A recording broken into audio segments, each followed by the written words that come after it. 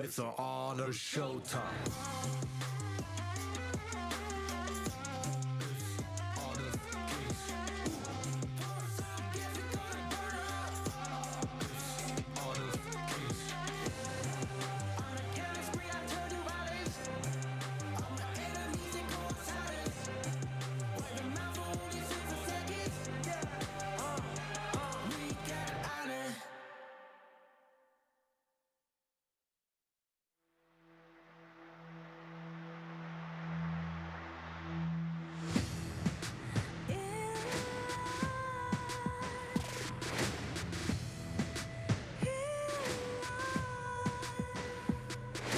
What's a life without its worth?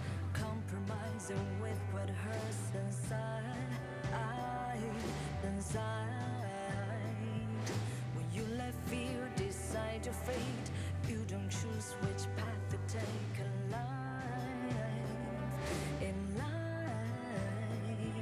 I'm finally letting go of everything that still holds me. I'm against all odds, but I won't give up, 'cause it's my time to shine. Standing in the spotlight, can no one back me down. Destiny is calling high night. I'm not afraid to fight for everything I love. Victory is on my side.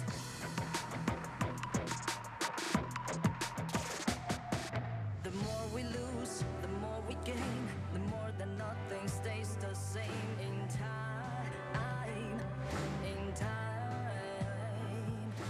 Can love ever, can't forget. What you see is what you get sometimes.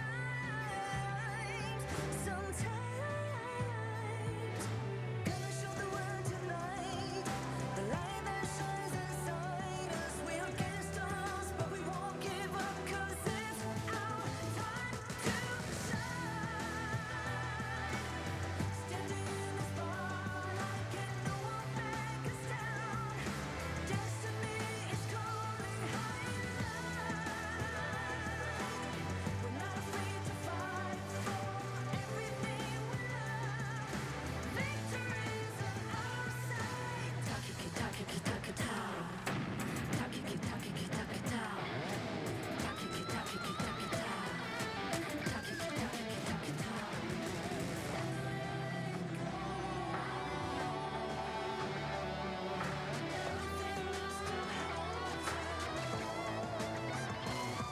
Cause it's our time to shine. Standing in the spotlight, can no one back us down. Destiny is calling high night.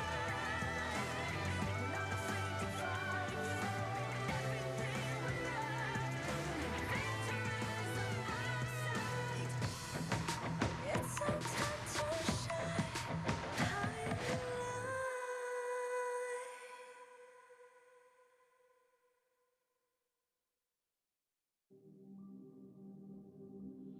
in this world,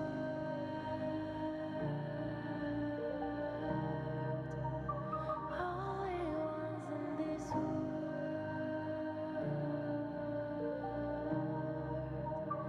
only ones in this call out my name, cut through the sound of the rain. No matter how I feed the flame, you know I feel the darkness and the pain.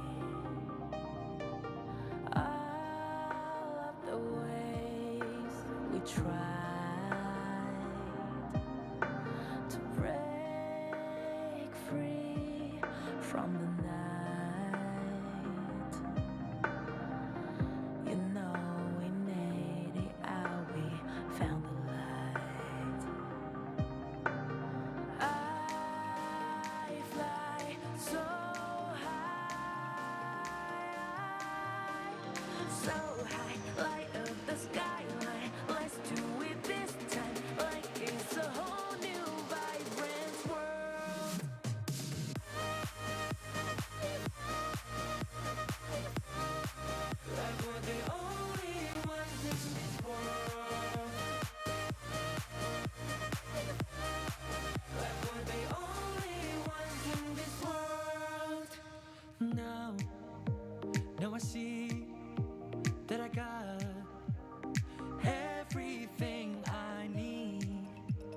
it's alright. I'm on fire, I'm alive, cause now I fly so high, so high. Light up the skyline, let's do it this time, like it's a whole new colorful world.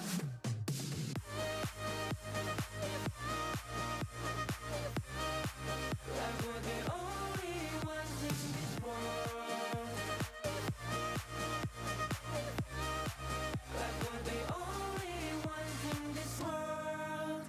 Never thought we'd get this far, burning like the stars.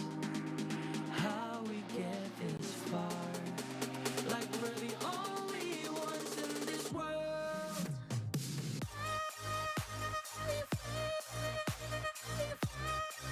Like we're the only ones in this world. Like we're the only ones in this world.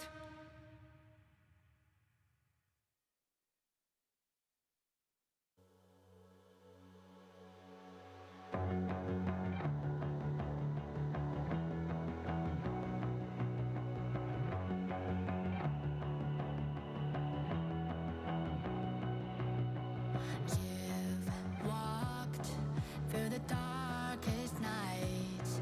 You've heard the crowd, felt the blinding light. You were standing there when your heart comes alive. It's a dream of ahead, and it never dies. Right here, right now. Give it all, get it out. Never surrender.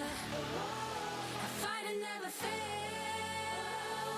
I am a contender. A challenge I can feel. The smallest lies become the brightest enemies. Relentlessly. And even if you fall, you gave it everything to be a king.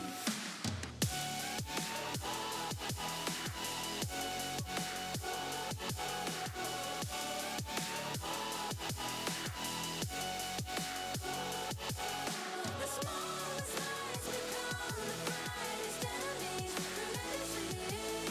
And even if you fall, you gave it everything to be a king. You carved your way with a sharp attack. You watched it all burn, and you never looked back.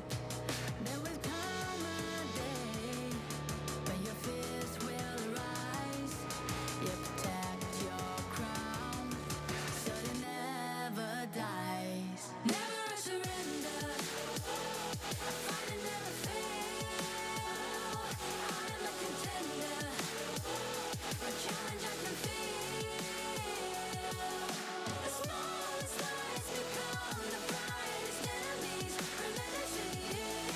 And even if you fall, you gave it everything to be a king. On my way, on my way. Find my way, find my way. On my way, on my way. Dream my way, dream my way. Never a surrender. I fight and never fail. I'm a contender. And challenge I can feel.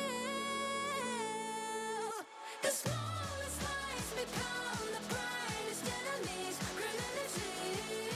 And even if you fall, you gave it everything to be a king.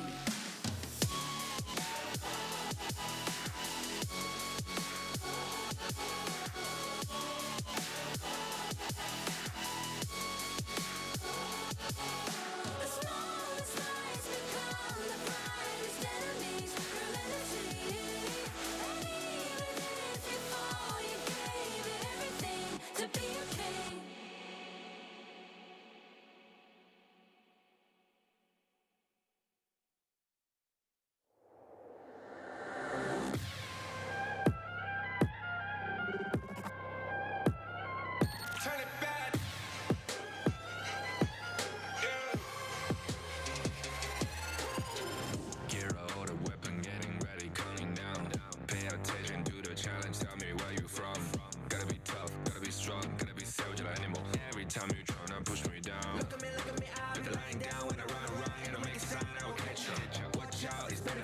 no mercy. Look at me, I'll be rising. Carry the season, you got a damn, gonna weather. You never hesitate for another moment, but my bone is golden. I'm invincible, just let him know. I can show you all the glory I own. To the drunk, go find a way to the palace. I'm waiting here. Go, live rock and we go. It ain't a river, turning back. Storm is coming, tide of your cold. It's my kingdom, fire growing up. We the kings, it's our honor showtime.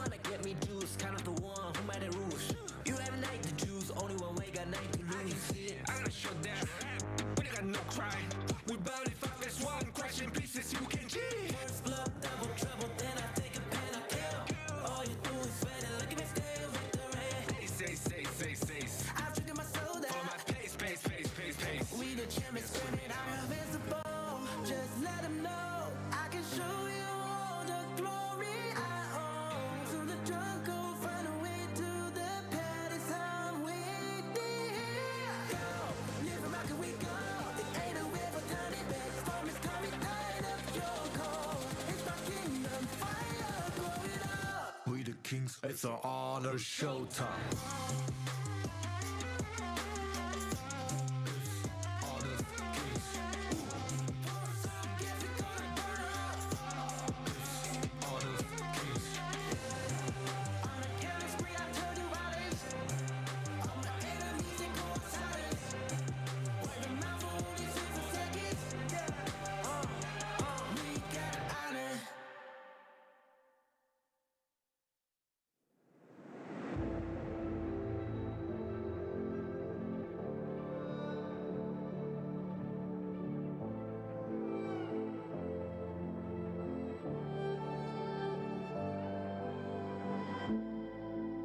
Strangers to the fallout, it's what got us here. Ever changing, some chameleon, blood, sweat, and tears. We'll never make it if we fall to everything that brings us down. With a comeback is now. Blood, sweat, and tears. Fight for what we want. Doesn't matter the cost. Every day, put in work. Blood, sweat, and tears. Nothing comes overnight. Strength in numbers start to line. We don't bow to fear. Blood, sweat, and tears. Blood, sweat, and tears.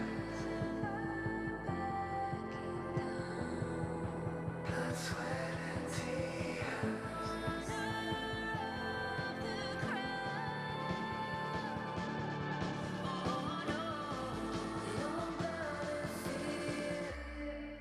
Blood, sweat, and tears. Fight for what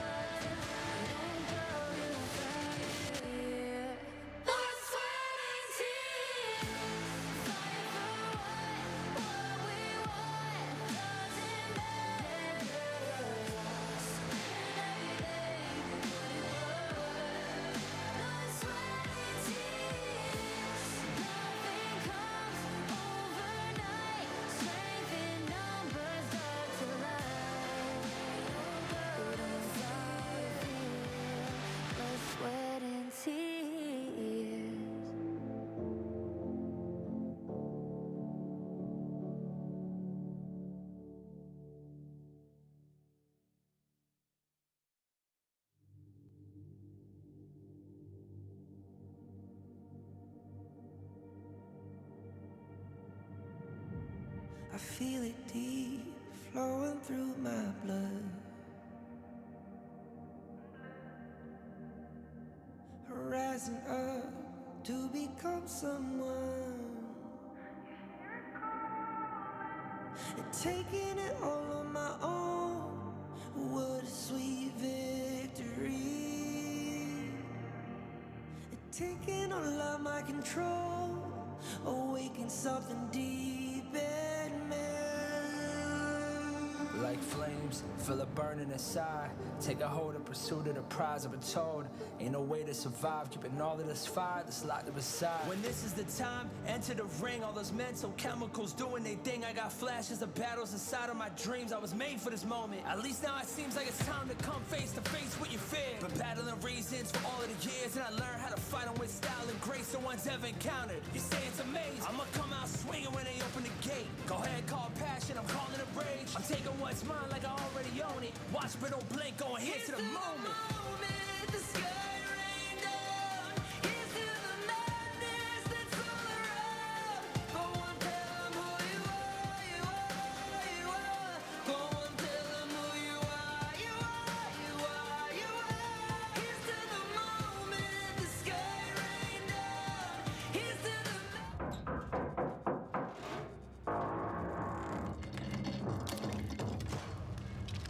Emerge where you're needed. Emerge where you're needed.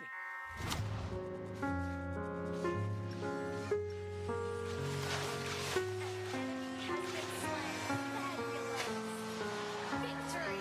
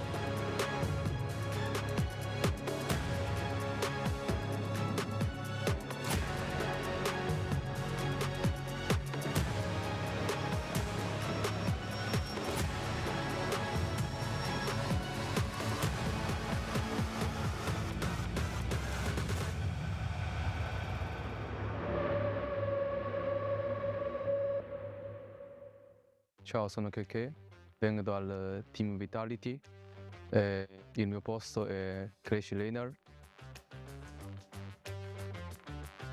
Grazie, conosciamo già da tanto tempo la nostra manager Sabrina e noi lavoriamo insieme per costruire una squadra forte. Maggior parte di noi già conoscevamo da tanto tempo dal gioco. Abbiamo un nuovo roster e abbiamo un buon legale e chimica nel gioco. Secondo me è migliorare noi stessi. Posso dire solo addio, goodbye, AG o E7. Penso che sia Nova, che loro hanno qualificati per primo nel Malesia. Onestamente io adesso non ho la risposta, mi serve che il gioco mi dica. Siamo orgogliosi di rappresentare tutti voi api qua nelle Filippine. È il momento di servire l'alta qualità di Obi.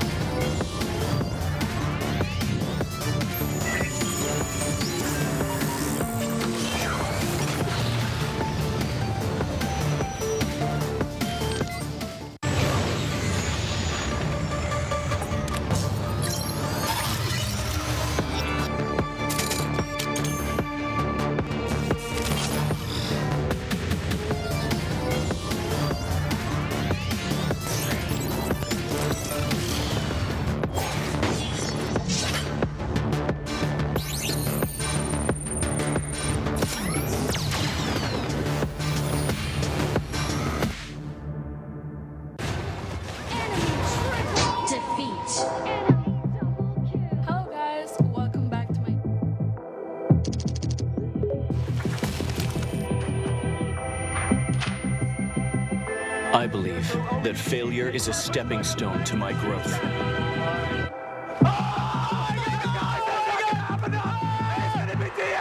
I believe that persistence is the only shortcut to glory.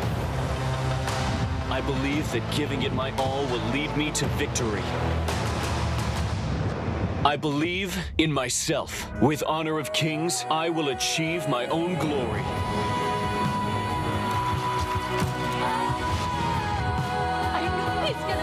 HOK Invitational Season 3. Step onto my stage of glory. Witness the thrilling moments of passion together. February 21st to March 1st. 12 global teams battle for the ultimate victory.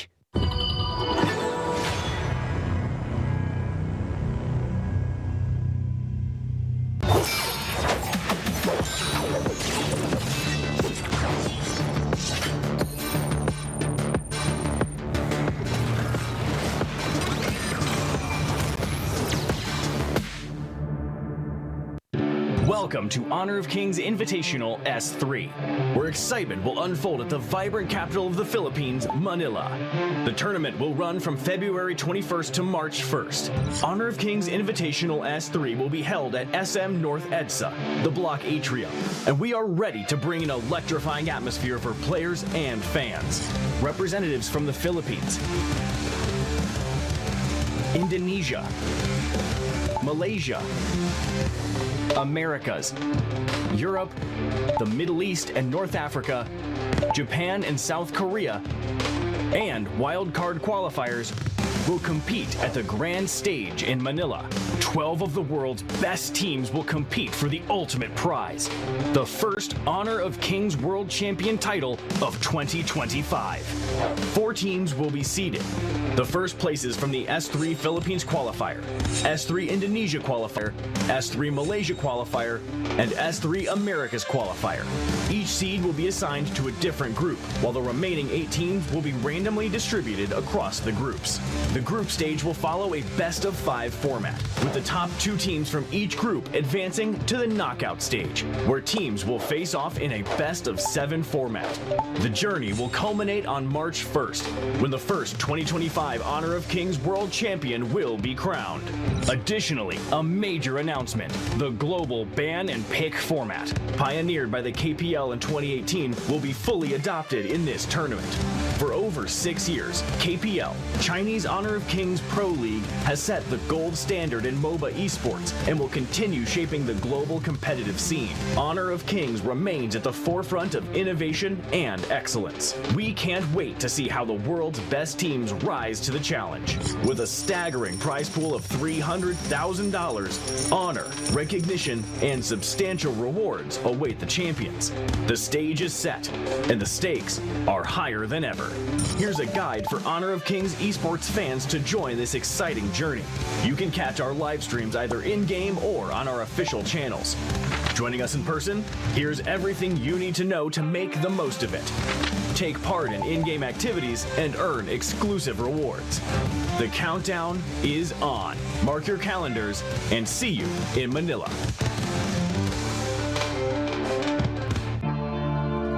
Honor of Kings. Honor of Kings. Honor of Kings. Gamitan mo ng utak, dagdagan ng puso, laban hanggang dulo, bawal ang sumuko. Gamitan mo ng utak, dagdagan ng puso, laban hanggang dulo, bawal ang sumuko. Dugo naman dirigma, sa akin nananalaytay, watawat ng Pilipinas, sa aking iwawagayway. Sa kasaysayan ng matitirang taga-salaysay, ang matamis na tagumpay ay walang kapantay. Ipusan ng lahi, ang pwersa ko ay pupuntangi, humahawi ng isang batalyon, parang buhawi. Di magwawakas ang digmaan hanggat ang huling hari ay di pa nasasakal gamit bituka ng huling pare. Hubod ng barumbado kapag nang balagbag, sugudan ng patago hanggat di pabasag. Puso lang ang dala ko, palaglan ng palag, uulan ng palaso, taas ang kalasag. Kasi kapag ako nakumana, lahat natutulala. Hindi nila inaasahan ang mga atake ko na nambubulaga, namumula pa ang mga mata na parang bata, kalabawasak sa kada atak. Lumalago pa ka mga katawan ng mga kalaban na nakakatapat pa siya. Kami yung pag-asa ng Pinas. Kami yung pag-asa ng Pinas. Kami yung pag-asa ng Pinas. Tapang ay likas, lakad matigas para sa bigas. Kami yung pag-asa ng Pinas. Kami Kami yung pag-asa ng Pinas. Kami yung pag-asa ng Pinas. Tapang ay likas, lakad matigas para sa bigas. Ikaw kaya matik iba yung galing. Kahit gala ko veterano sa'kin mukhang noob pa rin. Kahit letra lang gamit kaya kang buntalin. Kahit pagsama-sama pa akin lang bobombahin. Yung asta boys in the hood, yung dating boys to men. Sobrang toxic na galawan dapat dyan poisonin. Ako yung prince of landing, lahat pupuksain. One hit kill, lahat susubukin for the win. Paalam sa karera nyo, advanced condolence. Mga kulang sa intelligence, no offense. Walang duda na kami ang the best, oo guess. Pahiya kayo sa amin in-game hanggang sa online trends, diba? Common sense. Kami yung pag-asa ng Pinas. Kami yung pag-asa ng Pinas. Kami yung pag-asa ng Pinas. Tapang ay likas, lakad matigas para sa bigas. Kami yung pag-asa ng Pinas. Kami yung pag-asa ng Pinas. Kami yung pag-asa ng Pinas. Tapang ay likas, lakad matigas para sa bigas. Cash G. Hindi ko na dapat gagawin to eh. Pero wala, binuhay niyo uli ang dragon man. Kra! Samda na po, kanda na pita, lakanda na pita, lakanda na po, sa lakanda na pita, lakanda na po, darakinda na po. Sa natapira na pi, sa natapira na po, sa natapira na kulo, sa pila na kilita pila. Pero mga kompetisyon, bigyan mo ng kombinasyon, siguradong bombanisyon, yun lang ang aking misyon. Malupito ng paboritong kombidyante ng jowa mo. Ba't nag-aaway tong dalawa, di ba magtropa to? O ano kung mag-isa mong nagagawa? Pag nagsama ka mas malakas.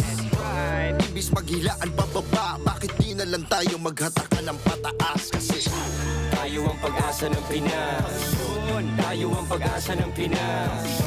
Tayo ang pag-asa ng Pinas. Tapang ay likas, lakad matigas para sa bigas. Tayo ang pag-asa ng Pinas.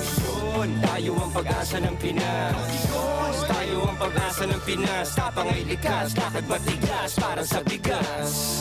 Honor of kings is what we fight for.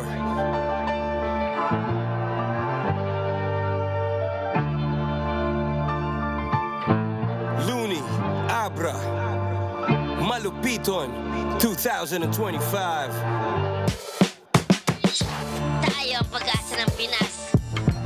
Tayo ang pag-asa ng Pinas. Tayo ang pag-asa ng Pinas. Tayo ang pag-asa ng Pinas. Tayo ang pag-asa ng Pinas. tayo ang pag-asa ng Pinas. Tayo ang pag-asa ng Pinas.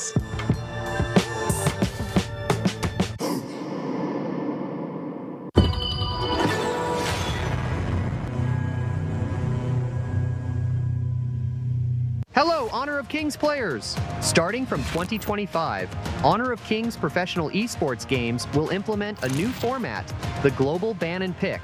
This exciting format enhances the viewing experience by mandating a greater variety of heroes in every game and opening up new possibilities. The Global Ban and Pick format was first introduced by Kings Pro League in 2018 and has been in use ever since. It has now become one of the most popular MOBA game modes. Honor of Kings Global Ban and Pick format entails that each team can only use each hero once in the entire BO5 match. This means that in any given game, each team cannot pick heroes they've picked in previous games, or heroes the enemy team has banned. The banning of heroes is only effective for the current game. This goes on until the end of the match. However, in a BO7 match, if Game 6 ends in a draw, Game 7 will enter Ultimate Battle Mode, in which Ban and Pick is disabled. All heroes will be available, and both teams can pick heroes freely. Teams cannot ban heroes or see each other's picks, which on rare occasions may result in identical lineups on both sides. When this happens, a true Ultimate Battle will unfold. Global Ban and Pick takes tournaments to a new level. It challenges professional teams and players to expand their hero pools, upgrade their strategies, and optimize their lineups in order to secure victory.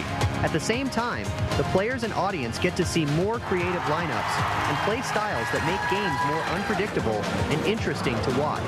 Get ready for more exciting HOK tournaments in the future.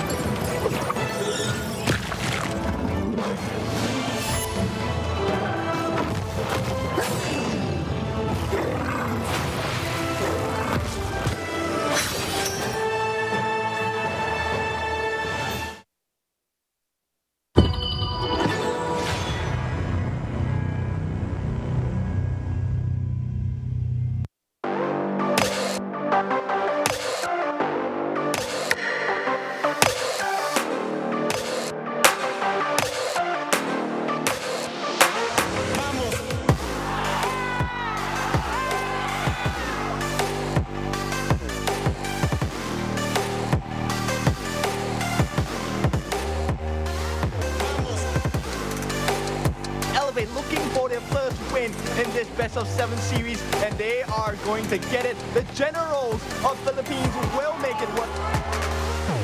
Kaso lang ang base masyadong open para sa Nongshim RedForce, pero walang minions. Kaya ba? Mukhang kaya nga ng Nongshim RedForce, and we're going to game number 7. Pilipinas, this is the first ever ultimate battle ng Honor of Kings Invitational Season 3. Do or die. Ngayon ang Team Pilipinas, kaya kailangan namin kayong marinig. Pilipinas, nandito pa ba kayo? Dalawa! Dolya! Sabi ko nga, Dolya! Mga Dolya! Asan na ba yung mga Dolya? Ayun yung mga Dolya! It's a horrible fight for the side of Elevate here. Azar, can he get the return fire? Not going to be happening now because the base. Oh no, is going to be guys. It is going to be victory. The Nongshim Kings here from the JPKR region. Game is over. Welcome to the semifinals, Nongshim.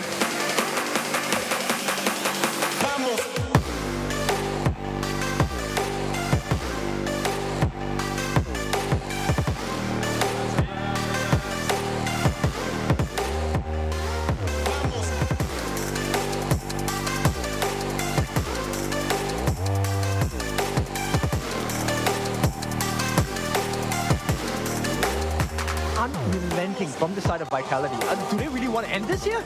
Oh, okay, the Swelter just go through, but it's not going to be enough. Team Vitality at the Crystal, taking a 13-minute match, potentially their longest game yet.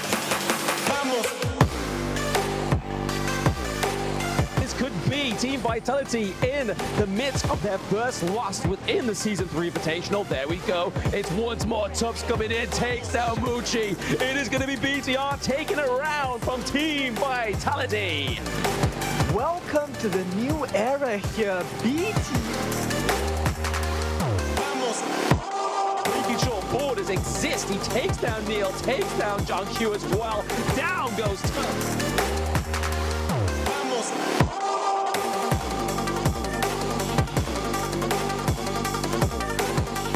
3-0 trade for Team Vitality as they push the high ground turret into what could potentially be the match point.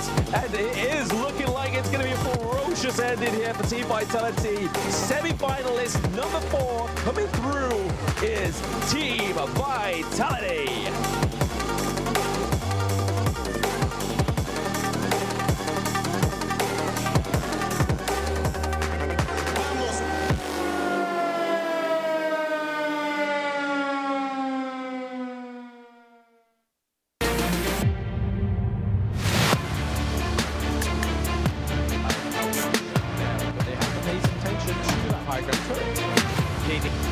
They actually go in with the Tremor Smash as well, but here comes the save on the backlines. High catches the backline. Nobody survives here. They're losing in series. They're out of damage. Don't 9. He can't go in alone as well. They give it up, and it's going to be Haku against the world, but the world is full of pain, and he will not survive at this point. Of course, the other lanes that are going to be a pain in the behind of Elevate. Swing them out and do that front line, but it's not looking good. He won't commit. Defensively once again. Yusua does not have the disruptive solution. They're falling low. Ball comes in and Kyung 9 once again.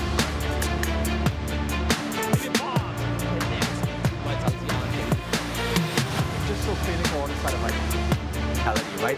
Punish every single minor mistake. It's not even a big mistake here. Oh no, yeah, the fight between turrets here. They're definitely in for the biggest bit. Oh, down now, getting the kill onto Zan. It's going to be a 2.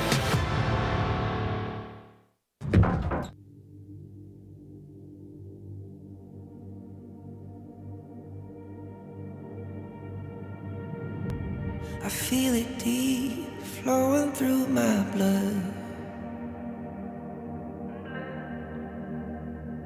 Rising up to become someone,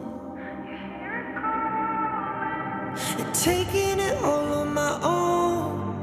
What a sweet victory. And taking all of my control, awaken something deep in me.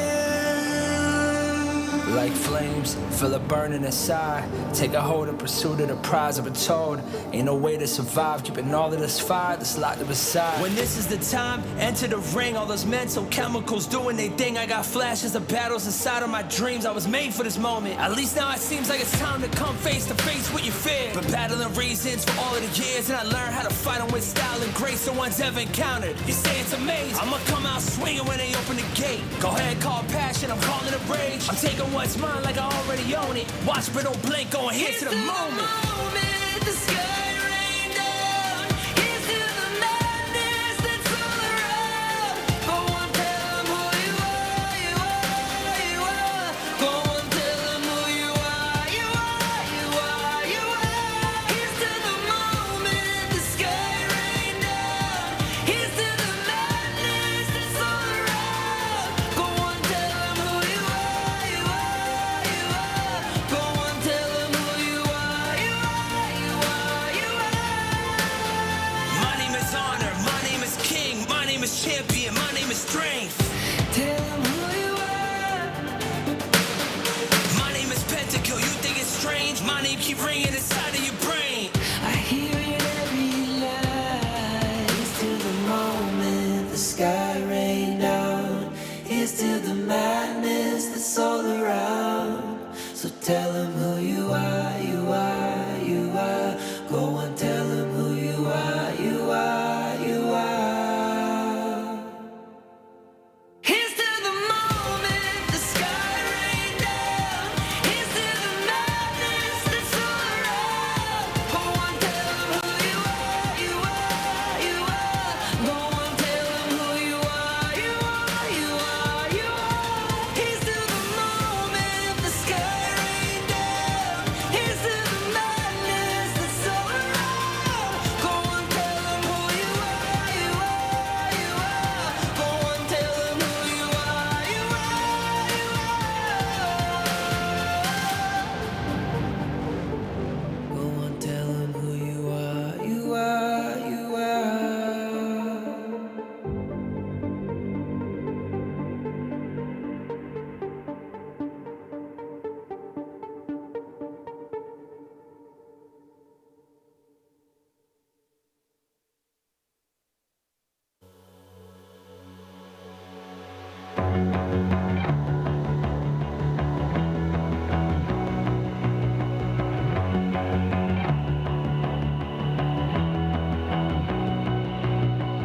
You've walked through the darkest nights. You've heard the crowd, felt the blinding light. You were standing there when your heart comes alive. It's a dream of a hat, and it never dies. Right here, right now, give it all, get it out. Never a surrender, a fight and never fail. I am a contender, a challenge I can feel. The smallest lies become the brightest enemies, relentlessly. And even if you fall, you gave it everything to be a king.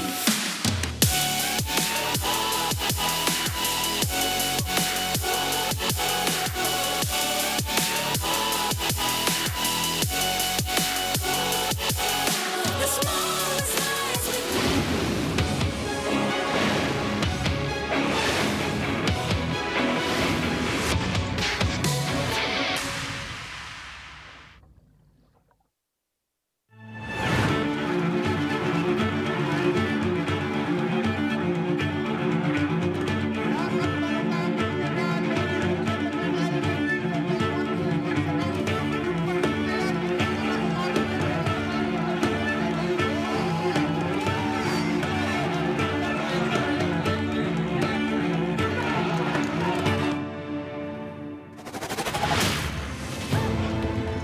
I performed to the higher level and won. I won't stop being the best now. ကျွန်တော်ရဲ့အသင်းဖော်တွေကအားကိုးလို့ရပါတယ် Semifinal ကိုရောက်ရှိတော့တာနဲ့အမျှကျွန်တော်တို့ရဲ့စီလုံးမှုတွေကထိတ်ဆုံးမှရှိနေမှာပါ 우리가 마지막으로 세계 무대에 오른 이후로 많은 사람들이 우리를 잊어버렸습니다. 이제 정상에 올랐으니 우리를 기억하시나요? Sige lang, malitin nyo lang kami. Walang problema. Di nyo alam kung kailan kami aatake. Baka nakakalimutan nyo, may Dragon Slayer kami. Embrace it. The red robots are coming. Beware, the group stage was just our training ground. Now, we are hungrier than ever. Dall'inizio fino adesso non abbiamo perso manco una partita. Abbiamo deciso di continuare così. Potete provare a prendere punti da noi se ce la fate. I prefer to just keep my mouth shut. I will let our game do all the talking. Masarap ang pakiramdam ng manalo. At gagawin namin to sa harap ng aming mga kababayan. Walang makakapigil sa amin na kuhain ng corona.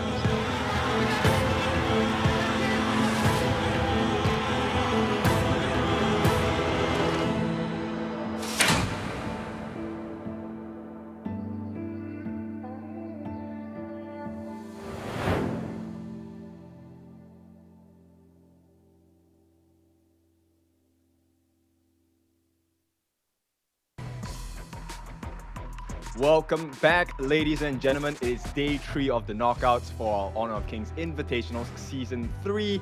All the roads converge into one, and we are one step away today. It is the semi-finals. It is your favorite kind of tofu here, Kindofu, and with me today is Caller. Hey, how are you guys doing today? We have an amazing set of matches that are ahead of us. The top 4, the final 4. Who's going to make it to the grand finals? This is going to be Team Vitality going up against Nova Esports, both top dogs in their own rights from Europe and Malaysia.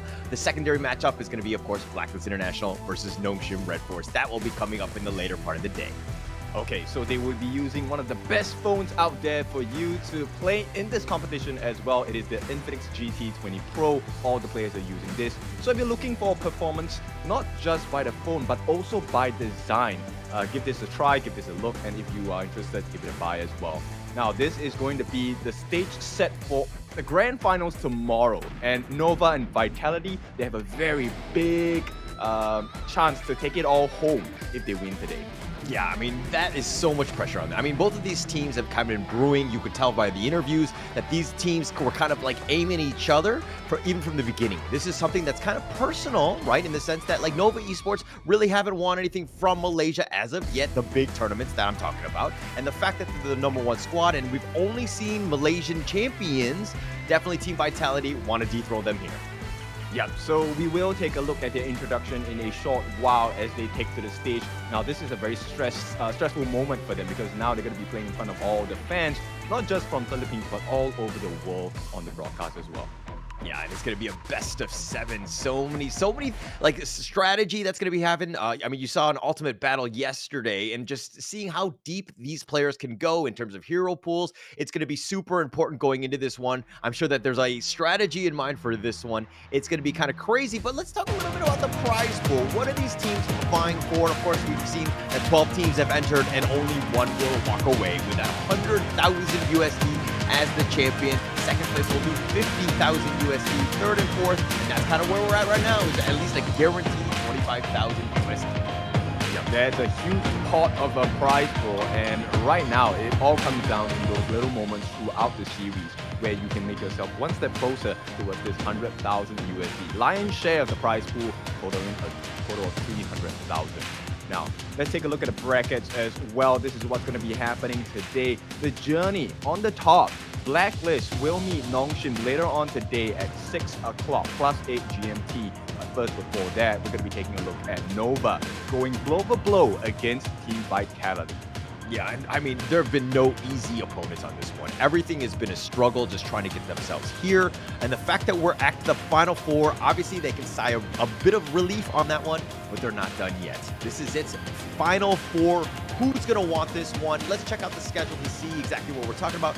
Nova Esports, the champions of Malaysia, going up against Team Vitality, the European champion. And then that's going to be the first matchup. The second matchup is, of course, the Blacklist International team that we've seen time and time again. They've been the Philippine qualifier #1 squad. There's a lot of pressure on them as the home team to really perform and to get into that grand finals. And they will be going up against Nongshim RedForce. Yeah, so this is super cool, right? Because in the semifinals today, we have the champions of each individual region, right? One from EU, one from Malaysia, one from Philippines, and of course our last one, JPKR from Nongshim itself. So this is the actual test, right? You have fought the rest, but it's time for us to take a look at the introduction of the teams. Let's go.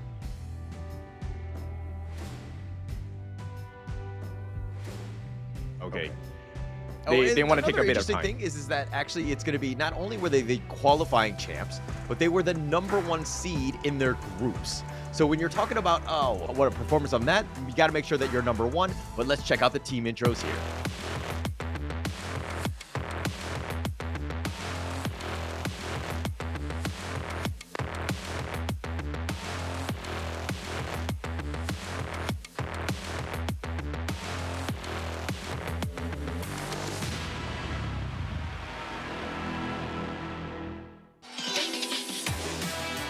Right, the first of the 4 giants coming into the semifinals. This is going to be Team Nova as they take the stage. Once again, no stranger to the big boys, to the big stage, and the big plays as well. Wendy, one of the star players on the side of Nova, looking to impress once again as we head into the Gorge later today against Vitality. He's going to have a very prominent positioning, and he is paramount in the attempt to win Vitality to secure that grand final space as well. Yeah, Nova Esports. I mean, let's check out the other side.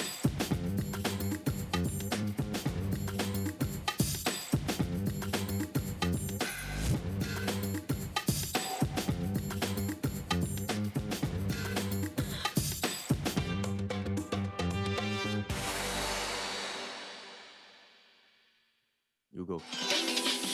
Team Vitality here. This is a squad that's been somewhat new, right? They shook up the team. They had this entirely new roster. They've added Dao from Fearless Esports, and this is a squad that's willing to make some serious waves in this tournament. As you see them in the top 4 already, Dao has been an absolute monster. This team, where there wasn't a whole lot of data, a whole lot of games that we could see exactly what they were going to bring, but at the end of the day, they were able to bring everything on this one. An absolutely strong lineup.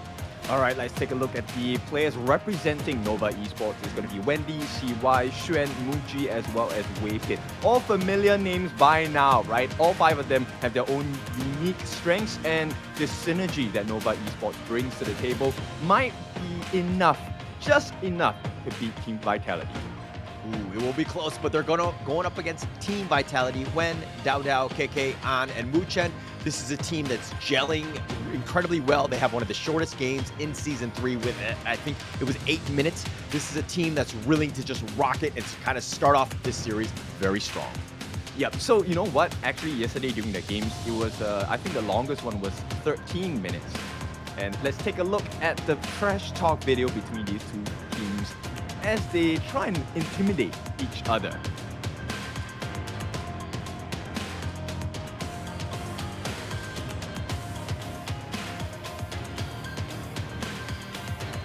Right, I think they want to warm up their voice boxes first.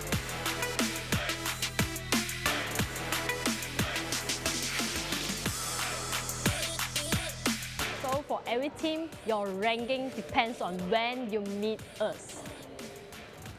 Ho già mandato a casa vostro amico Zankyu, adesso tocca a voi.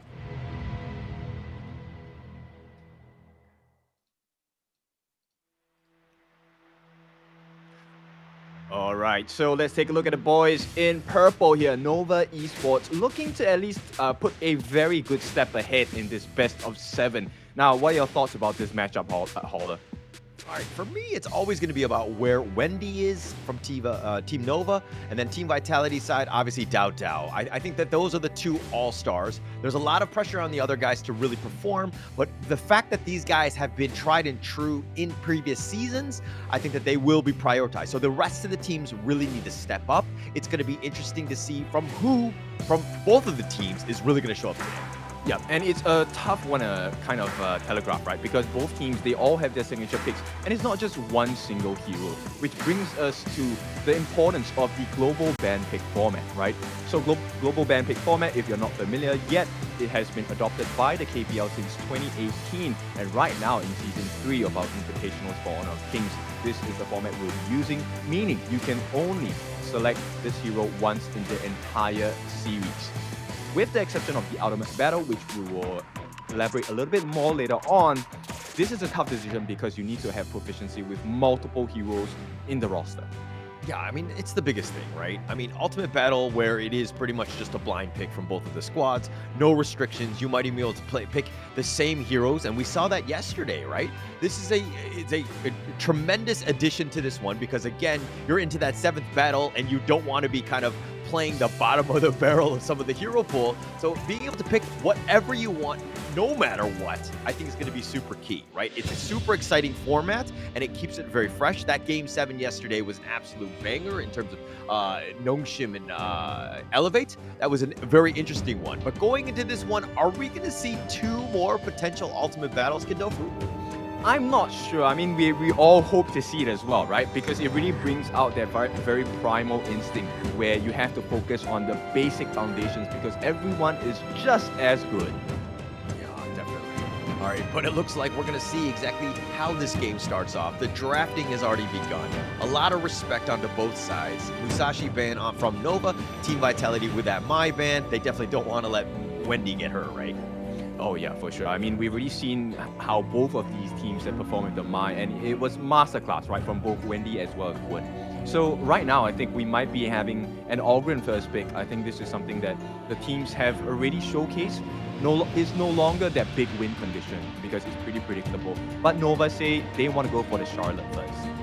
Interesting first pick. I mean, it looked like you were setting yourself up with that Musashi ban, and then you had first pick. Would you have gone? Oh, they're just going to flex into it right now. It looks like they will go with the Ogryn here. They're just playing with our minds, at least for now. But Ogryn, 4th most picked hero throughout this tournament in 21 games. It's 13-8. It has definitely been the monster that we've seen in the past. Obviously, we haven't seen more picks just because of the fact that there was global ban pick. Yep, but it's not the ultimate impossible to beat pick, right? So Diadea and Arlie, picked up by Vitality, fulfills the 2 different conditions required to stop an Ogryn, which is the control as well as huge burst. So that's a good idea. They kind of pick from Vitality, as usual, from the red side. But Nova, they're gonna make it even stronger with the Dolia and the Lung as well. Yeah, Nova not pulling any punches when it comes to this draft, right? The fact that they've gone with the Lung, Dolia, nice little 1-2 combination, great in terms of laning, as well as kind of getting that Celestial Melody onto Lung so that he can get out of jail free. I think it's a great little pickup, but Team Vitality, they're going to go flashy. They're going to go Luna to start. Your thoughts on that one? I think it's a very smart move, right? Because if you take a look at Ogryn gameplays, it's a stock standard kind of positioning, right? The Ogryn will come in first, everyone stays behind, let Ogryn tank, and this is where the Luna comes into perfect synergy because Luna is able to really just cut past those frontliners and go straight to the back and get those kills as well. Yeah, so I mean, you got to watch out where he's going to be at any moment, right? And I think that this is something that we've been waiting for from Dao Dao. Obviously, he can play the more sustainable ones like the Ogryns and the Dunes and kind of wreak havoc from a front, but being able to do it like a ninja, like he's going to be doing probably on this Luna here, it's going to be super exciting. So we're looking to go with fireworks in this first game already. Yep, and I think it's a very smart ban. The fact that they take out the Angela as well as the Shangguan, most people be thinking, hey, maybe they need huge burst. Garnemmo makes sense, but Garnemmo doesn't really do well against heroes that are super mobile like the Luna and with the Diadea catch as well. Okay, well, one thing that's kind of interesting, though, is that Team Vitality are going to pick up the Byron. We've seen it in previous, seasons of the championship where it had an amazing win rate. It was definitely a top-tier Clash laner. But in this one, in Season 3, it's been picked 12 times. It's a 4-8. It has a 33% win rate. Not great. So maybe they're kind of watering down their lineup a little bit with that pick. Yep, it has always been muted, right, this Byron pick, because they know what this Byron is looking for. I mean, the whole purpose of picking up a Byron is that you want to win in lane. But Sun Ce being picked up by Nova is also a great counter pick because he can balance and match up with the pacing on this Byron. So Vitality going to wrap up with the Shi. I like the potential save as well. We've seen it played by Nongshim yesterday, Illusion, with the insane, uncanny ability to save his junglers if they overextend and initiate that counter engage as well. it's going to be interesting, right? With that Shu, that pull, that orb, just kind of pulling back the Ogren. Maybe CY doesn't want to be where he's going to end up being pulled into. And that might be in the heart of, again, the Byron, the Arlie, and Luna just jumping on top of you, potentially bursting you down. Easier said than done, as I know that there's so much sustain on this Ogren. But again, okay, now if we're looking at the drafts, who do you give the edge to? I think Nova's draft is easier to execute at this point, right? The only difference maker that they might try to focus on the side of Vitality is to try and burst down the Ogren or the Lung so that they have lesser damage on the side of Nova. But that's not a very simple task, right? Because you have the saves coming in from the Yuan as well. Unending Sorrow, if changed to the Melody of Peace, will actually heal up the team by an insane amount. And while there is control coming up from Vitality, it's pretty risky to go all in when you don't know where the rest of the members of Nova are at. Yeah, vision is going to be key, right? And being able to just provide that and to see where they are is going to be super important, especially in a matchup like this one. But I love the fact that both these teams are going to guns blazing. They really want this first game, set up that tempo. Who's going to win game one? We're going to have to find out. And I think it is, again, the most key battle for this one because it really sets the tone for the rest of the game. Yep. In fact, the first piece of action we might see might happen in the river as well, right? While Nova want to be aggressive, maybe steal a couple of camps away from the side of Vitality, they also want to make sure they emphasize on the strength of the Dolia coming in from Waypit. So they definitely want to fight in the river in the early game because they have an early game advantage in terms of firepower. Okay. I mean, I think that, you know, the early game advantage is always going to be key. Setting yourself up for success, putting yourself in a position to kind of get into that mid game where you have that map control and that lead is going to be key. But going into this one, anything can happen. I think that if we're going to pick onto this one, and again, I know that you don't like to sit on the fence, I don't like to sit on the fence, but who are you picking in this series? I think for the entire series, my heart goes out to Vitality. I think they have shown that they have the quality to take this whole competition by storm. Yeah, and to be honest, I was going to go, my heart tells me Team Vitality as well. But we've seen time and time again, just Nova Esports finding ways to win, looking to close things out. The stats are basically saying that Nova Esports are the guys, but it could go anyway. I think that this is as 50-50 as it gets. It's going to be super close in this one. But let's go into the first matchup, game number 1 in the semifinals between Nova Esports and Team Vitality.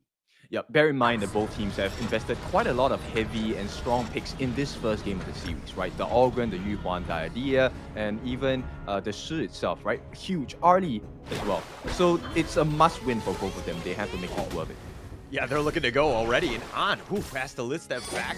We're trying to do something a little sneaky. We haven't seen Team Vitality really do this, where they trying to group up and get a potential pickoff. But Nova Esports up to the task, and they thwart that assault.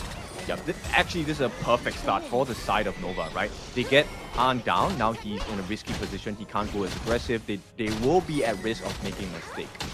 Yeah, and for sure. I mean, he ends at what? I think that he's at half-life. He's already been pushed away. Muchi's there in the bottom lane, kind of exerting dominance. And, you know, obviously, it's not even a minute into the game, but it's one of those things where every single moment matters, especially if you're the farm laner. You got to get as much farm as possible early. Yeah, exactly. And the strategy from Vitality was to allow An to get both lanes, right? But because of that first burst of damage, now An is pretty much muted for the first part of the game, and it will have given Muchi an advantage as well. Okay. Another thing that we talked about was the fact that, you know, Wendy, I thought that he was the #1 target, Dao on the Team Vitality side. But let's take those heroes out. Who do you think from each of the teams needs to really step up in this game and series? I think let's talk about Nova first, right? I think Waypit is actually one of the big win conditions coming in for the side of Nova, because if Waypit gets that Celestial Melody onto the correct targets here, and it could be on any single one of the members of Nova, situation dependent, it will change the state of the fight. Meanwhile, on the side of Vitality, I think it has to be Wern here. Wern is the one responsible for initiating that re-engage or just pulling people out of position. Yeah, it's going to be key, especially at, you know, those key moments for those team fights. But, you know, the Shi hero, we've had some, I would say, some moments where it's been very good. Obviously, that orb, that pullback has been key. But there are also times where when she's behind, she's kind of underwhelming, dare I say? Yeah, simply because she doesn't offer the damage, right? So I believe the skill you're talking about is the Silky Beauty, right? Everyone enchanted by the beauty of Shi, obviously, but you want to maximize the efficiency by getting damage in as well, right? That's the whole point of making a catch. So yes, definitely if you're playing from behind, as one on this Shi is not gonna be too effective. You just buy a little bit more time. That's about it. Okay, all right. No, I totally see it, and it's potentially there, but the potential assault in the bottom lane needs to be a little bit careful. They have the Bitter Farewell, a little bit of control onto Waypit, but not enough damage to get first blood at this point. Both of these teams are really duking it out, but of course, they don't want to give up first blood. Yeah, so both teams in the farm lane will actually be teetering on the edge. I don't think it's that easy to get a kill. Yes, they have the Bitter Farewell lockdown from Nongshim, but there's not enough burst coming in from the side of Vitality yet. Wern also needs to land his skills. Yeah, needs to land the skills, but I mean, he's been staying a long time in this bottom lane. Obviously, Dao will just take that free farm from the lane, but you know, Wen is not getting his farm, and he's falling behind. He's actually 2 levels behind Wendy already, who's been a little bit, you know, more aggressive in that mid lane and just kind of sticking around and forcing Dao to play a little bit more cagey. But you know, this level differential is a little worrying at this 4-minute mark, which could potentially happen. They do have a set sail, but Dao shrugs it off. Right, so let me give you the perspective of Vitality here. I think Wern can deal with a little bit lesser farm, right? And they want Dao to be over level, but he will go potential first blood. Yeah, KK, he's going to flash over the wall. He's going to get under tower, but CY not going to let him go. He'll guillotine him to death. Take that one to go with his first blood. Yep, just right before the Seer state ends, gets that instant execute as well. So now he has a lead on the side of CY going up against Dao in terms of like the control he has over the game, right? CY is still under level, but it doesn't matter that much. Not that much. Net worth-wise, still in favor of Dao at the moment, who's been very quiet on the map. We'll see Luna at, you know, probably 6 or 7 minutes. I mean, they're going to start this off with the Tyrant here. CY is making his way downtown. Waypit is also going to the bottom as well, but Xuan already takes the top lane. This is going to open up the map.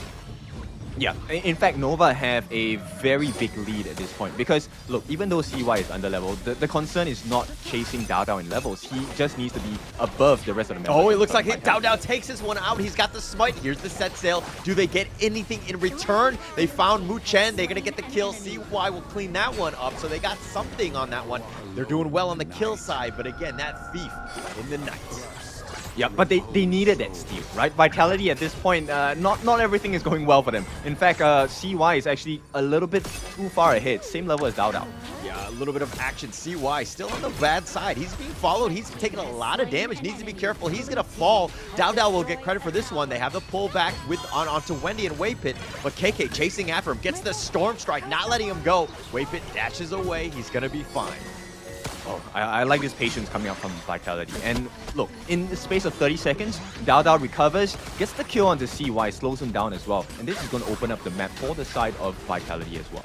I love the patience, right? The fact that Team Vitality are like, actually, let's hold our horses just a bit. Let's kind of slow things down. We realize that Waypit is able to dash away. He's just going to bait us out, put us in a bad spot. Team Vitality go back into the lanes. In terms of farming, Nova have done such a great job of that as they have a 1.2k net worth lead. And this is one of the reasons why both of these teams are in this particular position right now, right? The ability to restrict yourself, refrain from overstepping and overextending your boundaries has been what brought them to this place right here today. Yeah, very smart play, very calculated. Team Vitality looking to take the top T1. It doesn't look like Nova are going to defend it in any way. But seeing as they've just kind of equalized, at least on the top lane, but the bottom is still open. That's something to take note of, and why Nova have that lead, but now the Overlord is going to be picked up by Team Vitality. That's going to be a little bit of a push. Yep, and curious. Oh, hang on, this ship is coming. I don't think they want to do anything with it. I don't think he's gonna. Okay, he's gonna go for the seeding route. Nice little stun, but obviously he was under tower. It's a little dangerous. Dao thought about going in. He's gonna pump fake that one. He's gonna just back off. Nova Esports again. We'll just deal with the Vanguards if anything. Yep, I just wanted to mention about Wendy. Wendy actually going for a damage build instead. And I'm worried in terms of if this game goes late, Nova might not have the tank ability to survive the burst coming up from Dao. Yeah, potentially there, right? And I think, they got to be careful. CY use the Conductor of Souls. Path of Passing doesn't get to safety. He does have the red carpet. He will be fine, but he loses a lot of minions in his jungle. Yep, a red carpet to go back home now, and the map is looking a little bit better for the side of Vitality. Look, they have evened up the farm, they have managed to even out a couple of turrets. They still need a T1 on the bot or on the mid to tie things up here. Yeah, and they're playing much better, right? In the sense that like Team Vitality were slightly behind, and you're thinking, how would they respond? They were able to just out-farm you. They're able to get back in, and now they've kind of put a little bit of pressure. This is still on, like basically, it's still a coin flip at this stage. Things are so precarious. Yeah, and one of the things, one of the behaviors you will see that Dao has really shown throughout the first 7.5 minutes of this game is that during team fights, he's actually looking for wave pit, right? They understand that if there's no Celestial Melody, no refresh, then there is not much survivability coming out from Nova as well, and no counter initiate. It's super smart, right? Because if he goes for Muchi, which is probably the other squishier one, he can just like Infinite Vastus on out of there, right? So it's really a non-factor, but KK does have the pullback with the portal. Wave Pit does go down. That's a huge one. Juan a little bit low, about half life. Team Vitality have gotten the kill. They're just going to look to slow siege. They're going to look to just push the minions in this mid lane. Yeah, and this is why you have Nongshim on the Diadem, right? It doesn't matter if Arn gets caught, look, he can heal him back up really quickly, and suddenly you are in a 4v5 situation. So Nova struggling to find a safe space for Wave Pit to provide his value, because he's not just someone who refreshes the skills, he also offers the heal with the Wave Breaker as well. Yo, Team Nova and Team Vitality are playing. There are no safe spaces on this map, right? Everything is super scary. They could be at anywhere at a moment's notice. This is not a good time. These are two of the best teams in honor of Kings Esports, and the fact that they're up in this semifinal, you know, there are so many implications of a championship on this game alone. Oh yeah, I mean, they're carrying the hopes of their individual region, right? All these teams here in the semifinals carry the hope of their regions. They are the last ones surviving. Yeah, I mean, this could potentially be it. These teams have wanted each other from the first day, and going into this one, we were going to see a little bit more pressure, right? And nobody wants to kind of blink first. I think that mid T1 taking a little bit of damage here. CY still out in front, does have a decent amount of farm, but he is falling behind. It might be a jungle diff. Oh, the set sail. Xuan, but is in a bad spot. All 5 members focus in, and Xuan is going to be killed. CY looking to just use this Conductor of Souls, but now he's being forced back. Dao trying to just take him out, and they do take CY. The bitter farewell is a bit on point, but Muchen does fall. Wendy's still up in front. The double on Muchi, but is that going to be enough? Dao is cleaning up. He does have Wendy and a triple kill going the way of Muchi, but he does fall in the end by KK, and it looks like it's going to be a 4 for 3. Vitality know what they're doing. Look, the war of attrition never works out for you. This time they left Wave Pit alive, and they actually went for CY first. And when Wendy is dead, right, there's no more heals coming out. I would definitely prefer to take out the Unending Sorrow. Let's take a look at the replay here. Yeah, I mean, you're just seeing exactly how this one went out, right? I mean, CY still up in front, that's typical. But then the set sail from Xuan, and I thought it was bad because it kind of started where he just kind of died, right? He had a nice little stun, but they were able to turn it around. They do have some damage, but they lost sight of Muchi. Look at him firing from the backside, getting those flaming palms, doing so much work. They need to get somebody on top of him. Dao needs to 100% target Muchi, assuming that he doesn't have his Infinite Vastus off. Yeah, so when high-level teams play, 2 things we're looking at, the common skills and your positioning, as well as the vision, right? The usage of Flash was what changed the fight, because Wen did not get caught. His Silky Beauty actually locked Xuan in place so that Vitality could finish him off as well.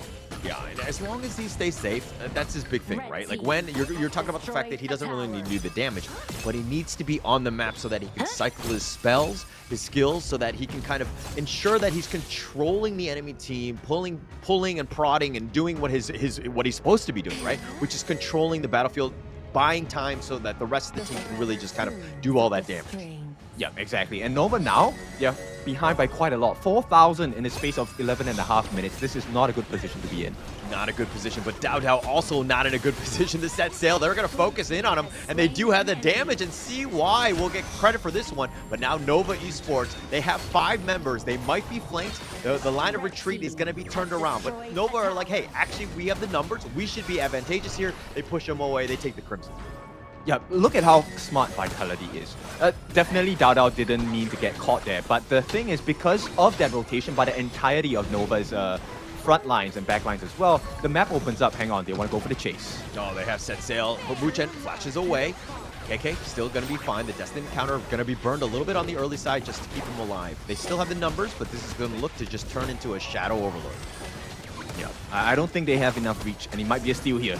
It might be a steal. It's going to be Solo who's going to take this one, and it looks like CY will take it in the end. Muchi's still up in front. He's looking to just go for this one, but Wendy getting Solo. Oh, the unending sorrow keeping him alive on his Solo as well, and it looks like he's going to fall. Dao has now joined. He's going to turn it on. He wants to go for Muchi. He does get the kill, but he's been pushed away. He's in the heart of 3 members, and Dao with that double, looking to get more. Doesn't get triple. He does. He gets Wave Pit, and CY and Dao fighting in what is the Overlord cave.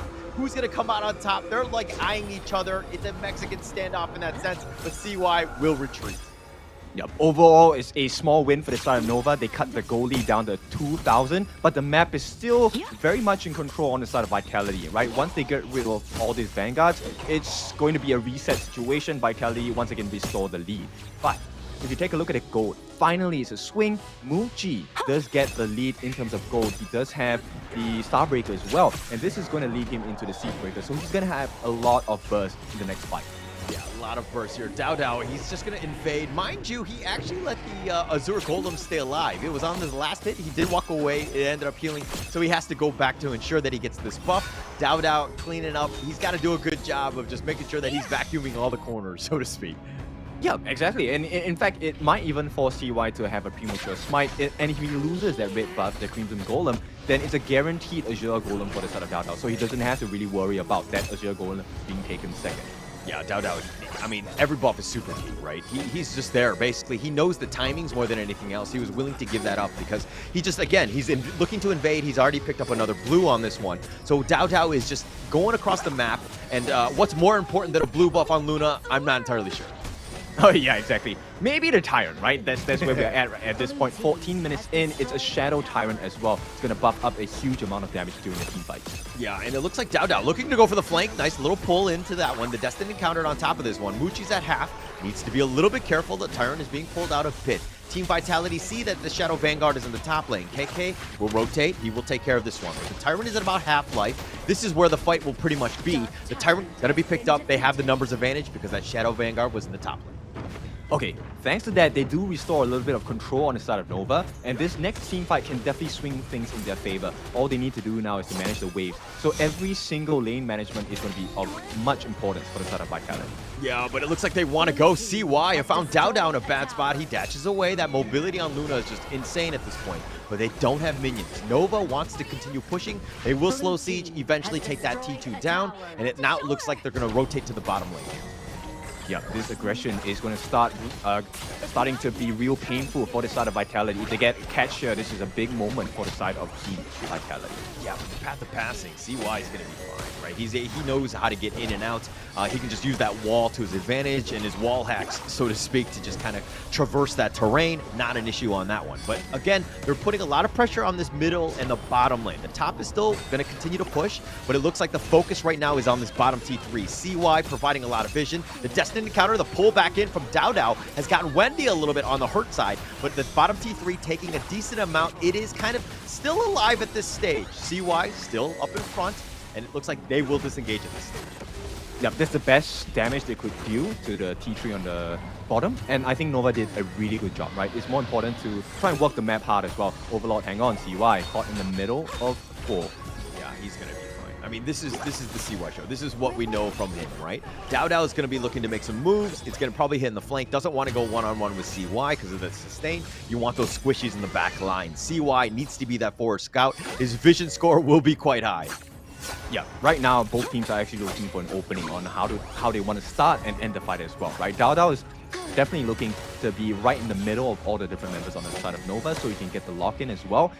But if you take a look at the positioning of Xuan, yes, he's doing his standard job, right? Split pushing, making sure there's consistent pressure across, but this also allows him to come in the angle, so it pulls attention away from the main fight because they have to make sure they don't get crashed on by the poke.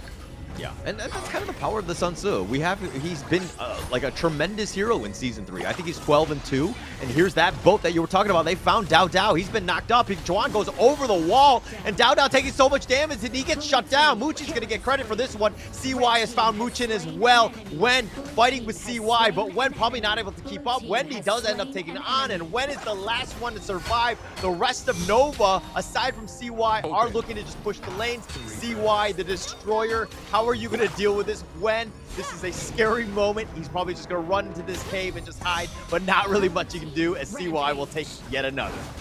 Yeah, and it looks like this is game over. So game number 1 will go to Nova. Yeah, and this is going to be clear cut. They won that team fight. They deserve that one. They're going to take game 1. They strike first. Okay, so we start off easy, start off smooth. Nova, this is the victory they were looking for. They were pretty much on the back foot at the start of the game, right? And I think it was just one mistake here where the win condition on the side of Vitality wasn't fulfilled. And that is Dao Dao getting the catch. He got caught instead. Yeah, and you're kind of looking at this lineup and you're thinking, how are they going to catch this Luna?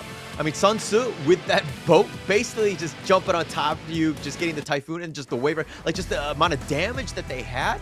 I mean, they were able to catch you out. If Dao Dao does not get caught, they don't lose that team fight, right? I think Dao Dao gets away, but unfortunately for him, he was just in a bad spot, just happened to be get caught by that amazing boat. Not even getting out or escaping, Dao Dao would have gone in, right? He would have gone for the backlines, and then the result would have been very different because he definitely had enough burst to get rid of Muji on this Lung even before he took that infinite fastness. And even if he didn't, he would have burned out 2 big ultimates because it's always better to have on hand the infinite fastness as a defensive measure for the side of Nova. But Nova, they knew what was going on. Xuan, very good gameplay, controlling with the ship as well. The Sailor making and delivering the win from the seas. Yeah, and going into this game, I was kind of like, hey, are you going to, which team are you going to kind of pick? And you were kind of like, yeah, I'm going to go with Team Vitality. After that game, though, have you been shaken up? Is your confidence kind of shaken in the sense where you're like, oh, Team Vitality, are they going to be able to pull this one off? Nah, I'm fine. at this point, look, they use a Luna against a Ogren, right? Ogren is one of the very stable picks across the map. A Luna is high risk, high reward. If you win, it's great. If you don't, I wouldn't say it's expected, but there is a level of safety. There's a safety net for the side of Vitality. They now still have the Ogren for themselves, and later on, I think it might be a win in the long game. Yeah, and to be honest, I mean, Team Vitality's lineup is still very, I mean, they have a lot of options. I mean, they went with the Luna. They tried to go with a, high risk, high reward type of play. I mean, Dao Dao with what, 111,000 damage. It's clearly the most on his team. I think he was like 5-2 in like 4 or something like that in terms of KDA. So he's able to find the right, moments and to get those kills. But again, this was the moment where he got caught, right? The fact that Zhuan was able to hit him with that boat really turned the tides of that last team fight. And it's pretty much all she wrote. All you need is that one big team fight. Exactly, and it also exposed the major weakness of a Shi, right? Which is she only can control one person at a time. So that was unfortunate because they purposefully grouped up together after the boat landed so that even if Shi caught someone, even if Wen did lay his hands, it wouldn't work. And our MVP of this game is Wendy, just dealing not just the damage, but the heals as well. I was so worried when Wendy was going for the damage build, but look, it worked out. 26% of hero damage coming out from the side of Nova, as well as tanking 17% of it for the team. Yeah, I mean, we were talking about like the fact that yeah, you had your sustain, but Wendy was able to just kind of stick up in front and just be that forward front liner. I mean, you have CY and you have Zhuan coming in as a secondary initiation, so you had so many different options, but Wendy was still up in front. Wherever Wendy was, the fights were pretty much happening, and they were able to catch them out, right? And we're seeing some of the highlights of just how these things played out. Look at how, again, Wendy is following up with CY, and that those boats have been tremendous by Zhuan. Yeah, they kind of fixed the issue here, right? Which was, it looked like Nova was actually not committing enough, just throwing one member, example Xuan, into the midst of the side of Vitality. And what they needed to do was to actually just go full commit, right? And allow the space for Muji to have the ability to deal the damage in as well. And that's exactly what they did to win that last big fight, having CY, Wendy, as well as Muji and Xuan, just jumping in. The 3 musketeers coming in to save the day. So not only do they soak a lot of damage, they also deal a lot of damage against the lineup of Vitality. Yeah, they were doing a lot. I mean, which is kind of catching. I mean, Vitality were not the most robust of lineups as well. So once they got caught, they were going to have a hard time. And I mean, that's kind of where CY is just like, I will just run at you. But here's that boat setting it up for against Dao Dao, finding him, flashing over the wall to ensure that you've, focus fired and gotten Dao Dao, and that sets things up. Then you traded with Waypit, you'll happily take that one. Now you have the cores that can do those damage, and then they were able to close this game out. Really strong showing by Nova Esports in Game 1. Yeah, forced error here. In fact, Arno was not part of that fight because Arno was on the other side. I think that he was hiding in preparation that the ship was going to be landed on him. But little did he know that the actual target was not him. It was actually going for Dao Dao instead. So once again, smart plays, and maybe Nova have figured out the in-game weaknesses on the side of Vitality. I think the draft was pretty much okay on both sides, right? They wanted to fulfill their win conditions. Nova just did it a little bit better. Yeah, it definitely did a little bit better. This is very, very close. But of course, this is just one game. We're going to find out. We're in a best of 7. We have many games ahead of us. But we're going to take a little bit of a break before we go into game 2.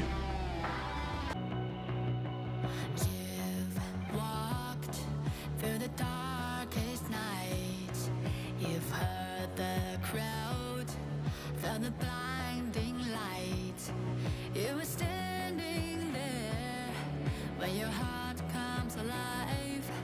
It's a dream of a hat, and it never dies. Right here, right now, give it all, get it out. Never surrender. I fight and never fail. I am a contender. A challenge I can feel. The smallest lies become the brightest enemies. Relentlessly. And even if you fall, you gave it everything to be a king.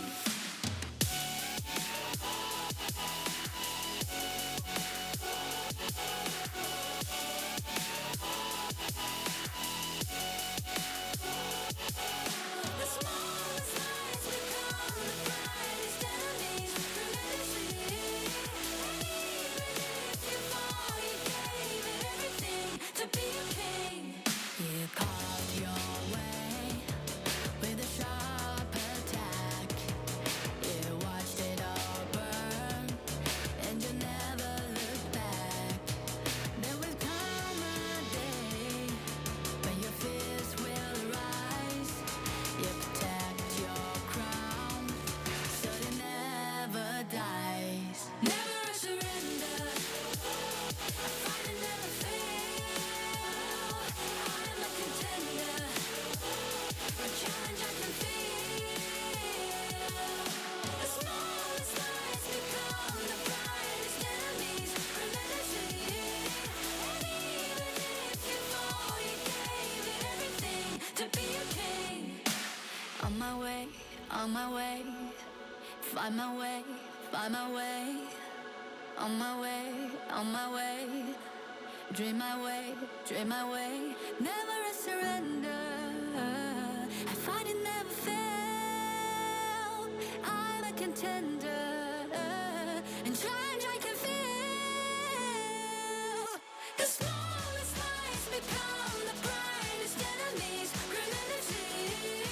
And even if you fall, you gave it everything to be a king.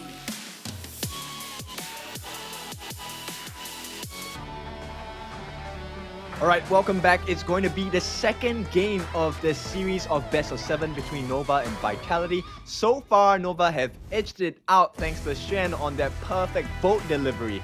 And that's not a nice sight to see if you're a Vitality fan. But of course, this is just game number 1. Let's see how they do in game number 2. Yeah, and I think we're going to see a bit of a bounce back. I think Team Vitality's draft, if you're looking at it, I think that there was definitely some holes. It wasn't really top tier. Like the Byron to me, the Shi, both heroes that I think are not really, the top of the top, right? I think that the lineup that you saw from Nova Esports was like super meta in terms of what you want to do. If you're going to the ultimate battle, this is almost like the ideal team that you would want going into this one. And they might have kind of, maybe not played their best cards in that first one. Right? Yes, they picked the Dia, which is like the 11th most picked, and it has a 80% win rate. But I think the rest of the heroes kind of were not as great. Like if we're talking about the mid lane and like gave something a little bit better for Wen instead of the Shu, I think that they might have had a better time in that game.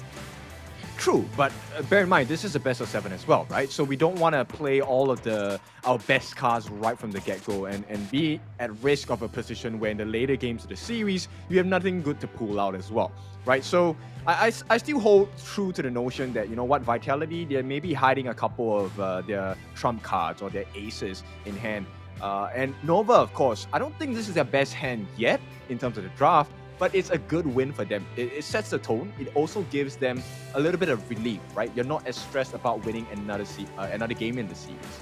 Okay. While you don't think that it's their best lineup, I think Nova Esports went very heavy-handed with this game one. They were ensuring that they were winning with this one. I think that this is a very strong lineup with the Ogren, Loom, Dolia, Yuan, and as well as the Sun Tzu, which has really been a pleasant surprise in Season 3. This is a very strong lineup going into this one. I think that they wanted to set the tone with that first game, ensuring that, hey, Team Vitality, they can be, you can make them bleed. Oh yeah, for sure. This is the second loss handed to them in the entire competition thus far, and that's a good sign for Nova, right? And for Nova fans as well, all across the world. Now, this time it is going to be Vitality in the blue side, as Nova will be looking for that counter picks and bans as well. Yeah, changing things up. Team Vitality get first pick on this one. They're going to ban out the Mai. It seems very consistent. They don't want to give Wendy any sort of that action. He just does so much damage, right? And usually, I mean, Wendy is a player that has like 91% kill participation on his team. He has the highest average damage done per game, right, throughout this entire tournament. So basically, wherever Wendy is, he's going to do some serious damage to you. You got to ensure that you be careful for that, and you definitely want to focus him, especially in the draft. Yeah, and that's the strength of Nova, right? Every single one of their players is unignorable. You can't leave them alone in the team fights. And especially as someone as dangerous as Wendy, who has already shown very deep proficiency on multiple heroes in the mid lane. And Vitality, they want to try things a little bit differently. They're going to start off with the Musashi. Yeah, Musashi starting it out. I mean, last game, Nova had banned that one first. They're doing a little bit, they don't want to get Dao Dao going, right? And I think that Dao Dao is very strong on this hero. It was a lot of respect, but it looks like they're going to go a different way. Nova Esports still kind of sticking very strong. Dharma, #1 picked hero throughout the entire tournament. 26 times it's been picked, won 14 times. It has a 53% win rate. Very strong hero. Yep, even though it's 53, it's good enough, right? The whole point is that Dharma is meant to be the game changer. So this is great. Now, I love this pick from Nova. Okay, so Nova taking up the DRNG here. Look, the point of a Musashi is that it also kind of silences tanky heroes simply because of the duel to the death, right? You don't have that life to play around with, and it will be complemented by someone with huge burst. So actually, DRNG was one of the bio picks I would have wanted on the side of Vitality. So Nova taking it away does hurt the draft options on the side of VIT. Wow, and it looks like Team Vitality are going with the Elaine Dolia combination. What's better than 1 Death at Sunset, 2 Death at Sunsets. They'll continue to get on, and again, you have Dolia to Death as well from the Musashi. Will potentially just blow somebody up once they get to the back line, but Nova, the Dianwei, wow. I love it. It's a very big pick, and it counters the Musashi really hard, right? So yes, you can have your CC and whatsoever, but every single stack of crowd control actually empowers Dianwei even more. And the Leap of Fury, definitely able to finish the job as well. So this duel to the death kind of muted for a little bit. It's not entirely useless, but the effect is not going to be as strong as Vitality had hoped for. Yeah, and it's going to be scary, right? When you see that Dianwei, from CY, he's got some farm, got some kills, he's starting to snowball, and he's running at you, and you're just like a poor old Dolia. Or even in a lane where you're kind of like, I kind of don't want to fight him. You want to you want options, right? So are you going to look to just like CC him, control him, or just avoid him altogether with the rest of Team Vitality's draft here? I think ignoring is the best move here because he's like a bulldozer, right? He's just going to run over you. I think until you have the lead, there's no point going up 1v1 or even trying to kill Dianwei. And to support the cause on the side of Nova, they get a lot of stuns as well. The ultimates by DRNG, the Chaos Cinders coming up from Angela. And as well, right, the turnaround game changer play with the Truth Mantra by Dharma. And we all know Xuan. Xuan with the boat from Sailor now to Monk. So, very different gameplay, but same potency.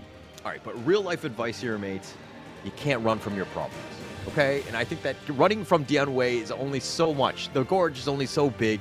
You have to figure out ways to get it. Is it just, again, you just maybe potentially kill the Angela and DRNG and just like save him for last? Or are you looking to burst Dianwei as quickly as possible? I mean, I could argue that you want to run away and run to a corner so you can flip the script and corner your problems, you know?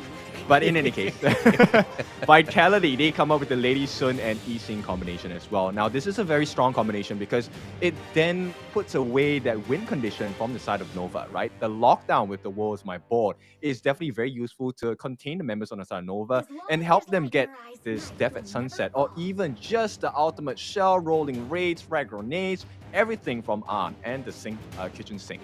Yeah, actually, they have a lot of, lockdown that potentially can happen. I think there's going to be a lot of pressure on Yixing to make those plays with that board, ensuring that, again, he finds the Dianwei, the Angela, who's kind of static in and of her own right, and being able to just kind of lock them down, let Dao do Musashi things, find ways to get to the backline, because there are some pretty serious, juicy targets on that Nova lineup, but is he able to kind of ensure that he gets the CC and the damage to kill those heroes?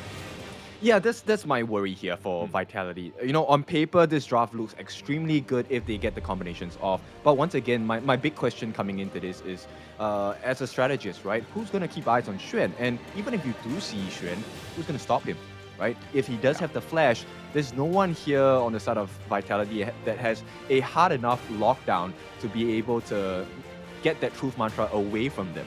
Yeah. He's gonna be super scary from the wings, right? You don't know where he is on the map. You don't have any vision on Xuan. He could potentially just win the team fight with that control. That truth is just insane. But let's find out. Of course, this is gonna be just the first matchup of the day. The second game, Nova struck first, 1-0. Is Team Vitality's draft good enough? Were they able to come back? We're gonna find out in this one.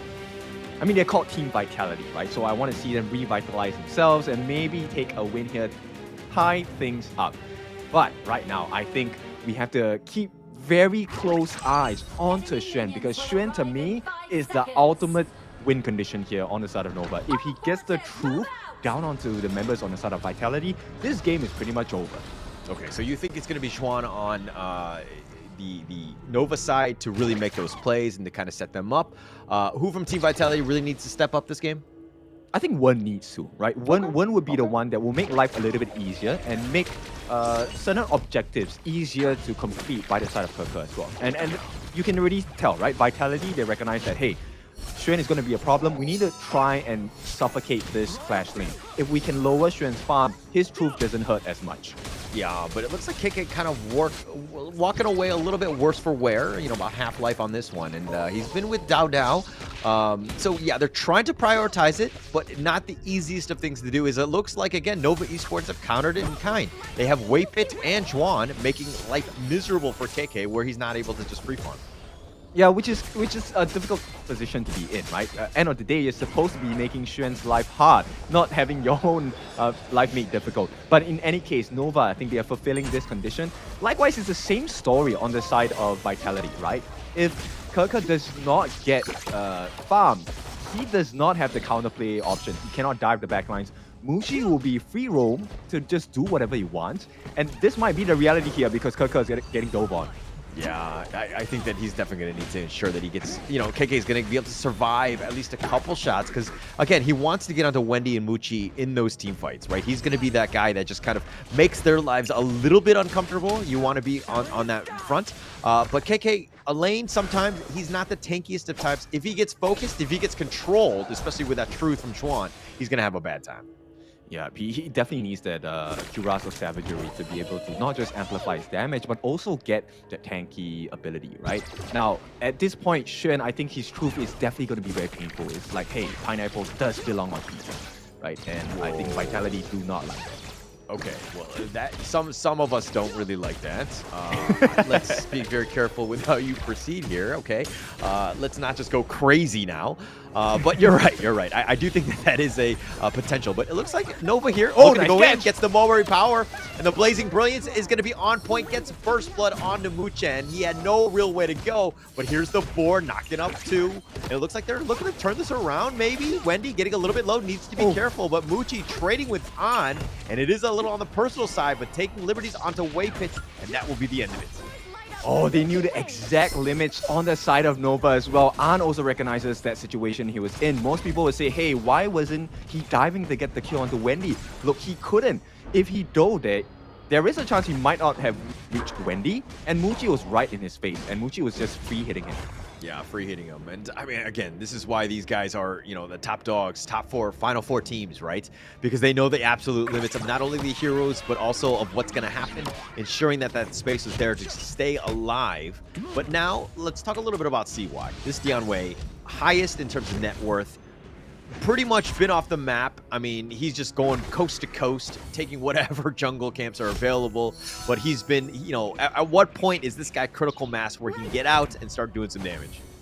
I think at this point, once he gets his Blazing Cape, he's going to be more than well equipped to really just go in crazy, right? Because at the end of the day, if you look at the playstyle of both the Dianwei and Dao Dao on this Musashi, it's almost identical, right? They just want to rush down onto the backlines, get the kill, get the burst. But the rest of the team supports them with any CC skills or just making huge bursts, right? So you want to hope that when he gets that Chaos Cinders, you want Muchi to be able to land the Imperial Order, get the stun, lower the defenses as well. And there's plenty of bursts offered by Nova. Likewise, Vitality. It then relies on Dao Dao how much... Oh, hang on. Oh, the Death and Sunset will connect on the 3. He Meteor flashes away. KK not going to go out of position. But that was just kind of, you know, a little bit of a bait, so to speak, for Dao Dao to take that Tyrant. It's going to be the first one of this game. And a very nice space created by KK. Yeah, but it's a preview, right, of what's going to happen because Kaka is just, he just wants to go onto the backlines as well. And until there is big confusion and chaos, hang on, Muchi might be dead here. Yeah, a little bit. The board is going to be used, again, just a little bit more space. KK doing a great job just ensuring that, hey, this lane is going to be fine. Just need to defend it and protect that top T1. A good job. A little bit of pressure on the bottom lane as well. So they've kind of traded blows in that sense. Yeah, right now it's exploring the options on the map, right? Where can you make a play so that the members on either end will kind of filter towards that side? And no one has successfully really input their will onto any one of these lanes so far, right? Everything is still pretty much in the open. The first T1 secured by either side will kind of set the stage in terms of how rotations will be made. Yeah, I mean, they're going to try to. They take the bottom T1, but again, I think that the movement thus far of Team Vitality has been superior, but Nova are able to consistently farm. Look at how CY is invading the enemy jungle. Dao Dao is going to look around and be like, hey, actually, where did all my camps go? And as he's looking to take this mid lane here, something to take note of, because again, it's a race between these two junglers. Who's going to get the most farm? Oh, that was a very premature board coming out from window. Yeah, a little scary. I think he was just scared, right? He was just like, put the board down, do something. And yeah, it just kind of scared him away. If anything, and CY is just laughing. He's just like, haha, all down. Yeah, I mean, it's not the biggest loss in the world, right? Because the cooldown on the side of the World's Mind board is actually dictated by the size of the board. So the smaller it is, the faster your cooldown. That's what she said, am I right? Yeah. Okay. But the bottom T1 being focused here, Muchi doing a lot of work. In terms of net worth, neck and neck with On, right? But if we're talking about the Lady Soon versus the D-Renjie, who do you give the edge to? I would actually give it to Muchi here, simply because he has a stun, right? The Imperial Order does lower defenses as well, so he matches blow for blow in terms of damage output. So An must make sure that he does well not to be caught as well. Okay. I think it's going to be an interesting one. I just feel like Lady Soon in the late game is going to be a monster. But if Muchi has that sort of control, or if CY is able to get on top of him, I mean, you're going to have a little bit of a rough time. But CY, largely up the map. Again, very quietly just stealing camps under him. But this is the first action we've seen him going up against Dao Dao. And then we'll just kind of, you know, hit each other with these glass noodles, so to speak, and just kind of walk away from one another. Yeah, right now, Wen in a dangerous position. Not sure what he has to pass. CY. He finds Wen. Oh, he's going to let him walk away because he saw Dao Dao in the side of his eye. But An is going to be killed, and they're going to focus in. And they do end up killing CY. Here's the Death at Sunset. The Meteor kill is on point, but the flash away. Waypit gets back to safety with that ride in the wind. Okay, so that was a beautiful play, and it's a bigger win for the side of Nova because they actually got the kill onto An. And like you mentioned before, the one-on-one An versus Muchi, it's already in Muchi's favor in the first place. If it's an honest-to-face fight where they are in a 1v1 next to each other, right, in range of each other. But in this case, An is going to lose out because Muchi is going to have slightly more farm than him. He's already about, what, 300 gold ahead. This extra item coming out earlier for the side of Muchi will make the world difference in the team fight. That's interesting. interesting that you say that, because whenever I see the Dian Wei being picked, usually I think of it as like a 4 protect 1, let Dian Wei farm and just let him just kill people, and then everybody else is kind of like supporting cast. But it looks like Nova Esports are going to kind of go with the, you know, Muchi Di Renjie and to, you know, fight on his own accord. He's definitely going to have his own farm. You're kind of diversifying your portfolio in that sense of just not all your eggs in one basket. I think it will kind of help them out, especially against Team Vitality, who can do a good job of just literally shutting down a hero. Exactly. I mean, the win condition, the setups on the side of Nova are actually very dangerous, right? Because they have the Mulberry power coming out from Wave Pit, which will allow the setup of 2 different members on the side of Nova, which will namely come from Wendy as well as Xuan. So if the stun comes in, Nova actually could just pretty much burst someone down easily. Yeah, they had that potential here, but it looks like both of the teams are going to trade big neutrals, Overlord for the Tyrant. At the 8-minute mark, something to take note of, both of these teams really fighting. Again, net worth almost a non-factor at this point, still continuing to farm. But at that 10-minute mark, we'll probably see a little bit of a change in terms of playstyle, and the Team Vitality will probably look for a little bit more pickups. Yep, for sure. At this point, you know, Vitality, they haven't been really achieving the playstyle they're looking for, which is the Dao duel to the death on the backlines, trying to catch out Muji, which can be kind of mitigated when he uses the legal immunity, his second skill, right? The anti-CC movement. But yeah, right now, I don't think they're comfortable doing anything on the side of Vitality because the farm is just not in their favor. Not yet, but Waypit, taking a decent amount. They're looking to go for this one with the truth. They found On. That's the target. That's gonna be the one, but Dao finds Xuan in return. CY gets knocked up. He's gonna be killed. Muchen will take this. The Death at Sunset trying to chase Waypit, but he's just so fast. He's gonna be fine. It's a 2-for-1 in favor of Team Vitality. And this is where the Musashi shows you his value, right? The duel to the death. So what if you have life? I'm gonna keep you at that HP. And from there, the burst is definitely going to be a bit more effective. Kirka, unfortunately, could not, really unleash his full potential because it's so hard to catch a secure. So Waypit did well to escape because if Waypit is gone, they have absolutely no defense on the side of Nova.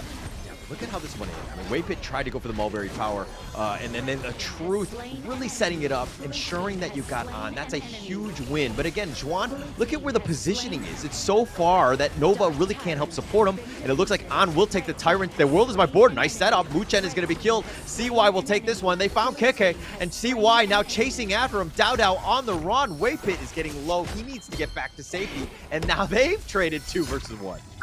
Yeah, it's so back and forth, right? Because both teams haven't been able to kill the people that have absolute massive damage. And this doesn't come from a singular source. That's the issue for both teams, right? So in one moment, Kirka is the one surviving and he gets to jump onto the backlines with the Death at Sunset. This situation, Art is the one that survives and he can definitely rolling rate his way into victory here. Yeah, for sure. I mean, the amount of damages he has. The duel of death. It's going to connect. But they're not able to follow this up. CY is still up in the front line. He's being focused here. Dao needs to be careful. But here's the truth from Xuan. Catching him out. And Dao a little on the low side. But Xuan, not enough takeability. The Death at Sunset finds CY. They have the target. The flash over the wall might not be enough for Wendy. It is. He does get back. And now it looks like KK will back off at this point. But they've got 2. And now they're going to look to take this mid T1. Yep, and he burns a lot of ultimates out from the hands of Nova. So this is a horrendous position to be in. Horrible situation. And now Vitality, look at it. Suddenly the map is so much more open. T2s are exposed. They also have access into that Overlord when it's necessary. They still have the Primal Bond for the next 10 seconds. So I think it's a better idea to try to just work their way into the T2 of the mid, of which they'll do so, and T2 on the top. So easily done. This is the perfect formula for Vitality to get the comeback. Perfect formula. I like the way you said it because it is actually perfect in the sense that they got those 2 kills. They turned and made sure that they got the towers. All the minions were in like the perfect spot so that they could continue on. They got the mid T2, and once those have been taken out and the rest of Nova were starting to respawn, then they could back off and take that Overlord. Just everything just lined up perfectly for a great team fight by Team Vitality. Yep, so we keep it basic, we keep it simple, like a margarita pizza, nothing extra. Somebody's hungry. Somebody keeps talking about pizza. Because you're actually making me hungry, sir. I mean, the pineapple discussion, not so much, but then the margarita. I mean, we're talking about pizza. One of these days, we're going to have to go get one. Because at the end of the day, you're making me hungry now. Look, marinara sauce, you have the basil leaves, and then, okay. Focus. Now well, that's exactly That's exactly what Vitality is doing right now. They are so focused as well, right? And I think they have found that formula that really works on how they want to execute the team fights as well. Dao has been very successful in finding out wave pit. I think that has been the major change in the way the fights go, because then there isn't too much control. At the same time, he's able to survive the truth mantra coming out from Xuan. That's a very big marker, because when that burst doesn't work, then the turnaround, the comeback factor, the re-engage can happen for the side of Vitality. It's kind of coming back to that draft, right? In the sense of like why Nova Esports in game 1 banned out to Musashi. You're seeing why. Dao 2-0-4. He's got almost 10k in terms of net worth lead. 10k in terms of net worth, excuse me. He's tops, right? So he's been largely quiet, but he's been able to, once he gets on top of you, you're gonna have such a hard time. He is like that raid boss that just kills people, and he just has so much presence and pressure. Yeah, exactly. And you can't ignore him, right? If you do, you leave the space open, it's absolute demolition coming in from the side of Vitality. So this makes things really difficult for the side of Nova, because then as Wendy and as Xuan, you're kind of like asking, okay, so who do we actually go for? Do I save my backlines being pressured by Keke, or do I try and deal with Dao? Or maybe I want to try and find the rest of the cast on the side, which is Wen, An, and Muchen, which at this point, too many things where, you know, more becomes less. Yeah, and I mean, more becomes definitely less on that one, right? I think that if we're looking at that gold graph alone, Dao was tops, CY was towards the bottom, and that's a little bit worrying, especially at the 14-minute mark. But of course, CY, we know he's a grower, not a shower. He's going to make his way into this game at some point. Yeah, and now look at the recovery. An is now blow for blow, he is matching it. Band for band here in terms of gold, right? 9,000, hitting that 10k mark soon. So both of them will reach the same power levels at the same time, probably. Yeah, and it looks like, look at how dark the map is for Nova Esports. The slow siege is starting to go. The death headsets are right on top, connecting onto 3. The meteor kill is legit. It goes for the secondary one. He stays in this one, and they do get the first off. They found Wendy. They've got duel to death. They're going to continue on. They've taken the top T3, but they just don't have the minions. They need a back offer now. They're going to take the siege catapult. They're going to look to take this mid T3. The base is open. This is a scary moment. The siege catapult slowly making their way into that mid lane with the crystal now. Going to be focused in, but they've already got Muchi. They've got the base, and it looks like Team Vitality will take game 2. Perfect execution of their draft, and this is what we expected out of this series here. Vitality showing that, hey, they are not here to play around as well. Everyone is locked in, all 10 members on both of these teams. Again, just a really strong play, right? We knew that they were going to bounce back. We knew that this was going to be a heavyweight fight. Punch for punch, they've equalized going into this one. It's 1-1. Team Vitality really stuck it to them, and you just saw the power of the Dao Musashi, man. Oof.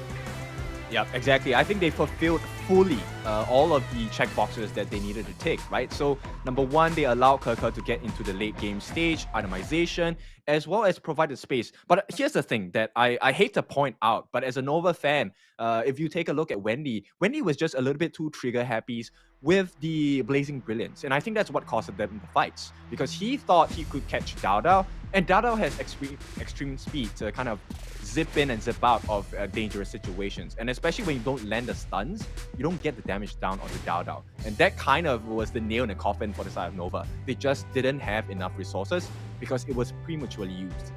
So generally speaking, I'm not a huge fan of Angela, right? I just think that it's too static for me. I mean, yes, you have the Chaos Cinder, Blazing Brilliance. You can combo that with other heroes and things like that, and it can do well. And I always thought that Wendy was like one of the only few that could pilot that one properly.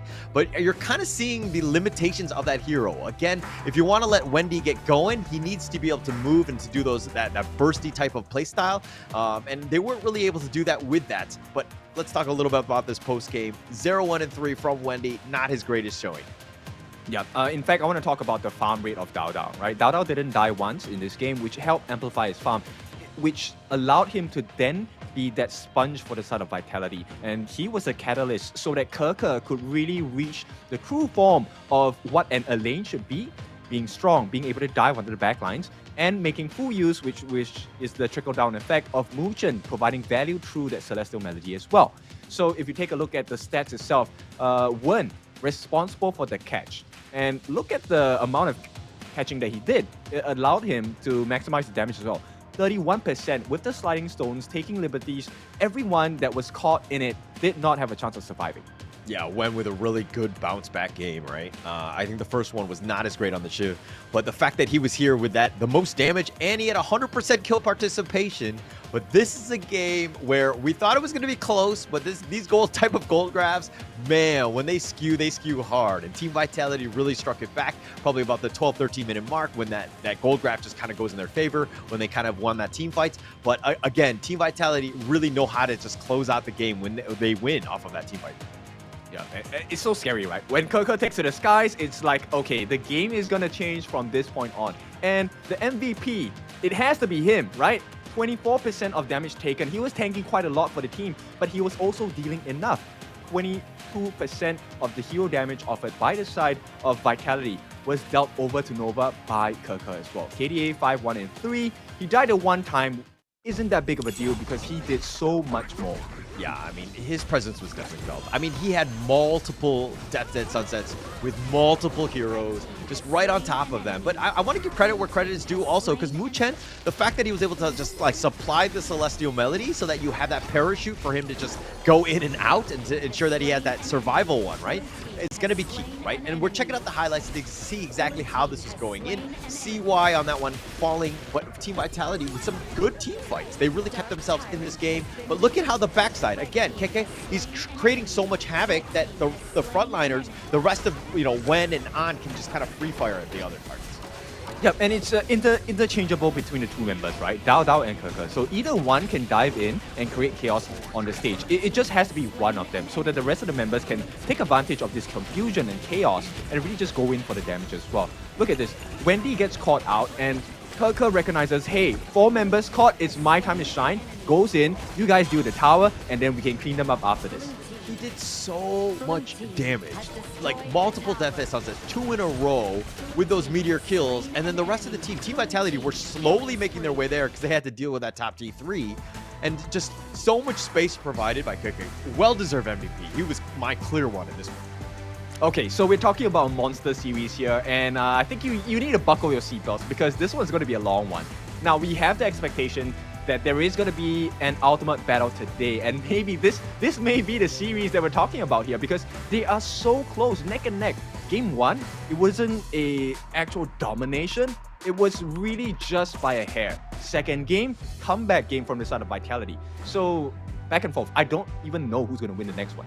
Yeah, and that's the brilliance of this series, right? The fact that these are so evenly matched teams that are going at this one. You were talking about the ultimate battle. It is not a curse. This is a blessing. I want to see this series go the full distance. There's just so much high-level play, and just the fact that you win one team fight and you just take over the game speaks volumes about both of these teams. Yep, exactly. And it also puts to the notion that both teams are so equal that we need a decider match, right? Because in order to trigger this ultimate battle, you need to be at a 3-3 scoreline. And right now, I really can't tell the difference in terms of proficiency, right? Both teams look super good. Both teams know how to execute their draft to the T. And it really came down to the smallest of difference in behaviors, different things in mistakes as well. But look, it's just the second game of the series. It's time for us to take a break. When we come back, let's see who is able to edge it out once again. When your heart comes alive, it's a dream of a hat, and it never dies.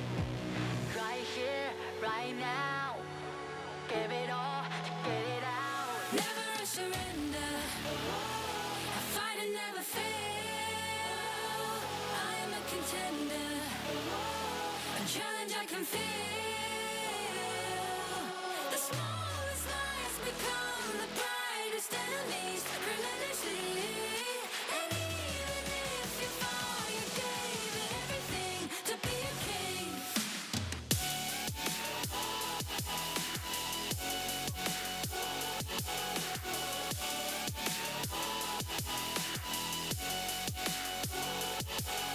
The smallest lies become the brightest enemies.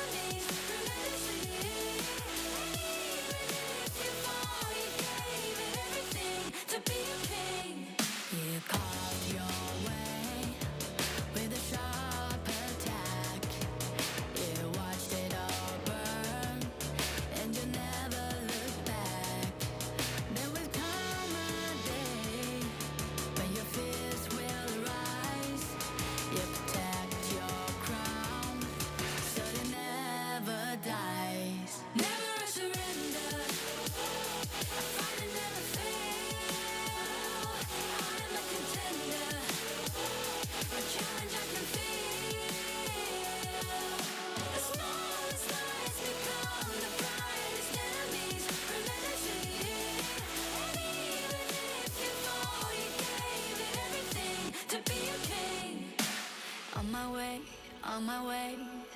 Find my way, find my way. On my way, on my way. Dream my way, dream my way. Never a surrender. I find it never fail. I'm a contender. And challenge I can feel. The smallest lies become the brightest enemies. Remember see. And even if you fall, you gave it everything to be a king.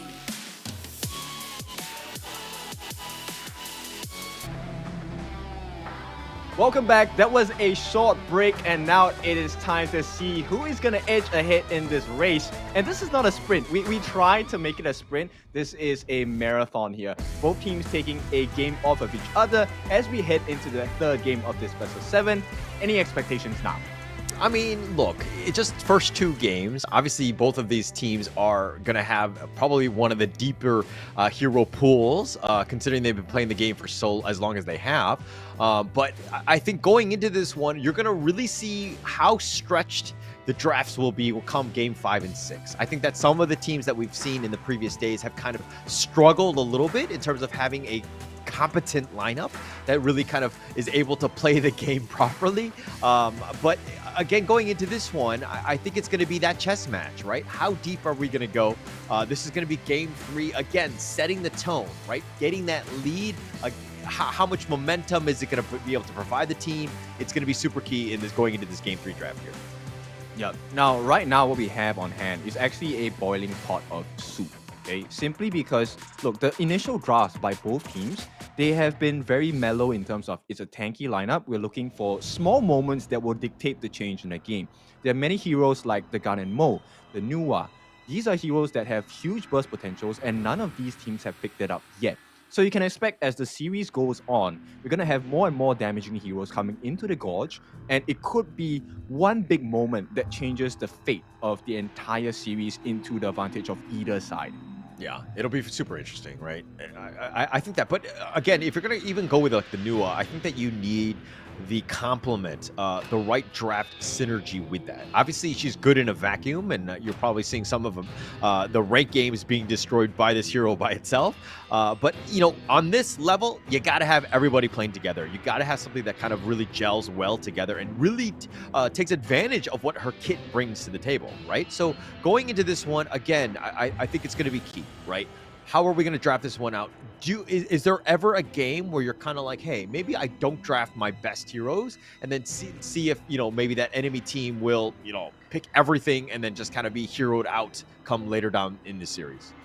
I mean, I think both teams are too experienced to make that rookie mistake, right? They definitely want to kind of space out and ration out the strong picks. And it then really comes down to the play style of each team. And so far, I think they have done the very traditional behavior of let's just punish small mistakes, right? So far, I mean, the difference between a good team and a great team is number one, making lesser mistakes. At the same time, exposing and understanding when there is a out of position hero or when they're out of resources. And I think it's really important. We have seen already in the first 2 games of this series, not having a flash or expending just one ultimate that is out of range or out of time, then it really changes the state of the team fights. And both Nova and Vitality, they understand this, right? If you waste an ultimate, you can be well sure that within the next 30 to 60 seconds, they will make something happen. Yeah, and they're going to force it. I mean, they're keys on that, right? Just understanding when they're on cooldown, super important. But okay, let's talk a little bit about cooldowns in and of itself. I think the Nova lineup thus far, the Dune and the Marco Polo, both heroes that have revolve heavily around those cooldowns and just kind of playing around. But now you've picked up the Dia to kind of help complement what they're bringing. Team Vitality's lineup counter pick. What are you thinking on this one? I think someone like Long makes perfect sense against a Marco. Okay, personally, I love to play Marco, and I love me a good matchup against Long. I think, at least for me, against Pups, I take Marco any day. But in the professional scene, that's a totally different concept, right? Long with the Riding the Wind will always interrupt Marco, especially when he's using his Resplendent Revolver or he's trying to go in with the ultimate on the Fever Barrage. These little interactions does change the way that the win conditions will be achieved. So I think Vitality, yes, they have good control. Nova, I think they might just need someone to help set the opponents on the side of Vitality in order to extract the full value of this fevered barrage. Maybe An and Muchi just need to get on your level, man. Huh? You know, you ever think about it that way? Thanks for putting me up there. But yeah, we all know we have to come back to reality. So let's take a look at the bans here. Guan Yu going to be banned out by Vitality. I think that's a smart pick as well because of the amount of rotation, the speed of rotation coming in from Guan Yu definitely does hurt the gameplay on the side of Vitality. They need to ensure as much farm is funneled into the hands of An in this Lung. And right as we talked about it, right? The burst damage potential, Nuwa coming in for the side of Vitality. Yeah, and it's like you called it, right? Going into this game 3. And this draft, I actually think that they have a decent amount of sustain as well as damage and that control, right? Which Team Vitality. So their draft thus far is rounding out nicely. It looks like Nova, though, are going to go with the Byron and the Gan and Mo to kind of close that one out. Your thoughts on these two? Okay, I at this point, I think I prefer Nova's draft for pretty much all of the games in the series, but for good reason as well, okay? Take a look at the Byron pick. So Xuan is actually the main setup for the side of Nova, besides CY, right? If Xuan gets the Flash, Storm Strike, knock up, lockdown onto the members on the side of Vitality when they're grouped up, it creates that space and opportunity for Muchi to just have the maximum effect and value from that fevered barrage. But of course, easier said than done. They also have the complements of the big damage coming out from the God and Mo Wendy. As we've seen, he's very proficient on that hero, very accurate. But Vitality, the way they're going to play the game, slightly different, right? They want to go for the poke combination. Not as heavy as an investment in terms of having the flash committed, right? Muchen can just shoot the cannon blast from the sides. And hopefully, if they get the lockdown, they might overcommit on the side of Nova, trying to protect whoever that was caught. And this is the opening that Keke is looking for, right? Yeah. And in any case, if that does not happen, Dao Dao or Nua, Wen can set up those stunts as well. Okay. All right. For me, it's just as simple as Team Vitality, just space. You know, you need space between your own teammates. You don't want to group up. I think that's the biggest thing. Nova Esports right now, all of their heroes have a ton of AoE damage and just able to, like, if they find you all stuck together in an alleyway together, you're going to die together, right? So you need to ensure that you're just spaced out. You have that proper vision. You know what's coming. And I think Team Vitality will be fine. If we're talking about drafts alone, though, who are you giving the edge to? I think in terms of execution, I think it's easier to execute on the side of Team Vitality. But in terms of achieving the win, I think Nova might do it instead. There's a couple of things they need to fulfill in the early game. You can definitely expect the roam coming in from Nova to support this mid lane. They want to make sure that this guy Mo Wendy is able to clear the lane as fast as possible, because his main job here, besides clearing the wave in this first level 1, is to go and help out his jungler to try and get the camps, because Tun's farming in jungle is not as fast as Dao Dao. Dao Dao can stack multiple camps at the same time. Yeah. Interesting that you say that, because I would have thought that Nova's lineup would have been a little bit easier because of the fact that you do have Wendy on that gun. And oh my gosh, Dao Dao. Okay, all right, a little bit of action, a little bit of change of pace. Nova Esports, they were hiding in the wings, in the bush. Dao Dao was kind of making his way there, and it looks like he's going to lose his red buff because of it, potentially. Although CY does have the smite. It's going to be very close. It looks like CY will smite it in the end. So bare foundations, bare basics there, hiding into the brush, so that they don't allow An to come in safely, right? If he wants to go for the face check, he might put his life at risk. And this is a great start for the side of Nova. You know what? I was concerned about, hey, he might not farm as fast. So let's solve the problem. Kill the opponent jungler so that we can take TRs instead. Yeah, but it looks like this is how it kind of played out. Oh, they were just going in. Dao Dao did not expect Wave Pit to make a rotation. And then, yeah, that lockdown with that first flood. So they've changed things up. I love the fact that these guys are playing like 4D chess in that sense of being like, hey, we've always had a 2-on-2 in the top lane. Now let's rotate Wave Pit quietly and come from the flank and the rear. And they were able to kind of capitalize on that. Yeah, I mean, it's so apt, right? Definitely left a bitter taste in their mouth with the bitter farewell here. Another one. Yeah, a little bit more aggressive. Nice save by Wen. I mean, Wei Pit, again, just spotting himself out. He is a massive roamer, right? Just the amount of damage he does. You got to be a little careful where he is, especially since he's, like, not even shown in the bottom lane yet. Yeah, I mean, his damage is actually something that you would not expect coming out from a roam, right? I mean, nerf her, except when I use her, you know? I mean, she's very strong. Let's be very, very honest. I think that teams have kind of honed in on her, ensure that they played her because she's like one of the 10th most picked heroes. Has like an 82% win rate over like 17 games. Very strong hero in and of her own right. Yeah. Right now, let's see if Nova can kind of amplify the advantage they've given for themselves. It's close to 1,000 at this point. Nothing too big, but it is something of concern for the side of Vitality because, look, they haven't been able to stop any of these rotations. Every single River Sprite has been eaten up by the side of Nova on the top lane in the clash, right? So nobody has taken anything of the sort from on the side of Vitality anywhere else in the map. Yeah, and it just comes back to these two teams like really just changing things up. You're seeing just how aggressive Nova is being. Like they're letting Muchi just kind of stand by on his own. He does have his Resplendent Revolver, so he's going to be able to deal with that minion wave. But this creates space elsewhere. Wave Pit making moves across the map, and you can kind of feel his presence throughout. Yeah. So every minute that Muchi survives on his own in the farm lane is a major upgrade and a major funnel going into the side of Nova, which is perfect, right? I like the way they're executing this draft because it fulfills so many different conditions. Number one, you make sure that CY is always at the top of the leaderboards in terms of farm and map control. At the same time, Wendy so far has had a pretty quiet game, and that's great. Yeah, with the Unending Sorrow with that Wind Slash, it looks like it's way too much, and Dao gets caught out. Nova, I mean, nice little rotation, but it did take 4 of them. And again, just yet another kill going the way of Nova. Yeah, so take a look at it, right? Wendy now is another additional win condition. There's so many things that Nova can make use of in terms of resources to get the kills, and it's hurting Vitality so much. Bitter Farewell. Oh, the couple blades, not enough, but Xuan was thinking about it. He thought about diving the Venn diagram of the 1 and the 2 in terms of the towers, but he decides to not go in. He doesn't want to risk it. Doesn't want to give back Vitality anything at this stage. Yeah, and look, Muchen has no flash, and right now, first objective of the game, I don't think it's going to be comfortable for the side of Vitality. Yeah, especially since CY is going in. Finds Dao yet again. The Unending Sorrow dodges the Wind Slash, though. Well played on that one. With the Resplendent Revolver, a little bit more zoning. Wave Pit needs to be careful. He's a little on the low side. Juan is here as well. All 5 members right now looking to take this Tyrant here.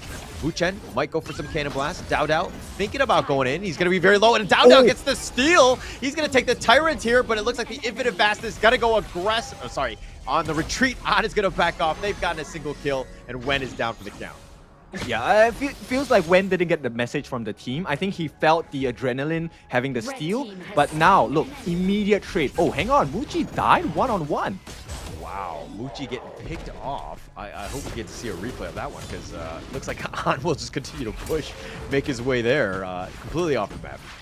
Yep, and no, look, now this is a big swing in terms of map control and gold as well. So a T1 turret on the bot. Nobody has gotten a turret just yet, but R now secures 1. They secure the Tyrant for themselves with the steal as well, and now they can start being more aggressive in the jungle. Yeah, it's going to be scarier, right? Especially since Dao is there. He spots this Crimson. He wants this. But it looks like CY is going to be making his way there. It was spotted out by Muchi and Waypit, so they'll kind of push Dao away and say that, hey, this is actually under threat. But CY will take the mid farm before he makes his way down. They definitely need a funnel farm into CY, right? Not sure whether he died in that previous engagement, but the fact that, okay, is this a 1v1? Oh, that's why. He was sniping him from behind. Yeah, he was looking to go for this one, but Muchi... Wait, no, this is this is when he gets fined, and then the flash forward. Oh, he gets him with the Flaming Palm. On with a little bit of an outplay on the solo kill on the bottom lane. So On still making plays, realizing that, hey, they were behind. We need to do a little bit more of a riskier play. And I mean, I don't think Muchi expected him to flash Flaming Palm like that.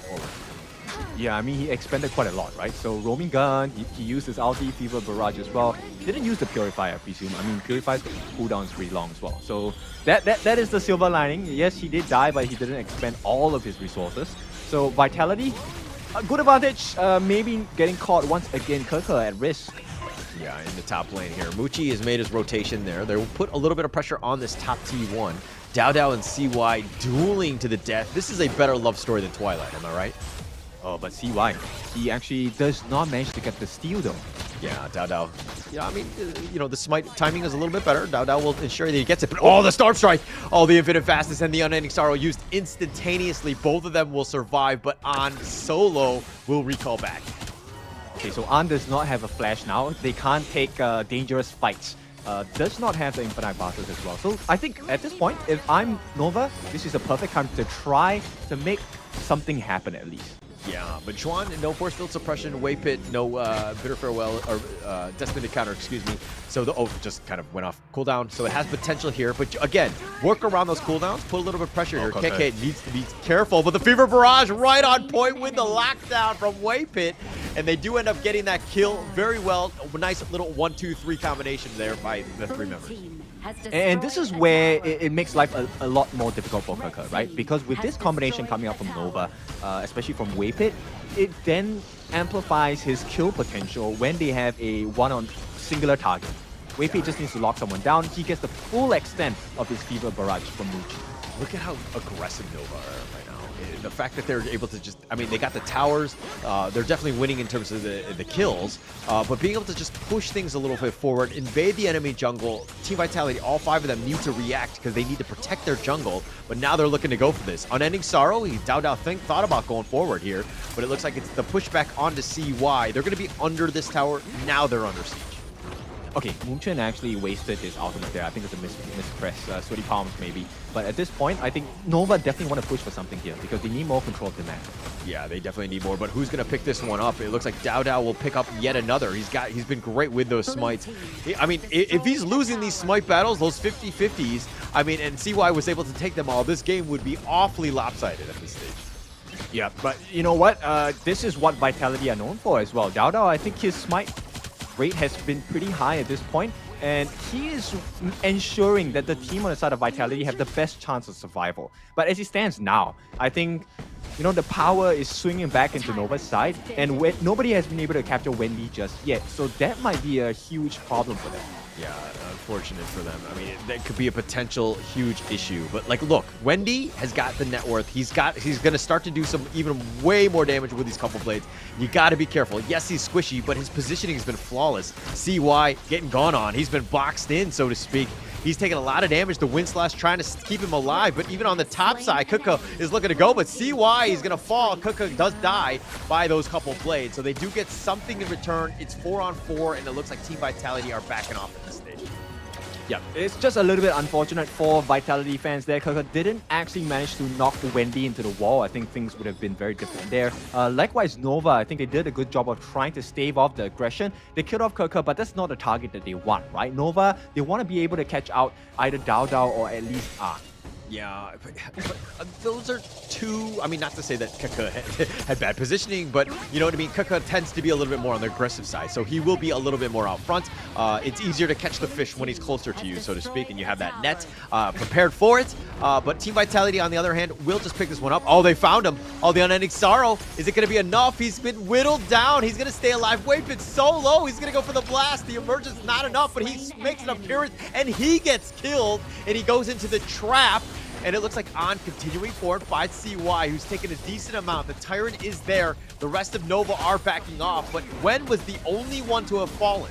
On still sticking around. Tyrant at about half-life. CY still up in front, dodges or gets hit by the cannon blast, excuse me. A couple blades are on point. The Windslash is going to go for this one, but Muji takes the Tyrant, and now Dao limps away on the backside. Infinite Fastness. Which way is he going to go? They found Xuan. CY still up in front, trying to fight 1 versus 4. He's going to fall as well.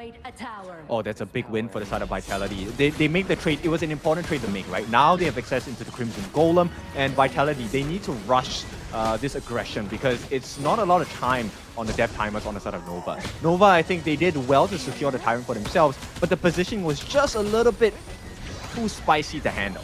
Yeah, a little too much at this point, but they're looking to go for this Nice one. catch. The Fever Barrage, nice catch. On is going to be killed. What a perfect play, but do they get the return? Oh, the healing spite keeps him alive. Wave Pit, though, he's going to go look to go. Muchi's already been killed. It's a double going the way of Dao, so they got revenge for On's death. Oh, they just overstepped their boundaries here on the side of Nova. Yes, it's their half of the map, but they overestimated their kill potential, and Vitality punished them so badly for it. Yeah, definitely punished them for that one. I mean, you get the single kill, but they were Oh, the numbers. Oh, but the Kaka! truth! Oh, they found Wendy, and Kaka says, "Bam! I'll take that one to go." Takes that one, free food, and he makes his way on out of there. Yeah, Vitality, a very important decision made there. Kaka actually found that opening, and now look, the space he has created, there's no potential for steal coming in from Nova, and it's a guaranteed Shadow Overlord, which is going to enhance this lane pressure all across the place. Yeah, this is that replay that we're seeing, right? Muji taking the Tyrant there. And you're thinking it's decent, but then the Infinite Vastness is going to look to go. But look at the numbers. Xuan and CY were continuing to fight 2 versus 4. That is a losing proposition, but they do get the return kill. They found On, get the pick off, but then look at this control and the damage that they're able to get. They find Muji. You cannot get away from the emergence. He teleports in and says, "I will take this." Yeah, the management of the resources was not ideal on the side of Nova. They were forced into an error here, and it looks like they're forced into a bad position again. Yeah, Unending Sorrow yet again. Dao still up in front. All of this just for the Crimson. The Vanguards are pushing, something to take note of. Team Vitality right now have turned this game around. It's pretty much 50-50 in terms of net worth. Not the way that it was supposed to go for Nova, as they were in the lead. Now they're on the defensive. Yeah, if you take a look at the way that Vitality are fighting, it's actually costing Wendy quite a lot, because one of the reasons why they could turn that fight around, even though Muji and Wendy were in a safe spot in that replay itself, Wendy actually didn't have a lot of mana, so there was no potential of a burst opening coming in from this Wendy gun and Mo. Yeah, just not enough. Oh, Flaming Palm onto CY. He's taking a lot of damage, and An is starting to do some serious damage from the Loom here. But they don't have minions. The Vanguards are slowly making their way there, so the siege will start. Nice 2-man Cannon Blast on this one. Couple blades onto Moochen, pushing him back, but CY still up in front. It looks like they're gonna just continue on. Dao taking a decent amount. He does have the Unending Sorrow if they want to go. He's actually threatened. He's gonna burst it now. They found CY a little bit far up front, but that should be the end as CY eats yet another Cannon Blast.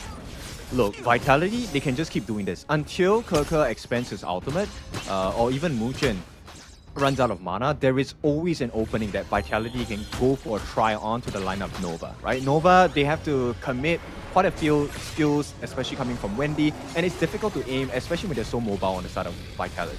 Yeah, they have a lot of options here, right? Crimson Golem right here. They find CY, Flaming Palm onto him. They're doing a decent amount. He does have the shields, though.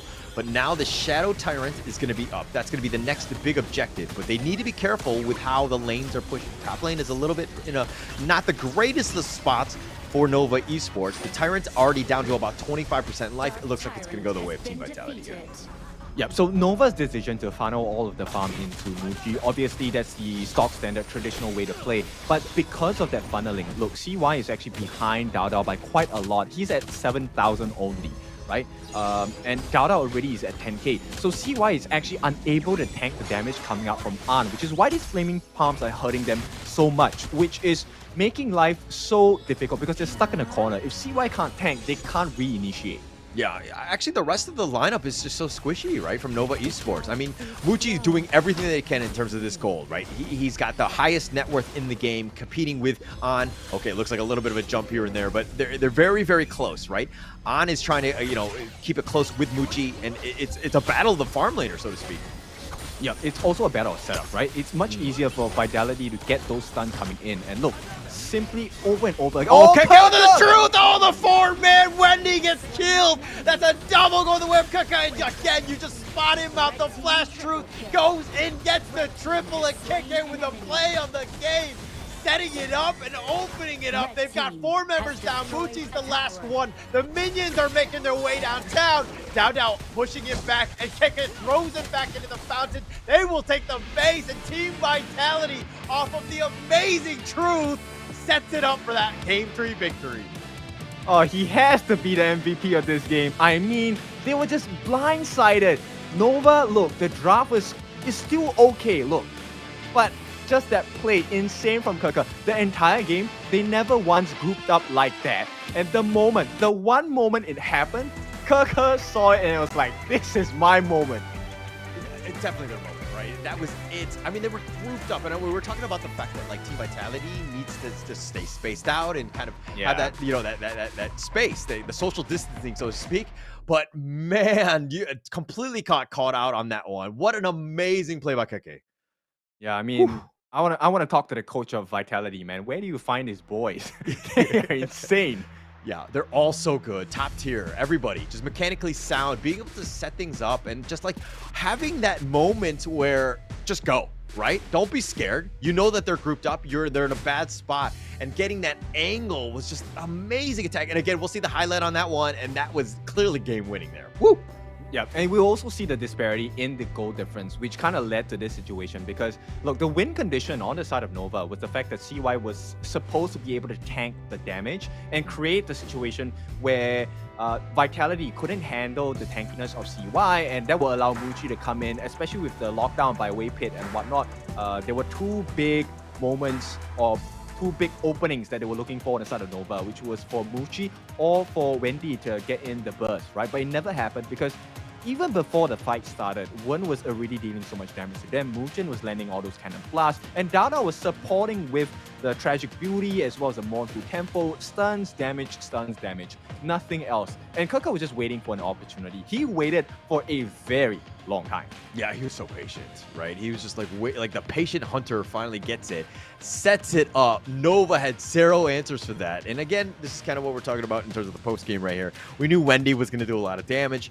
He did get caught out a couple of times. And the rest of it, you were talking about how CY was like struggling to get the farm, and you're seeing that here with this 9% damage dealt. Not his best game. He's probably going to want to forget about this one moving forward. Yep, and that's what's so scary, right? He tanked over 100,000 damage for the team, but it still wasn't enough, simply because he did not have the items to continue making life a little bit easier for his teammates. And end of the day, it's a team game, and they were leading. That's the most painful thing. But let's take a look at the MVP. This time, it's An dealing 26% of the team's hero damage and only taking the good 14%. Now, this is definitely empowered and allowed by the tremendous plays across the team lineup as well. Yes, it was a Keka moment, but it was An who was consistently laying the pain with the flaming palms as well. Yeah, I'm going to disagree here, right? I think that's, An is like your consistent guy. He's your Toyota Camry that's not going to break down throughout the entire game. But Keka, we just need that flash. We just need to go 0-60, win one race, and we'll be fine. Because I felt like he just did just enough. Winning that team fight and winning that, like the way that they did it, just speaks volumes about this player here. Yeah, you want to wait for that perfect moment, right? And this lockdown, this combination by Nova, let's not get too carried away. It's a good combination as well, right? This single target lockdown by Waypit, if they're out of position on the side of Vitality, it also spells instant death because Muchi or Wendy can get the kill just based off one catch that has a ridiculously short cooldown, the Bitter Farewell. Unfortunately, they could not capitalize on this because there were no opportunities open by the side of Vitality. They never left their single man alone that many times in this game. Yeah, and like even this fight here, it seemed like Nova got that pick off, but they were doing it with numbers that weren't equal. Like they were behind. Yeah, you got the pick up onto An, and that was great. That was like, I think his only death. But it's still a time where you got to be thinking long term. At the end of the day, Muchi needs to stay alive. He needs that farm. But the truth, oh my God, like that was so good. Like just setting it up, and I mean that's pretty much all she wrote at that point because they had the damage. They just just forcing them back. They were able to take it out. Team Vitality really fighting back, getting that game 3, well deserved. Yeah, look, and they didn't even die, right? Everyone was on their last pixel of health, and that's, to me, that is adding salt into the wounds, right? So, I mean, very good gameplay by Vitality. Now they lead the series 2-1, but hey, it's 2-1. This is the best of 7, right? It really is. Who's the first team to reach 4? And based on my own personal expectations, I think Nova definitely going to come back from this. We've seen these two teams show brilliant resilience. I mean, Nova, they have their own story to tell as well, right? So I want to hear more of their story after this break. When we come back, let's see, can they rise back from the bottom in this series to try and even things out once again between Nova and Vitality? We'll see you.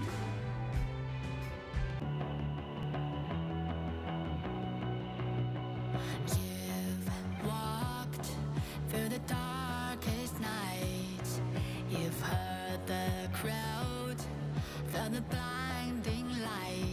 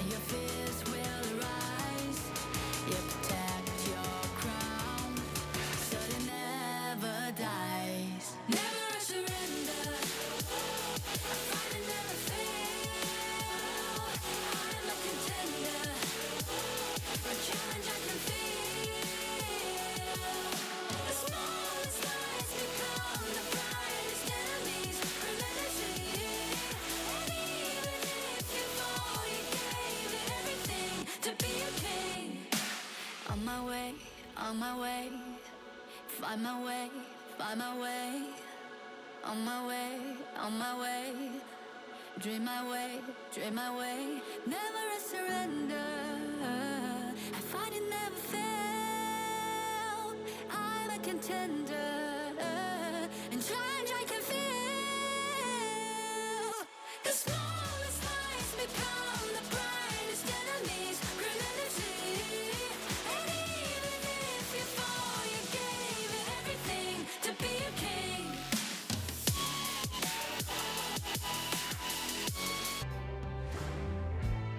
Welcome back. It is time for the fourth game of the day in our best of 7 series between Nova and Vitality. And my goodness, what a play by Kerker. We were talking about this during the break, and yes, Holler, I like that play. I see it in my games because it's done to me.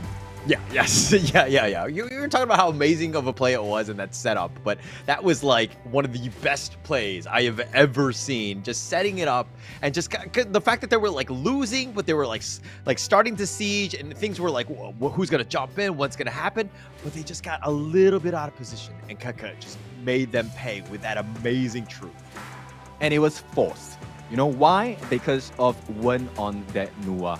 The Nua coalescence, number one, it puts the block there. They have to move sideways. Annihilation, even more reason to move away from that space. And just so happened they were close to a wall. And Kerker was like, it's a wall. It's my turn to turn things around. Yeah, it's also one of those moments where you just gotta trust his instincts, right? Because they're like microseconds that things are happening, and then it's not like hey, you need to go in and no, it's just like go, right? It's just like an instinctual go where everybody goes and then everybody's doing the damage to follow up. So the fact that everyone is together and they were able to just kind of like make that play, the setup, but the damage was there on point under that tower, really just well played by Team Vitality throughout. Yeah, exactly. Ticking all the checkboxes, getting the farm as well. And this wouldn't have worked if they didn't have the financial advantage against Nova, right? So Nova now, I think one of the things they need to make sure is that, hey, they need to make sure that they win the lanes really hard. And here's the thing, Nova wasn't bad in that game. They were doing the correct things. They were taking camps away from Vitality. They were, enforcing their presence in the jungle of VIT as well. But they just couldn't sustain that pressure, and they didn't funnel the farm enough into CY's hands to allow him to tank, and it costed them dearly. Yeah, so, I mean, there were definitely some mistakes. I mean, the fact that they were winning that game, but losing a second game in a row in this series, that's got to be incredibly demoralizing, right? I think true champions, we see the resilience if they're able to bounce back. I mean, Team Vitality lost that first game. Now they've struck back with 2 in a row. How does Nova respond? I think that this is the ultimate key. I mean, being down 3-1 is almost insurmountable against a team like Team Vitality. So this is a must-win game for Nova. Oh, they must. I mean, it will break their spirit at this point, right? If Vitality takes this third one, they're one game away from taking the entire series. That's not what you have in mind on the side of Nova. So Nova now going to pick up the Mayin as the first pick. I like it. Look, yes, Vitality have had 2 successful games, but the performance from Kerker is also due to the kit that he was given. Right now, I don't see anyone that has the same potential of that proof mantra, unless we're talking about Sunse as well. And I don't think they're looking to be so giving and so charitable on the side of Nova. Yeah, they're going to figure something out. I think that Kaka just literally put himself on the map of potential game-winning team fights, right? And I mean, there's definitely some heroes that he can play. But the Zhangfei, Direnjie countering the Mayin here. Your thoughts on these 2 picks? I think it's okay, but I think they need a little bit more protection. Zhangfei's effectiveness is in the laning phase, right? He's going to be able to provide that leaping savior, but as it comes down maybe towards the mid game, the late game, the big plays coming out from the Zhangfei is actually that unbridled outburst lockdown and maybe just a little bit more damage, right? So it's really just giving Direnjie that good laning phase against Lady Sun, which is not ideal for the side of Vitality. But Nova, they need this. They need this big win. And I like this pick on Da Qiao, right? Da Qiao with both S1 and S2, your Severing Surge, your Leaping Koi Tai. These are the things that will lock people in place, deal damage as well. And then you get the opening for Muchi to really just lay the pain. Yeah, and the split push potential is there too. So something to kind of just really underrated, and like how annoying she can be just with those Sea of Fates, right? But okay, it looks like Team Vitality have gone a different route. They've gone with this Charlotte. I find it very underwhelming in Season 3. We haven't seen Charlotte's really popping off where they're able to kind of just like, team fight, game-winning type moments like what we just saw in that Game 3. But I think it's going to be more tried and true more than anything else for Kika. Well, I think it also is reliant on the amount of farm they're getting, right? So far across Season 3, the Clash laners haven't been getting majority of the farm, which also impacts their ability to deliver painful experiences to their opponent's side. And so far, I think that formula still holds true, right? Main farm, it goes into the jungler for the tankiness, or it goes into the farm lane for that extra damage. And in certain cases, like this one for Vitality, I think they want to put a decent amount of farm, delegated some of it into the hands of Wen in this Gun and Mo. It's definitely going to pay dividends in terms of winning team fights and whatnot. Okay, all right. I mean, like the Gun and Mo setup. I mean, when like the whirlpools are coming, that kind of stuff, and but it's just a little too static for me. I'm a little worried about the potential jump-ins. I mean, you have the Kaiser, who's very tanky, and now the Kongmin, which is a potential burst. Team Vitality's lineup, to me, is looking more on the squishier side. Yes, you have the Zhang Fei, but that's pretty much the extent of it. You don't really have that frontliner. Oh, Prince of Lanling. Oh my gosh, what is going on? They want to rush for the early game, right? At this point, Vitality, this to me is actually a very risky draft. It's a good draft, but it's a risky draft because if your early game does not work out, you are in for a very short game this time, right?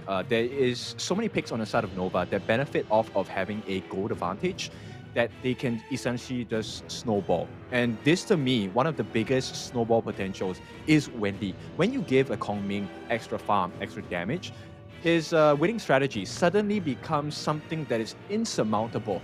Adding on with the time shift, the ability to move in and out, and look, amount of catches that's possible. They have Wei Pit on the Da Xiao, they have Xuan on the Ma Yin, both of which very adept at catching or slowing people down.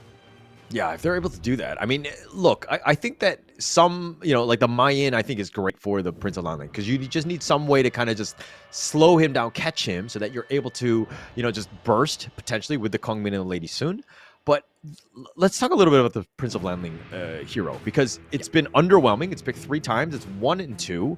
It hasn't had the real impact that I think that teams are looking to have with such a high-flying, high-risk, under-the-radar type of stealthy type of hero going into this lineup. But we haven't seen Dao Dao use it. So I think that this is a moment where is this hero really top tier, right?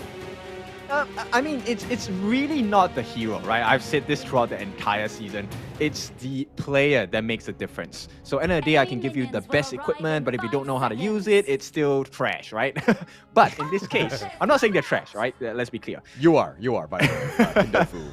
But this guy, Kindofu. No. But, Vitality Dao Dao, I think we have seen his performance. It does warrant the need to be really careful with this Prince of Lanling pick on the side of Nova.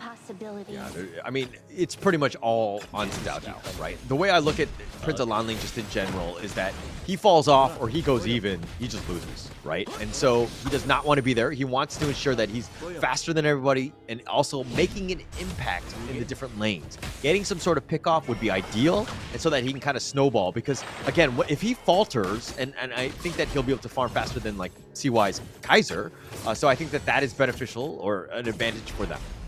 Yeah, for sure. Right now, Nova's game plan, I think, is pretty straightforward. There are 2 lanes they need to control and have an advantage over, namely the farm and the mid lane as well, right? You want Wendy to be ahead of the competition. Likewise, you want Muchi to be ahead of the competition. So they're going to do well for themselves to try and put additional pressure down here. So every small win matters, which in this case, winning the lane is of utmost importance. This Firehawk is something they need in their kit. Yeah, we'll push them both away, but okay, look, if we're going to do a little bit of, like, let's talk a little about the mid lane here. Wen on the Gan and Mo versus Wendy's Kongmin.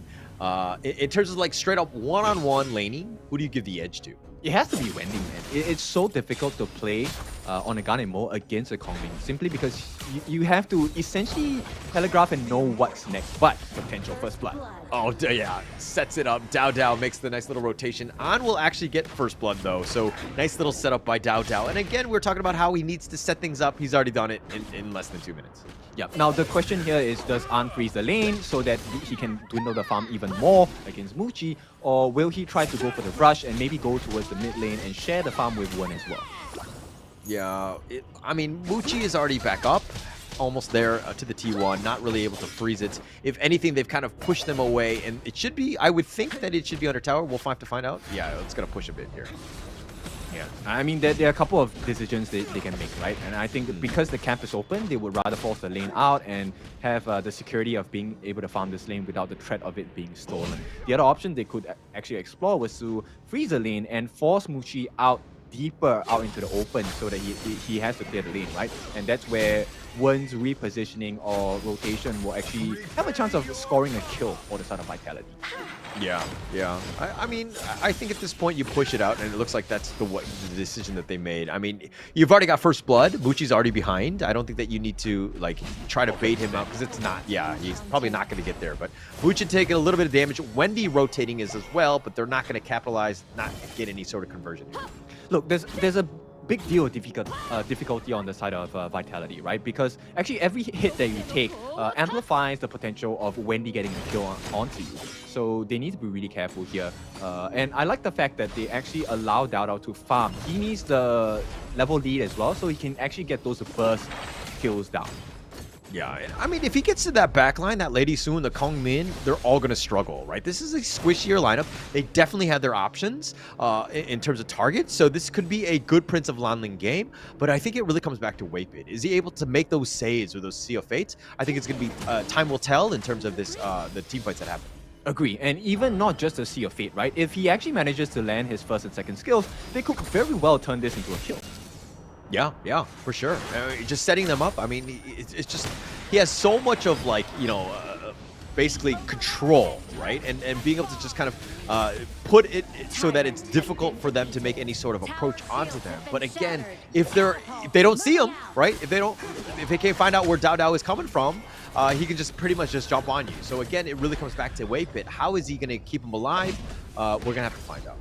Yeah, and the stun comes in. Look, I want to compare the gold differences. 500 gold ahead for the side of An already has the Sparkforge dagger, so it's something that is a little bit scary, worrying for the side of Nova, because they need to make sure that they can keep up. 1,000 gold at this point is not the biggest of losses, but it is a potential snowball effect going in advantage to Vitality. Oh yeah, for sure. I mean, like, look, 1K at like less than like 6 minutes is going to be pretty huge. It's sizable. It's definitely noticeable in lane. So I mean, a lot of it comes really down to, I mean, this 500 gold is probably that first blood, right? So you have that advantage, and there's a reason why An is just kind of being able to stick around, and now putting a little bit of pressure on that mid lane. The Unbridled Outburst is going to whiff, but it will create a little bit of space and some takeability by that team. But CY now going with the Invincible Warrior, looking to turn this around. Muchi thought about going in for this one, but the Stampede on forward, but Keka is going to be the first to fall. An gets a little bit low. Waypit being very aggressive, but not able to capitalize and get anything else. That was a big win for the side of Nova, actually. The fact that, you know, Vitality committed so much in terms of ultimates and resources and still lost their member, especially Keka, it's a big win for Nova. Yeah, definitely a big win for that. But, I mean, they want to push this out. They do not want to let Team Vitality to kind of force the issue, because once they've got that advantage, and you know that Dao is constantly farming, he's going to be even scarier, right? Because Nova's lineup is on the squishier side. This is something that you do not want to see on the backlines. Yeah, for sure. And look, the save is coming in. They traded T1s. I was expecting Keka to really try and go for the defense here, but I think it's a risk that he's not willing to take. Having died the once, he is still having the lead, but he doesn't want to exhaust this lead. Yeah, just stay alive. Don't let that tower go down. I mean, the T2, just keep it going. But on the Unbridled Outburst, pushing them away, let An and Wen farm as much as possible, if anything, and they'll just kind of back off. But, you know, some would say wasted ult. I just say space created. Actually, it is a lot of space created, because then it deters Nova from taking a unnecessary fight, and at the same time, it provides them the room and time to go for that Overlord. Now, Dao. CY, not in a great spot, but they weren't able to get enough. CY doesn't have the... Okay, he's going to get pulled away. He's going to be fine for this one. So, again, I think they were just playing within their skills cooldown. Yeah, right now I think Nova is doing great to keep up in terms of farm and lane management as well, right? The split pushes by Xuan have proven to be pretty effective in holding and stifling the growth of the advantage on the side of Vitality. In fact, they're so close neck and neck, still maintaining that 1,000 gold difference. Yeah, it's very close, right? It's pretty much a non-factor, but oh, it looks like they found him. And looks like Xuan got a little serious on that one. Does cartwheel away to safety, but they're going to back off. Just kind of like a feel-out process at this point. No team really wants to commit to a big team fight just as of yet, especially with just equal numbers. Yeah, they can't. And another camp, this time going to the hands of Wen. Look, Wen is going to be, to me, the main character of this particular game itself. Because if Wen gets the appropriate burst onto any of the different members, Nova will have a very tight position to fight from. Yeah, for sure. And like that's another reason why, you know, Nova needs to be careful about that position. I mean, if they're grouped, those blades will literally tenderize them. They're going to have a tough time. They're very squishy, so they can't really deal with that. They need that vision so that they can spot out where Wen is potentially, so that, again, they're not getting hit by multiple couple blades at different times. Yeah, so I want to take the perspective of different players here. So if I am in the position of Wen, I'm definitely looking for squishy targets to burst down. In fact, if I could catch my eyes onto Wendy, that would be great. But hang on. Just gonna be dove a little bit, but they're not gonna continue on. They gotta get the fireball. Dao does not die though. The Umbrella Outburst finding the Stampede onto Wendy, so they've gotten him. The Sea of Fate is a little bit off mark, does get him out to safety, but now they're gonna continue on. Kaka going in, nice little Stampede, nice little two-man stun, but Muchen is gonna go down. Muchi has that damage. The burst is real, and now 4 members of Nova going up against 4 members of Team Vitality at this point with his tired about half life here. CY does take this Tyrant, walks away, but now here's Dao gets the first kill onto CY, and it looks like Xuan was thinking about going in, but that's going to be the end of it.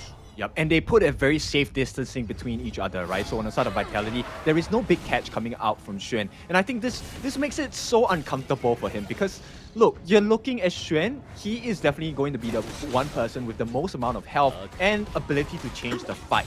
But there's no one on the side of Vitality that he's able to catch in a bunch. And the fact that of the matter is, look, it is so survivable for the side of Dao, and that's a huge problem. As Wendy, you want to be in a position where you are able to burst down a single member, doesn't matter who, on the side of Vitality. So when that doesn't happen, look, you overextend, and just unfortunate because Wen did not have enough mana there. If Wen had enough mana, that fight was horrendous on the side of Nova. They would have been wiped. And I'm just kind of wondering if Nova's going to make an aggressive play where they're so out of position. If, again, Waypit kind of sticks in with this, like, the Assault Team 1 and then go together and then just kind of Sea of Fate themselves on out of there, you know, as your escape pod, right? It didn't seem like they were really on the same page. And once Wendy got caught out, and I mean, he was so far ahead compared to Waypit that, you know, they're basically not on the same page. Oh, you know what? Muchi's having a tough time in this game. Look, this is why I emphasize that the farm is super essential for the side of Nova, right? Take a look at what's happening now. This is simply because of difference of itemization here. Yeah, and it looks like, oh, Xuan taking a lot of damage. He's going to be backing off. Muchen, Leaping Savior's back.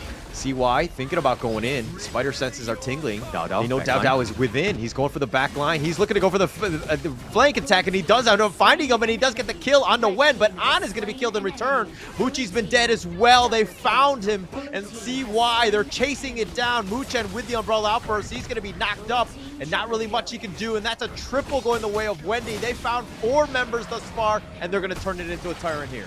There's a huge turnaround coming out from Nova, and this is exactly what they needed. All credits to Wendy. They're doing a big job of making sure they cleared the members. And while this was a strong draft from the side of Vitality, this exposes the weakness that Nova have been looking for, right? When you give Wendy freedom of time and no pressure, he's on the back lines, he's just going to do all the work for the side of Nova.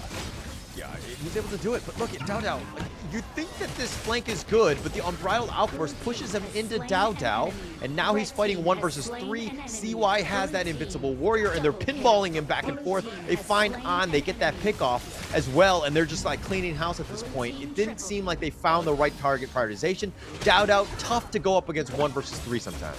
Yep, they just allowed too much space for Wendy, right? Wendy also very prominent and very clean positioning to make full use of that arcane assault into time shift as well as the ultimate right winning strategy. So he's able to reset, get his arcane, his 5 spears around him to really deal maximum amount of damage against Vitality. And look, just one play, suddenly pressure's alleviated and now they have a little bit more control around the map. I mean, you're talking about Wendy, right? He's 3-1-2, 8,300, right? Like, the most on his team as well as the game. They found Muchi, they got the pick off, and now Nova was thinking they were doing well, but now Team Vitality have a bit of an opening with no Muchi for 30 seconds. That's a long time at this stage. Yeah, the burst damage potential is definitely dwindled, right? But they still have Wendy, so they just, as Invincible long as Warrior, Wendy gets they it. want to go. CY still up in front. And it looks like KK trying to chase after Wendy, can't able to buck him down. They found Wen instead. Waypit, he's looking to go for this one. The Umbrella Outbird is legit. It finds him, and Waypit is going to be killed. Dao gets that pick off. The Fireball eaten by Muchen. He will survive. On, still chasing after CY. One more shot, and he does get the card, and he shows him the Ace of Spades as he takes him down. But they find Dao. Xuan gets the return. Now Kuka against Xuan and Wendy. It's going to be 2-on-3 at this point, and they're looking to jump over the wall. They find him. They do have the lockdown, and they find Xuan, and they're continuing to fight. Wendy throws out the fireball, but it takes him out, and he does survive. Oh, that was not the best decision coming out from Nova, right? I think they're feeling a little bit too stressed. Vitality, though, the way that they kind of maneuvered around the fight, beautiful.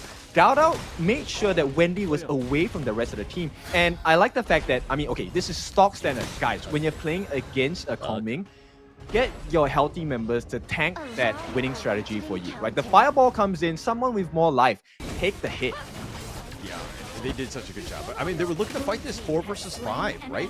Nova, this is very, very ballsy going in. I mean, they had the Invisible Warrior. That Umbrella Outburst was legit. Waypit gets killed on this one, and Dao was finally able to do some Dao things. CY getting picked off. He's being chased by On. So they've turned this around a bit. It's so neck and neck at this point. Yep, and that was a very extended team fight, right? And that actually is one of the most difficult things that CY has to do, which is once your Invincible Warrior is expanded, what do? You don't have that huge regeneration anymore. Yeah, I think at that point you're just like, it's very underwhelming, I would say, right? Without that Invincible Warrior. Oh, Dao. Looking for the flank. He finds him. Oh, the Unbridled Outburst. Do they have the damage, though? They do, and CY is going to be killed, and that's going to be a great start. Muchi, oh, he's trying to dodge around, use that Whirlpool, but he's been chased, he's been stun-locked, he's been killed, and Wen will couple blades him, and now they've turned this around. They've got a 2-for-0, make it more, assuming KK finds something, but no. Team Vitality are looking to just invade the enemy jungle, put a little pressure on these T2s. I mean, I would expect that Nova is the one tangoing in the fights, but it's Vitality who are just dancing around the members of Nova as well. And now the door is starting to open bit by bit. Wen, still alive, still has a lot of damage to offer.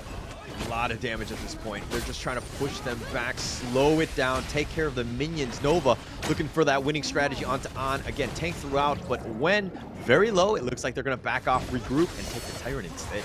Look, Vitality just showing that they are the better team at this point of the game. Every single decision is...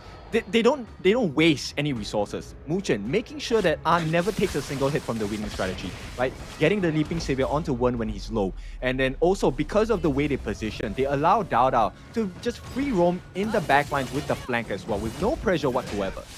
Yeah, no pressure. And I mean, Dao is, like, again, he's got to the point where he has the items, and he's actually starting to be very scary. And the Nova lineup of being somewhat squishy is very vulnerable to this. This is a potential, you know, it's scary moment. CY is not tanky enough. He is not that great of a bouncer to deal with what they're throwing at them. And now Team Vitality sieging the top T2. All right, this is a good position for the side of Vitality, but it's not the end of the road yet. Oh, Wendy just completely deleted, got locked up, and then the couple blades was real. Xuan looking to go. He's going to go get serious. He's trying to fight this 1 versus 4, but Dao's looking to turn this as well, and CY gets a little bit on the low side. Nova now are looking to retreat. I don't think you can take a fight 4 versus 5. Oh, definitely not, right? This is the perfect situation for the side of Vitality here. Yeah, they're going to look to just siege this one. T3 goes down. Team Vitality doing such a great job of using the map, pushing things around. Dao and pushing the top lane. It will get here shortly. Now he will join the fight. He's looking for the right angle at this point. Dao goes in. He's got the stealth. He's thinking about going in. He finds Xuan, and he's going to take most of this one, but it's just all Space created, they take the top T3. Okay, patience does it, right? You don't want to overextend your advantage. And right now, I just have to comment, Dao Dao, the way he's playing it is so different. Simply because he's dancing in between the fields of aggression and, you know, fleeing out from the battles. And it's kind of baiting Nova in as well. Yeah, definitely baiting them out. I mean, through that all, Team Vitality turn around, they take the Shadow Overlord. It was so quick, right? There's no reaction time by Nova Esports. Now they're down about 5K. They need to fix the lane. The Vanguards are pushing throughout. They need some space. They need a little bit more time because right now they're faltering across, if you're looking at roll by roll. Yeah, and the worst part is when is very close to the 6 stack items, of course, aren't already well before they're already hitting that 12k mark. And even though we are close to the Tempest Dragon, we might not get to see it. Yeah, we might not. But oh, the nice little stun. Wen has to go golden. He's going to be backing off. He gets knocked up. Juan almost gets the pick. He does. He finds Wen. That's a great start, but he does trade. Juan now, it looks looking to go for this one. It's 4 versus 4, but Juan for Wen. Okay, not a good trade in my opinion. Right now, it means there is very little catch potential coming out from Nova. Yes, they don't have as much burst on the side of Vitality, but Dao Dao can still flank around the backline, circle around, and they still have plenty of stuns and setup potential from Kirker as well.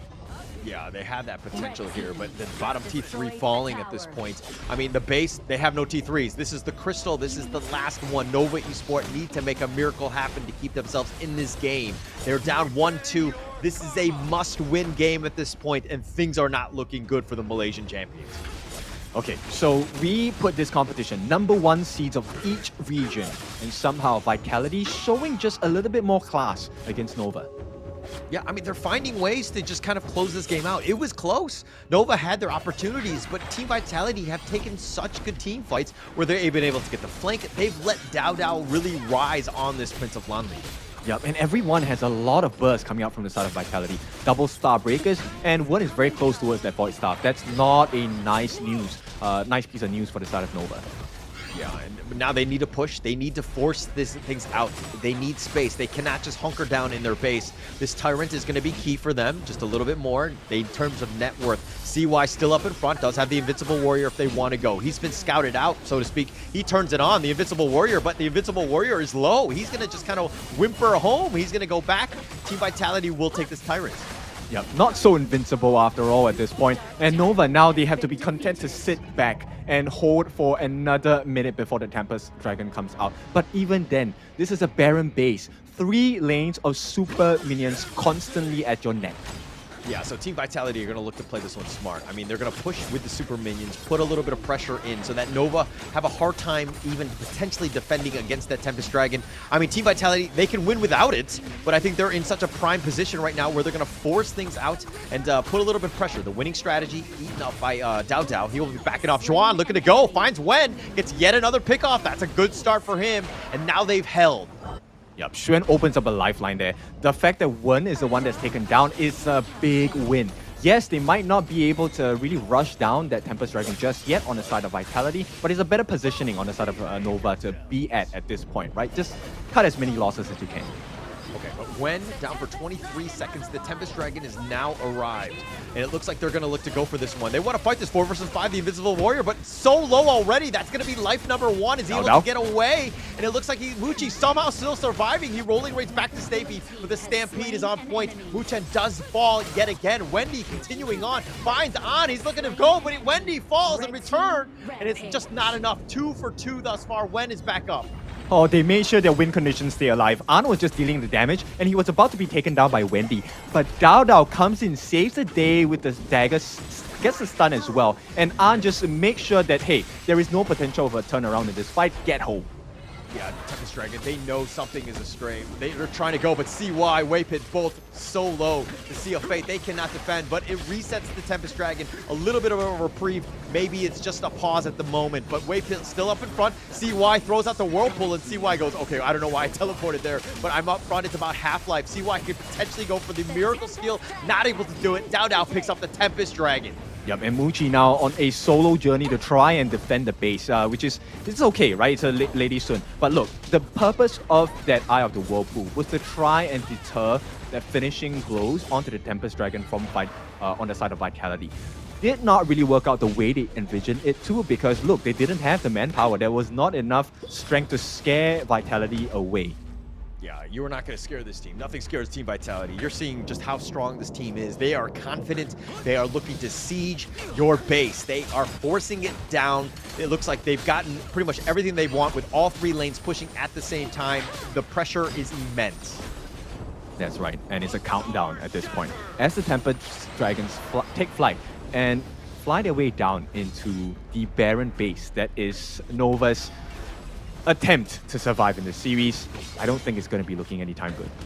Yeah, they need the miracle hold, right? Waypit's still up in front. CY is going to be there. If they want to go, they need to ensure that Xuan, who's waiting on the wings, he's looking for Wen. Look at the positioning for him. They're going to look to go. The Unbridled Outburst, they found him. It's a decent start on. He's going to go golden, but he actually is going to be the first to fall. CY is so low and somehow survived. Xuan is finding him, and KK goes down. Wendy's doing some serious damage. 3 members of Vitality still alive, but the face is under siege. CY is looking to deal with the Vanguards. Can they get anything more than what they've gotten thus far? Oh, they're really just buying so many lives on this side of Nova, right? Every single time Vitality seem to have it in the bag, they say no, denied by Nova. And how many more times can Nova do this though? To be honest, not very many, right?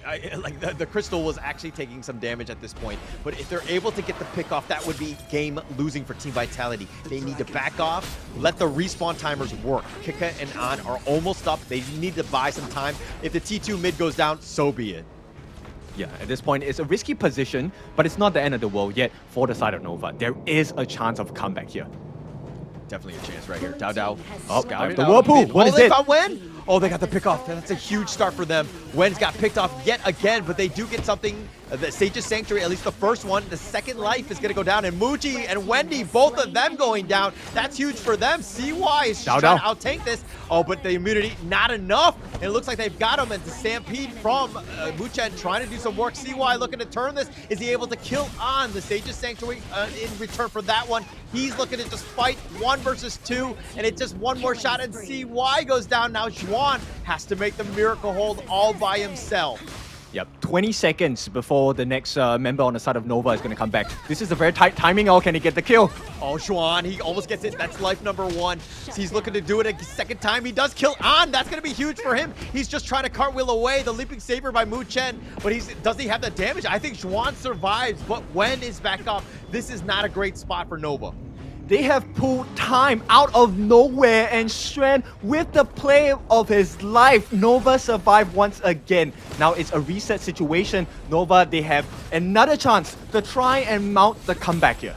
I mean, it's one thing for Xuan to get that pick and to go very brave on that one, but the minions were not pushing, so there was no pressure on the Crystal. So he was able to make that one last attempt. Now it looks like the Tempest Dragon, yet again, spotted out by Waypit. They've called the Whirlpool. This will scare them. They actually do call in all 5 members, like the Power Rangers. The Unbridled Outburst is going to go, and who gets the Tempest? It's none other than Dao. He picks this one up. Wendy's going to be killed. Xuan is going to be next. They've gotten 2 members, and then it looks like Muchi is going to be killed as well. Waypit's the last man standing. Team Vitality are looking to just end this game. They find it? No. Sea of Fate. Waypit is on out. Now Team Vitality are looking to end this game as they push the mid lane. Waypit, what can he do? He's all the way up in front. The Crystal is doing some damage, but Waypit is back in the fountain. Team Vitality will look to take this game. It will be game 4 for Team Vitality. What a game. They tried to survive. They hung on for so long. Nova, they really put in the most valiant effort here, but Vitality, they were just that much better.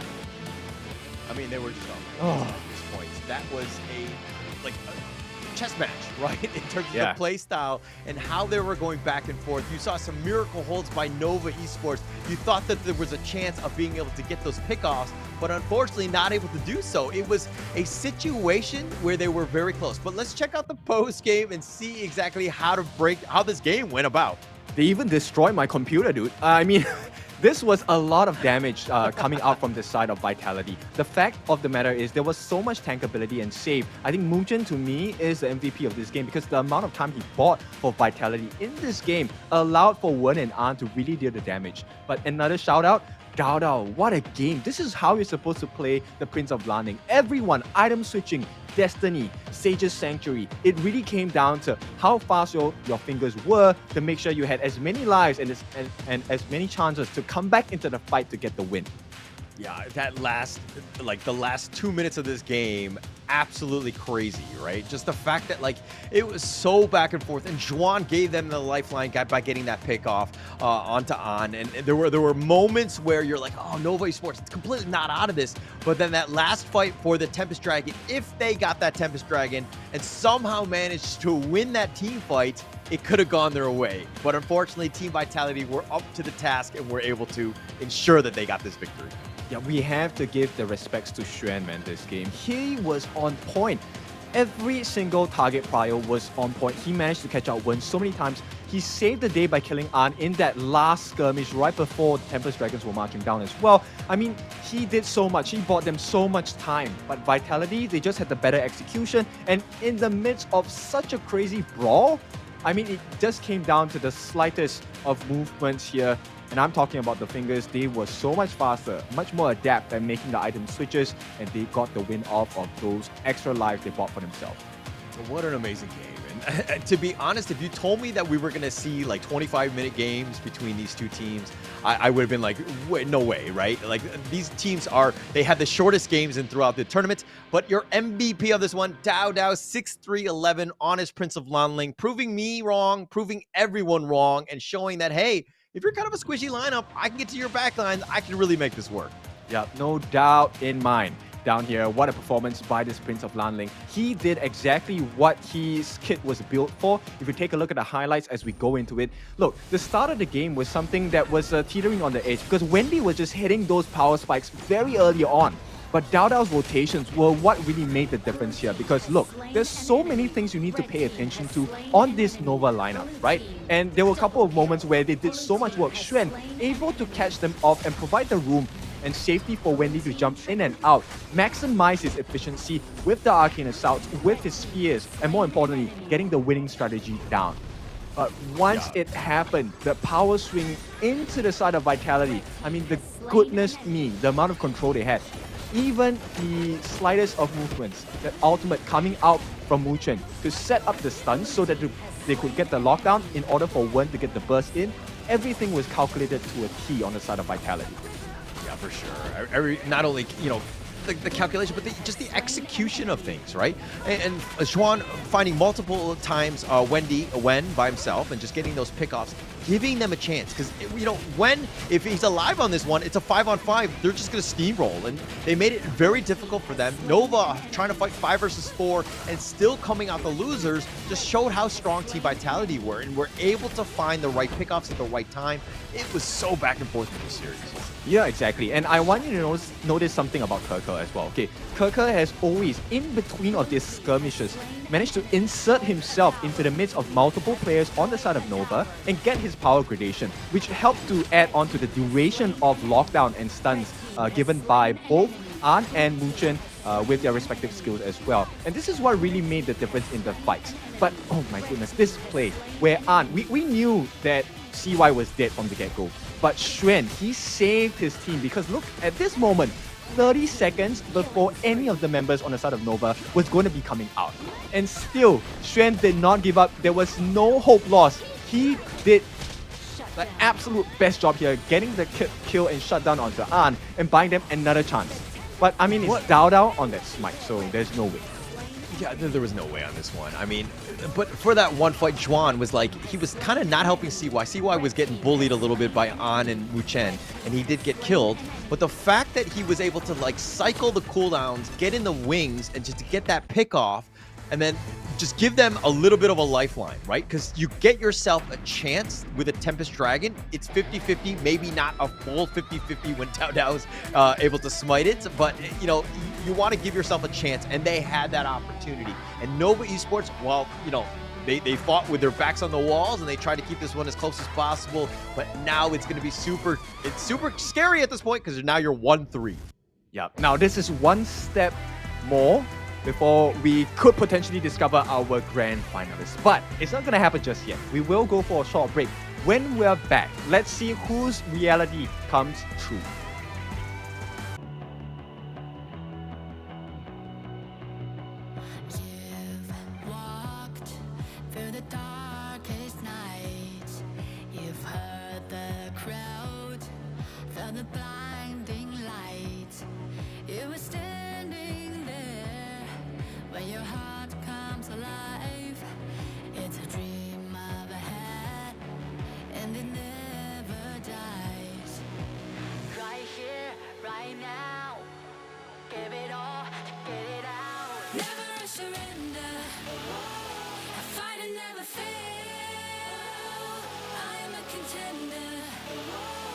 challenge I can feel. The smallest lies become the brightest enemies relentlessly. And even if you fall, you gave it everything to be a king.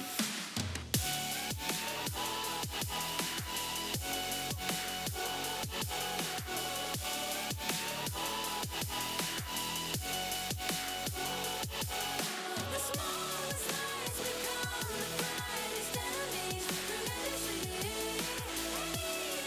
if you fall, you gave it everything to be a king. You carved your way with a sharp attack. You watched it all burn, and you never looked back. There will come a day when your fears will rise. You protect your crown, so it never dies. Never a surrender. I fight and never fail. I'm a contender. A challenge I can feel. The smallest lies become the brightest enemies relentlessly. And even if you fall, you gave it everything to be a king. On my way, find my way, find my way. On my way, dream my way, never a surrender. I fight and never fail. I'm a contender, and challenge I can feel. The smallest lies become the brightest enemies relentlessly. And even if you fall, you gave it everything to be a king.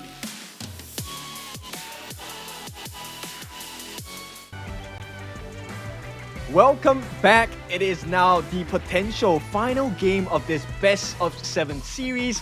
The EU #1 representatives, Vitality, looking to close the game right here, right now. Yo, look, I kind of want to see like a best of 9 or a best of 11 at this point because these two teams are really going for it. Every single game has been like so close, and then all of a sudden one team fight and you just win the game. And getting into this opportunity, like just to see these two teams play more would be amazing.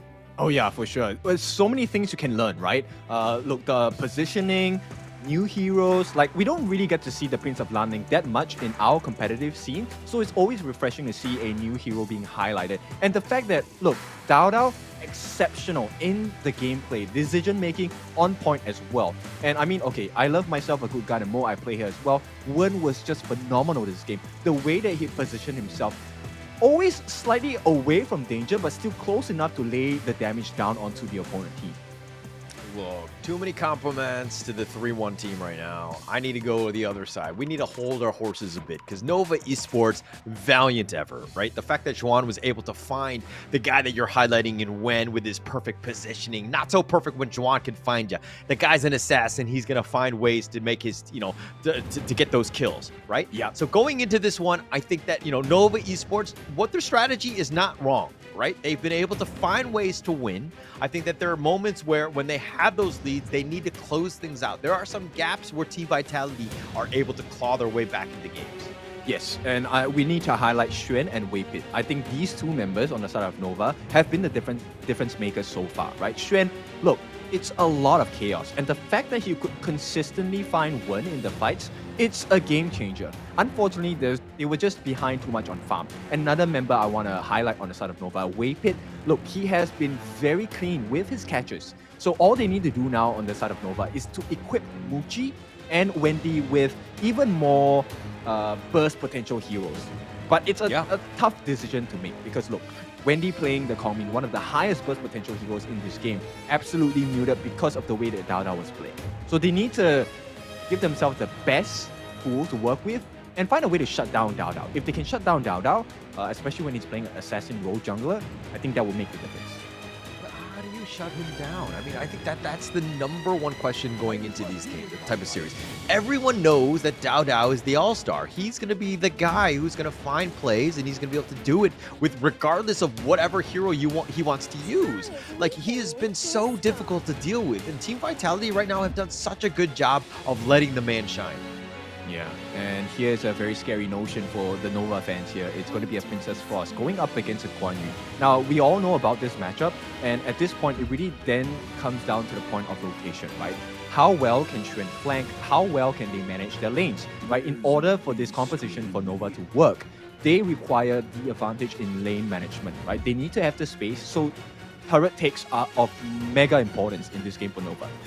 Yeah, it's gonna be right. They need to stick to those objectives. They want to be in the driver's seat. They want to be having all that map control, putting pressure on them, because the last couple of games, and Team Vitality have struck back with all three the most recent games, because they've done such a good job with that map control, putting pressure on where Nova have to make those plays, and they make the miracle ones, and they give themselves a chance. But again, Team Vitality, the leads have been such in their favor that they've been able to close out the games.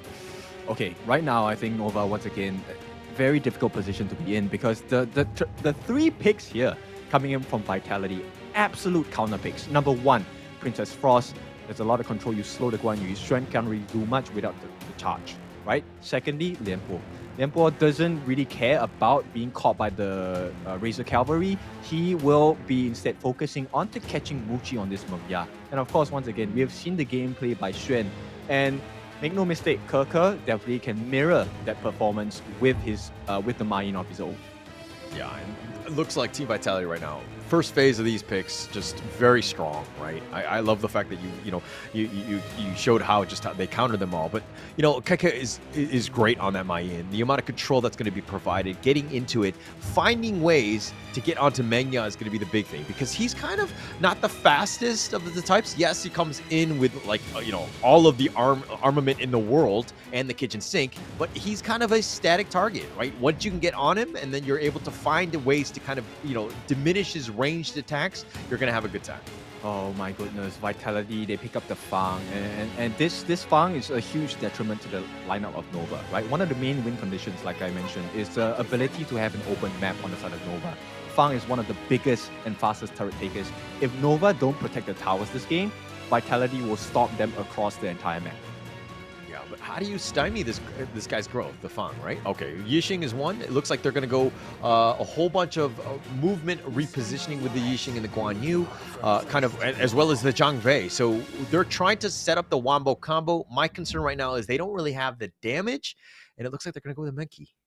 They're putting a lot of hope onto Muchi's Mengya here, and as well as Wendy on the Yixing. They need to have the catches, and they need to have the missile barrage land on from the side of Muchi, right? That's the win condition here. So they're going to try and attempt to achieve this with the Zhang Fei ultimate Unbridled Outburst, along with the Dream Roam coming out for Menki. So positioning is of utmost importance to the side of Vitality. But look, the 5-member strong lineups they have given here on the side of Vitality, all counter picks into the main win conditions.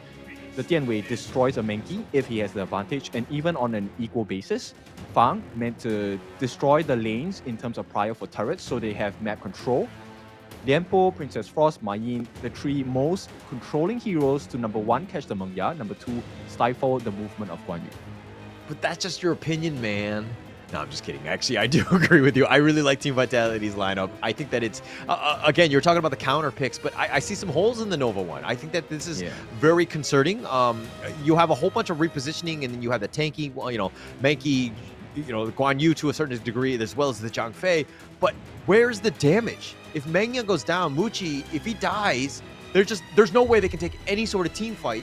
Team Vitality are going to run at you, and they're going to just blow up towers. This is not a good lineup, in my opinion. Well, you could potentially turn things around if you can get rid of Fang, I think, early on in the fight. And I think that's definitely what they're going to be trying to achieve, right? This lockdown combination coming out from Nova is meant to initiate huge bursts across the lineup as well, right? If we're talking about simple combinations between 2 players, the Mengya ultimate along with the Unbridled Outburst, it buys them so much time where they lock them in place to allow the missiles to land. That's actually a lot of damage, and it's AoE damage, by the way. So they could very well clear the entirety of Vitality. So once again, I just want to emphasize, look, you need the farm. Nova need to get the goal. If you get the financial advantage, you destroy the team vitality lineup. Yeah, which is just more pressure onto Nova Esports. This is, again, an elimination game for Nova Esports. They're down 1-3. They need to basically win the next 3 games in a row. Might not be the easiest thing, and it's a tall task in order for them to maybe overcome because they're up against Team Vitality here. Right, so this side of the series, I think really all the small nuances across the game will have a major impact. You will see that big explosive growth over First Bloods or even camp steals here. Yeah, I think that the laning phase is going to be a huge teller of this story in terms of how we're going to go. I think that you got to get as everybody... I hate to say everyone needs to win their lane in this one, but I think that there's even more pressure for Nova to really perform and to ensure that no one is falling behind. Yep, and now those neutral objectives across the map matter so much more. The River Sprite in the middle and the Clash lane, the Space Sprite in the top for the teleportation portal, and of course the Firehawk here in the bottom. So Nova doing very well for themselves to make sure that they have priority over these targets. If Muchi loses this, it's not ideal. So luckily, Waypit with the Zhangfei, he does have the smite, they secure it for the team. Even if it doesn't go into Muchi's hands, they take it away from Vitality. Like, don't you think that if just Muchi cannot get any farm, they just, like, lose? Because there's no other real damage, right? I think that it's like there's so much pressure on Muchi to perform this one. Look, okay, I think Wendy also offers quite a healthy bit of damage, but that also requires him to have the catch in the World's My Board, along with the taking liberties, sliding stones. It requires a lot of investment, and everything needs to work out in their favor. Like, everything needs to work properly. At the same time, while we talk about damage, I have a feeling that we might see Xuan go for a hybrid build instead. He actually could turn the game around. There is a decent amount of control coming out from Nova. Yeah. I think itemization is going to be key on this one. They need heroes that do damage. No, they can't all just be the tank. And because I don't know how you're going to carve into Dao Dao or maybe even get onto An and be able to kill him in time where Muchen isn't able to just kind of help and save him, right? You need to find ways to get onto those heroes. And I think it really comes back to Nova of just, are they able to find An in team fights? Yeah. Okay, look, I think for Dao Dao's case, actually Nova does have enough damage to melt Dao Dao. My concern here is Muchen. Muchen's passive actually empowers him the more damage he takes. So once his bar is full, he actually takes reduced damage. That to me is the difference maker in the team fight itself, because he is going to make sure that he's going to always try and stop Muchi in the fight itself. And when Muchi is distracted, unless he has his ultimate up, that damage that he offers is dwindled by a huge amount. I like how you call him Muchi. It seems like you guys are closer than I am. Like, you guys are giving each other pet names and whatnot. Muchi. I was about to say a joke there, but I realized, oh, no, that's not the best joke. So, all good. We all play good, safe. Oh, here we go. Dream Roam connecting on to Wen. They're just going to back off. But Team Vitality, again, they see this gank attempt coming a mile away. Everybody's fine. No issues on this one. But again, all eyes in this bottom lane. And it looks like Muchi falling a little bit behind. Yeah, and Guan Yu, the Xuan is just behind by a little bit, but I think the difference maker here actually CY. So it's good that CY actually has an advantage in farm. Slowly closing in for the side of Dao Dao, but I think at this point, if he's able to buy time and tank a little bit more for the team, it could set up the situation where Xuan and Wendy and Muchi are able to get their relevant ultimates off appropriately. Yeah, and they need to combo them properly. I mean, if they're able to do it, if they're able to like reposition under a tower maybe, and then like you have like a Dream Roam with that Razor Cavalry, like set everything up perfectly, right? The stars need to align. You have that potential, but again, it really comes back to is Team Vitality able to find Muchi? Is able to shut him down and take away all that damage? Yeah, right now it doesn't look that case. Muchen actually secures it for the team. One major item that I'm looking out for on the side of Nova is actually in the hands of Wendy. I think he needs to rush this Mask of Agony ASAP, because that's going to be the difference maker in terms of provision of team fights, because they're pretty tanky, right? So Dao Dao and Muchen actually don't do well against the Mask of Agony. Okay. I think they need to prioritize it for sure and just get that damage.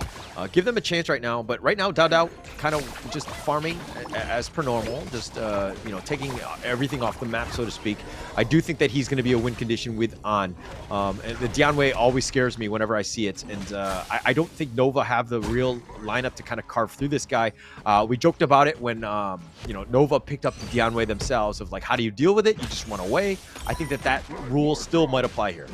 Yeah, but it's quite difficult to run away. Potential first blood here. Yeah, KK, look at the trade. He does end up finding Muchi, and that's going to be a huge win. Not great. KK does get killed in return, but hey, stymieing the growth of Muchi is going to be gravy for Team Vitality. Oh, they don't care. Honestly, they don't care. Right now, that's a big win. Number one, you slow the farm of Muchi. Like you said, he's one of the main win conditions. Number two, they've taken a T1 on the bot. There's no big space, not much safety for Muchi to farm anymore in the bottom. Yeah, An is already up a level advantage over here, but here we go. KK, again, just finding the right targets. He's fighting this 1 versus 2. He is not playing scared. Yes, he'll die, but he'll take this one. I mean, KK's just done such a great job in this series throughout. Yep, it's all about the positive traits, right? Look, and life is going to get more difficult for the side of Nova if Vitality gets this neutral objective here. Yeah, he's looking to set themselves up for that one. It looks like Muchen with those burst rams slowing him down. Dao has already taken the Overlord. Instantly does it. Doesn't even use the smite for this one. But the Tremor Smash, it looks like Muchen will jump over the wall. He will be fine. Dao will continue to farm. Waypit might have gone for the steal. Not able to smite this one. I just have to say, that was a big bait. The fact that he faked the Tremor Smash that he was stuck in the pit, I would have gone in. Thought about it, but on now, turning it around. Juan has had a rough time, a rough go of it. He's been ranged away.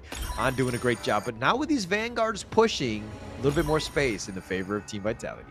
Yeah, but the pain point here is not just the fact that they took this Overlord and have Vanguards flying down. It's the fact that they took both neutral objectives here. Yeah, pretty huge for them, right? And now Nova on the backside. Look, I mean, net worth-wise, they're still finding ways to farm. They're putting a little bit of pressure on this bottom T1. They should take that down. So Nova doing a good job of keeping themselves in this one. But I would say you need to put a little bit more pressure down. Control the map. Try to limit what Dao can get. Yeah, exactly. And at this point, they need to have something more because, look, the itemization required on the side of Nova is pretty expensive as well. But the staff is going to be used and going to be bought, in fact. And until the Master of the Agony comes in, Wendy is not going to be able to offer as much damage as he would like. Okay, yeah, but picking it up is a good start. I think just try to limit that healing as much as possible. Dao putting a little bit of pressure on the bottom lane. Kika gets spotted out. He sees it 1 versus 3, but he gets away. Playing this Mayan to perfection in that sense of just being able to understand when to go in and when not to. Thought about going in for this one. Sees Waypit, but I don't think that he's going to engage here. Look, they wrestle back a little bit of the gold advantage here. Nice catch, though. Oh, they're looking to go. Now KK shows himself the flash. He gets the pullback, but the unbridled outburst in return. The world is my board. KK looking to fight this one. But Muchen, the Dream Roam is unreal. Hits on 4. KK is going to be killed, and they actually are coming out on top. Juan somehow still alive. He's going to limp away, but Nova Esports with a single kill to their name. That was a big play, but the fact they only got Kirker, that is not good news, man. Nova needed more, and that was the perfect setup. Now that Vitality has been hit with that situation once, you can be rest assured they will not allow that to happen again. Yeah, they know. It's like fool me once, shame on me kind of thing. Yeah, with that secondary one. But the Tyrant is going to be picked up here. Nova, Muchi staying alive, which is the big thing, putting pressure in. Huge win for them. KK with a nice flank attempt. That was a good try, but unfortunately they weren't able to get anything in return, and KK was the only one that fell on that one. But now CY starting to get tanky, putting a little bit of pressure onto An. Yeah, but it's not going to be too much. They did manage to make them burn the flash onto the An, so now they can put a little bit more aggression on the side of Nova. A little bit of pressure, but the winter is here, slowing down almost any sort of assault in that mid T1. Juan is in the top lane, putting pressure there. So Nova Esports, this is what we wanted to see from them, right? When they have a slight advantage, how do they use the map? Yeah, Nova, I think they need to try and take down that T1 on the top. That will open a lot more space, but Dao, other ideas? Yeah, he's looking to go. The taking liberties is not going to be enough. Dao a little on the low side, needs to be careful. The Tremor Smash onto CY. He's not tanky enough. And Xuan, Razor Cavalry, Soaring Green Dragon, onto that. Gets Dao. The Unbridled Outburst connecting onto 3. The nice little Stampede. On has been killed. That's a double for Xuan. And they get more. And they've got the Frigid Prison. But when? It doesn't really matter. They've gotten a 4-for-1 trade. Great trade for Nova. They found it. They found that formula. This is what Nova needs to be doing. They make their way back into the series, and it's a 2,000 goal lead, right? And this is where the potency of Wendy and Muji come into play. And the fact that I think they have actually bought a lot of time for Xuan to survive. And you can see, when he uses the Razor Cavalry effectively, this is the difference maker. Everyone gets locked in down here on this side of Vitality. And when they are caught in a bunch, it's an easy kill. And the fact that they allowed Muji to be free of any danger, that was the difference maker here. Yeah, to be honest, I also think Waypit, we got to give, his roses too, because that Unbridled Outburst connecting onto 3, slowing them down, and then stun locking them. And, looks like the Tyrant's going to be picked up by CY, and it looks like the Overlord is going to be taken up by Dao. The Heroic Strike, the Unbridled Outburst, went over the wall, goes out that Winter is here. It looks like that's going to just stop the engagement. Okay, so this is a stalemate here, right? So at this point, Vitality should be able to alleviate the pressure coming in from the side of Nova. Whether they will choose to give this T2, that remains to be immediately answered, right? So they will clear this wave. They want to make sure that they stifle the growth. And look, Nova have achieved a big marker in this game. The map is so much more open now, allowing those potential pincers to happen.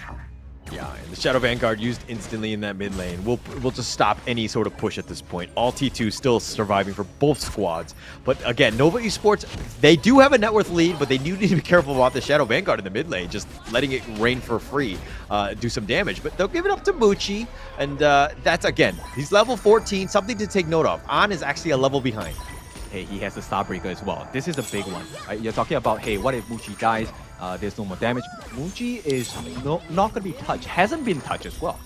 Yeah, hasn't been touched. An dashes away for this one. And it looks like the red buff will be picked up here. Muchi and CY both having that one. Something to take note of, because again, that damage that they have, CY with those buffs is a tremendous difference than without. So it's always good for them to have those. Look, as a caster, I think it makes life easier when we have one superstar on the team to focus on. But Nova, I love this as well. 3 different members making all the world's difference. Xuan with the flanks, Wendy catching so many people with those world is my board, and Muchi finally offering so much damage with the missile barrage. Oh, on the backside. Nice catch. Heroic charge. They've actually got the nice little catch. And KK looking to just dash away. He's being chased under tower. Xuan needs to be a little bit careful. KK will survive. The burst ran, but here's the Dream Realm finding An. He's looking to wheel away. The T2 mid has been taken out. An getting rained on. He's going to dodge the artillery bombardment. They will survive. Minions are looking to push though. Dao looking for that flank. He might want to go in. He does. He finds 3. He's going to go for this one. And the Unbridled Outburst pushing him back. But Muchen is going to be the first to fall. KK all the way in. The Winter is here, is doing some work, but the Frigid Prison is not going to be enough. 3 members down from Team Vitality. Now they're on the run. Team Vitality on the run. Just too much pressure coming out from the side of Nova. Right now, nobody is still able to lay hands on the Mushi, and this might be the game here for Nova. Yeah, they're going to look to end this one. They do have the minions. They're going to slowly make their way there. The wheel away by On into the fountain. The pushback. Dao looking to fight, but he goes down. And Nova Esports strike back, and they say, not just yet, my friends. Oh, they were looking for it. Vitality did. They truly believed that this drop was the winning drop. And for a moment, it looked like that was going to be the case. But Nova, we now see why they are #1 in their region. Not only do they have the resilience, they have the adaptability. And they really, this time, worked on that win condition, kept him safe. Mr. Muchi, you did your job well.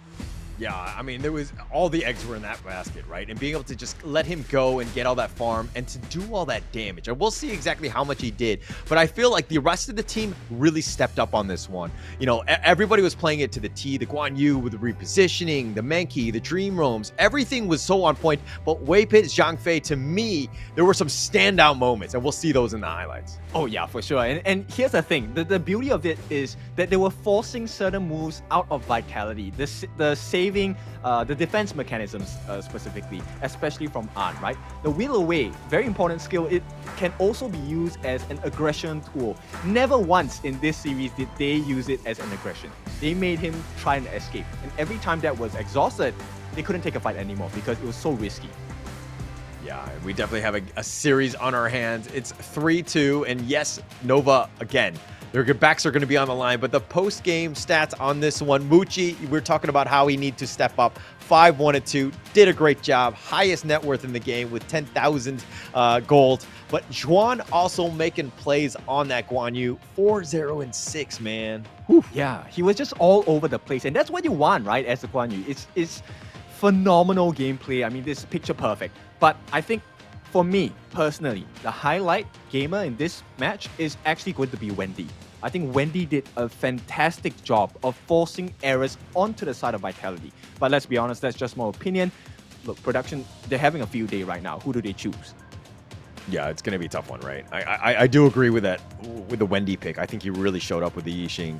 The world is my board, the control that they had, the taking liberties, everything that was like what you expect off of the Yixing. Because again, we're like, oh, where's the damage, all these things. But they had so much control, and it was kind of easy for them because you had like combo after combo or stun after stun, where he could just kind of lock those in and just cycle them through, and it made it much easier. But here's the gold graph. This is the all-teller. So close, right? Is there even a net worth lead up until like that 9-minute mark where Nova kind of spike a bit? Yeah, I mean, this was my heart rate, I guess. Death was on the doors here, but MVP Xuan, his Guan Yu was so monumental in changing the way that the team fights were taken. Every single time, you know, when we take a look at the Guan Yu pick, we look at the things he struggled with, Princess Frost, Ke on that Mayin. That never was the case, simply because of the way that he was able to find the flanks. They couldn't even register him as a problem. Yeah, not at all. I mean, the craziest thing is that Nova actually first picked him, right? So that, like, you can counter him all you want. At the end of the day, Juan is able to do Juan things, which is just, like, reposition you, get those kills. But this was, like, you know, you had the chance. The world is my board so good at this point. The dream roam, literally the dream, by hitting 4 on that one. But it would kind of slow things down. Just everything just really playing very well into Nova's hands. Yeah, and this is the decision making that they have to do right on the side of Vitality. Look, sure, oh, this one, beautiful stun, and they finish the job. There's so many problems they need to fix. Number one, look, okay, sure, Xuan is going to push you guys back with Razor Cavalry. Let's try and deal with him first. But if you commit onto him, who's dealing with Muji? This fight, they try to go on Muji. Muji was a little bit low here, but the control coming out from the rest of the members of Nova made the world's difference. Then suddenly there's too much to handle, too much on your plate, you can't finish your food, and you're getting scolded by your parents. Seriously, you're gonna still talk about food? You're making me hungry, but looks like Nova Esports taking it down, really striking back, right? This is the Nova that we expected. And they've stemmed the bleeding, right? They're into this series. It's 3-2. Again, they need to look at every single game as a best of one and not worry too much about the long-term play. At this point, just survive. Whatever you can do to give yourselves a chance. I think it's going to be interesting to see exactly how they continue with these crazier drafts. And are they able to kind of continue on? But at the moment, we're going to take a little bit of a break before we go into that next game.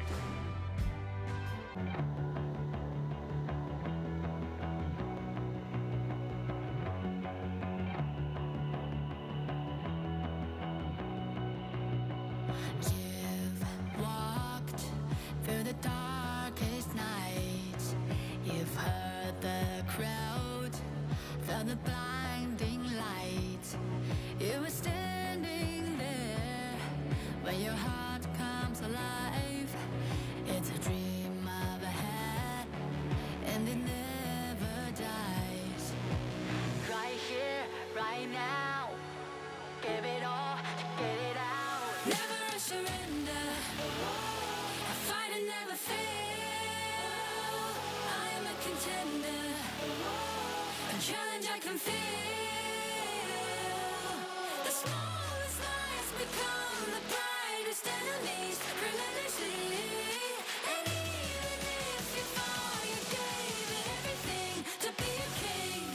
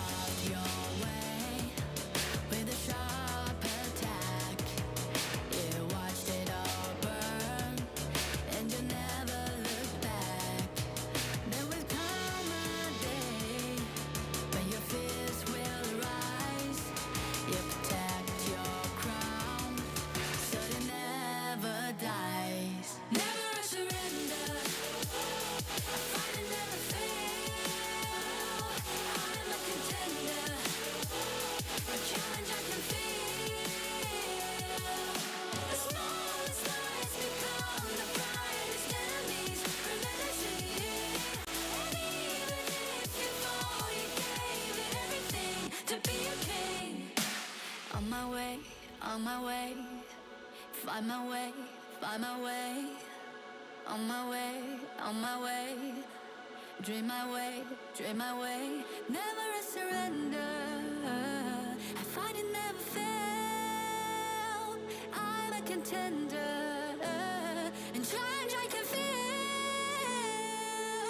The smallest lights become the brightest enemies. Grim in the sea. And even if you fall, you gave it everything to be a king.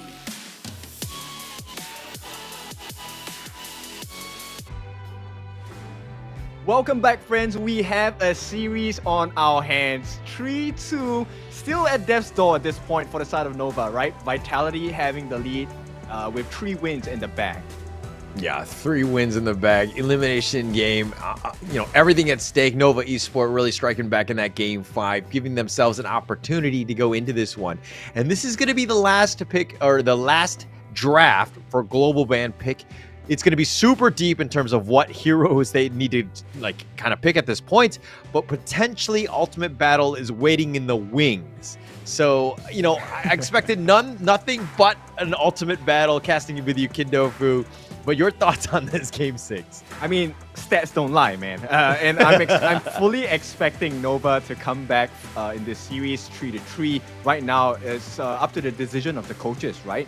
What kind of tools do they provide with the players? Again, I think it was a perfect execution of the draft coming out from Xuan here, especially his usage of the Guan Yu. There's too many problems that Team Vitality had to answer to in that last draft. So this time, let's see, what does the coach on the side of Vitality, Coach Annie, what does he have for the boys in black to try and win this series over?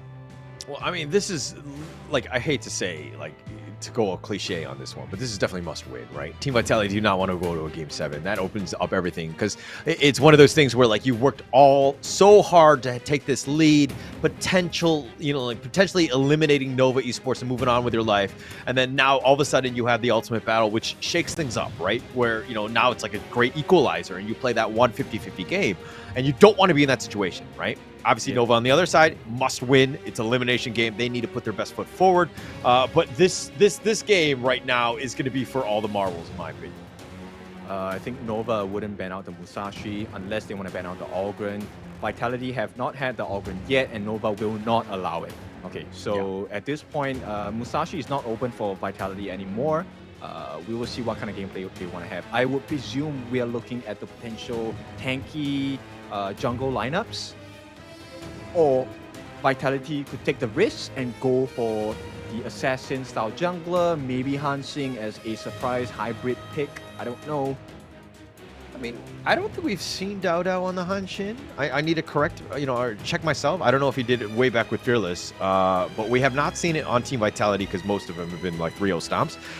But they've picked the Mai. They've opened it up. I don't know if they, if Nova, I mean, they were giving up, they were going to go second pick, but they didn't ban it out. Wow. Yeah, interesting. I mean, okay, I'm sure there are counters to the Mai pick, and Nova definitely very well versed with it. I mean, they have taken so many scrims, right? They've won so many scrims. They have seen their fair share of the Mai, and it looks like the strategy is to not focus on the damage being dealt in the front lines. We want to what? They want to deal with the damage on the back lines, and they pick up a Milady. I love this pick. Okay, let me tell you why. Milady just destroys Mai in the mid lane because there's too many robots to deal with, right? Mai is going to be stuck in lane. Okay. I was expecting that you were you liked Milady because you liked women with eye patches, but hey, whatever floats your boat going into this one. But again, I think that this is the first Milady pick that we've seen, and going into the game 6 with this draft in mind. Obviously, you just said the robots are just forcing her to just stay in the lane. Going to be tough for that one, but now they're going to go with Luna to kind of go a little bit of a high mobility, high damage. Go. Oh my goodness, I'm freaking out right now because look. Nova's draft is so hard to deal with. They are so mobile, and there's a lot of invincibility frames coming out. This Elaine is just going to consistently jump on the backlines. Doesn't matter whether they have the Dolly or not. I mean, it will be great. I'm not sure whether they have picked it already, but there's a lot of lane pressure coming in from the side of Nova, and there's a lot of things you need to pay attention to, which will open up certain situations for CY to just jump in. There's two different angles in which they can jump in. One from Luna, one from Elaine. Yes, but I'm also like, okay, Nova, I totally see what you're saying, but I feel like Team Vitality just definitely on the squishier side, right? You're protecting the Mai, you're figuring ways that, like, I mean, laning aside, in that when that team fight happens, is CY able to draw a bead on the Wen Mai, right? I think it's really going to come down to that, because if Mai is going to be able to dictate the pace of the team fight and initiate and do the potential burst, everyone from Nova is looking on the squishier side. Not going to be great. Plus, you have the rest of Team Vitality's lineup to kind of be that cushion as well as the repositioning. If Nova gets their way, this Mai is never leaving the lane. She's going to be late into the fights. Okay. All right, but like the Kanto Yuri, your thoughts on that? I like the protecting wins. That physical immunity definitely very valuable, right? It also allows you to survive a little bit earlier in the team fight. So initiations might not work on you and might not achieve the same results that they are looking for. But I love this Garo pick. Garo definitely does well against people with shields, namely the Elaine, especially when he gets that Blood Rage on, right? Luna as well doesn't do well against a Garo. So as long as An positions properly, I think there is a significant win condition coming out from Vitality. There is a decent bit of control of 4 members on the side of Vitality have decent ways to control the players on the side of Nova. But this Lianpo pick could spoil everything.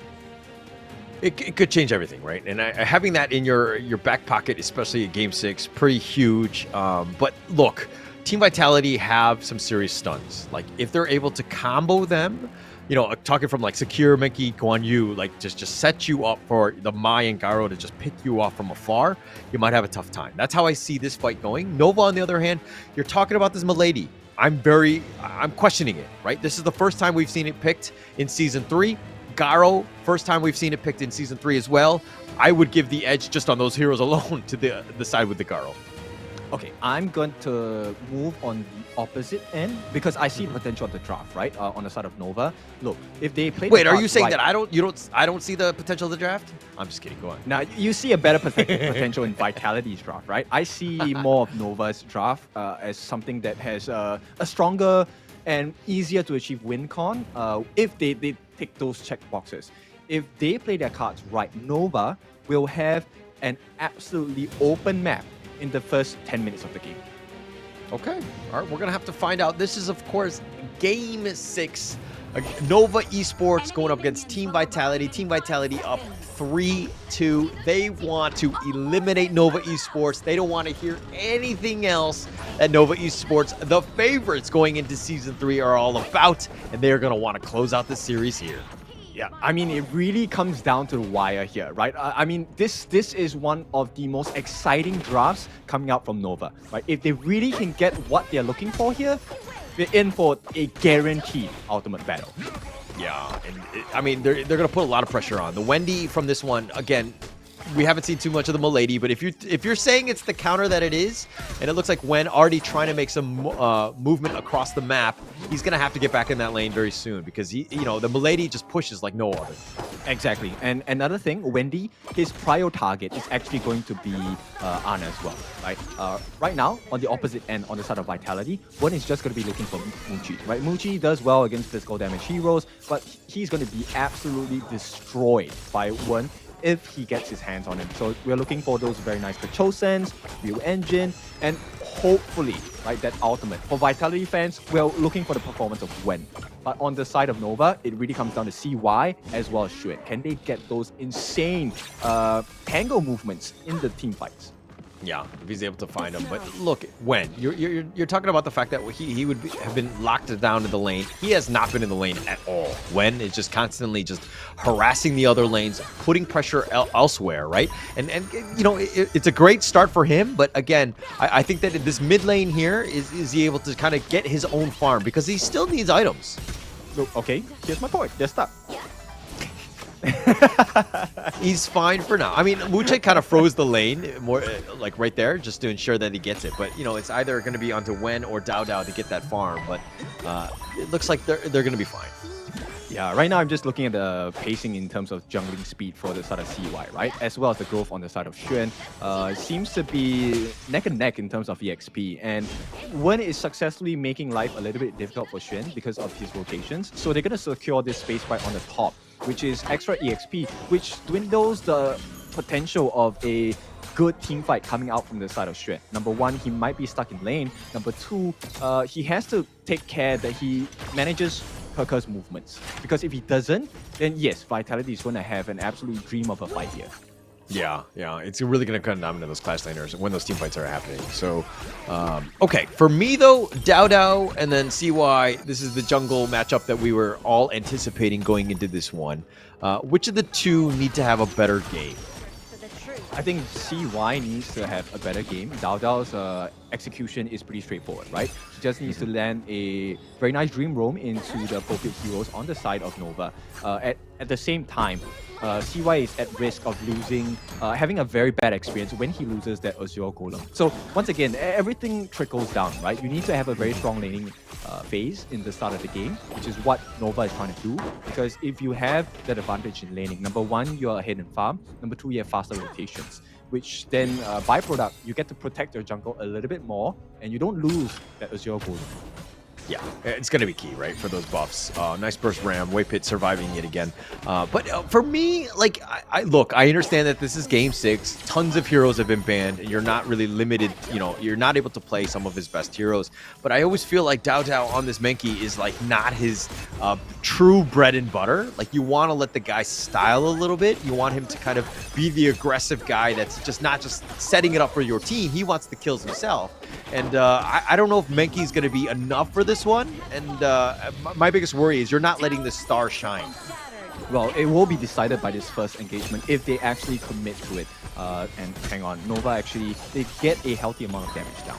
Yeah, about halfway to the Tyrants at this point. Dao, they spot this one.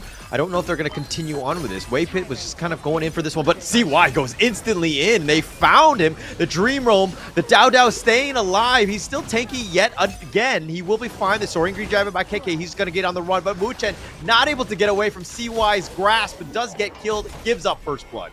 Now, this is the lead that Nova have been waiting for the entire series, okay? 4 minutes, not that long of a time, but here we go. This is going to be the explosion.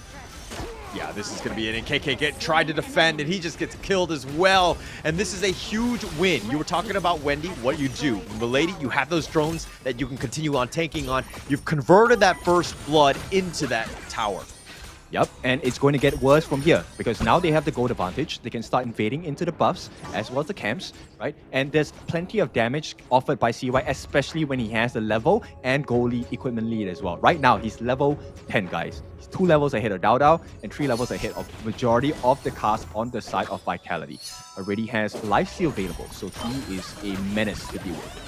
A menace to deal with. I mean, this is scary. You don't want to let CY get going, right? Once he starts to snowball and he's able to get to those back lines like the Mai and the Garo, all of these heroes really don't want to see this guy going in, but check out this replay here. Yep, and there's a lot of AoE damage offered, right? So with the jump in from Waypit on the Lianpo as well, there was a beautiful ultimate landing so much damage, but more importantly, control. And that allows Wendy to just keep laying the robots down. Meanwhile, Xuan, he complements that control by jumping in onto 4 different members on the side of Vitality with his Death at Sunset as well. So there's a lot of damage offered on the side of Nova. Right now, Vitality, the win condition is if they can get the flank, right? Which is why you see Wen as well as Keke trying to get this. Yeah, look at CY just dashing in and out, making An's life a little uncomfortable. Nice Tremor Smash on it too. Do they have the damage? Dao not able to get away, but An goes down. So they've gotten something, and now Keke's joined. He's going on the back line. Hero charges back to safety, but pushed away. Nova, all 5 members still standing, and now they take the mid T2, and Nova have changed the game completely on its head. Now you see the benefit of the gold advantage, right? If it was equal farm, if Keke had more equipment in his inventory, this would have been a very different fight, right? The Nova members would have been dead because of the Razor Cavalry. But simply because they took a very good fight at the 4-minute mark with the Tyrant here, Nova have established control all over the map. Now look, 10 minutes, not even 10 minutes in, right? The first T1s in the mid and the bot are already taken down. It will extend into the T2 as well. Yeah, look at how CY going in the backline, and you're thinking, I'll just deal with the minions. But then he gets out of position. The Tremor Smash is legit. CY leapfrogs over, gets the pick off onto On, turns it into more. And again, the mobility on this Luna, you got to be careful on CY. And now they pick up the Overlord. Yeah, and I'm going to gush a little bit more about Nova, right? So look, there's two things that will happen. Number one, if everyone on the side of Vitality groups up, Waypit loves that. He's going to get the Tremor Smash of his life. And when they're separated, that's a favorite position for CY because he then gets to dash through 5 different members, open up the fight as well, and open up a lot of pressure for the rest of the members on the side of Nova, especially Muji, to go for individual targets instead. So it's a very smart move in the draft. They have all answers. Yeah, no, I totally agree. And I think it's a really good draft because of that one. I mean, they just have, like, you want to group, what is the counter? And they're looking to go for this one. But Muchen gets over the wall, the Tremor Smash. Waypit does get back to safety. He gets a little on the low side, needs to be careful, almost gets picked off. They find KK. Okay, for all of the gushing that I've done about Nova, it's just for the moment. Because once Vitality, they hit that farming mark, that gold that they need to accumulate, it's not going to look as pretty as it is right now. Because An, he is an absolute shredder. He will put them through like a paper cutter at this point. So Nova, they are on a timer here. If this game goes longer than 15 minutes, Vitality will regain control. Right now, it's about whether Vitality can hold on to their T3s until that form is reached. Yeah, let's see why finding the solo onto KK here. But you're talking about the 15-minute timer, 7 minutes away. At the pace this game is going, and I mean, look, Nova's lineup is all about getting those pickoffs and then the push, looking to just end the game, right? I think they're doing it off of the back off Wendy, who does have a 2-level advantage herself, right? So they've kind of changed things up. They've put a lot of pressure on, but Team Vitality, you're talking about how their win condition is on getting that farm. Is enough time to get that? Not with the way the game is going, right? As long as they can't stifle CY's movement, it's not going to work on their favor. And right now, look, everyone's paying attention to CY and Waypit, but Muji's also dealing a lot of damage. Yeah, doing a ton. Muchen taking so much, does get killed, can't get away from those drones. Wendy will get credit for this one. Waypit now sticking around. He's on the low side. They've taken the top T3. This is looking like an all-Nova game. Yeah, Vitality got to be scared of going to the airport at this point. CY, he's pulling in, looking for an opening. Just a bait, a little bit of a, just like a teaser, like a poke and a prod. But through that all, space created. They take the mid T3. Team Vitality right now, base in ruins. All they have left is the bottom T3. Yeah, and now Nova, they have unlocked a extend on the timer itself because now the T3s are down. They have a little bit more pressure from the super minions in the top and the mid as well. I love the fact that like Nova, like throwing this like draft strategy out when their backs are on the wall with this game 6 and everything is just going gravy. Everything is just gelling. They're playing this one perfectly here. And look at this gold like scoreboard. I mean, CY and Muchi all at the top and all what you want to see as a Nova fan. Yeah, they took a gamble. Let's be clear here. If the Wendy Milady pick was shut down from the start of the game, this would have been a very different picture altogether. But the fact is, they managed to stick to the win conditions. Yeah, they're sticking to it, and they're putting pressure. The drones have been on point. The bottom T3 is looking to go down again. Base wide open, super minions on the way. Nova backing up, and they are taking this like a clinical game. Yep, and in the next 2 to 3 minutes, you will see the true damage potential of Nova because they will have access to the Overlord, and it's a Shadow Overlord. 3 lanes of flying dragons, you have to deal with robots, you have to deal with dragons. In a fantasy world, you're dead. Yeah, I think it's going to be more real, the real world at this stage with how Nova have been playing this one. It's been perfect, right? The fact that they haven't died a single time in this elimination game speaks volumes about this team, and the fact that they're playing the strategy perfectly. They forced it out. They're choking you out. Team Vitality have no space. The goal differential, almost all of them in favor of Nova Esports at this stage. Okay, so we're going to be looking at this Waypit, Radiance Flash, Tremor Smash, a lane coming in with the ulti as well, and then CY just going crazy. Yeah, let's see if it happens. Thinking about going in. Waypit looking for the right angle before he dives. CY is the first to go. Gets onto 2. The Mulberry Power does connect onto him, but Muchen is going to be about half life. Waypit so low, he's going to be probably killed. He does get killed in the end. Dow though That's the trade. Wendy's still up there. Looks to go for this one. The heroic charge. KK, he's going to be killed. The flash away by Schwan. Wen has been killed in return, but the base is, again, wide open. They have the minions, and it looks like Nova are just going to end this, and we go to an ultimate battle.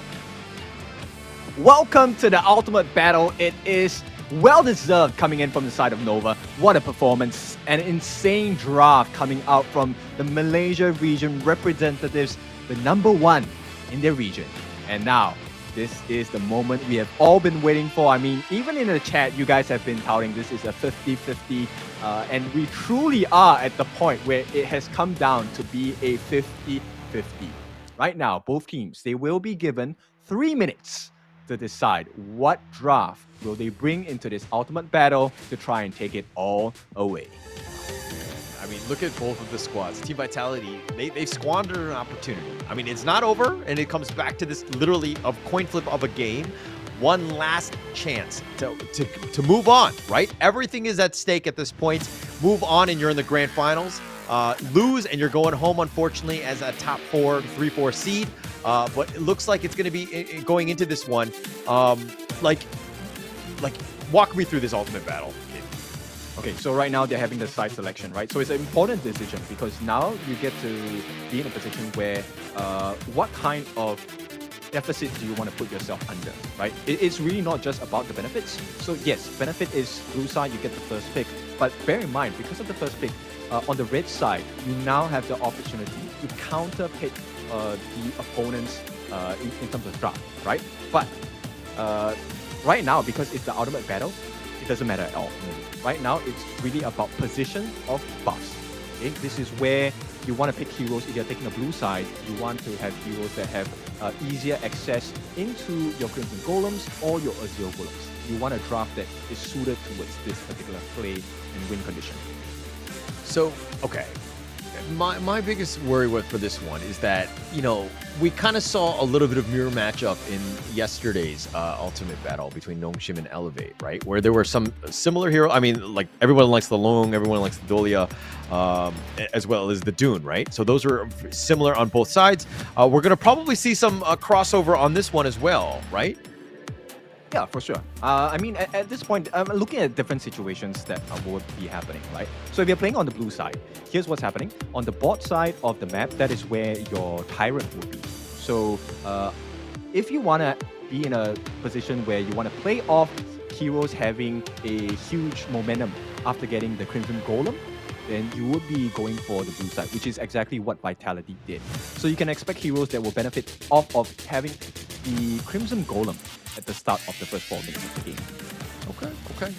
All right, but I mean, are you just picking your tried and true heroes? Or are you just going to look to, or are you looking for something that's like this draft strategy? This is our ultimate battle. We knew that this was going to happen, like with like a set template of heroes that we wanted. But like walk me through that process here. I think it comes into terms on a lot of different decisions, right? So let me put a scenario for you at this point. Number one thing you want to consider is what kind of draft you want to build. Is it going to be based on the timing of the game? Meaning, if you want to play an early game draft, okay, if you're on the side of Nova, meaning your blue buff, your Azure Golem is closer to the Tyrant, then you want to pick heroes that benefit off of having the blue buff instead, right? So having the Luna, right, and you want to close the game fast, right? Because you don't want to go into the Tempest Dragon stage, or you don't want to go into the 15-16 minute late game. I would build a team that benefits off of having the Azure Golem, so I will pick heroes like Yuan, I will pick heroes like the Luna as well. These are all picks that I think would suit Nova's lineup, having been on the red side of the map. Okay. Likewise, flip side, on the side of Vitality, if you want to go for, let's say, a much more different situation, you want to play the late game, then I don't think it really matters in terms of like, okay, do they benefit off of having the blue buff, do they benefit off of having the red buff, but understanding this prior concept that I've just spoken about, then you might want to consider heroes that are able to invade the jungle very early on in the game, right? That's the risk you're taking about heroes that benefit off of the Azure Golem in the game, right? If they manage to get the steal and dwindle the farm and growth of the jungler in the early parts of the game, you can essentially make that same win condition for yourself where you win the game early, but just by destroying the potential of growth. Yeah. Okay. No, it makes a lot of sense. And but for me, it's kind of like I'm not looking for. I want something that's as well-rounded as possible, right? Like I don't know what at the end of the day what the enemy team is going to be bringing to the table, and I would want something that like I'm comfortable with. Like don't get me wrong, the strategy is sound, and what you're talking about with like the tyrants and the timings with those buffs, super key. But it's one of those things where I would rather have comfort, best draft, synergy, regardless of where I am on the map, so to speak, red or blue. Okay, I'm gonna show that I have watched too many motivational videos online. But you know what? Success comes with risk. And I think it's better to formulate a draft where you understand true and tested the weaknesses of the draft. And then you just need to pay attention to those markers. It's much simpler than having a comfort draft where there are multiple things you need to watch out for. Right? Limit the amount of problems you have to fix, and this allow the opportunity for that mistake to be exposed. That's the way I see the game. Okay. So like control what you can control, pretty much, right? And just kind of, put that in. Okay, so I think that it does make a lot of sense. But going into this one, like, look, these teams have gone into some serious, like, this is as deep as it's gone, right? Aside from yesterday's Ultimate Battle, this is the second one in Season 3. This is a huge game going into this one. There's going to be a lot of pressure and ensuring that you do have the best draft. We're going to find out exactly what these teams drafted going into this one because, again, everything is at stake. This is the only game that matters as of who's going to be playing in this grand finals. It's going to be interesting. Yep, and of course, if you did not manage to catch us yesterday, don't worry. This is how the ultimate battle will run down, right? So we will review the picks one by one, but at the same time for the relevant lanes. After which we will then formulate who's going to have a better chance of winning this competition as they enter the grand finals, right? Look, they have tried, they have done, let me take a look at the time. They have been at this for 3.5 hours.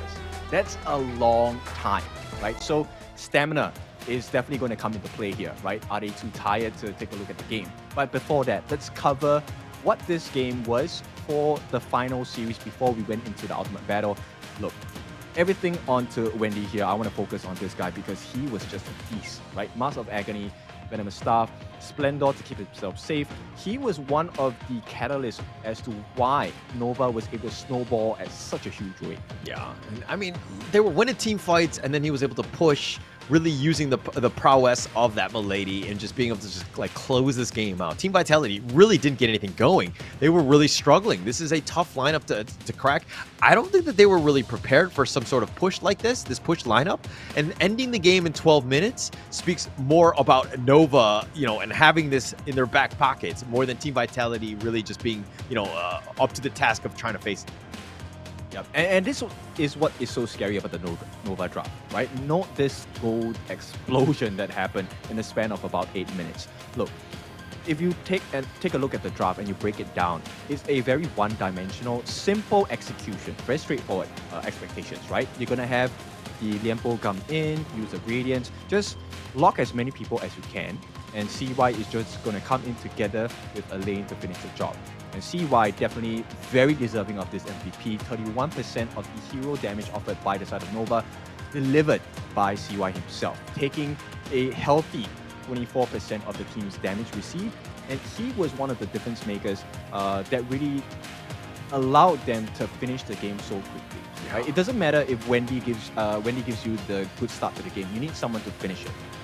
Yeah, but let's check out the highlights on this one. I think we're going to see a lot more of CY just setting things up. I mean, his Luna was on point. Look at that, Dream Roam back with the Tremor Smash. Oh, so good by Waypit. He has been an all-star this game, setting them up, ensuring that they get those pickoffs. Team Vitality all limping home, and then with that space provided, Keke just trying to make something happen, but going in 1 versus 5, not the greatest decision there.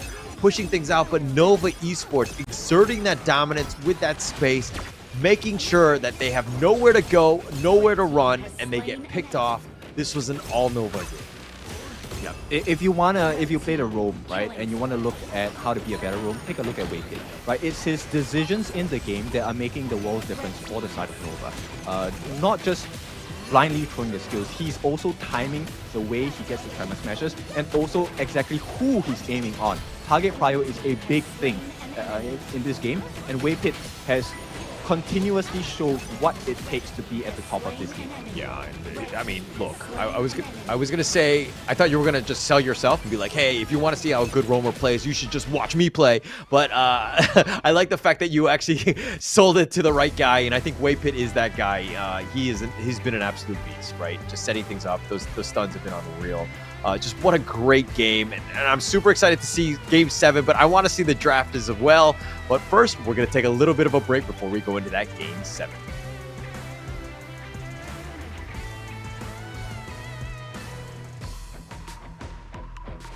Yeah, I think the break is taking a break. So we will be going for a break. We'll see you back for that ultimate battle.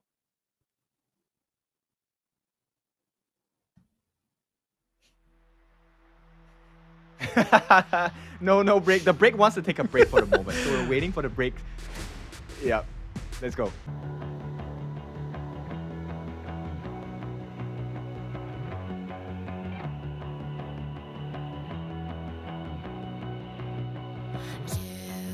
Walked through the darkest nights. You've heard the crowd, felt the blinding light. You were standing there when your heart comes alive. It's a dream I've had, and it never dies. Right here, right now, give it all, get it out. Never a surrender, I fight and never fail. I am a contender, a challenge I can feel. The smallest lies become the brightest enemies, relentlessly. And even if you fall, you gave it everything to be a king.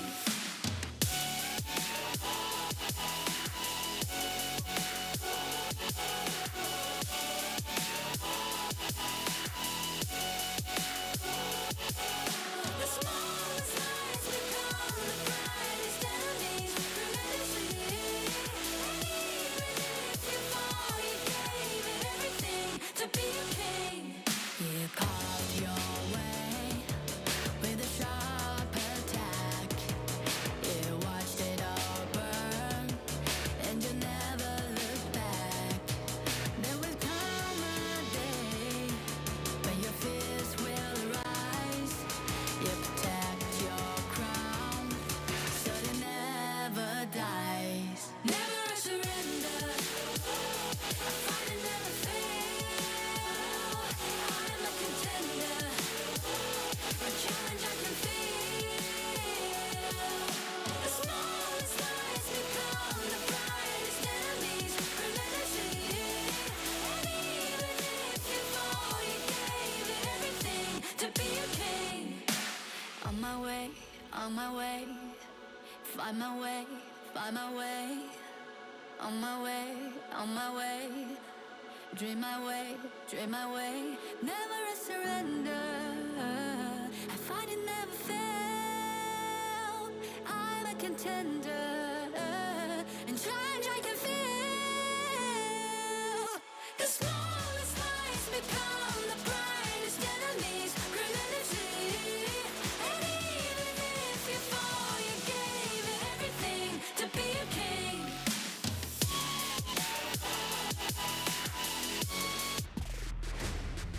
It's ultimate battle time. It is time to find out the winner of the series, Nova against Vitality. There was no other way. It converges into this situation. So, Holler, what do you think is going to be the result here? Okay, well, before I talk about results, because I can foresee this, because I foresaw this happening, the fact that we were going to get a Game 7 because Kin was on the desk. But no, we did see that both of these squads were really going to want it. This is going to be pretty much it, right? Going into this one.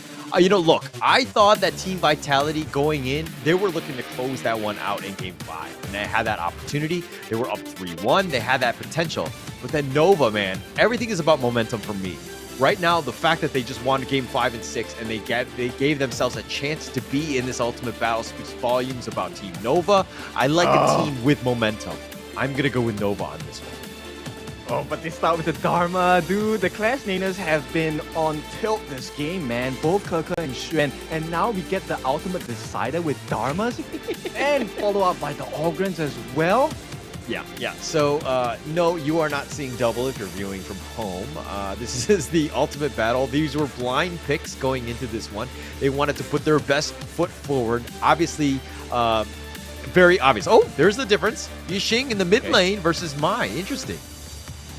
Okay, so I think Vitality looking more for a team composition fight of control in the form of positioning. For the side of Wendy, they're looking for maybe individual snipes here.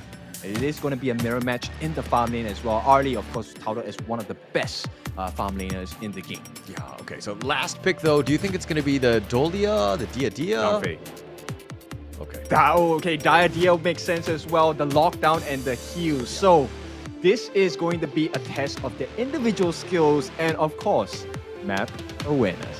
Wow. I love the fact that, like, this is like when you're trying to, like, you know, sometimes you're like, yeah, they have an edge because they have a draft, you know, advantage or whatever. But going into this one, I mean, with the heroes pretty much, you know, 8 out of 10 all being the same, there's really no excuses at this point, right? But going into this one, I mean, I don't want to be like, hey, which draft you like, because they're like literally the same. But you made me jump off the fence and pick a team. Who do you think is going to win this game? I'm gonna put my cards on the opposite end. I'm thinking Team Vitality over here. So I mean, these are all opinions. We want to see the facts, and let's go into the final game, the ultimate battle, Nova and Vitality. Who is going to be our first grand finalist of today? Okay, look, I'm again even more empowered by this Nova pick. We haven't seen Wendy get on the Mai throughout, hasn't given much space, but the fact that she's able to pick this one up and finally have it in the 7th game, I expect to see fireworks from Wendy on the Mai. Oh, he needs to have a kill at this point, right? If Wendy doesn't get a kill, this game is not going to work for Nova. Right? Likewise, I think Vitality, it's all about the wave clear here. The reason why they pick one Yixing, they want to have a faster clear, they want to have the counter initiation as well. Yeah, and it's going to set things up, right? I mean, I think when it comes back to those team fights, you have that giant pit, which is a little bit different from what, you know, Nova have. Like, yeah, you have the Mai, and you have that potential burst. But when the teams start to group up, it gets a little scary. You could potentially see Wen really controlling those team fights. Yeah, then it really comes down to the Clash laners, right? How much can Xuan or Keke do? And I love the fact that this is a mirror matchup, right? Because it really shows you who the better player is, and then overall, it is who's the better team. Yeah, zero excuses. It's all about this game. Going into this one, you know what I mean? Like, it couldn't be more even, right? You're picking your bread and butter. The Wen Yixing versus the Wendy Mai being the only differential. But going into this, it's all about tempo. It's all about putting pressure on, because once you've got the little bit of an advantage, if you've got equal heroes, you're going to have a little bit easier time to kind of lock down the enemy team. Yeah, okay, random curiosity. So if they lay down the path of passing, do both organs get to go over it? No, I think you can only use your own, right? I don't know. Should be, but it'd be quite interesting to see that happen as well. Let's see. Okay, Dao is scared to use the enemy one. He's like, no, that's not mine. Duh. Okay, we were going to do that for the sake of science, and Dao doesn't want to help us with those experiments at this point. It's okay. It's okay to be selfish at times. All right, but going in here, look, again, just more farm to Dao and CY. I think that, you know, there are the win conditions. They should be fine with this one, but it's going to be... This is exciting, right? The fact that it's the 7th game in both of them. Like, Wendy, I feel like, needs to be making a little bit more of a high impact, but he wants to clear the wave before he moves into the other lanes. Okay, look, there's certain things in this game, certain markers, that will be of even more importance in this game, which not necessarily saying that it's not important in the usual games, but last hitting, you need to get as much farm as you can, right? The better... Just the slightest of difference in items really makes the world difference here, and Waypit getting caught. Yeah, taking liberties. The world is my board, and first blood is going to be given. Waypit is going to go down, but do they get a return kill? No, they're under tower, and Nova are behind, not able to make them pay. Both Wen and Keke read that movement perfectly. They knew exactly what Wendy was trying to do there.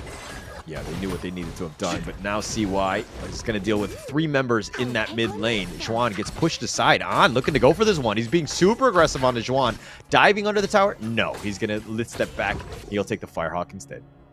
Yep, the farm is more important here than risking a chance to get a kill and, you know, potentially die under the turret. So I think it's a good decision here by the side of Arm. Yeah, and Nova need to bounce back. They're a little bit behind, but into the mid lane. Oh, he's going to go golden, but not enough. When falls, Muchi gets credit for this one. The Heart Link, no, not enough. CY slices him down, and Muchen is down for the kill as well, and that's a 2-for-0 in favor of Nova. Yeah, and they recovered the farm as well. They recovered here. Dao just trying to deal with the mid lane. He's with all 5, the Conductor of Souls, but they're not really scared. The Truth pushing him back. Dao is going to tank most of this one. 5 members of Nova putting a lot of pressure in. They're committing to this. They want to put pressure on that mid T1. Okay, and the fact of the matter is Kaka did not expand his Truth Mantra, so Nova definitely going to play a little bit safer. They don't want to open that chance up. Yeah, he would definitely make some waves at this point. But, you know, look, I think that they're going to go back into the lanes. They're going to continue on. Wendy hasn't. He's trying to stick around. I think Wen dying on that one was a little bit of a detriment to him, obviously. But we'll check out the replay here. Yep, good combination actually. So they actually saved that combination to kill Waypit. Now the question is, how much of an advantage can they farm off of this kill onto Waypit, right? Because look, they're very close in farm, and like I said, the slightest of goal differences will affect the result of teamfights and this game. Yeah. And look at how Team Vitality, 4 members, sticking around in this mid lane, putting pressure in. And they're leaving Keke and Juan to be on their own on the bottom lane. They want to just ensure that, hey, if we're going to make any sort of movements, we want to put pressure down, right? Those overlords, or the Tyrant is now going to be started here, and it looks like it's going to go the way of Nova. Okay, that's a big marker, right? So this means they have the ability to fight even more. At the same time, they get the gold and EXP fast. So Vitality have to take care about what kind of fight they want to choose in this moment. Yeah.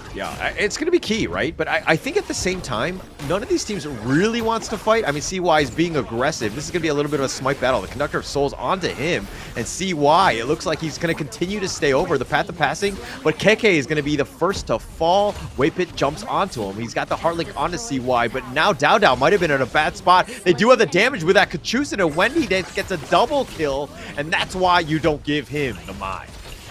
Yep, 5 members strong. They're looking to for more resources across the map as well. Now, this is a huge dwindling of farm for the side of Vitality, and Nova definitely will have the advantage. Oh, look at Wendy. Oh, the Kachusen. Oh, with the Shinobi picks off Wen. You cannot just go bush to bush because you're going to get caught out. Nova Esports taking advantage of the numbers and that map control. Now they've turned it into a bottom T1 as well. Did they just send Vitality down the drain and back home here? That's the big question. This is a sizable lead. 2,000 with the same draft? Yeah, it's actually huge at this point. And look, we thought that CY was a little bit over-aggressive. Keke dying on that one. And this is a moment where Dao probably should have played a little bit safer. He did not expect that many. But then Wendy from the side gets the nice little flank with that Kachusen. And then Wen just face-checking the different bushes, just trying to see if it's safe. Not able to do it. Now they're falling behind. Yeah, Keke did not have the ability to afford the chance to die there. There was no turnaround in that fight, and Nova, they took advantage, full advantage in fact, of that situation. Cleared the jungle, took a T1 on the bot, took a T1 in the mid. Now they're gonna finish the job off with the T1s all across the map on the side of Vitality, gone. Yeah, and this is sad face for Dao, right? I mean, he's trying to take this blue buff, but there's 4 members of Nova. This is gonna be super tough to go in. The Conductor of Souls, and it looks like Dao is gonna be killed. He was sticking around, he just needs his buff, and he's not able to get it. The taking liberties is not enough, but the Truth catching on to 2. But where's the follow-up damage? And Keke dies with him. We ride together and we die together. That is why they picked up the mine, right? To stop Keke from coming in with that Truth Mantra. No counterplay available. Sure, you get us, but as long as Wendy is not caught and Muchi is not caught, we have the ability to stun you out of it. Yeah, and here we go. Nova Esports, they know how to play with the lead, forcing it down, putting pressure on the mid T2. They're looking to go for this, but the Destiny countered, pushing them back. They're going to be aggressive, and it looks like they will finally back off, but man, that was precarious for both sides. Yep, and still pokes available on the side. CY, he could very well get a few more kills down here. Yeah, no way to defend on this one. Dao, he just wants his buff. He's not able to get a single one. CY and Muchi both with the buffs on this point, but Nova doing such a good job of playing with a lead here, and it looks like, you know, Team Vitality are struggling to get back in this game. Yep, 2 levels ahead, 2,000 gold ahead as well. This is not looking good for the side of Vitality. CY though, I think he has been phenomenal. The communication coming out from Nova, it's not a little, it's much better coming out from the side of Nova. Yeah, for sure. They've been playing very well. I mean, when they're going in, but here we go. KK finds a nice little truth. That's could be a good kill for them. They found Xuan. Now they're going to be on the run. Nova wants something in return. CY is still up in front, and Team Vitality, all 5 still full, but they're playing a little bit scared. They're giving a lot of respect. They're even giving up the blue buff to Nova here. Yep, it's a good decision, I think, in the side of Vitality. They don't want to afford any losses here, especially with the growth on the side of Wendy. He is a monster right now. Yeah, he's an absolute monster. Very scary. I mean, it's becoming a little bit of a mid-diff in that sense. A 2k gold lead over Wen. And it could be a little bit of a draft here, right? Yixing is definitely more passive playstyle compared to Wendy, who's been aggressive. And Wendy has been that aggressor that you want to be. Getting those pickoffs, ensuring that, hey, any sort of burst potential, and he gets those pickoffs. Yep. We're looking for Wen to provide us with the World is My Board, the best one possible, right? That could be the big market change for them to flip the script here. And once again, it does not hit the mark, so Nova, they have a chance to counterplay this. Yeah, this is a potential, but who's going to take the red buff? And it looks like Nova will pick up yet another. They've contested everything, made it very uncomfortable for Team Vitality to get anything going. But you're talking about those perfect boards. It really comes down to play style and playing some things, some drafts that are a little bit simpler, because this is very difficult. If Wen is able to get the miracle board and set things up for the rest of the team, great, but it's not going to be easy, especially with Nova's spacing. Okay, there's something that I noticed here that might make the difference. One actually goes for the Venomous Staff. No Venomous Staff inside for the side of Nova. They trust their heals to be much stronger. Yeah, I mean, at this point, they're going to trust each other. They're going to understand exactly how they do this, right? CY over the wall, constantly switching back and forth with that vision. It looks like the Tyrant is going to be picked up. Dao thinking about going in, is looking to go for the steal, but he's been pushed away. They have it, and they got the Tyrant, and CY is continuing on. They've already gotten Wen. He's been taken out. There was no board. Nova Esports still in the driver's seat here. Yep, very easy control coming out from Nova. The repositioning by Xuan has been absolutely a difficult one to handle on the side of Vitality. Yeah, they've been able to find a single... Oh, but the truth connecting on. They almost got Wendy, but the Heartlink back kicking now dies with his own life. CY continuing on, has the Blood Rage, has the heals, but do they have the damage? They do, and Dao has been executed. Oh, it's over. And it's over right now as they get a triple kill with CY. They're looking to close the mid T3, and they will take down your base. And congratulations to Nova as they win again, and they continue on into the grand finals. No other way to do it. Nova, this was the win they were looking for. Look, they were knocked down onto the ground over and over again by the side of Team Vitality. But like true champions, they rose up, they adapted, and they showed them who's boss. Wow, just the bounce back, right? Being down 1-3 and then winning the next 3 to get yourselves in that position to win. And now this comes back to Team Vitality. Dao, I hate to spotlight him, but he's been here before. He was on Fearless Esports, and unfortunately they were never able to kind of overcome the Malaysian teams when it came to any of the seasons or the championship. And the fact that they were so close, they were up 3-1, they had that potential to close it out, to exercise all of those ghosts and those demons, and he falls short yet again. Congratulations to Nova Esports. Look at Wendy, right? He even purposefully pulled down the jacket of Muji so that you could see clearly their jacket here, looking to sell some merch as well. And Wendy, I have to say, this is the first time I've seen him smiling. You know how much this means to the side of Nova, right? Over and over again, this is history for them, right? The pattern is there. They have never been able to reach the top stage. And finally now, after a year, and maybe even years of trying, they are here. Yeah, I mean, totally earned, right? We're going into this one. We always knew the Malaysian squads were going to be the top dogs. They were always going to be the favorite, but the fact that they came in here as that #1 seed with so much pressure, getting themselves into a position where, and then they get to the semifinals where they're down 1-3, and they were like, hey, we still got this. We're going to be cool, calm, and collected. We're going to be the resilient team, and they showed up. Congratulations again to Nova Esports as they make it to the grand finals. Yeah, so they flipped Team Vitality and placed them on their backs. This will lead us to the second series of the day. That's going to be Blacklist International going up against Nongshim. Another big series to watch because these are the dreams of, once again, two different regions that have not made it to this stage of the game just yet. Grand finalists, it means the world to either of these teams. Yeah, and I'm expecting an ultimate battle in that second series because you and I will be back on that one again, and I think that's pretty much guaranteed at this stage. So if you happen to be tuning in from home, ensure that you have a comfy chair, you got some food, you got some water, because we got a long road ahead of us, and we're going to see some amazing Honor of Kings Esports. The second series is also going to be a banger, Blacklist International and Nongshim RedForce, like Kin was just talking about here. But man, let's go back to this series here. Did you expect a 1-3 bounce back by Nova Esports?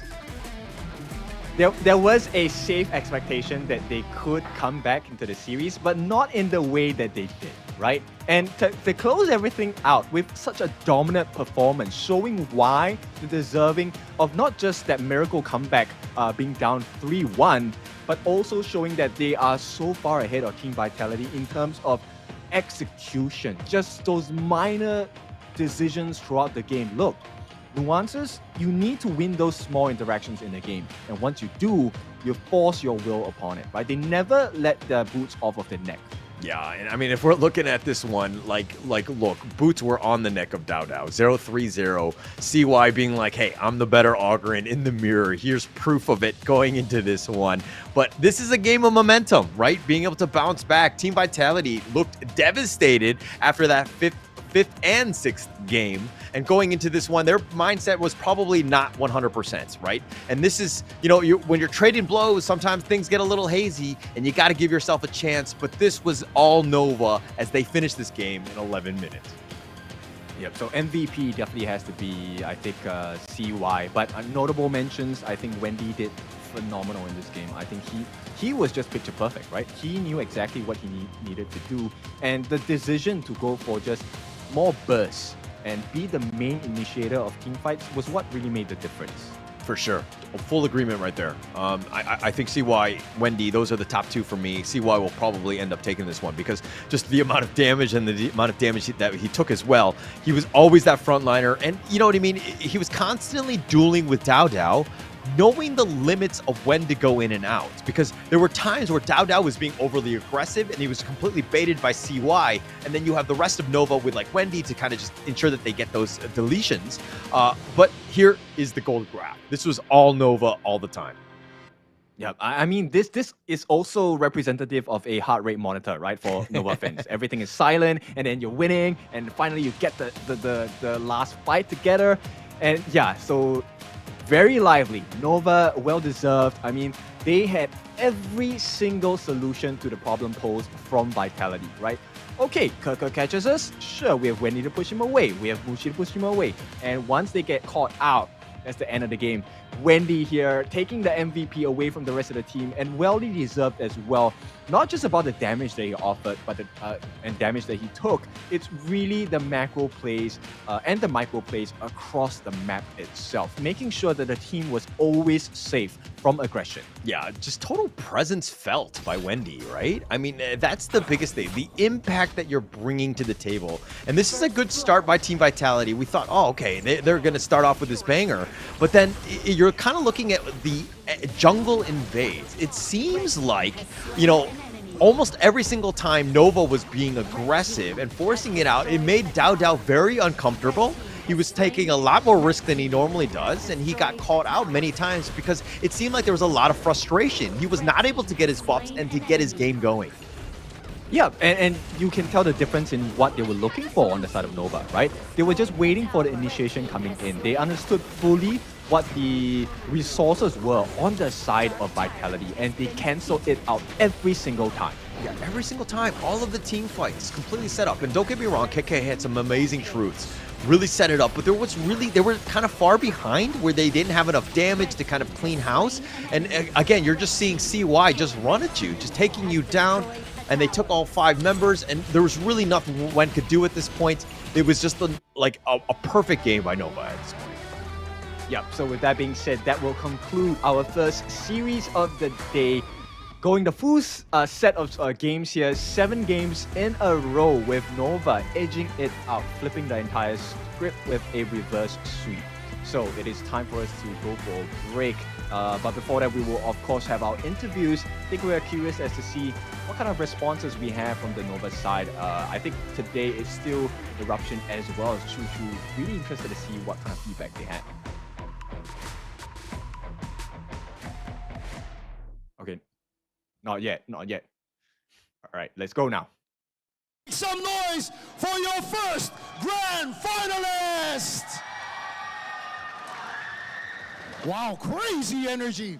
And because of that, because of his energy, and from the Philippines, we want to give you guys a gift, even though you're from Malaysia. But here in the Philippines, we have some Nova for you. Para sa'yo. That's for you guys, champions right there. Okay, so our first question is, syempre, 3-1. You guys are down 3-1. How did you guys, what were you guys talking about backstage with your captain? What were you guys thinking on how to make that comeback to win 4-3? I think, in that time, we feel we almost lose. But Wendy and Xuan speak a lot. They said, we already lose last time in semifinal. This time cannot. I love it. This time you cannot. Your captain Xuan, he played very well, and it looked like he was commanding the team very well as well. So congratulations to you guys on that. Muchi, as the marksman, it was a big pressure for you. But you fought, and you go against one of the hardest team in this tournament as well, Team Vitality. How does it feel to finally win against them? Wow, unbelievable. Unbelievable. So cute. I love it too. I love it because it is unbelievable, and they became unbeatable, right? Yeah. So our next question is, okay, you're now going to the grand finals. The next semifinals today is going to be Nongshim versus Blacklist. Who do you guys pick out of those teams to challenge in the grand finals, and why? I think almost same, the 2 teams, but I choose Blacklist. You choose Blacklist. Why do you choose Blacklist? Because I want to beat them in Philippines. Oh! Oh, I love it. Give me that Nova chips back. No, I'm just kidding. That's yours. I love that spirit because it's a mindset. The mindset is very important. Love that. But last but not least, Muchi, do you have anything to say to your fans here? They were screaming their lungs out. Your fans back at home in Malaysia, whoever that's watching you as well. Terima kasih semua friends. Malaysia boleh! What does that mean? Malaysia can. Malaysia, let's go. Something Let's like that. go. Yeah, let's Malaysia, go. let's go. All right, guys. Maraming salamat. Thank you so much, and congratulations, our first grand finalist, Nova.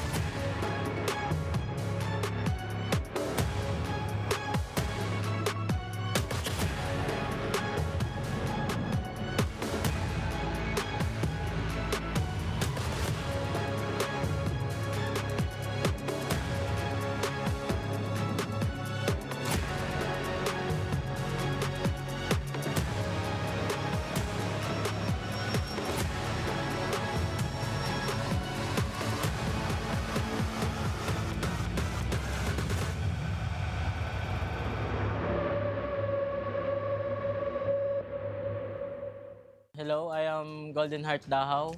My IGN is Golden Kite. I'm from Blacklist International and my role is Farm Lane. I feel very happy and I think confident because for what I see in our scrims, we did pretty good scrims and I think we can have a good result in this tournament.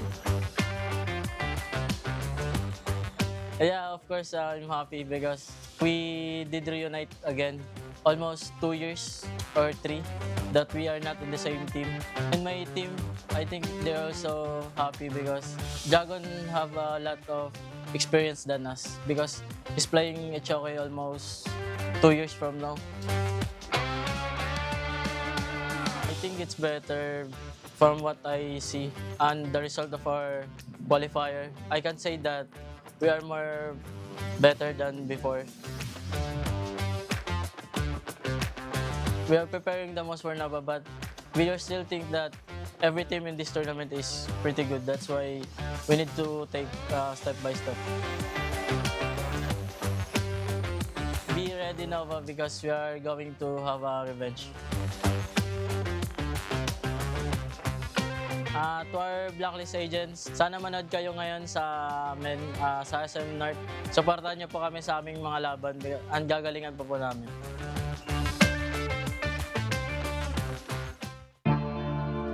Honor of Kings. Honor of Kings. Honor of Kings. Gamitan mo ng utak, dagdagan ng puso, laban hanggang dulo, bawal ang sumuko. Gamitan mo ng utak, dagdagan ng puso, laban hanggang dulo, bawal ang sumuko. Dugo naman dirigma, sa akin nananalaytay, watawat ng Pilipinas, sa aking iwawagayway. Sa kasaysayan ng matitirang taga-salaysay, ang matamis na tagumpay ay walang kapantay. Ipusan ng lahi, ang pwersa ko ay pupuntangi, humahawi ng isang batalyon, parang buhawi. Di magwawakas sa digmaan hanggat ang huling hari ay di pa nasasakal gamit bituka ng huling pare. Ubod ng barumbado kapag nang balagbag, sugutan ng patago hanggat di pabasag. Puso lang ang dala ko, palaglan ng palag, uulan ng palaso, taas ang kalasag. Kasi kapag ako nakumana, lahat natutulala. Hindi nila inaasahan ang mga atake ko na nambubulaga, namumula pa ang mga mata na parang bata, kalabawasak sa kada atak. Lumalago pa ka mga katawan ng mga kalaban na nakakatapat pa siya. Kami yung pag-asa ng Pinas, kami yung pag-asa ng Pinas, kami yung pag-asa ng Pinas. Tapang ay likas, lakad matigas para sa bigas. Kami yung pag-asa ng Pinas, kami yung pag-asa ng Pinas, kami yung pag-asa ng Pinas. Tapang ay likas, lakad matigas para sa bigas. Ikaw kaya matik iba yung galing. Kahit gano'ng veterano sa'kin mukhang noob pa rin. Kahit letra lang gamit kaya kang buntalin. Kahit pagsama-sama pa akin lang bubombahin. Yung Asta Boys in the hood, yung dating boys to men. Sobrang toxic na galawan, dapat dyan poisonin. Ako yung Prince of Landing, lahat pupuksain. One hit kill, lahat susubukin for the win. Paalam sa karera nyo, advanced condolence. Mga kulang sa intelligence, no offense. Walang duda na kami ang the best, oo yes. Pahiya kayo sa amin in-game hanggang sa online trend, diba? Common sense. Kami yung pag-asa ng Pinas, kami yung pag-asa ng Pinas, kami yung pag-asa ng Pinas. Tapang ay likas, lakad matigas para sa bigas. Kami yung pag-asa ng Pinas, kami yung pag-asa ng Pinas, kami yung pag-asa ng Pinas. Tapang ay likas, lakad matigas para sa bigas. Cash G. Hindi ko na dapat gagawin to eh. Pero wala, binuhay niyo uli ang dragon man. Samda na po, kyanda na pita, lakanda na pita, lakanda na po, salakanda na pita, lakanda na po, darakinda na po. Sa lato pira da pi, sa lato pira da po, sa lato pila da kulo, sa pila da kalita pira. Pero mga kompetisyon, bigyan mo ng kombinasyon, siguradong bompanisyon, yun lang ang aking misyon. Malupito ng paboritong kombidyante ng jowa mo. Pataga-away tong dalawa, di ba magtropa to? O ano kung mag-isa mong nagagawa? Pag nagsama ka mas malakas. Ibis maghilaan pababa, bakit di na lang tayo maghatakan ng pataas? Kasi tayo ang pag-asa ng Pinas, tayo ang pag-asa ng Pinas, tayo ang pag-asa ng Pinas. Tapang ay likas, lakad matigas para sa bigas. Tayo ang pag-asa ng Pinas, tayo ang pag-asa ng Pinas, Tayo ang pag-asa ng Pinas, tapang ay likas, lakad matigas para sa bigas. Honor of kings is what we fight for.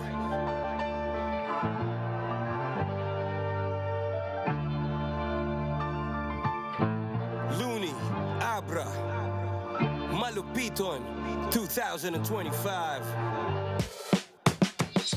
Tayo ang pag-asa ng Pinas.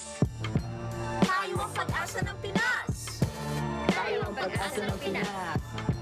Tayo ang pag-asa ng Pinas. Tayo ang pag-asa ng Pinas. Tayo ang pag-asa ng Pinas. Tayo ang pag-asa ng Pinas.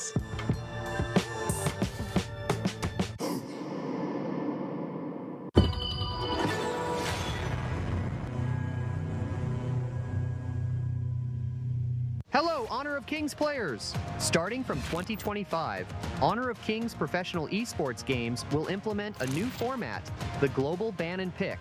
This exciting format enhances the viewing experience by mandating a greater variety of heroes in every game and opening up new possibilities. The Global Ban and Pick format was first introduced by Kings Pro League in 2018 and has been in use ever since. It has now become one of the most popular MOBA game modes. Honor of Kings Global Ban and Pick format entails that each team can only use each hero once in the entire BO5 match. This means that in any given game, each team cannot pick heroes they've picked in previous games, or heroes the enemy team has banned. The banning of heroes is only effective for the current game. This goes on until the end of the match. However, in a BO7 match, if Game 6 ends in a draw, Game 7 will enter Ultimate Battle Mode, in which Ban and Pick is disabled. All heroes will be available, and both teams can pick heroes freely. Teams cannot ban heroes or see each other's picks, which on rare occasions may result in identical lineups on both sides. When this happens, a true Ultimate Battle will unfold. Global Ban and Pick takes tournaments to a new level. It challenges professional teams and players to expand their hero pools, upgrade their strategies, and optimize their lineups in order to secure victory. At the same time, the players and audience get to see more creative lineups and play styles that make games more unpredictable and interesting to watch. Get ready for more exciting HOK tournaments in the future.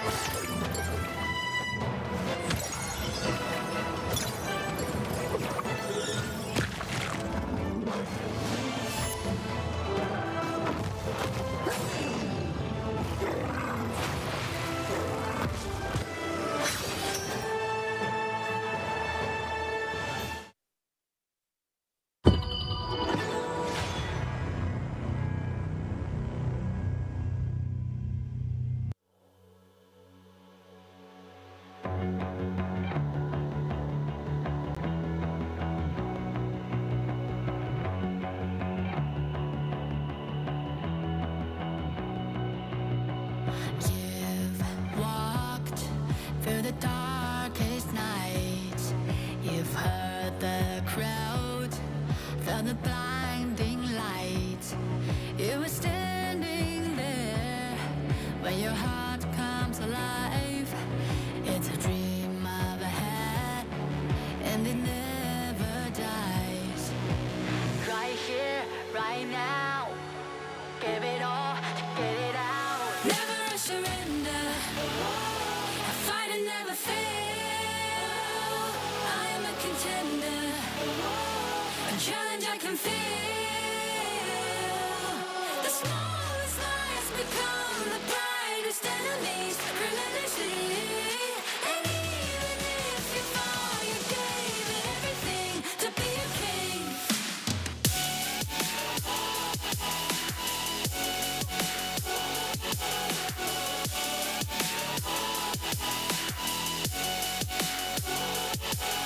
The smallest lies become the brightest enemies.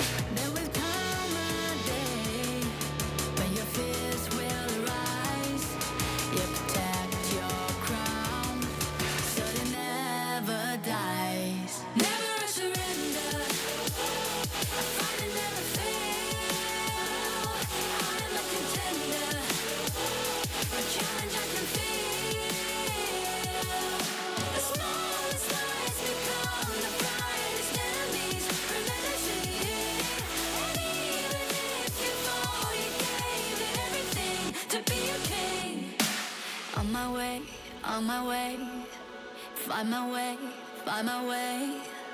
On my way, on my way.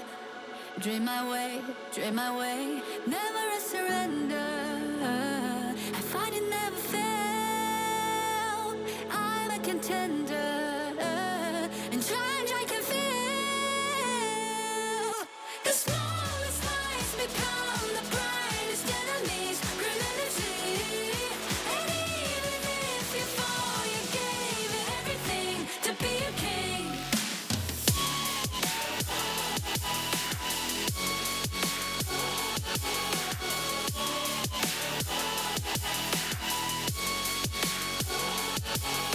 The smallest lies become the brightest enemies. Grenadity. And even if you fall, you gave it everything to be a king.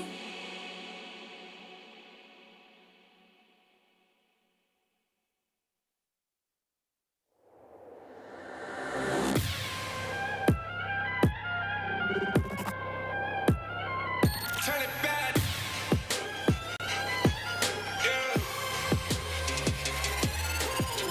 Gear out the weapon, getting ready, counting down. Pay attention to the challenge, tell me where you from. Gotta be tough, gotta be strong, gotta be savage like animal. Every time you tryna push me down. Look at me, put the line down when I run around. You don't make a sound, I will catch you. Watch out, it's better feel, got no mercy. Look at me, I'll be running. Carry the season, you got a damn, gonna weapon. You never hesitate for another moment, but my bone is golden. I'm invincible, just let him know. I can show you all the glory I own. Through the jungle, find a way to the palace. I'm waiting here. Go, live from how we go. It ain't a river turning back. Storm is coming, tide of your cold. It's my kingdom, fire blowing up. We the kings, it's an honor showtime.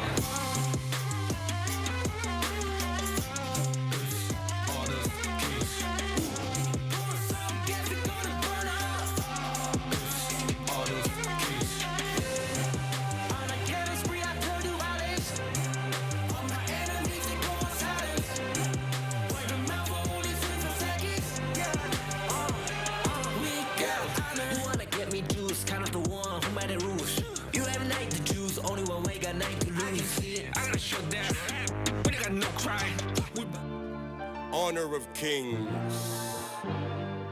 Honor of kings. Honor of kings. Gamitan mo ng utak, dagdagan ng puso, laban hanggang dulo, bawal ang sumuko. Gamitan mo ng utak, dagdagan ng puso, laban hanggang dulo, bawal ang sumuko. Dugo naman dirigma, sa akin nananalaytay, watawat ng Pilipinas, sa aking iwawagayway. Sa kasaysayan ng matitirang taga-salaysay, ang matamis na tagumpay ay walang kapantay. Pusan ng lahi, ang puwersa ko ay pupuntangi, humahawi ng isang batalyon, parang buhawi. Di magwawakas sa digmaan hanggat ang huling hari ay di pa nasasakal gamit bituka ng huling pare. Ubod ng barumbado kapag nang balagbag, sugudan ng patago hanggat di pabasag.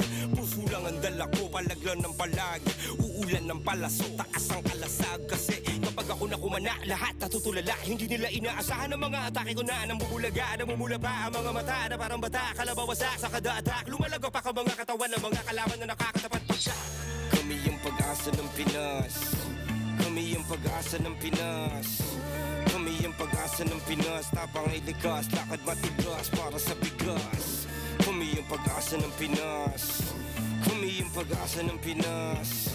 Kami yung pag-asa ng Pinas. Tapang ay likas, lakad matigas para sa bigas. Ikaw kaya makikiba yung galing. Kahit gano'ng veterano sa'kin mukhang noob pa rin. Kahit letra lang gamit kaya kang buntalin. Kahit pagsama-sama pa akin lang bubombahin. Yung asta boys in the hood, yung dating boys to men. Sobrang toxic na galawan, dapat dyan poisonin. Ako yung Prince of Landling, lahat pupuksain. One hit kill, lahat susubukin for the win. Paalam sa karera nyo, advanced condolence. Mga kulang sa intelligence, no offense. Walang duda na kami ang the best, oo yes. Pahiya kayo sa amin in-game hanggang sa online trends, diba? Common sense. Kami yung pag-asa ng Pinas. Kami yung pag-asa ng Pinas. Kami yung pag-asa ng Pinas. Tapang ay likas, lakad matigas para sa bigas. Kami yung pag-asa ng Pinas. Kami yung pag-asa ng Pinas. Kami yung pag-asa ng Pinas. Tapang ay likas, lakad matigas para sa bigas. Hindi ko na dapat gagawin to eh. Pero wala, binuhay niyo uli ang dragon man. Kra! Samda na po, kanda na pita, la kanda na pita, la kanda na punsa, la kanda na pita, la kanda na punda, la kinda na pu. Sa lo tapira tapi, sa lo tapira tapu. Sa lo tapila to kulo, sa pila to kilit tapira to. Pero mga kompetisyon, bigyan mo ng kombinasyon. Siguradong bompanisyon, yun lang ang aking misyon. Malupito ng paboritong kombidyante na jowa mo. Ba't nag-aaway tong dalawa, di ba magtropa to? O ano kung mag-isa mong nagagawa? Pag nagsama ka, mas malakas. Ibis maghilaan pababa, bakit di na lang tayo maghatakan ng pataas? Kasi Tayo ang pag-asa ng Pinas. Tayo ang pag-asa ng Pinas. Tayo ang pag-asa ng Pinas. Tapang ay likas, lakad matigas para sa bigas. Tayo ang pag-asa ng Pinas. Tayo ang pag-asa ng Pinas. Tayo ang pag-asa ng Pinas. Tapang ay likas, lakad matigas para sa bigas. Honor of kings is what we fight for.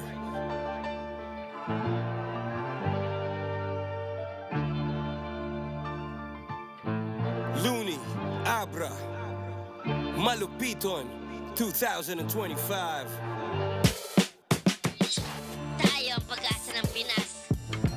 Tayo ang pag-asa ng Pinas. Tayo ang pag-asa ng Pinas. Tayo ang pag-asa ng Pinas. Tayo ang pag-asa ng Pinas. Tayo ang pag-asa ng Pinas. Tayo ang pag-asa ng Pinas.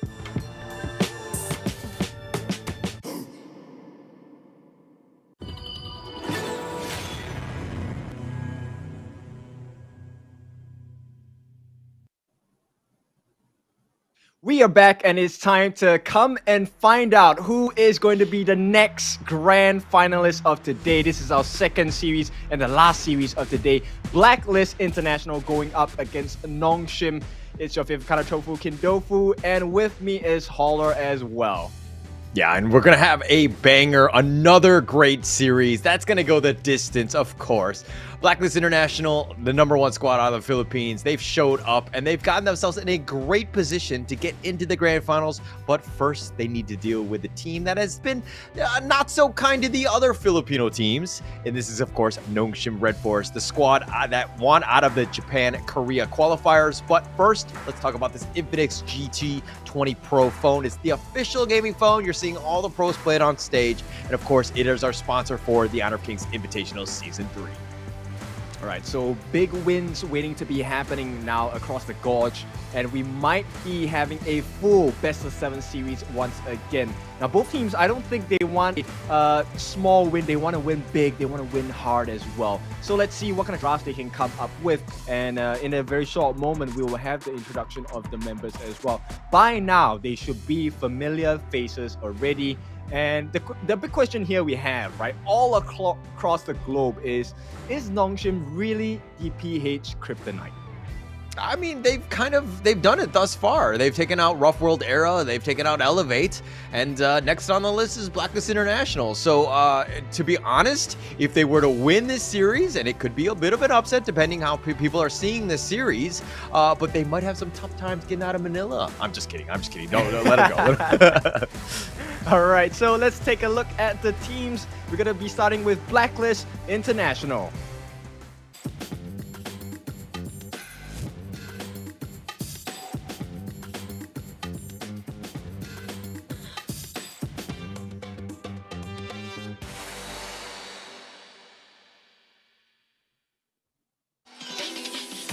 Alright, so they will be taking the stage here. The boys in black, Blacklist International, a well-known organization, and these 5 boys planning to put them all across the map as well. Can they do it though? They are looking for that clean 4-0 against the Kryptonite of PH. Yeah, and I mean, it's going to be an interesting lineup. This is a team that has some, has had some decent success. They were 5th, 6th in that Honor of Kings championship in the last year, and this is one where they're going to be in. They've kind of leveled up. They've gotten Dragon, and now it's going to see the Nongshim team here.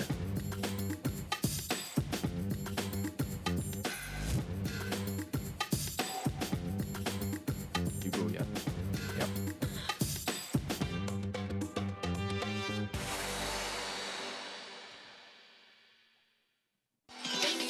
Nongshim RedForce. This is a squad that has always been the bridesmaid, never the bride. Qualifier for mid-season EWC. They got second place to Weibo Gaming Malaysia. They were shut down, not allowed to play on the international stage. 2024 Championship Pacific play-in, they got second to Fearless Esports, where they lost in terms of a tie break. So Nongshim RedForce have been outed. They have not been able to get to the main stage. They finally did it this time. They've overcome their demons. They've gotten themselves here with that Japan-Korea qualifier. All right, so let's take a look at the Blacklist International lineup. They're going to be represented by Dragon, Shami1, Jashi, Chaz, as well as Golden Kite. So the twins, Dragon and Golden Kite, can they make life easy for the side of Blacklist International and get the 5 boys into the grand finals tomorrow? Yeah, the biggest thing about Blacklist International is that they just stay alive, right? They just make it tough to fight. But Nongshim RedForce, it's going to be Illusion, Haku, Faye, Siri, Kyung9. All of these guys really started to gel well together. Almost every single series has gone the distance, but they've found ways to win. Even that ultimate battle yesterday against Elevates. So this is a squad that's looking to continue on with this dream run. All right, so let's take a look at their trash talk video right now.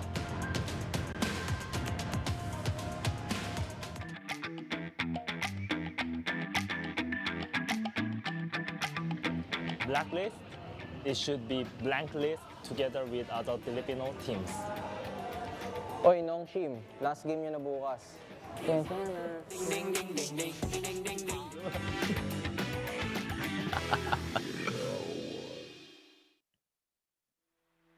Okay, some spicy words exchanged between the two teams here. And look, we want to see who is going to walk the walk here. Or walk the talk. I think that's a super, to be honest, like, I know Nongshim were kind of like giving it to him. There's some fighting words. But then Blacklist International, the whole Quintana thing, I mean, that just throws everything off. That's hilarious. I love it how they did that one. I mean, really just, it's lighthearted at the end of the day. I understand that these teams, obviously they want to move on to the grand finals and there's a lot of pressure in that stake, but there's no ill blood between these two. At the end of the day, it's all about Honor of Kings and it's all about playing to the highest level. I think that we're going to see a very competitive match here. Yeah, no hard feelings, but there will be some hard punches exchanged between the two. And this is going to start with the first draft of the game. Now, both teams very proficient with the tank jungler meta, right? They like to pick the Organs, they like to pick the Duns. But let's take a look at the head-to-head here. Looks like the stats a little bit better for the side of Haku against Jashi. And this might be the difference maker in this series. But it's also a long series. So let's see the stats here. They slightly different. That's definitely not the stats that are coming out of Nongshim. But hey, it's all going to be refreshed. It's a blank slate here because this is the first time the two have met. Yeah, and it's going to be an interesting one. I mean, we're in the head-to-head. Haku was, highlighted there against Just, which is going to be a great matchup to watch. Just is very versatile. He plays an assortment of different heroes. Anything can be played at a moment's notice. Haku, on the other hand, has had actually the most kills going into the group stage. Yes, they played a decent number of games, but these are two junglers that are going to really want it in this series. Yeah, and they're very aggressive, right? Which is complementary of the playstyle to the rest of the team. They fight for the advantage of their entire organization, and then they go on to just suffocate and stop any growth going over to their opponents. Yeah, and they'll do anything at this point. And I think that what we've seen from time and time again is that Nongshim really like to kind of set the stage. They go out very strong in that game one. Usually they started off with like an Ogren or a Dune to kind of, at least for that first pick. But I know TG, the coach on the other side, on Blacklist's international side, he's done a great job of research, really setting up this team for success as they were able to rebound in the day one series of the knockouts. Yeah, likewise for YK, he has always been able to equip Nongshim with the appropriate equipment and tools for them to win the game as well. I mean, this also helps with the fact that the 5-member strong Nongshim are really proficient with so many different heroes across the lanes as well. My highlight player for the side of Nongshim is definitely going to be Kyung9. I'm interested to see his Dharma is Sunta many amazing plays so far. Kyung9, basically his name is Sun Tzu, right? Let's be honest. He's just been on point. He equals Sun Tzu to me because he has always made an impact with it. I think he's undefeated on the hero. Just the amount of pressure and presence that he has. He's always there with that that counter initiation. But Nongshim now, they're going to go with the Dune. They really like to prioritize this. Yep, this is a standard lineup, right? Coming out from the Nongshim boys. At this point, they like to go for control. They like tanky members as well. So you can expect that Blacklist, they would want to try and stifle the growth, but also look for re-engage. So this is perfect in the form of Diadea, right? The lockdown coming in, the turnaround of situations with the Destined Encounter as well. They're going to start off strong with the RLE. Yeah, they're going to start off strong with the Dia as well. And I think both of these heroes very top tier. Again, Blacklist International putting their best foot forward. Game 1, pivotal, right? We just talked about in the last series about how momentum and getting yourself into good positions. It's also about the mental warfare. And I think that, starting off strong with Game 1 is key. Yeah, Nongshim, I think they might want to go for the Blitz here. That's a very strong draft coming out and a very specialized draft coming out from Nongshim. These are all familiar picks as well. Yeah. Yixing, Dharma. With the world as my board, it actually makes it even easier for Kyung9 to land those truth mantras. He's potentially going to be on point. Kyung9, great clash laner, really sets up those team fights. But Blacklist International, they're going to go the Yuhan to kind of just round out this draft. They've kind of stuck with the, you have a little bit of sustain from the Yuan, but the Arlie and Dia definitely, potentially the damage and the control is a nice little 1-2 combination that they got. Yeah, and right now we've already seen how this can be played, right? So in the previous series itself, before that ultimate battle, the Diadea here, played by Chaz, I believe, will be the main person responsible for stopping the initiation coming out from Kyung9. And if Chaz does a wonderful job, I think Blacklist pretty much have a simple time and more straightforward attempt of winning this game as well. Yeah, but it comes back to vision, right? Is Chaz able to kind of, float around, kind of spot the enemy out before he gets jumped on? Because again, a little on the squishier side, yeah, you have Heartlink, but you need that mobility and to get away, and you might not always have that luxury, so to speak. But I think it's going to come back to vision and just who owns the map. Yeah, exactly. And I mean, the fact of the matter is, Nongshim, if you get caught off guard by them, it's a guaranteed team wipe if all 5 members are present. Right? So Blacklist, they have to take special care on who they want to pick next. This person needs to have a lot of iframes, and that's exactly what Mayin offers as well. And hopefully the counter initiation, as we've seen 2 of the best teams in the world here perform in the last series, Mayin, definitely a big pick. Yeah, I like this one. It just the potential counter and that that initiation, the amount of burst that could potentially happen coming from Chammy 1, who's just an absolute all-star in that clash laner, and it just kind of setting it up. I mean, Yixing and Lung, both prime targets, assuming you're able to burst them up in time. But it's going to really come back to, is Lung going to be able to get away? Siri has been able to pilot Lung very well, but it's on the squishier side. Sometimes when you're stun locked, you're just going to get killed. Well, that's the job of Faye, right? And Faye has been pretty impressive throughout the tournament. Yes, he has been put in very precarious situations by the team where he kind of gave a couple of first bloods as well. But Nongshim have always used that, even though it's a deficit, they use that to their advantage and find the weakness in the draft of the opponent teams and start working in from there. Yeah, Fade giving up first blood, that's tactical feeding, right? No, they're next level, but it looks like Blacklist International rounding off their draft with Lady Jun. This is a somewhat squishier lineup, and it's going to be like a bunch of damage. They have a lot of potential for control and burst, but, if Nongshim's Dune or Dharma really get on you, they might have a hard time. Yeah, Chaz is going to have a very important role here. He's taking on a lot of responsibility because if Chaz is unable to find where Kyung9 is coming from, I think this game is pretty much a smash for the side of Nongshim. Yeah, it's looking very strong. I to be honest, I really like Nongshim's lineup. This is their bread and butter almost. If Blacklist were able to kind of pull this one out, I think that would be a huge, morale damaging blow onto Nongshim, because this is something that they bring to the table and they usually come out pretty positively on this one. Yep, and these are signature heroes as well, right? We have seen how Illusion, Siri, and Kyung9 perform on these relevant heroes, Haku as well. So these are all heroes they're very proficient, very familiar with. Now the question is execution. Can it be as clean as it has, or is it even better this time? Well, I mean, if we're looking at the brackets between these two. Blacklist International went 4-2. They were down 0-2 against Impunity. We're able to reverse sweep it. Come on back. You know, if we're looking at the other side of the bracket, Nongshim RedForce against Elevate, they went to the distance. They went to the 7th game. So there has been no easy games between these ones. And this is going to be an exciting one because, again, I think that there's a little bit of a feud in terms of the Filipino teams really wanting to kind of stick it to Nongshim, who have taken out the other two. Yeah, so big thing, right? They already have experienced the ultimate battle once. They should be a little bit more familiar in terms of like the energy required, the resources required as well. Blacklist, then, I don't think they want to be in the situation of the ultimate battle. Yeah, but who doesn't want to be in this position is Faye. He's in a bad spot. He has to flash away. Oh, is this going to be tactical feeding of first blood? Okay, no, he's going to be fine. He gets Ocean of Tears one last time on his way out. Yeah, Dragon gets hit in the face a couple of times as well by Seamy. So, look, everything is working out in the favor of Blacklist for now, right? End of the day, you want the farm going into Golden Kite, and Golden Kite now has access into 2 lanes. This strategy did not take the fall just yet. Yeah, again, still early. Nobody's really, like, losing. No first blood was given. Everything's kind of kosher in that sense. And it looks like Faye, he's healed up. Yes, he doesn't have level 2 at this moment. Siri doesn't either. So they're a little bit behind. Now they need to do some catching up. I mean, it's fine, right? Because he's meant to be the utility mage here. It's his skills that are more important rather than the damage. Okay, I see this. But okay, we're gonna talk about this Lung Moats bottom lane versus the Arlie Dia. Who do you give the edge to? Just the heroes alone.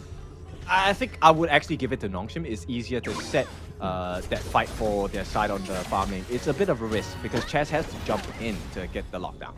Yeah, okay. All right, it looks like Chamey won, trying to contest against Haku there. It was very close, but the Wind Slash, I believe, in the end got it.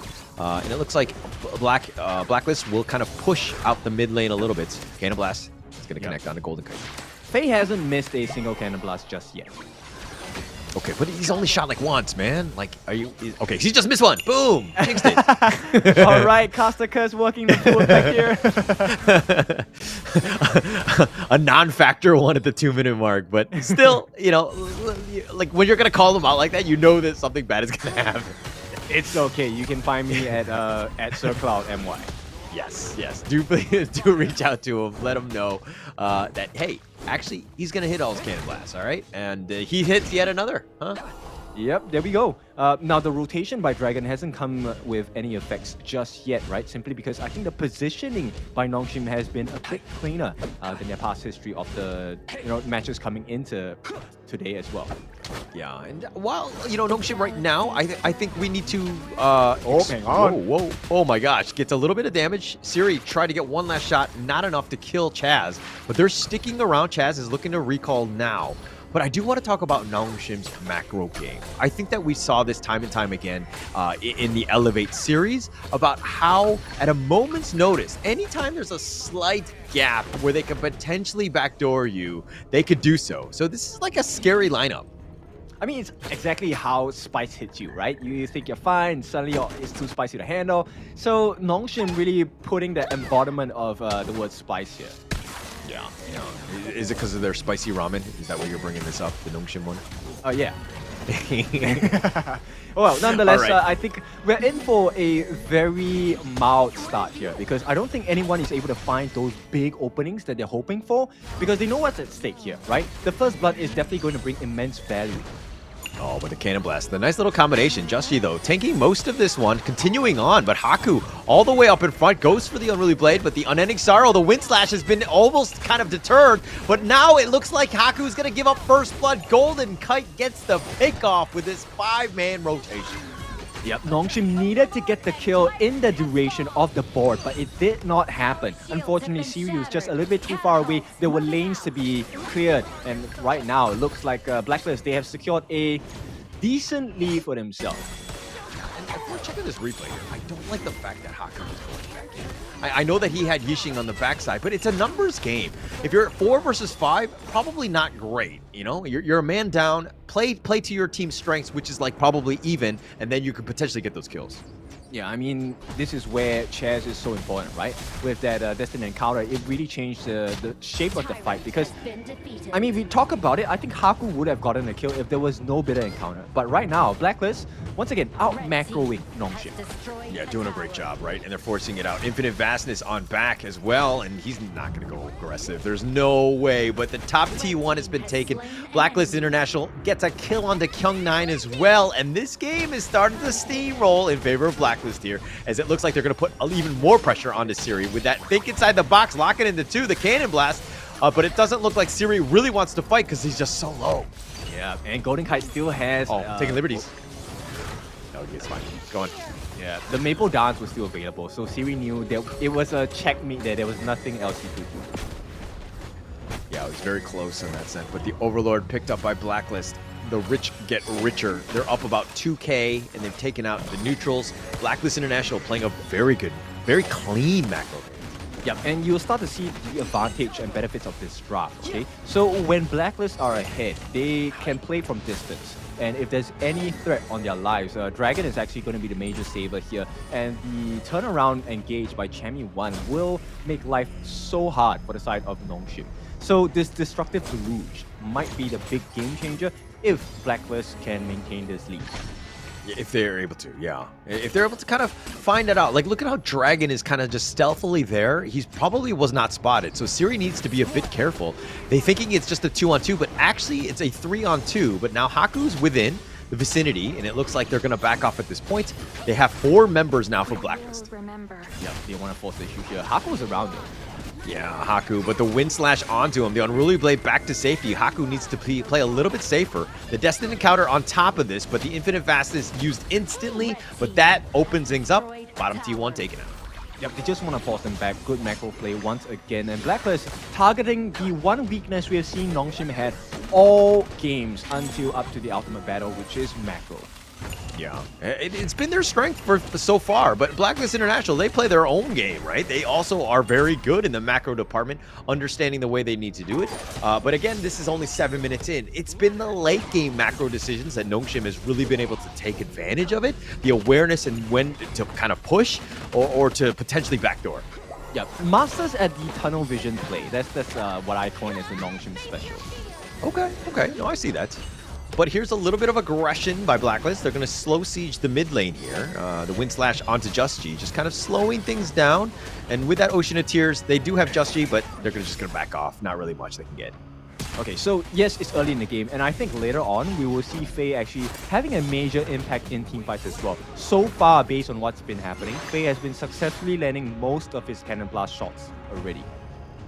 And he's going to have to set it up, right? I think that there's going to be a lot of moments. Like, when I see the Nongshim lineup, I kind of expect Haku to go in, or maybe Kyung9 set things up with the Truth. Haku will then go as a secondary initiation, and then you have Illusion, Siri, Faye with their lockdown and damage to kind of clean up. But that's kind of how I see best case scenario for a team fight. Problem is, it's 8 minutes in, they really don't have the farm to be fighting.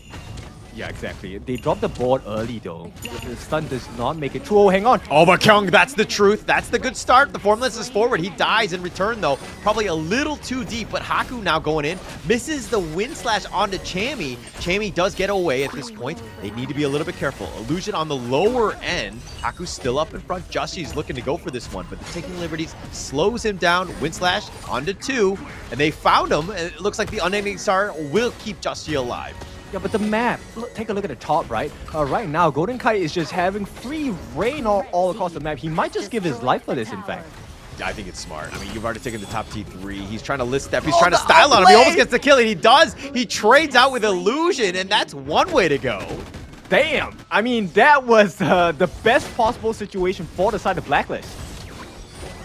Completely opening it up here, right? Blacklist International now take the mid T1. Nongshim in a world of hurt. They're behind in terms of net worth. The base is open in the top lane. And again, we're complimenting Nongshim's macro play, but hey, Blacklist International, very smart, doing their own. And Golden Kite styling on him, getting that kill onto Illusion. Let's make things clear first. You were complimenting Nongshim's macro play. I was talking about Blacklist macro play. We don't need to point fingers. Okay? At the end of the day, we're all here. We're all neutral. Everything. You know, we want both teams to win. Okay. Yeah, for sure. But I think you need to take some accountability. Okay, my coins, okay? That's all I care about, all right? My prediction coins. I had a little bit of money on Nongshim, okay? But Jamie won now, putting a little pressure on that bottom T2. It doesn't look like Nongshim can kind of defend at this point, but they're looking to trade out with the top T2, put a little bit of pressure. You need some space. You got to slow things down because right now it's not looking good for you, Nongshim. Yeah, Blacklist actually just having a much faster pacing in comparison to the JPKR region boys here. And with this being said, the T2 should fall shortly as well. Yeah, with those minions there, Joshi, that board is slowing things down, if anything. But Jamie will just kind of whittle that one down. They do take the mid T2, and that's going to be the last one. The Infinite Vastness, does he want to go in for this one? And it looks like they do. Kyung9 has showed him up, and they found Golden Kite, but Golden Kite has not been killed. Somehow managing to survive, but Dragon is not as lucky. Jamie now on the run, dodges the Wind Slash. Faye is going to be killed. Joshi's still up in front. Now Haku trying to go up for this, but how tanky is he? He's got the Unruly Blade. He's got the pullback with the Wind Slash. Misses again. Oh, but he gets the kill on the Golden Kite. It would have been golden if he got 3 members, but instead he misses it out. Somehow gets Golden Kite, but Kyung9 does get Just for sticking around a little bit too long. It's a 3 for 3. I think actually that's a big win for Nongshim instead, right? So they actually clear out majority of the members on the side of Blacklist. Yes, they lost so much map control. Look, it's only the T3s left in the mid and the bot. But knowing Nongshim, they are also pretty good at the team fight department as well.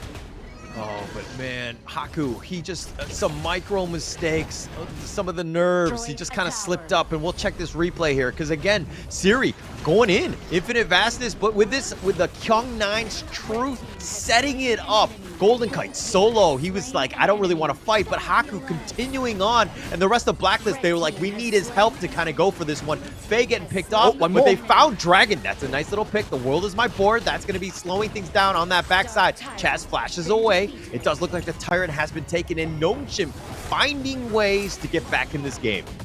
So it looks like the execution from Blacklist is slightly different than what we expected, right? We were kind of prepping that Chaz should be the one watching out for Kyung9, but I think Chaz, the way he looks at it is more of, I would just heal you guys instead of trying to lock down Kyung9, because he can't really lock Kyung9 that fast.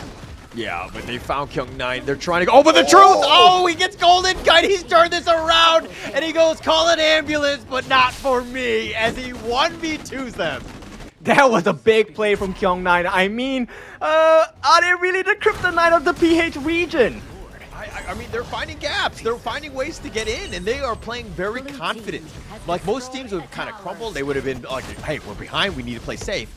But Nongshim are like, no. We're going to play our game. This is the aggressive one. We're going to continue to macro. We're going to stay up in front. We know our power spikes. We're going to hit them at the right times. And now it looks like they've taken the top T3, the Infinite Vastness, and Siri is out of there.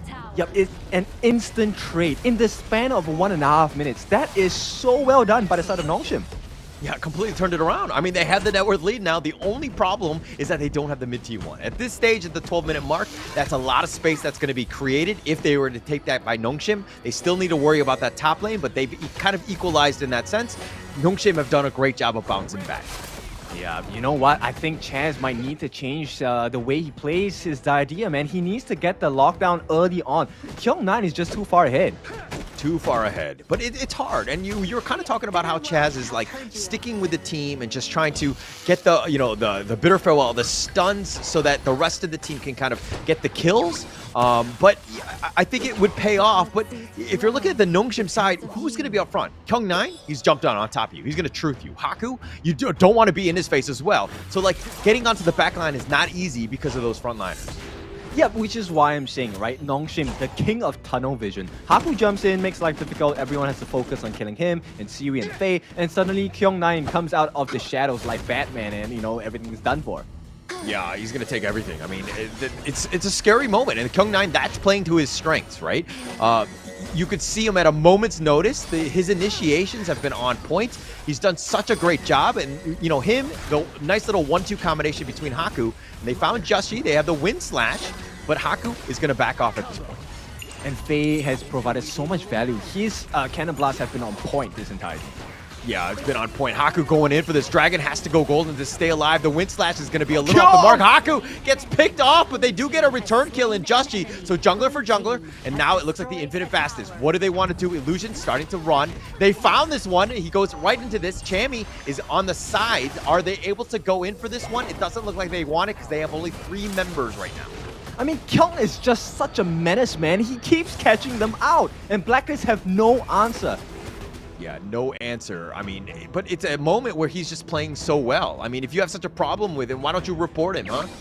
I'm gonna try to, but you know what? At this point, it's a difficult fight for Blacklist to take because Dragon expended the Splendor, went golden, and now there's still a lot of resources that Nongshim have available that could really turn the tides of the fight. Yeah, they're going to need that, right? They're going to need all sorts of help. But Chammy won all by himself, trying to get Siri. Think inside the box. He just barely gets killed. He gets clipped on that one. Chammy is down, and it looks like they want to get more. Chaz gets the Heart Link back to safety. Illusion so low. Oh my god, don't even look at him. But Golden Kite finds him. He says, I'll take that free food. He takes out Illusion as he gets on out.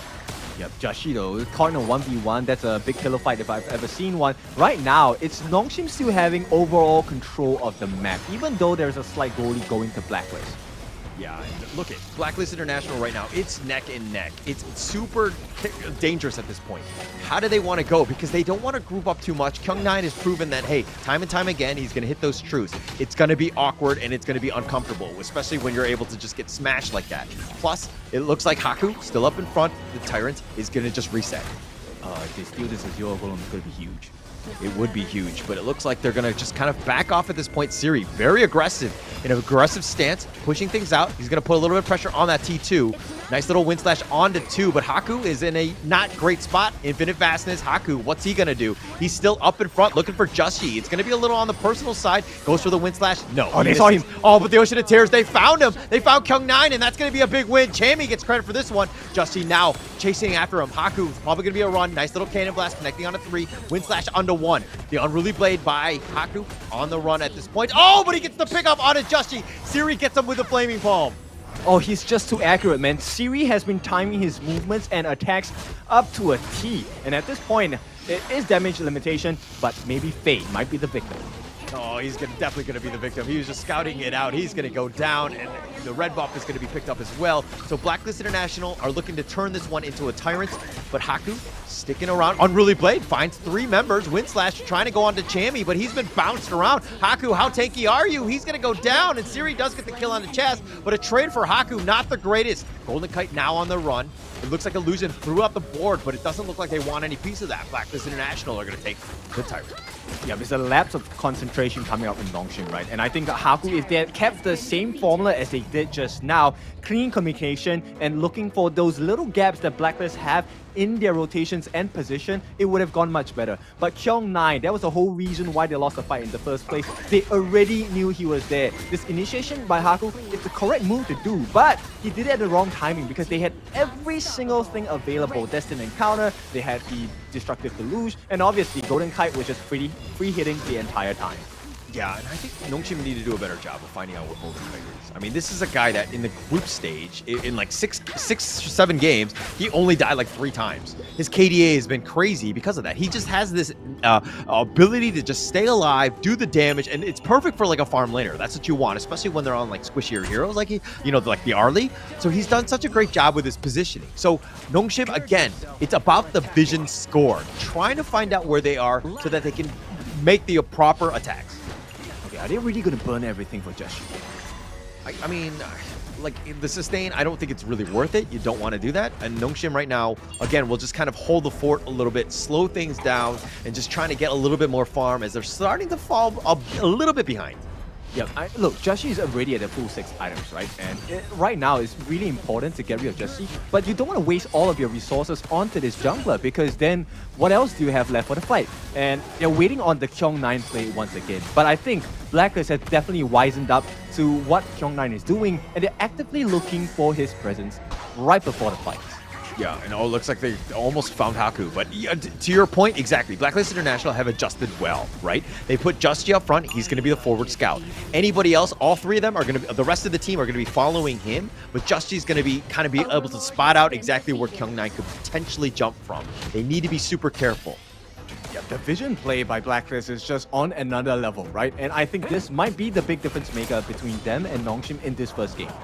Yeah, it would definitely be the difference here, right? I think, how does Haku find ways to get in? And he needs that value. And you're going to kind of start things off. I mean, Haku can go in on his own, but you really need Kyung9 to kind of set things up, right? One of the two, obviously, you can pick your poison as of which one you want to go. But I do feel like Kyung9, if he's able to find that 2 or 3 man stun, you're going to have a great time. We might be looking for that perfect Unruly Blade.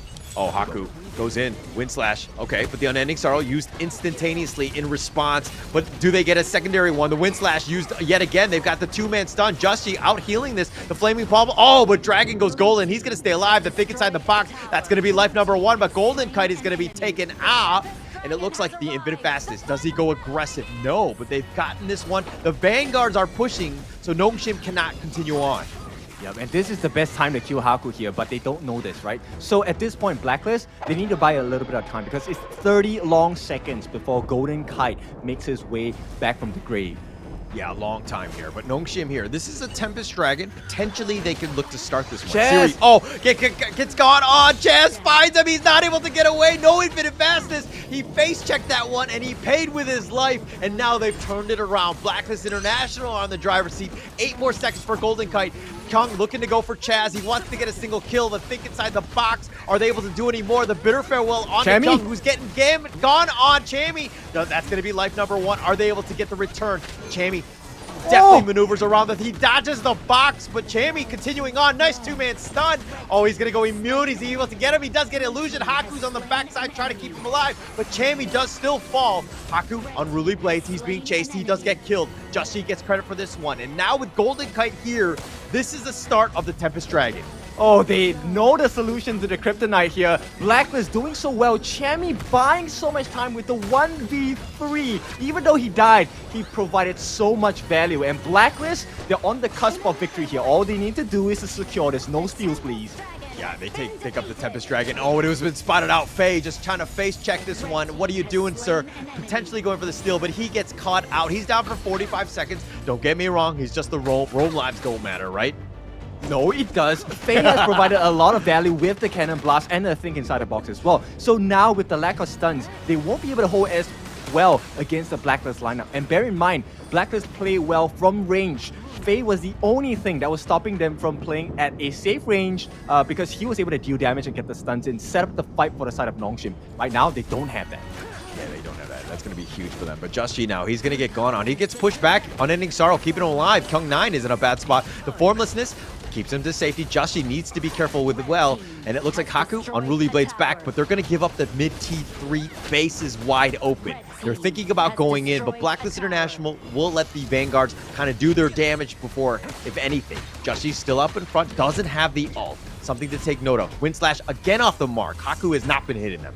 I think they want to play this safe, right? End of the day, yes, you do have the Siege Break on the Chammy 1, and the next wave is coming in. Here we go. Oh, they're going in. They're going in. They find Haku. They decide to go right on this nice 3-man stun on this one, but Haku is looking to go. The Think inside the box. The Infinite Fastest. Haku is solo. He goes down, but the Truth connecting under 3. He turns it around. Golden Kite gets blown up, but the rest of Nongshim are all so low. Here's the secondary life. Golden Kite has been killed, but what can they get? It's a triple kill going the way of Dragon. Siri gets the return one, but Nongshim are all dead, and Blacklist International will take game 1.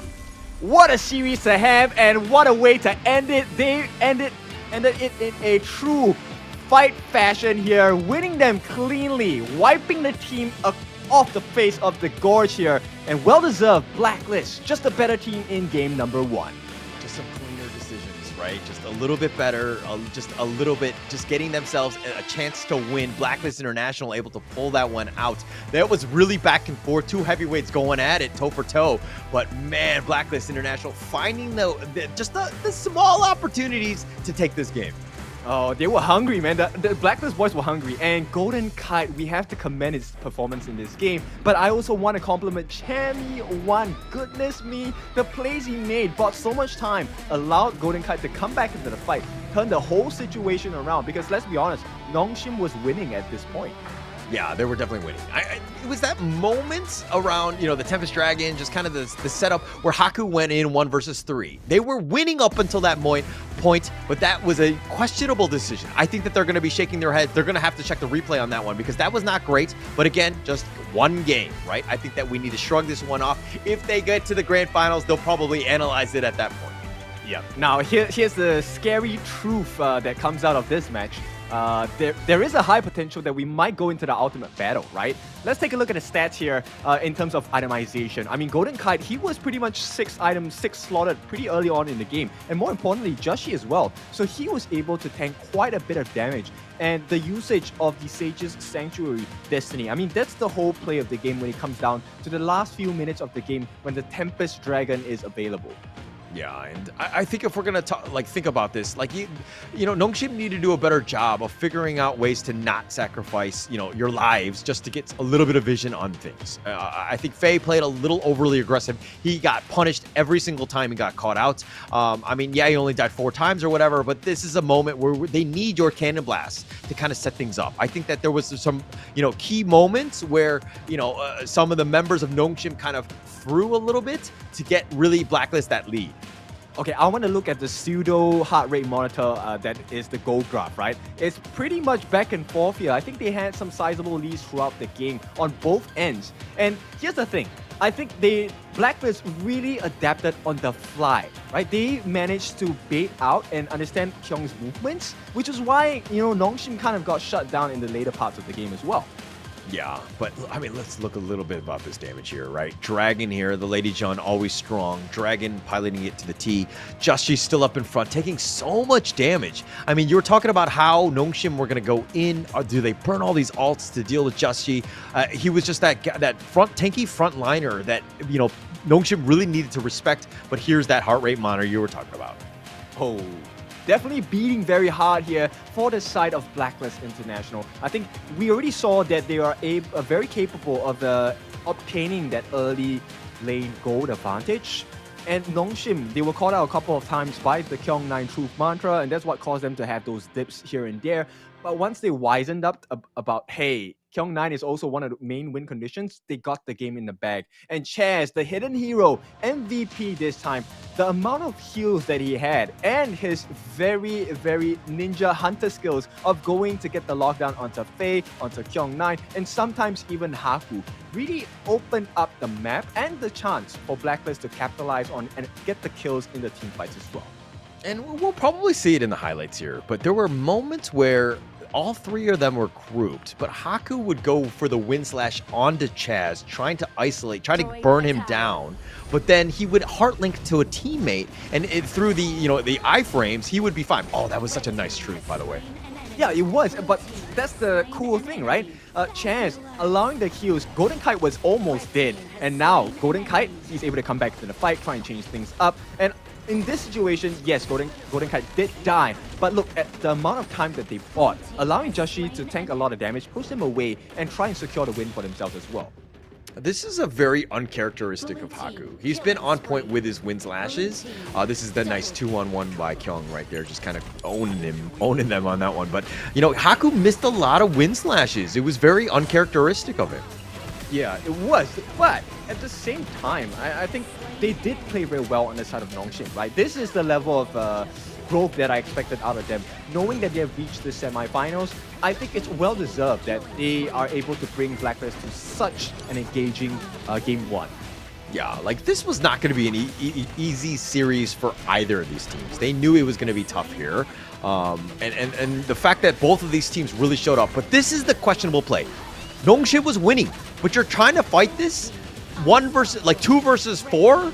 Look, dude, you just need to count the numbers. How many do you see? Okay, we're in a bad spot. I can't be doing plays like that.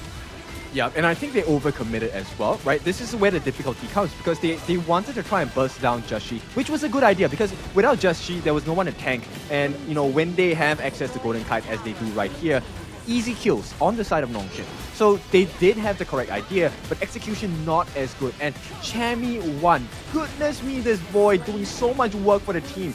Gave his life, bought so much time, and with the arrival of Golden Kite, it's like the horns being sounded as they go to war. Golden Kite was ready, took the kills, and they just went ham in this particular one. ready for the fight. Blacklist felt like they were the better team in terms of fighting it out, and they really were. Yeah, they totally control that one. I mean, Kyung9 doing whatever he could with his truths, really just giving themselves a chance for most of these things, but unfortunately not able to pull this one out of the bag. I mean, they were behind, and they made some questionable decisions. I think that this is a game one that, if anything, they just need to forget. They need to just move on. Yeah, I think healing is definitely better than shielding. And for now, it looks like defense is the best offense, right? You get the heals on your team, you can come back and attack them once their healths are low. And of course, numbers matter as well. They had the bigger advantage in terms of manpower, and that's how they won the fight on the side of Blacklist International. So with that being said, that's just game one. Exciting nonetheless. One of the most action-packed game ones. So let's see what we'll have in game number 2 right after this break.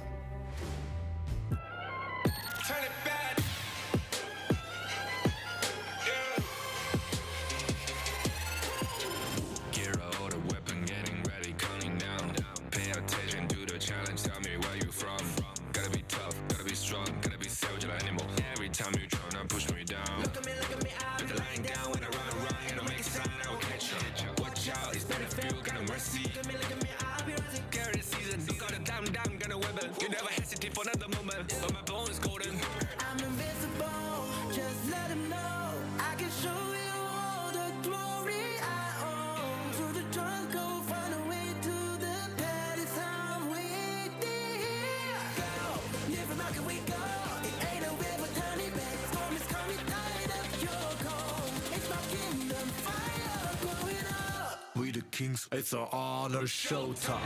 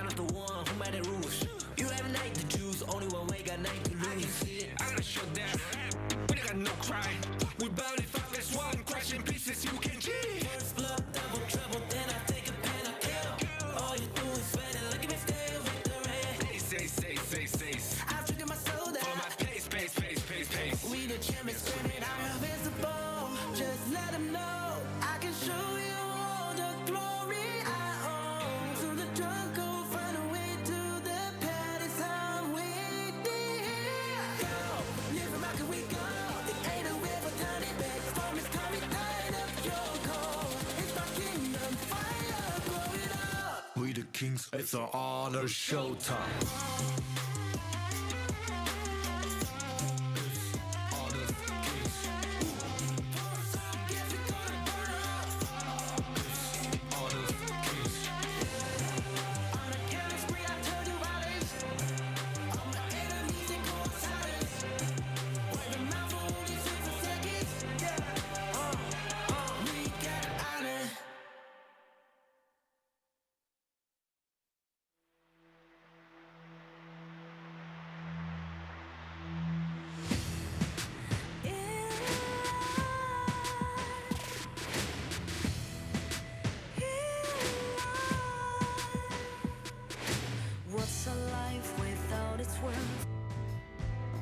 Welcome back from the break. It is time for Blacklist and Nongshim to go at it again. And what a game one, full of action, full of surprises as well. Now they have exhausted a couple of picks and bans. Let's see what they have in store for game number 2. Yeah, I mean, we kind of expected that these two teams were really going to go at it, right? The team fights were going to be unreal. It was going to be next level in terms of just straight up strategy as of when to go in, when to find those gaps. And it looks like Blacklist International came out the stronger of the two teams right now. They started off very strong. That is the perfect way to start a series, winning that game one. Oh, definitely. And right in front of the home crowd as well. I mean, the fans, they have some very high energy, let's be honest. Yeah, and it's super exciting. I mean, if you happen to be in the area, please do. This is, of course, Manila. It's SM City, North EDSA. Check it out. I mean, it's all going live. And I mean, you're going to see today's game. Today's going to be the last semifinals. Then you have the grand finals tomorrow. There's a whole bunch of mini games, activities, ways to get some free loot. So do stop on by. Yep. Okay, I want to talk about the ban picks here. Diadia and already exhausted. They won that series, that game. So Blacklist definitely is in a big advantage. Nongshim, on the other hand, they picked up this Kyung9 specialty Dharma and didn't do as well. Dun, also a Haku special, did not make the cut this time. So will we see a Sun Tzu come out? I think this is the time to bring out the big guns as well. Yeah, okay. Look, you want to have a very strong lineup. I think that you put your tried and true out there. Kyung-na, you're talking about the Sun Tzu. I think that that's a clear win in terms of, a pick that they could potentially have. But they have the second and third pick, something to take note of as they move forward here. I think it's going to be key because you do not want to be down 0-2 in a series. Yeah, and right now, I think we're waiting for the Musashi ban, right? If Musashi ban comes true, Blacklist definitely want to secure that Algren as the first pick of this series. But it looks like we might have a good chance of it happening, actually. Yeah, look at Blacklist International trying to set up the Algren pick, banning out the Musashi here. So now it's on to Nongshim. What are you going to do? It looks like TG is smiling because he knows that he's putting Nongshim in a situation where he's forcing them to ban what he wants. Yeah, and at this point, I mean, it spells Algren out in capital letters for me. And there we have it. It is going to be the Algren prio pick for the side of Blacklist. Now, what kind of options do they have? They need someone who's tanky. They need someone who's able to deal damage on the backlines, on the roster of Nongshim as well. This opens up, Kaiser, maybe the Menki, maybe even the Agudo, in fact. Yeah, it looks like they're going to go with the Dolia instead. Teams are all in. So all of the crazy alts that you're thinking about, the Elaines, I would have said, the Lung, but it looks like they've already picked that one. But they're going to pick up the D-Renjay instead.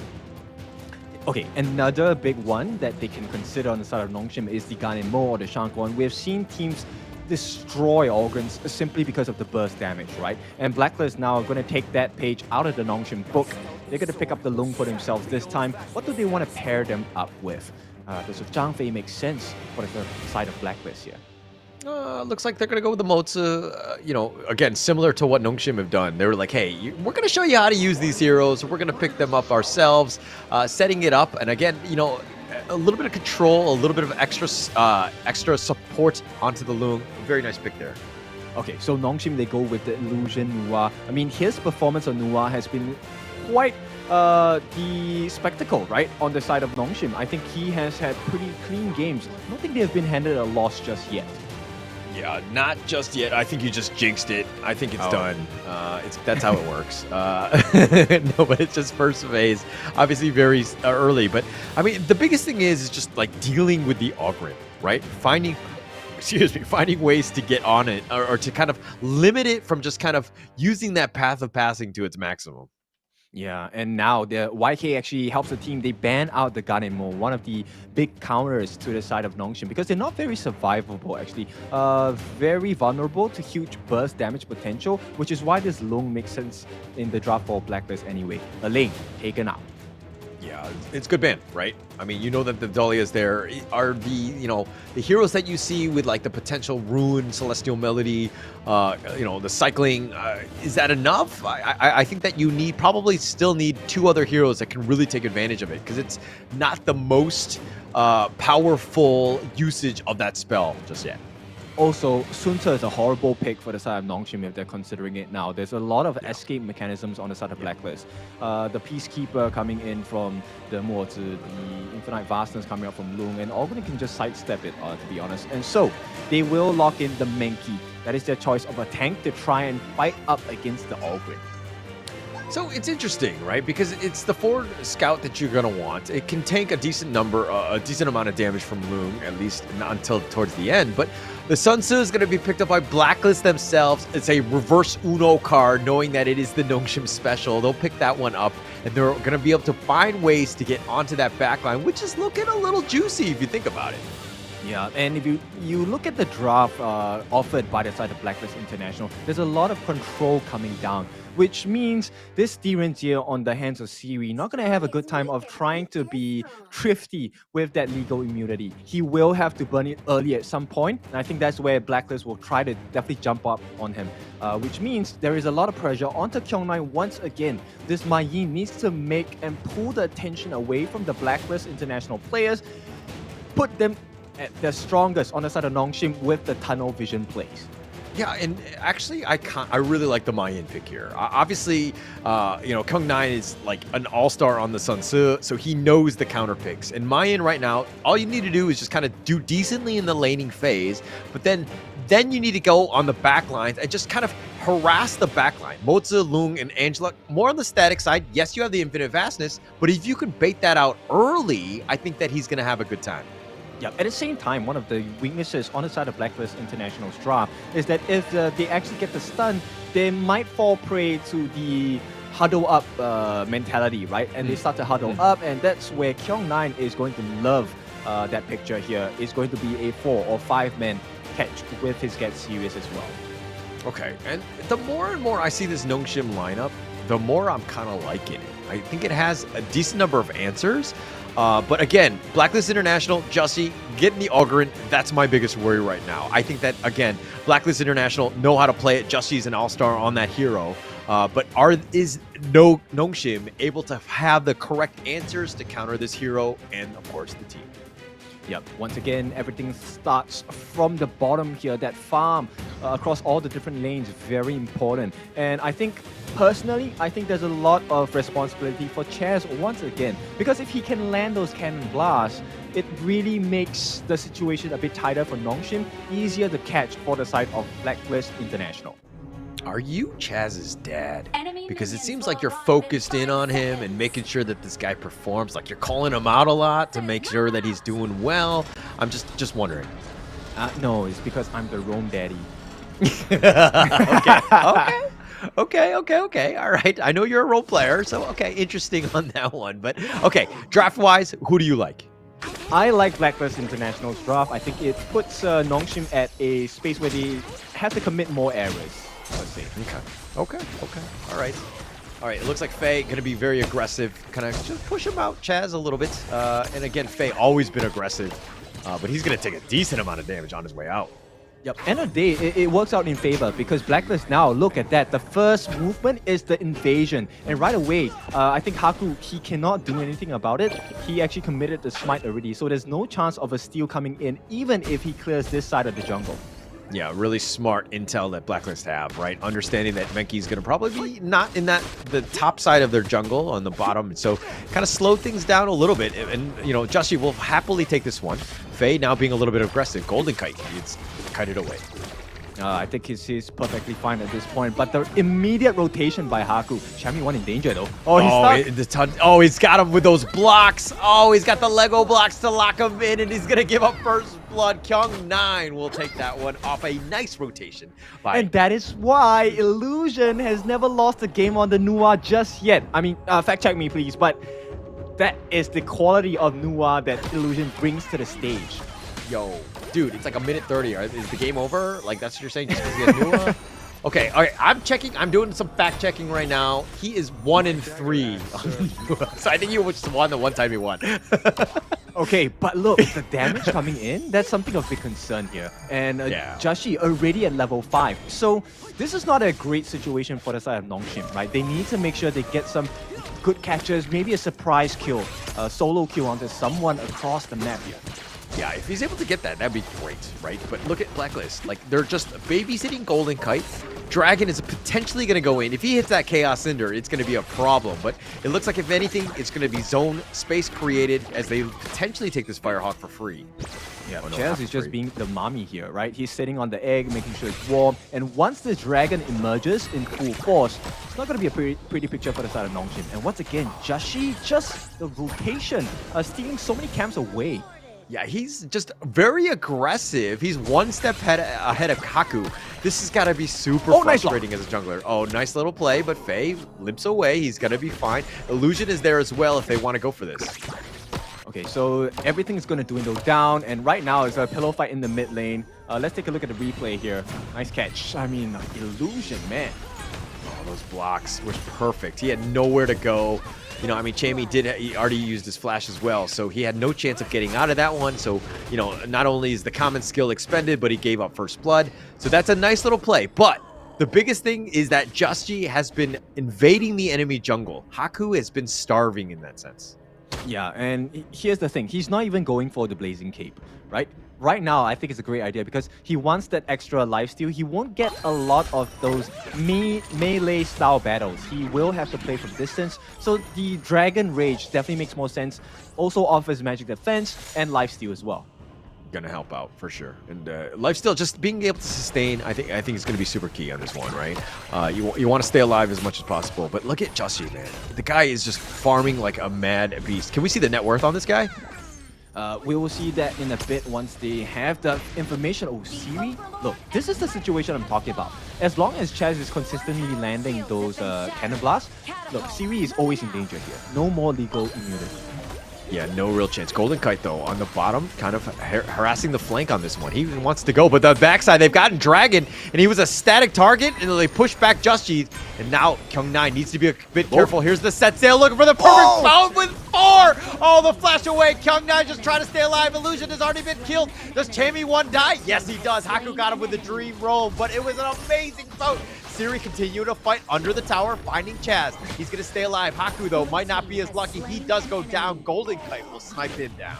Yeah, that's a horrible situation for the side of Nongshim. They were on even ground in terms of the gold, but right now they're going to start pulling away on the side of Blacklist International, a free Tyrant for the taking. Yeah, free Tyrant, and it's all off of the back of Justy. Being able to find and out-farm Haku. He had the damage. Haku was fighting. Yes, he was tanky, but he didn't really have enough. I mean, he's just like this tanky, cutie monster that really can't just, get any kills on Blacklist International. And Justy, 2 levels up against Haku. All right, so here's the new model for Justy here. Oh, hang on. Big fight. Yeah, Emergence. Oh, but the Infinite Vast is used perfectly. Golden Kite. Oh, brush the shoulders off, my friend. Yeah, that was clean. And right now, I think the pressure alleviated, but the next wave is coming in. They might have to defend this quite seriously on the side of Blacklist International. Yeah, the Gas Ender just trying to slow it. If anything, you deal with the minions, you're fine. Looks like Blacklist International will hold, defends that bottom T1. Okay. Oh my goodness, this rotation was so sick. Chammy1 catching all 5 members there. Okay, yeah, he caught them all. I mean, that was the perfect boat, Chammy, and he does die, so Haku got the revenge on this one. And that could have been way worse, but the T1 was there, and it didn't look like Blacklist were going to look to push their advantage, so to speak. But now, Nongshim right now, they're behind less than 1K, so it's still within arm's reach. But again, Haku, the Justy, the differential right now has been a little high in favor of Justy. Another bolt this time does not hit the mark at all. Does not hit the mark, but the Dream Realm does connect. It's going to be on to 2, but the Blazing Brilliance pushing back Haku. Justy looking to steal yet another Azure Golem. Haku needs to be careful. They both have Smite if they want to go. It looks like it's Blacklist International will give it up. Right, so I have a petition to make here. I want to make a model for Justy with a slushy after the wins of a big team fight, right? So everyone turns to mush. Yep. Okay, make it happen. Potentially. All right. Is it just the game or is it the series? Do they need to go that far? I think the series is a bare minimum, right? It's the prerequisite for that model to be used. All right, got it. So if they go into the grand finals, that would be interesting, something that they need to add into this. But okay, all right, we'll see how this one goes. But yeah, Justy's been playing very well, right? I think that, Blacklist has done quite well with him as their jungler in terms of the success that he brings, because he's a formidable jungler. Yes, he is. And one thing to note around this game at this point in time is that while Illusion did get that nice setup on the top lane to make the kill happen, right? He's still behind in farm. So Nua behind on farm, not the best situation. You don't get the burst that you're looking for. Yeah, again, I've always talked about this, it's like a win more hero. I'm not a huge fan of Nua, just because it potentially, if you're behind, it's really painful, right? He's a glorified ranged creep. Obviously, there's some utility, but they found him. No, Haku, Dream Realm is back to safety. Justy over the wall, says hi to the Overlord, if anything. Okay, I think this is a very precarious situation for both teams. Look, the gold lead isn't that huge coming in from Blacklist International, so they can't afford to give away free kills. And at this point, they're forced away from the Overlord. So this is a silver lining for the side of Nongshim, right? They get to start the recovery, but I think they need to score more kills here. And end of the day, the map control is a little bit better. Hang on! Oh, wow! Okay, they found Kyung9. Yeah, he was just kind of caught in no man's land with 3 members. Blacklist International made him pay for sticking around. He did not pay rent in that case. And it looks like Justy not scared. Haku really nothing can do other than this, like, maybe this tickling that he's doing to him. And they're pulling attention away. So this allows so much space for Chemi as well. Yeah, they've got the Cannon Blast. I think inside the box is going to be committed. The Conductor of Souls as well, but the Dream Roam, and he says bye-bye, and Haku survives to see yet another day. Yeah, but now the pressure in the mid lane is so immense. They have to defend this. I don't think they can. This T1 will fall. Yeah, with Chami on the flanks, I don't think that there's anything that they can do. Nongshim right now on the defensive, not able to kind of hold that one. Again, a key one, but they do have Vanguards. Is there going to be a little space created by Nongshim? Are they going to put some pressure on? I think they will be able to, but it looks like it's not going to be enough, right? And here's the thing, Nongshim, immediately after the first game, their macro has improved. They actually have the lead against Blacklist. Yeah. Though, I mean, they'll find ways, assuming that they're given an opportunity. Blacklist International have played a clear game, though. They're not giving up the leads, so to speak. Nongshim have been able to put a lot of pressure on, but they haven't been able to find ways to get back in just yet. Yeah, entry point is lacking from the side of Nongshim here to really put the pain over onto the side of Blacklist International. And once again, look, they're playing the map so well. TP not gonna matter at this point. They still get the T2 on the ball. Yeah, and you think that you can, play the macro game, Nongshim, and nice little veil. They found Faye, they got the knockup, and Jushi's gonna get the kill. And now Haku goes for the Dream Roam, only connecting onto one, but it's Chaz. He's been Peacebreakered away, if anything, but Kyung9 thought about going in, but they're a member down thus far, but they need to defend their blue buff. It's gonna be bounced around. Jushi's looking to pick this one up. He does. He path of passings just on out of there. Kyung9 just chasing their tails, if anything, not able to get anything. He tries to flash forward, but the Infinite Vast is instantly used. Golden Kite, he's going to go aggressive. He wants this. He's going to look to turn this, and Haku's going to be killed as he goes out of position, but Golden Kite gets Illusion as well, and Dragon now chasing, and the boat from the backside, Chami finds him. They get Siri, and Justy is going to get the kill on this one. Kyung9 will limp away, but now Faye is going to join, and Blacklist International, all 5 members still standing. They punched them in the gut. As they mentioned in this trash talk video here, it looks like they're putting the pressure on, and Nongshim, they have no way to survive this. No way to survive. Kyung9 just going, he's trying to get serious for this one. He just barely survives, and somehow he does hold. The mid T3 not as lucky. It's looking to go down. They have this one, but it looks like that's going to be the end. The burst will be used just to deal with the minions. Dragon limps away. Yep, there's no... He gets the secondary kill and a loser from downtown. You want a Celestial Melody? If at first you don't succeed, try again. Yeah, good effort. The tenacity coming in from Nongshim really does have some results right now. They need to make sure they get this Tyrant. Look, the T3s, they're not healthy on the side of Nongshim. And if they do lose this Tyrant, it's not going to be fun at all. Yeah, they have to get this one. They have the numbers advantage. This is the time, but is Justy going to just steal it? And it looks like Haku will get this one with that smite. Justy now, he's getting focused in. He's been kind of controlled. He gets knocked up and he gets killed. Kyung9 is going to get credit for this one. And now Nongshim have an opening. 2 members down. Yes, Dragon is up, but this is a potential. Are they able to take some towers out of this? I don't think so. That's the thing. T2 is the biggest possibility on the side of Nongshim. But Kyung9, he's not going to make that commitment at this point. I think they want to look for more across the map. Yeah, I mean, right now, Nongshim finding ways. They're clawing back, finding the gaps to get themselves in this game. And they're doing it slowly. I mean, a couple of kills, yes, it's lucky, but they need to convert those into towers. It looks like they're going to take the top T2 here.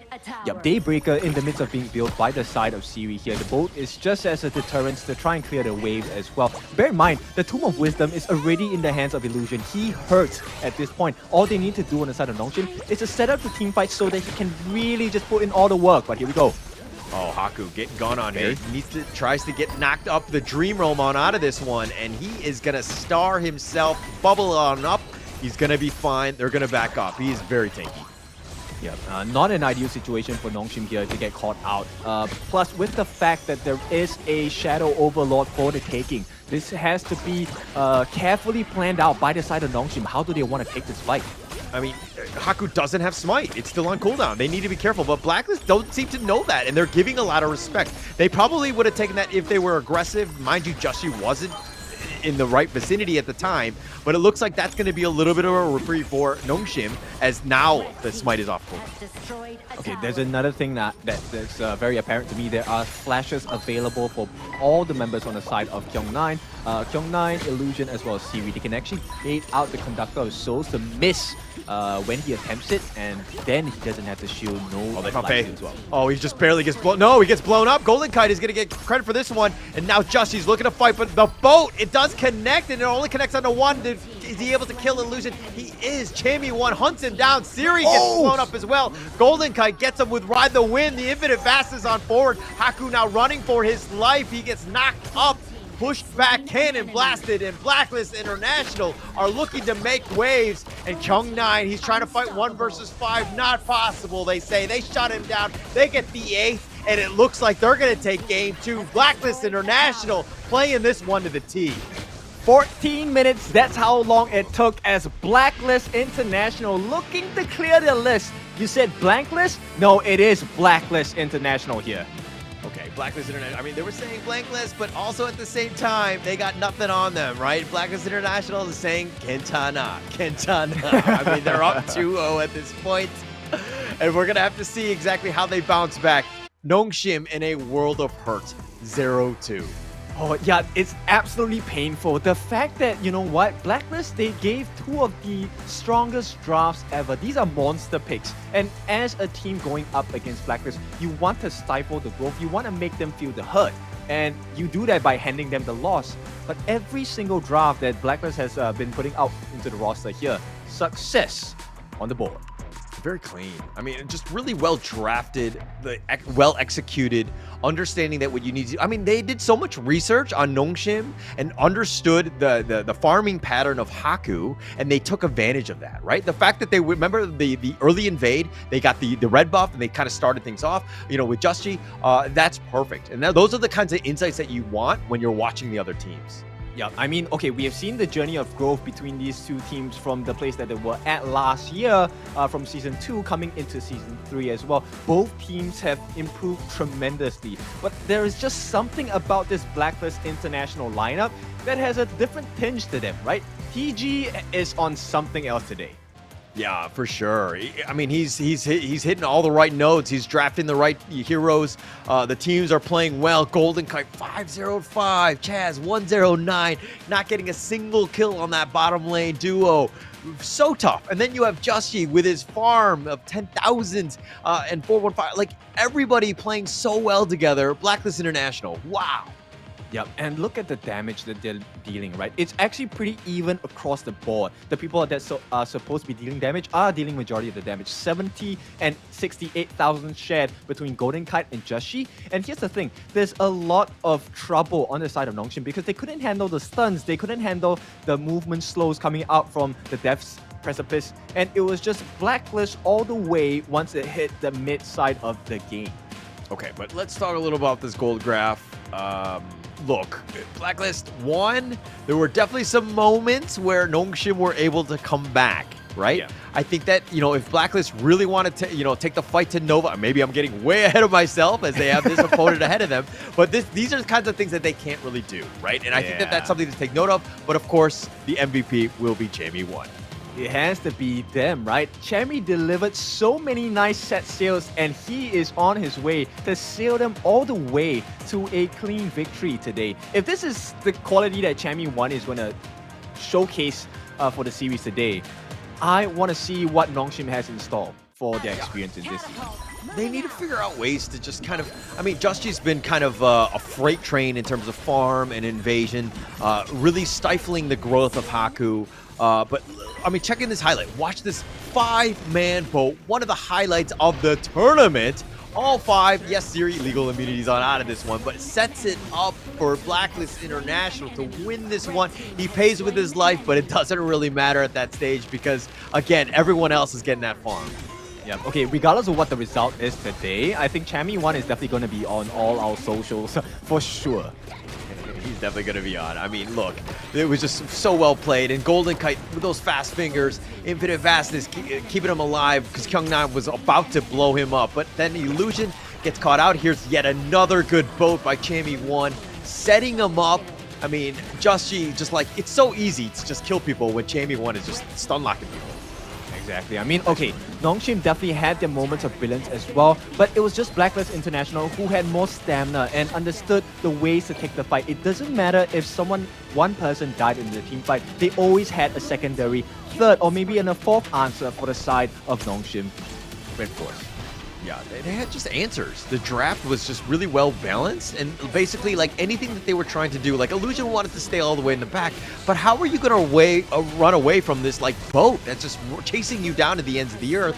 You have no way to get out of there. And you know, I mean, Blacklist International, like it was just so clean on this one, and finding ways to win.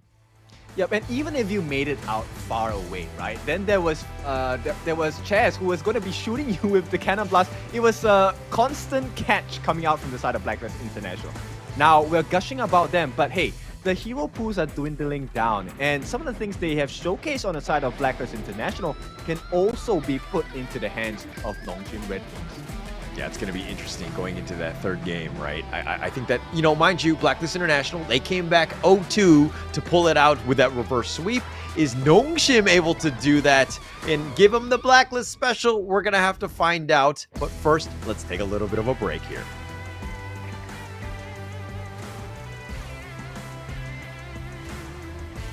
Okay, we're always joking when we're talking about push. So, okay. So we will throw it over to the break in a little while. I think we still have some time to talk about the games itself. Now, it is a very clean 2-0 coming in from Blacklist International. Of course, you know, for the Filipino fans, of course, the home crowd, they're expecting a 4-0 victory. But I think that's a tall order. And hang on, that's not a tall order at all, because now we're going for a break. When we're back, let's see if the dreams can come true.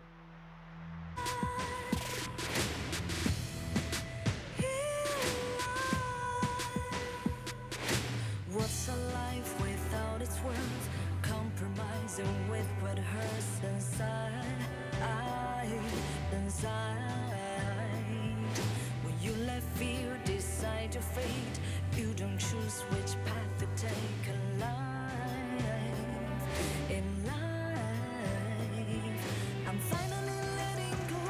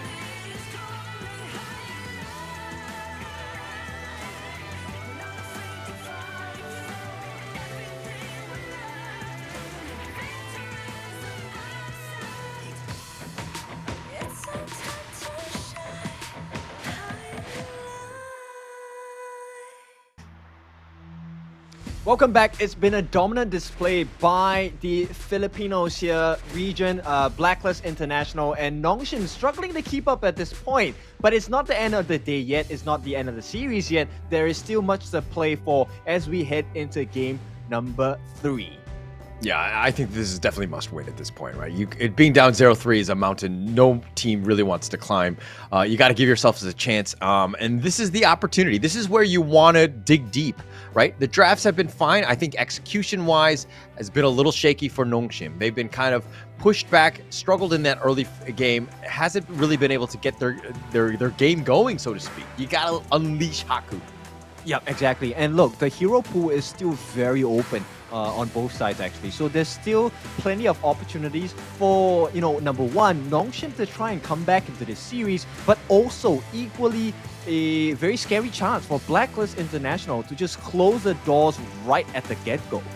Yeah, I think that Blacklist want to shut this one down. I mean, if they go home 4-0, they're going to be super happy. They're going to be confident going into this one. They're going to be well-rested for Grand Finals tomorrow.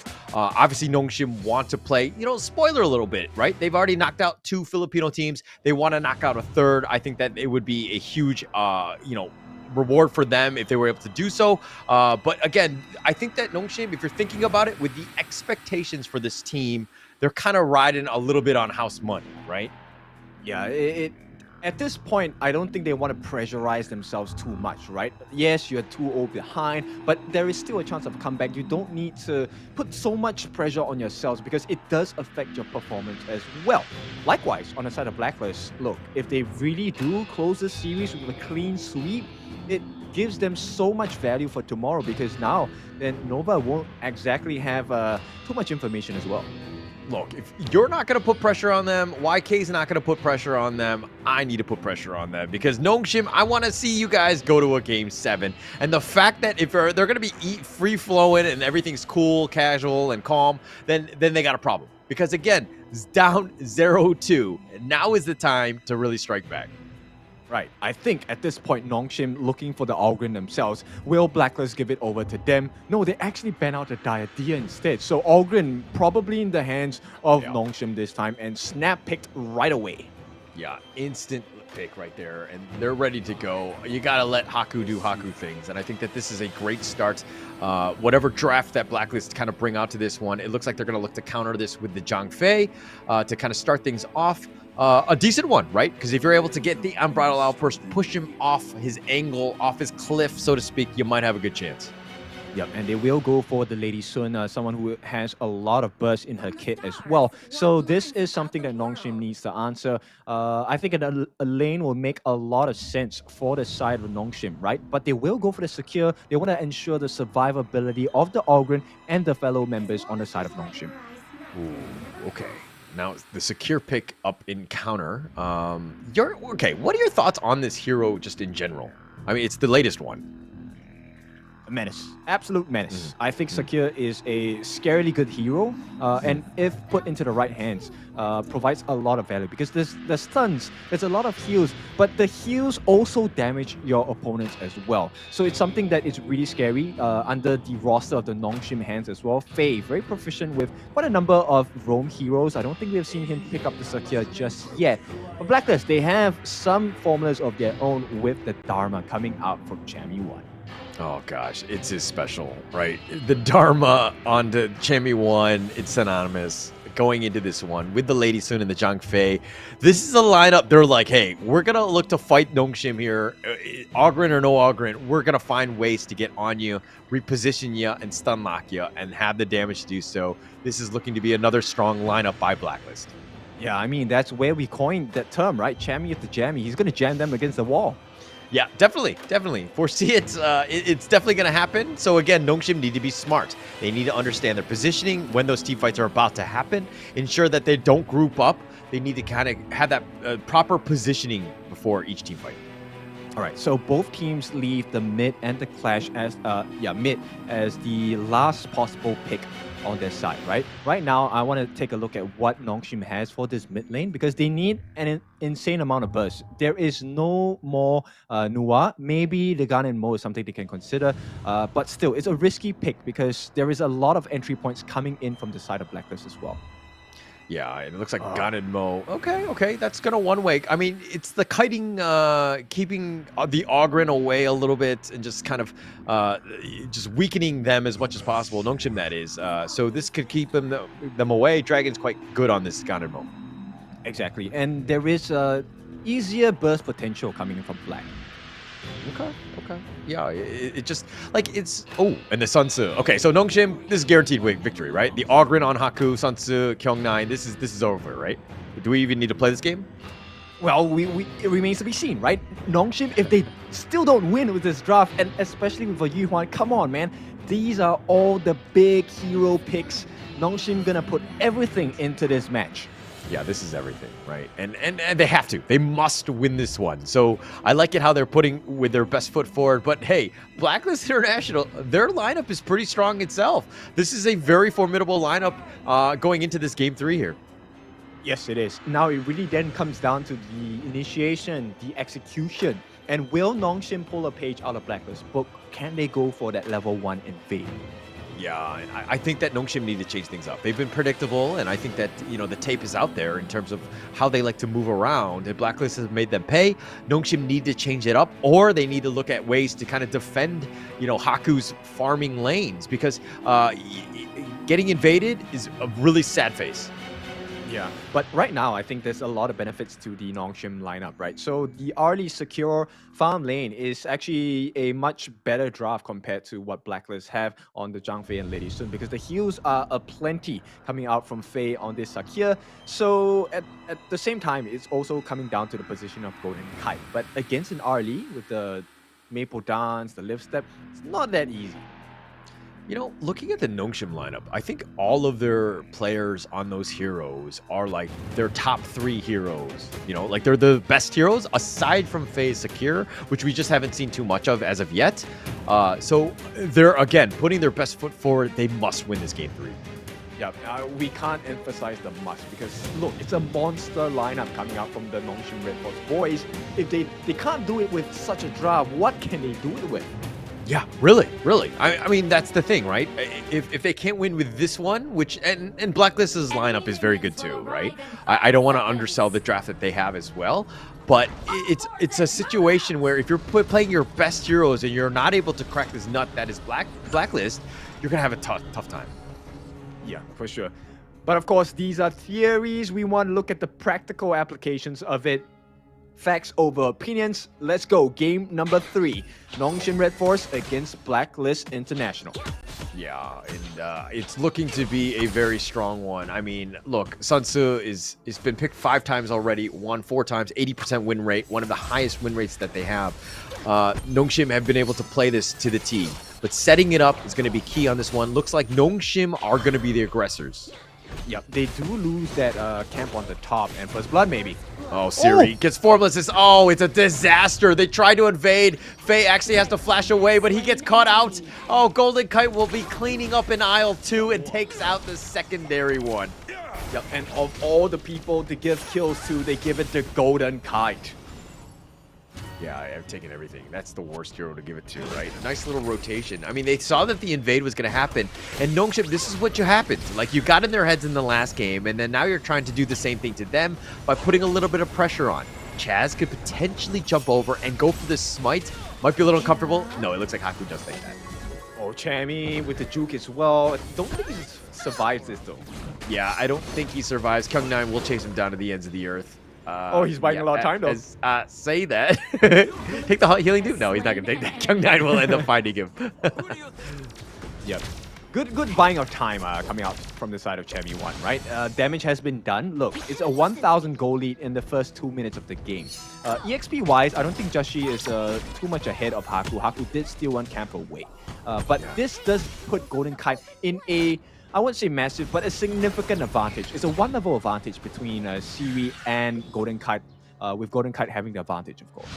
Yeah, I mean, getting that kill will obviously help accelerate you, right? And Golden Kite just doing a great rotation, ensuring that they get this one. But the couple blades, oh my gosh, Haku, sir, got caught out. The Wind Slash is going to hit again. He's hit 2 in a row, and it looks like Illusion will survive, but Blacklist International feeling it, getting aggressive, and finding Haku. Oof. Yeah, and Joshi, he recovers all of that lost camps as well. They do take a couple of camps away. No buffs, but still, it's the damage is really painful here. And if they get caught nice again, boat. Nice boat. Dragon, oh, okay. The back away from the unruly blade. Joshi survives. Kung9 was waiting in the wings. Not enough to kill him, though. Faye now getting gone on here. Golden Kite and Chaz. Looks like they're going to be zone away, but Illusion making his way. He might make an appearance, trying to make it a little uncomfortable for Golden Kites, but the Firehawk is the big target here. Siri really wants this. Does not want to fall further behind Golden Kites. Let's check out the replay here. Nice little wind slash. Connecting on. Finds Haku. Yep, and it looks like Nongshim will continue to push here. Golden Kite will farm under tower. And looks like he's going to take this one up. And okay, continuing on. Dragon will just like to make his way around. I think the big thing is for Chaz. Yeah, okay, there you go. yeah, I mean, likewise, right? Chaz, very important member of the team on the side of Blacklist International here, right? Not just the fact of the lead saviors, but also because he has the secondary smite. Yeah, yeah. You gotta. It's scary, especially early, right? That first Tyrant can be a bit of an issue.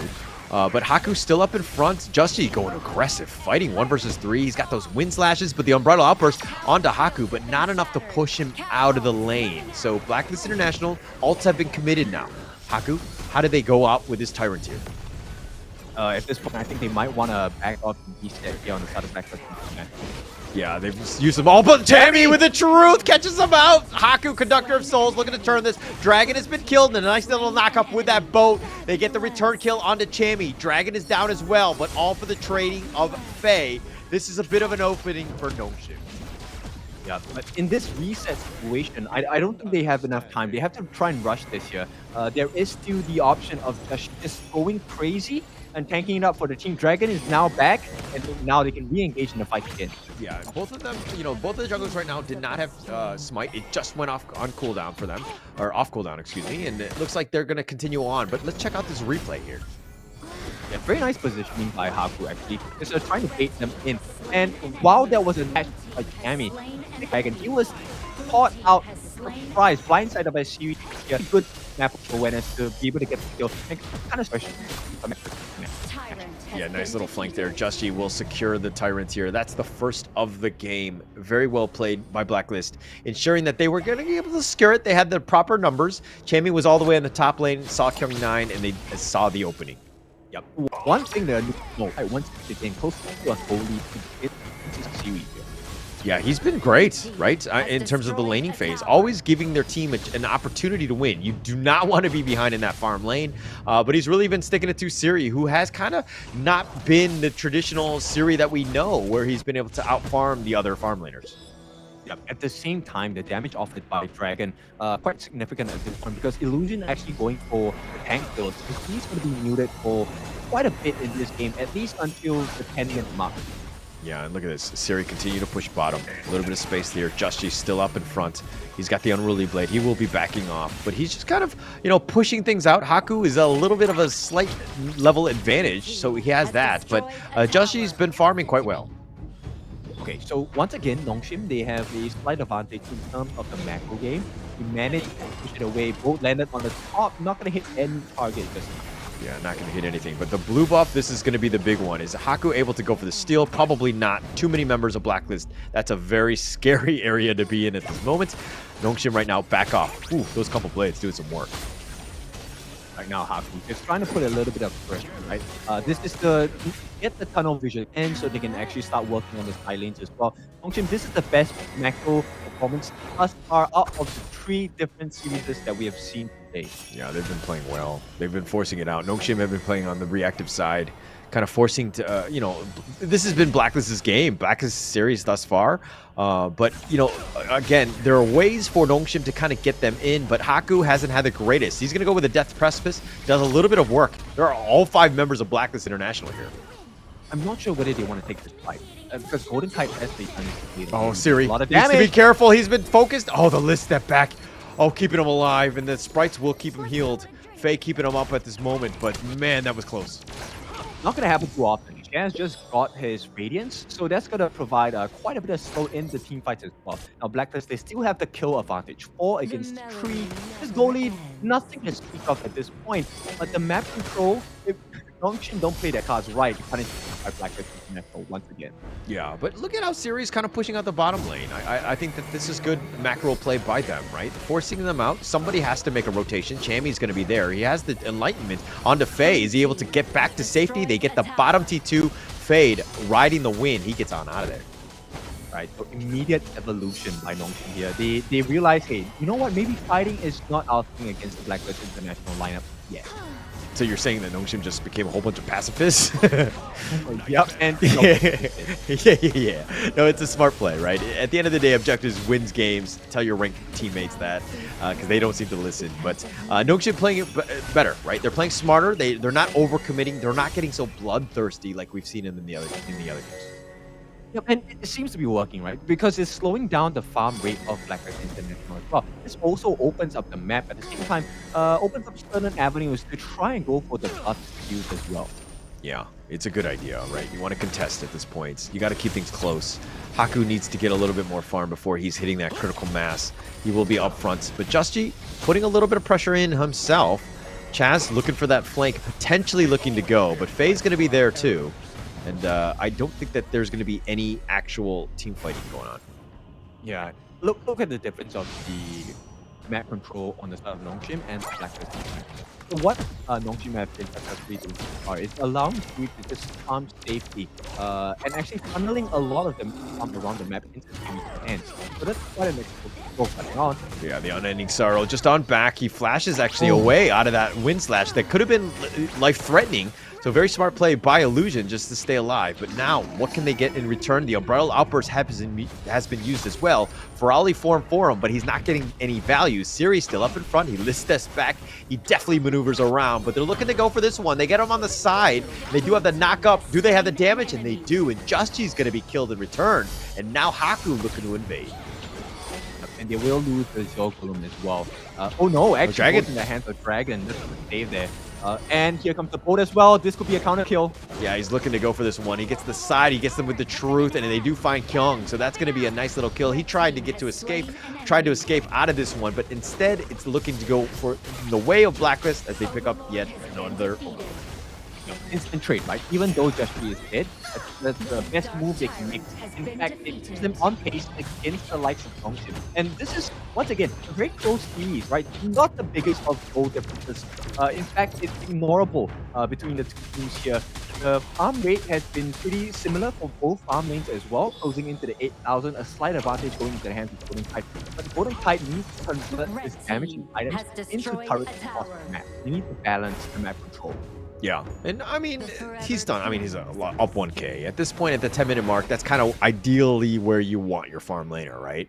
Siri hasn't been I mean, he's died once. Hasn't had the luck, so to speak, of the free food or the free kills that Golden Kite has had. I mean, he's got 2 himself.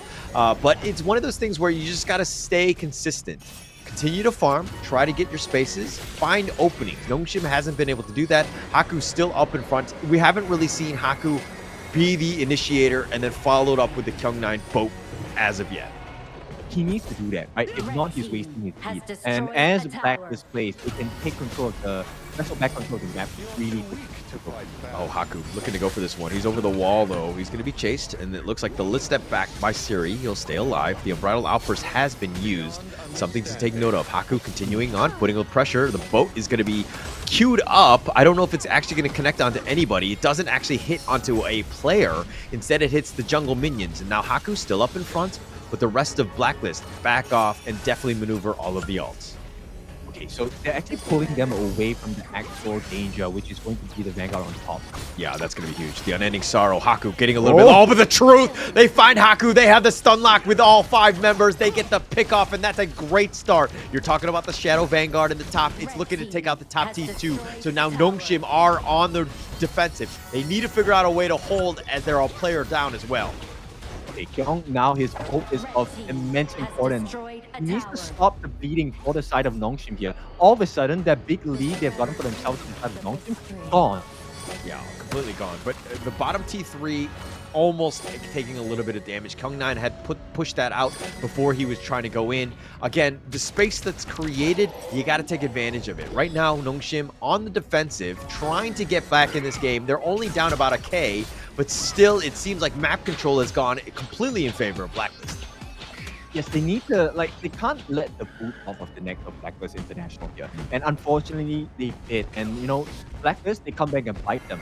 So Nongshim right now, they need to repossess the map at this point. And it's really hard to do so, especially off the positioning. Oh, they're going to look to go. Joshi with a nice wind slash connecting onto 2. They've gotten Siri. They had the lockdown. They get the kill. And now here's the Unbridled Outburst in return. Chammy 1 with the Enlightenment. The Unending Sorrow keeping Illusion alive. He's been stampeded, though. And nice little stun lock by Chaz continuing on, forcing it out. The Conductor of Souls will not save you, Haku, as he goes down. That's a double kill going the way of Golden Kite.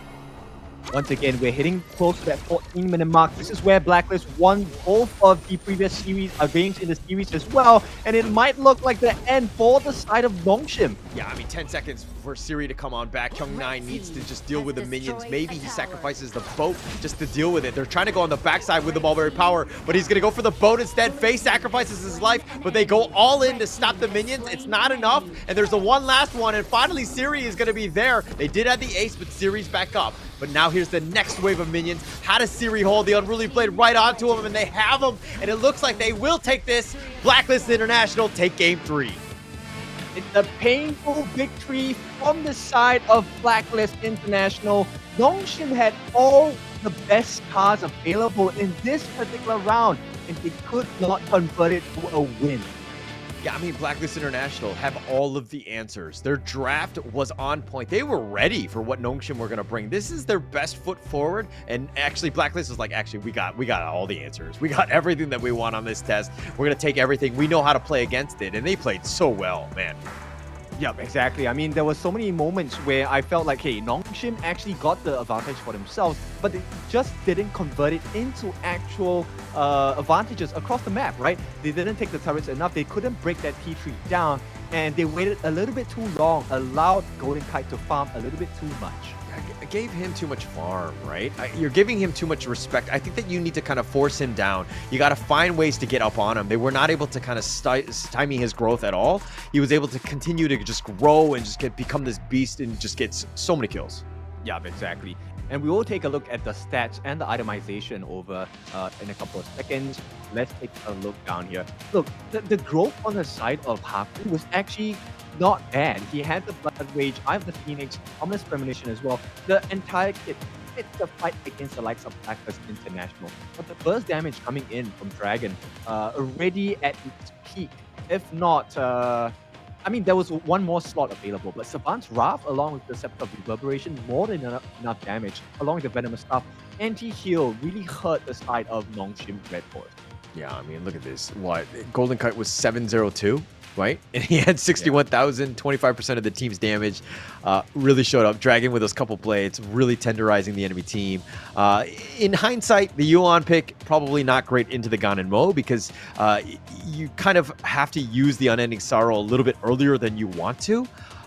I think that Illusion is kind of didn't really have as great of a game as we normally see him because, I mean, he had a bunch of damage, but he wasn't really able to get going. Yeah, and you know what? This gold graph actually reflects the state of the game as well. It was just boiling for a little bit, simmering for a little bit, and then it was just one moment of brilliance coming in from the side of Blacklist International. Once again, nearing that 14-minute mark, and they just destroyed Nongshim RedForce's lineup and got the win once again.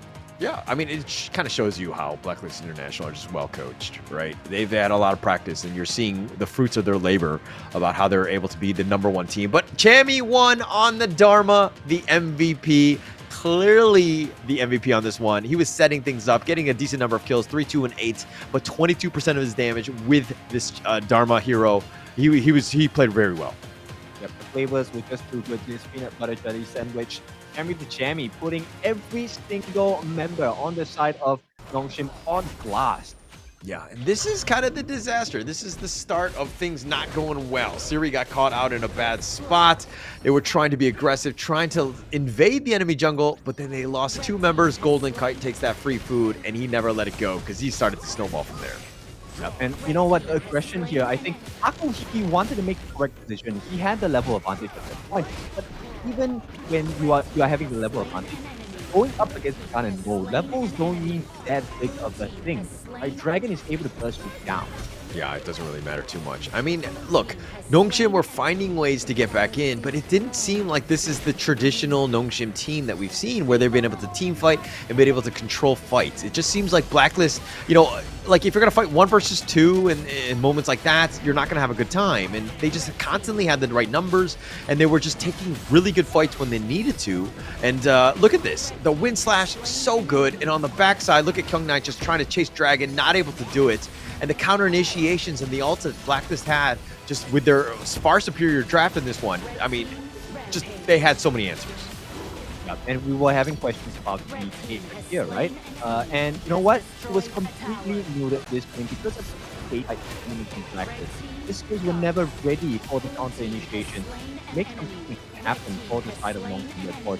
And unfortunately, because of that difference of viable resources, it was just destroyed from the mid game onwards. Yeah, no real chance. I mean, to bounce back. At that point, the game was a foregone conclusion. They just had too much at this point. But man, like, this is a team that Blacklist, they just don't really get out of position. They're always together. I mean, there's a reason why 3 out of the 5 top KDAs were on Blacklist, right? Because they've been able to just stay alive. They do the damage that they need to, and just like everybody's on the same page. Okay, so now we're presented with the situation, or at least Blacklist International is presented with a situation of a clean sweep today. That means many things for them, right? But we'll find out that meaning right after the break. When we're back, it is time for the potential game ender from Blacklist International against Nongshim RedForce. We'll see you. What's a life without its worth? Compromising with what hurts inside. When you let fear decide your fate, you don't choose which path to take alive. In life, I'm finally letting go of everything that still holds me. I'm against all odds, but I won't give up, 'cause it's my time to shine. Standing in the spotlight, can no one let me down. Destiny is calling high. I'm not afraid to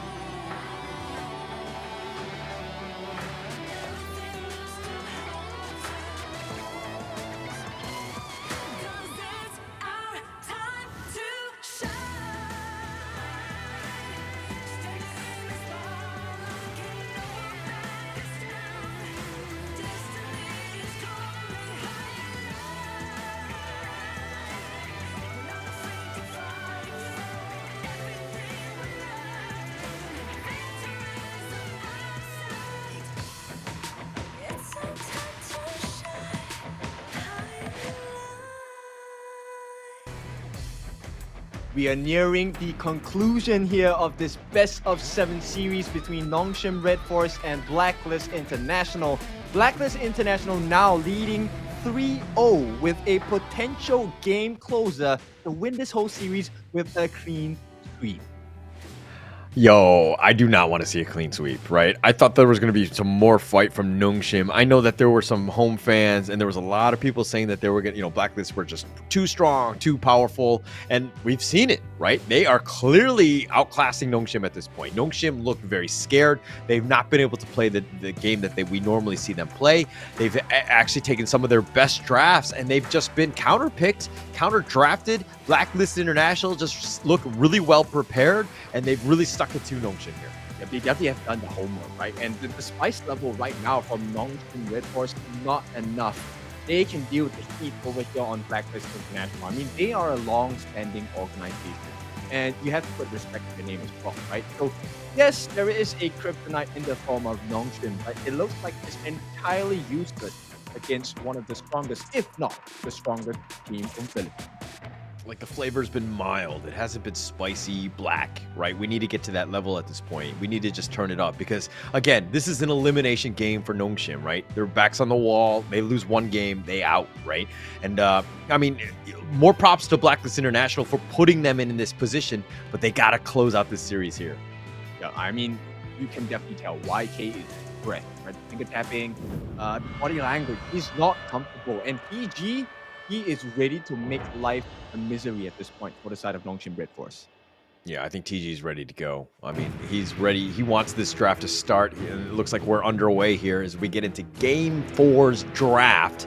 Going into this one, Nongshim, they will be picking first. They ban out Nadolia to start. That's a good one because end of the day, Blacklist, we have not seen big major picks. They have not picked up the Nuwa as well. That could be a very scary notion for the side of Nongshim RedForce. Yeah, it could potentially happen. I mean, it could happen at, I think that they could actually just kind of play around. Again, I know that most teams, like with the amount of, games that have been played in series, you don't really play around. You just close out series when you can. Because you don't want to show too much tape on some of the potential hidden drafts that you might have. But yeah, it looks like the Dia and the Marco Polo bans here. Yeah, you know what? I was actually expecting Golden Knight to give a pull out Marco this game. It looks like Nongshim did read my mind here. So I want to see what kind of draft. There's no Ogrim for both sides anymore. And right now, I think Nongshim, going on the blue side, they need to make and ensure that this first pick is something that can really break the heart of Blacklist International. Oh God, Liu Bang is not that hard breaking guy, going into this one.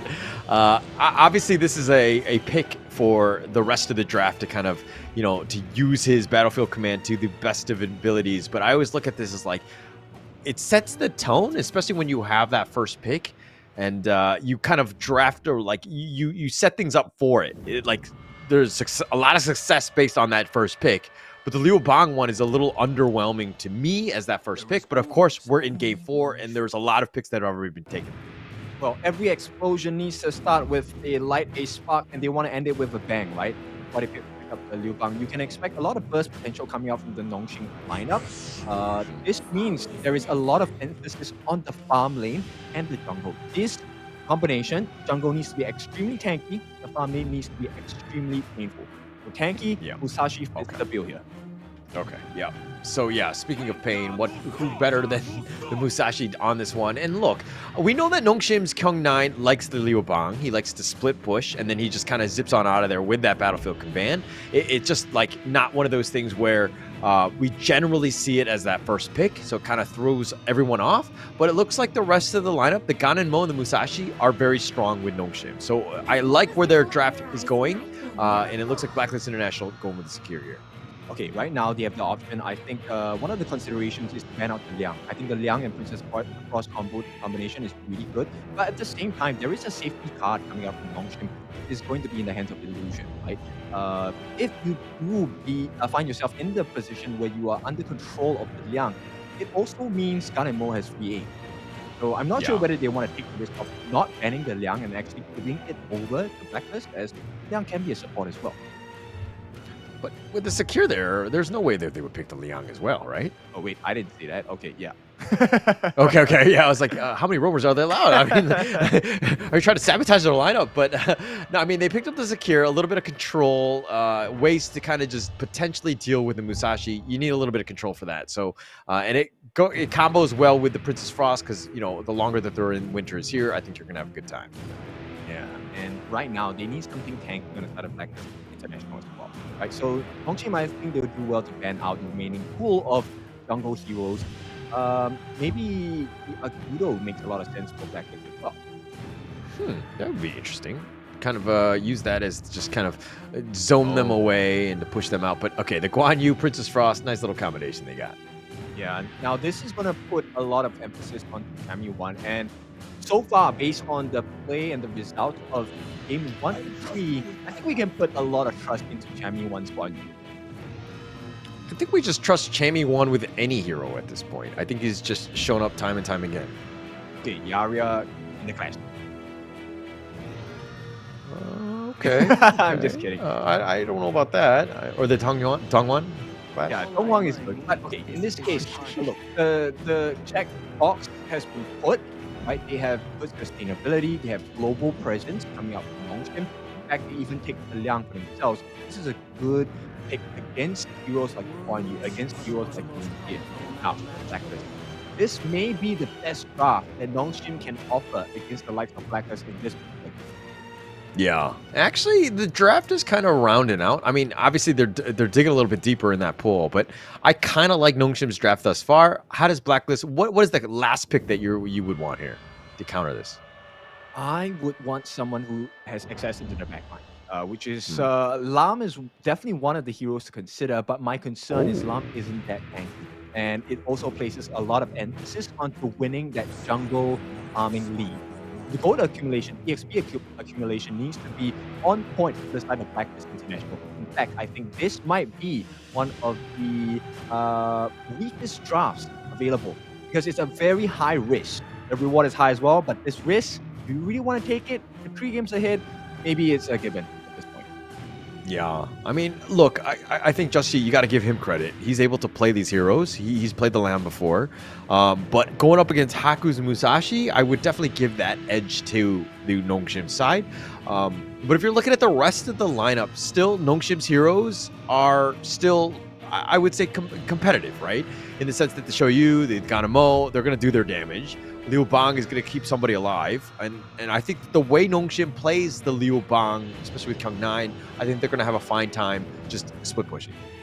Aku and Fei have an important and immense job in this particular round itself. If they can get the ultimates down on the on the side of Blacklist International, I would find that this should be a W. Finally, one dub for the side of Nongshim RedForce Sports.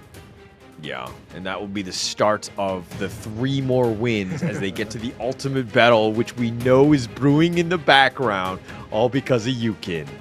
Wow, that is a very distant thought, but we enjoy the journey, not just the destination. Oh, we're going to find out. This is going to be, of course, game 4 elimination game, right? For Nongshim RedForce. They must win. I think that this draft, though, is probably one of the, if we're looking, draft to draft, team to team, I think that this is a good one. I think that they have a slight edge in terms of, advantage going into this, but it all comes down to execution. They must not overcommit, right? I understand this is a very tense situation. Nongshim need to look for an advantage somewhere, but they need to make calculated risks. Take calculated risks, not just dive in way early in the game. And right away, Blacklist, they're forcing their will onto this mid lane and trying to force out this clearance so they can make the first rotation. Yeah, it's going to be pretty important. Chaz needs to kind of just protect Dragon, let him get a little bit of farm so they can kind of get a little bit of an advantage over Illusion. But, look, for me, it's going to be about Haku, right? It's always Haku versus Justy at the end of the day because those are the ones. Who's going to get more farm? Who's going to be able to invade? It's going to be key because those two can blow up any of the other teammates. And I would definitely give, at this point, advantage over to Haku simply because it offered on Musashi allows him to be a little bit tankier and much faster than Justy in fight here. Yeah, he could be very aggressive, right? But he's got to get there, right? And I think that with Kyung9's, though, Liu Bang, it's going to be key, setting those up. When he does go in, he's going to have that protection just to kind of go in. But is it going to be enough to really get onto, you know, obviously Dragon and Golden Kite are easy targets, but, you know, is Justy able to kind of counter all of that potential shielding to kill them in return? Yeah, that's an important question here. And another factor to consider is also the fact that they're trying to limit Chammy's growth. So Chammy is great as one, but if he is under farm, it's a horrendous position to be in. Yeah, but the team fight is all about those avenues of attack, right? I mean, look, Chammy 1 is going to still find his farm. I'm not too worried about that. But it's going to be more of when those team fights are happening. Like, remember when he comes in with like a 5-man boat or something like that, like we saw in the previous. The effect of him on the map, and it's as long as he's alive, it's got to cause a little bit of fear in Nongshim. Oh, for sure. I mean, having been better for 3 games straight in a row, I would imagine confidence is not at the highest at this point, but maybe things will change here. Oh, the barrier, but the legal immunity. Golden Kite, he eats up a couple blades. He's somehow surviving. Oh, and he dodges the last one. An Illusion not able to get the pick off. He also misses that snipe as well. So this was quite a big commitment coming in from Nongshim. RedForce did not work out for them. Blacklist, they established a little bit of a goal lead, about 200 goals. Right now, is there anything else across the map that maybe Blacklist can turn around? Yeah, oh, man, Siri and Illusion both missing that one. Absolutely huge. It's like the small wins. They need to, it's like the details that they just like get those pickoffs, turn it into first blood, let it kind of compound so that you can get this snowball going, because right now it's been a lot of uphill and it's been difficult for them to get any sort of momentum in this series. Yeah, and right now, I mean, they're funneling farm into Justy as well. So that's good news for the side of Blacklist International, right? Right now, he's leading the EXP bar. And for every shot, every snipe that Siri misses, it's not looking good. Yeah, it's definitely not looking good. Illusion, though, will make an appearance here in that bottom lane. There are 4 members of Blacklist. They're putting a lot of pressure on this bottom T1, already at half. And through it all, it looks like Golden Kite will kind of just chip away at it with every 3rd shot, so to speak. But he will pick up the Firehawk on the bottom lane. Yeah, they have to, right? Okay, look, Siri does have the level advantage, and in terms of gold, he hasn't been stifled in terms of growth yet. They have not put the cap onto Sawyer, and Sawyer late game is an absolute beast. He's hard to handle. Yeah, he's going to do a lot of damage. But, one thing that's worrying, and obviously it's still very early. It's not even like 5 minutes into this game. But Siri, man, he's been missing his snipe shots. He's got to hit those things. And it built a lot of confidence, not only him, but also myself, right? Which is probably more important than him. Oh, yeah, true. Now, looks like a Nongshim, they might not, they're not looking to overextend. And interestingly enough, they are priming themselves to see if there is a potential snipe and ambush they can lay onto Blacklist, because they're waiting for them to come for the Tyrant. Yeah, look at this. All 4 members thus far. Justy is not joined, but they take the bottom T1 even before they take the big neutral here. This is a pretty big opening for Blacklist here, and it looks like they're going to kind of fortify the area around it, potentially look to go, but Justy on the top lane, they're not going to go. Yeah, definitely not. They will open it up for Haku as well. It looks like they got the message that the jungler is on the top lane, so they will fully commit for the Tyrant down here at the bottom side. Now the rotation is going for the kill. They get Kyung. It's going to be a not the best situation for the side of Nongshim. And in fact, it's the macro gameplay they're looking for on the side of Blacklist. So Haku did take the Tyrants, so that's a bit of a win for them. But they lost the top and the bottom towers. Which is a little bit worrying, because that's just a lot of net worth that's just kind of fluxed into the gold bins of Blacklist International. They get the Overlord in return. So objectively, Blacklist are playing very well, and just keeping on pace, but taking those towers is actually quite key, especially early. Actually, it's quite a big situation to be had, because you only have that buff for about 80 seconds, and if you don't convert kills and turrets, it's not worth the effort on the side of Nongshim RedForce. So they need to find value after taking all these objectives. Yeah. Oh, the fly in, ride the wind. Chaz looking to go with the mulberry power. He does that connecting onto Faye. He's trying to go for the secondary one, but the barrier will be used. That will thwart Chaz from going on in. But now the mid T1 looking to take some damage here. The Vanguard has been taken out. Haku might thinking about going in, but here's with the Battlefield Command with the Duel of Death. They found him, but they don't have the damage, and Haku's going to be killed. He's going to give up first blood in a turn of events. Yeah, that was a big swing. I thought it was a guarantee that Just Chi was dead there. I mean, they committed everything, with the exception of course, Illusion and Siri and Phase Ultimate. But look, Battlefield Command is a huge ultimate. You need to get the kills with that. Yeah, unfortunate for them. I mean, they just miscalculated, and Just Chi was just barely able to get away under that tower, keeping him alive. But this is not something that, you know, Kyung9 and Haku can do on their own. They need everyone to support them. They need to ensure that everyone, like Illusion with those daggers and Siri with the Wild Wind, potentially going in with the Winter is here, and they found him, and Faye is locked in and not able to get a kill. He tried to lock him with that control, but through it all, now here's the return. Haku looking to go with his extreme speed, trying to go for Chaz. He did find him, and he's doing some damage, but I think Chaz is just baiting him out. He gets him with a Duel of Death, and he finally does get the kill, but that's a singular one. Haku continuing to fight. Dragon flashes over the wall. Chammy's a little bit on the low side. It looks like that's going to be the end of that. Yeah, but it's a big win for Blacklist. Look, they deal so much damage to the tier 2 on the bottom. They force Haku to expend his duel to the death on a roam.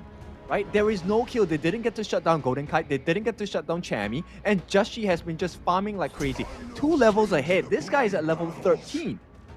Yeah, and completely turning it up, right? It's scary. Just Chi right now, he's looking to go for this one. He finds Siri. He's going to go in, and he instantly deletes him. Coming out of the woods, but Dragon does die in return. Winter is here. Kyung9 is going to look to just go in because he's dead, and he knows it. But now Chammy wants Chaz looking to chase. The couple blades will stop them, though.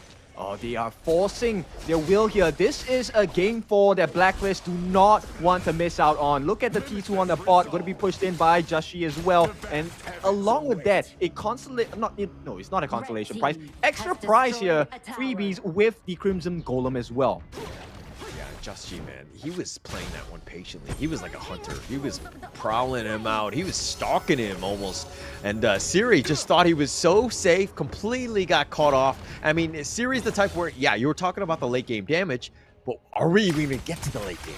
Yeah, that's a good question. Yeah, I don't think they will be able to. I mean, he was putting up those very good initiations. One thing to note is that he made it a very patient conclusion here. He waited the whole game. He did not touch Siri this entire game. He waited for that moment itself. He will pay for the sins that he has, right, for taking away that farm laner, but that's all they're going to get on the side of Nongshim. Yeah, but he died here. Oh, Illusion. Oh, he's trying to dash away, not able to do it. He gets chased down. Chammy 1 will take him down. Faye now on the run. He's going to be fine. Shadow Tyrant is... Oh, sorry. Tyrant is up.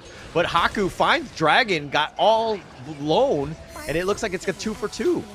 Okay, but he does not have his duel to the death, which means Golden Kai is pretty much safe at this point. If they are in a bad position, they could definitely be punished by the side of Blacklist International. Yeah, mid T1 right now. Looks like they're going to just take this one down. They take it essentially for free. Blacklist International now. Continuing to farm. The Shadow variants will be spawning in 20 seconds or so.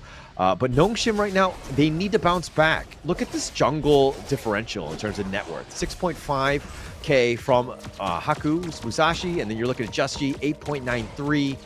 This is a world of difference at this point. And a 2-level advantage as well. And bear in mind, right, if we take a look at Golden Kite as well as Siri, Golden Kite is about 1,000, over 1,000 gold ahead, already has a Daybreaker, so he has immense pierce and a lot of damage to offer as well. So if he gets his Imperial Order down that stun, oh, it's not a good story for Siri at all.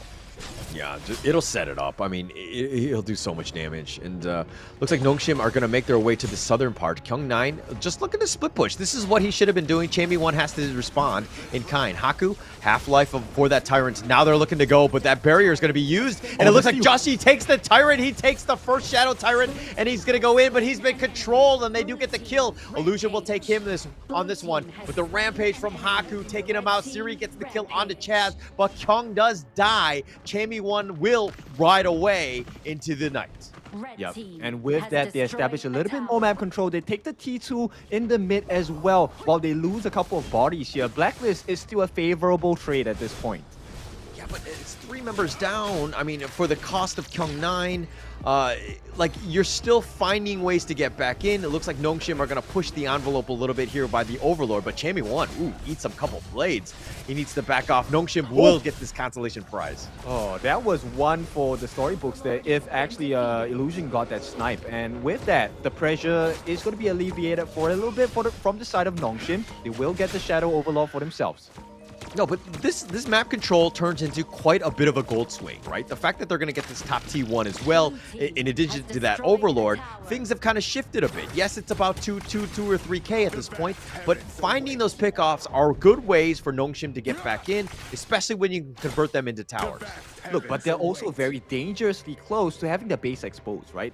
Blacklist, they have turned all of the big wins in the team fights into the advantage. Right now, the base is pretty scarily defenseless if they lose the T3. Yeah, that would be huge, actually, at this point. I mean, no TTs stand. All they have are T3s at this point. So, you know, Nongshim doing a good job. They need to take out this T1, but look at Chammy prowling on the wings, looking for that flank. Haku, this might be a disaster if Chammy is able to find the right avenue of attack. Yeah, right now, information is critical for both sides, right? Blacklist, they understand that, hey, there are people missing across the map on the side of Nongshim. And Chammy, with every bit of rotation around the map, he has more information to offer the team as well. Look, the Clash laners, they do meet at the bottom side of the map. And it could be Chammy1 who gets punished here. Yeah, he got caught out. He got spotted, but he's been controlled, but he's looking to go. Oh, the hero charge, pushing him back, and he says, no way, not today, my friend. But the duel to death he's gonna find on the Golden Kite. Golden Kite, he's gonna get burned out. He does get killed. Haku is looking to turn it up. He's 5-1, and it looks like he wants to go for more. He's trying to find Dragon, but the top side, Justy, is looking to end this game. The T3 is under siege. They do have the kills, but now Blacklist International playing the macro game. The recalls are coming, but through it all, they've taken the top T3. Justy will retreat at this point, pulling them away. Haku is looking to take the mid lane. He's in between the tier 2 and the tier 3. If anything, he does have the Vanguard. Nongshim have an opening. Yeah, Chaz make a good play as well. He actually stopped one of the TPs that was coming in from Siri as well. So now there is lesser manpower to help defend the base. And because of that, look, the stress factor, Nongshim, they all have to head back to try and defend this open wound on the top side. T3 down. Yeah, need to be careful. Like, right, you got to ensure that the lanes are fixed, but Haku is becoming that raid boss. You got to be careful. Yes, Justy was kind of outscaling him, but in a one-on-one, I'm still going to give my money onto the Musashi at the end of the day. I think Haku's the scary type, but is Blacklist able to kind of control him with those 5 members? We're going to have to see on that team fight. But again, if we're talking about map control alone, I think Nongshim are doing a good job. Yeah, that's right. I mean, they did get the kill onto Faye as well as almost got serious across the map itself, right? But look, the more damaging play here actually came from the side of Justy because now there's an exposed wound on the T3. Look, Blacklist, they don't even have to commit to the fights. They just need to waste time. Yeah, they need to waste time. But look, Nongshim will respond. They'll put Kyung9 in the top lane. Just camp him there. He's going to constantly split push. At any moment he gets jumped on, he can just battlefield command on out of there. Haku looking to go potentially there, and it looks like Chammy1 will just get back to safety. But now the siege is on. Nongshim are looking to turn this game around. Yep, the fate of Blacklist International's chances of going into the finals falls onto the hands of Haku. If Haku makes a game-breaking play here of accessing the backlines, because let's be honest, Blacklist International, they don't have a very tanky lineup as well. It could be that turnaround they've been looking for 3-4 games in a row. Look at Justy, like a shark in the water, right? Prowling around, looking for that flank. I mean, Chammy1 had previously done that, but he got caught out, and when he does, he will probably get bursted. Oh, they're coming, happened in the last one. Justy looking to find this one. And it looks like Kyung9 is trying to chase him, but it's hard. He's very fast. He dashes away. And there we go. They do have the control, and they found Justy. And they found the Predator, so to speak. And now they're looking to turn this around with a 5-on-4 advantage. Yep, the hunter becomes the hunted at this point. This is a big advantage for Nongshim. They need to make sure this is converted into a T3. They need to put pressure on. Right? They need to get that one. But the top T3, there are super minions that will be pushing in favor of Blacklist. That's something to take note of. But Siri looking to make quick work of this, does equalize, does get the bottom T3. Okay, and it could be more as well. Mid T3 being pressured right now, but I think it's a safe choice. They back off, and look, there are other objectives across the map. This is the best time to take that Shadow Overlord as well. Yeah, it looks like they're going to just back off, take the Shadow Overlord. But Liu Bang, Kyung9 that is going to look to recall, needs to fix out the top lane. There's a lot of super minions there. It looks like the Haku will take the Overlord for now. Okay, so situation reset now. Both ends have a bleeding wound. One in the top for the side of Nongshim, and one at the bottom for the side of Blacklist. Now, this is not favorable to the side of Blacklist because it is the opposite end of the map against that Overlord, which means it's easier for the side of Nongshim to clear that wave. Yeah, I mean, they should have a much easier time. I think that at this point, in terms of just like sheer net worth and wave clear, almost everyone is capable of just dealing with, you know, even this potential super minions that they have. But let's talk a little bit about Haku here. Really showing up in Game 4, 6-1-1. We haven't really seen Haku kind of play Haku things and do well, but this is a game that he's really turned it up. Yep, he also provides the team with so much vision. Look, 33 on the vision score as well. Yeah, it's just providing so much because he's been that forward scout, always knowing where everyone is going to be. But now with the Shadow Vanguard here, and also Kyung9 doing a great job of pushing the mid. The bottom is also pushing, something to take note of. If they're going to slow siege, Blacklist make a beeline for it. The top T3 does go down, and it looks like the mid T3 is looking to go down as well, and they've turned this around. They have super minions. Yep, and this one is a tough one for the side of Blacklist International. Can they actually hold on? Siri already hitting that late game build. Yeah, they've gotten choked out at this point. Can they hold? Chaz looking for that Mulberry Power, not able to hit. He's going to whiff on this one. They've dealt with the Vanguards, so they will actually slow the push, at least for now. They need the next wave. These are elite, super elite minions now. Yep, and with this is the best formation for the roster on the side of Nongshim. Oh, Chaz, he gets a nice 3-man stun. The Battlefield Command right on top of this. Illusion has already been killed. Golden Kite on the backside. He's doing some work, but the base is at half-life. Kyung9 thought about going for it, but 3 members down. Siri and Faye now on the run. Now they need to defend. Yep, they need to go for the chase here. Oh, it could be big here. Chaz actually catches eyes onto Siri, but Siri, he's a big boss to fight now. He does have the Sage's Sanctuary. He does have so much itemization, a lot of damage to offer. I think it's better for the side of Blacklist to just play the map. They are pushing that top wave super minions down. Yeah, I mean, Siri right now with the biggest gun on the map right now, and he's able to just snipe him down. Chaz was thinking about going for it, but then he got shot a couple times, and he realized that, hey, actually Siri is doing some serious damage. Nongshim will survive, at least for now, stymie the growth, and again, these super elite minions, good hold by Blacklist. Yeah, momentary stop there by the mid laner on the side of Blacklist International. It was a good stop. He actually delayed that duel to the death, which allowed the survivability on the side of Golden Kite, which is why they turned that fight around. So Blacklist, look, they're on the back foot, but it's not over yet. Nongshim, they still have a pretty good hold across the map, but if they make a mistake like that again, Nongshim definitely will regret. Yeah, I mean, look, I would think that at that point, Blacklist could just end the game, right? They cannot take another fight like that. They need to be careful. Yes, the super elite minions are pushing, and they have a little bit of space, seeing as that they have 2 T3s, Nongshim that is, but the Tempest Dragon could potentially be up, which could make a world of a difference for either of the teams at this point. Yeah, right now, actually, the decision-making by Nongshim, I think to give away the Shadow Overlord might not be the best one to make at this point. Because then, you know, Blacklist International gets to get rid of the wave. They have a little bit more map control then. Yeah, look at how Kyung9 is looking to split push in the bottom. I'm wondering if he could just look to end this one. But Haku is looking to go on. The duel of death. Oh, here we go. That's going to be life number 1. The winner is here. Is on top of this one. And the Razor Cavalry is going to be on point, pushing them away. But Haku now getting focused. He's going to be killed. And Joshi gets credit for this one. But they do get the return one. And the minions are pushing in the bottom lane. That's going to be going. Chamie1 making a beeline, trying to make the save. And they do have Dragon. He will actually close this one out. Haku's the only one dead thus far with Joshi, that is. Look, both teams, they made that decision to go for the team fight, but they disengaged because both sides actually had the winners working for them. And this is big. Oh, they found Kyung9. Oh, he was trying to find both of them. Chaz and Golden Kite were both there. Somehow, everyone survives. Chaz is a little bit low, as is Kyung9. He's going to recall back to safety. There are potential for the back door, but it's going to be super careful at this point. Oh, they found Golden Kite. He has to run away. Oh, they have the control, they have the lockdown, and they have just enough, and they will get the kill on this one. Golden Kite gets caught out. Tempest Dragon is open. They have the numbers. Haku is back up. He's going to be making a run right to the Tempest Dragon. Are they able to do this? Dragon is on the backside. Jushi's going to be spotted as well. Siri, I don't know if he wants to fully commit for this. The lanes need to be super careful. The super minions are pushing in the bottom and the mid lane. I don't think there's going to be a steal here. Haku's going to do his best. Yeah, he's going to try to attract as much attention as possible. Here's the Battlefield Command. They do have the lock-in. They get Joshi. And now Dragon and Chaz on the run. Kyung9 looking to just end this game.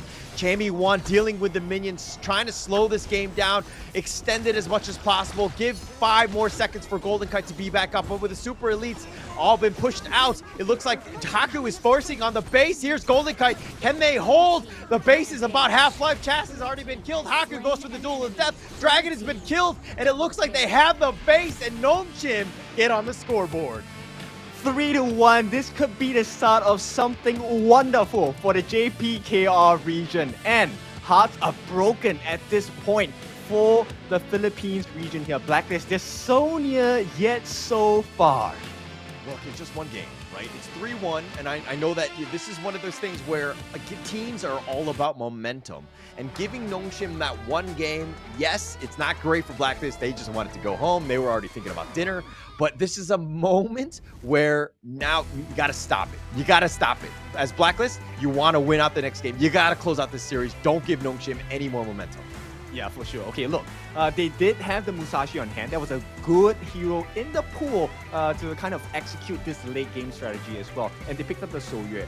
Now, I don't think there's a lot of heroes left in the farm lane that can do exactly what the Soyue did, with the exception of the Mengya, right? There is a lot of huge burst potential from that, but it's a very difficult journey, especially if you take a look at the way how Blacklist International fights. So, this might be the one game that will decide the fate.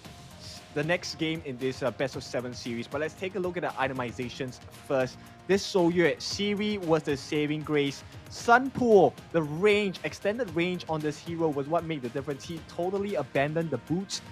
Shadow Ripper, Blood Reaper, Lifesteal as well. Daybreaker along with the Eternity Blade. So everything optimized to just kill off any aggression coming out from the Blacklist International lineup.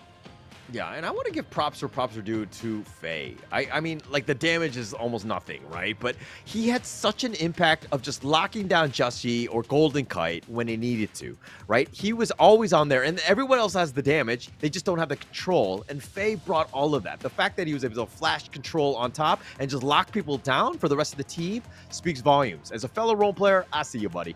Yep, and this is also exactly why you want the Liu Bang under your belt. Right, the saves coming in. So there was no way they're going to stop Haku from coming in with the duel to the death. And to complement that move as well, he got the Dominator's Shield. A lot of burst damage from the Dominator's Shield coming out from the Liu Bang as well. So Kyung9, very good synergy to wrestle their way back into the series. They're not exactly back here yet. It's just one game.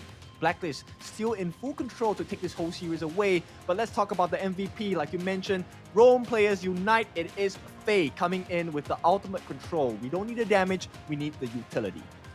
Yeah, and he was on point. Just the amount of control that he had. It was because, you know, I mean, Justin, you let him go free reign on the backlight and you don't have that stun, he's just going to kill you, right? And the fact that they picked the Liang last and having Faye just pilot this hero to the maximum, just securing them whenever they needed to, it was just on point. Yeah, but there was a couple of situations that were a little bit too sticky for the side of Nongshim right at the get-go. I expected that to be a full-on kill from the side of Nongshim RedForce. And in fact, they also allowed Jashi to get a couple of steals going into this mid-section of the game at the 10-minute mark. Yeah, and look, there were moments where I was kind of like, oh, Blacklist. Like this part, I was like, okay, they're back in it, they're in the lead, and you saw the gold graph and just how back and forth this game was. There were definitely moments where Blacklist were going to get in, but once Haku got that critical mass when he was like, what, 4-1 or whatever, and he was starting to be scary, they didn't really have any answers. Blacklist had to just kind of use the avoidance mechanism, and they weren't able to kind of get away, and here's another lockdown onto Justin. I mean, that's the risk of taking a Lam, right? Because late game, he falls off pretty hard. Especially even though you have Siri, who's still a squishy at the end of the game. He's unreachable, untouchable at this stage. Yeah, no real chance at this point. I mean, they turned it around. The team fight was superior just by Nongshim's draft. Nice little Razor Cavalry there, but Chammy pushing them in, he just barely gets away. And this is another moment where you're kind of thinking, Haku down, Jussie down. But then Golden Kite, it kind of gets in the mix of this. But really just scrappy team fighting galore, right? And it's a lot of fun to watch, but sometimes, man, my heart can't handle this. Yeah, for sure. I think they also muted Dragon pretty well in this game. He did not get the chance to have a good Frigid Prison at all towards the late game.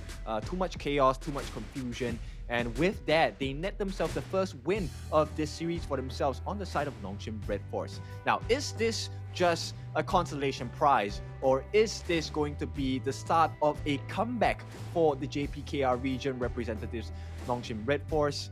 We'll see, because Blacklist International, they have one more game to go, but we won't rush into it yet. Let's take a short break. When we're back, we will see what the reality of the situation is.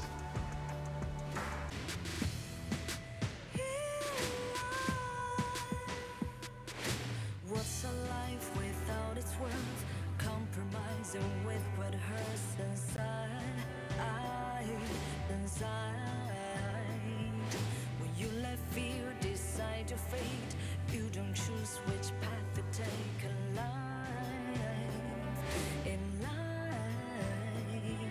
I'm finally letting go of everything that still holds me. I'm against all odds, but I won't give up, 'cause it's my time to shine. Standing in the spotlight, can no one let me down. Destiny is calling high. I'm not afraid to fight for everything I love. Victory is in my sight.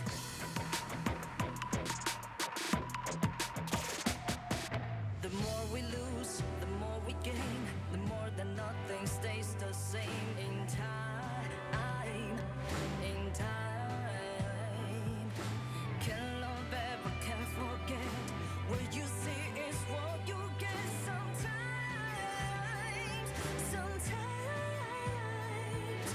gonna show the world tonight. The light that shines inside us. We're against the odds, but we won't give up, 'cause it's our time to shine. Standing in the spotlight, can no one back us down. Destiny is calling high. We're not afraid to fight for everything we love. Victory is in our sight. Takiki takiki takitao. Takiki takiki takitao. Takiki takiki takitao. Takiki takiki takitao.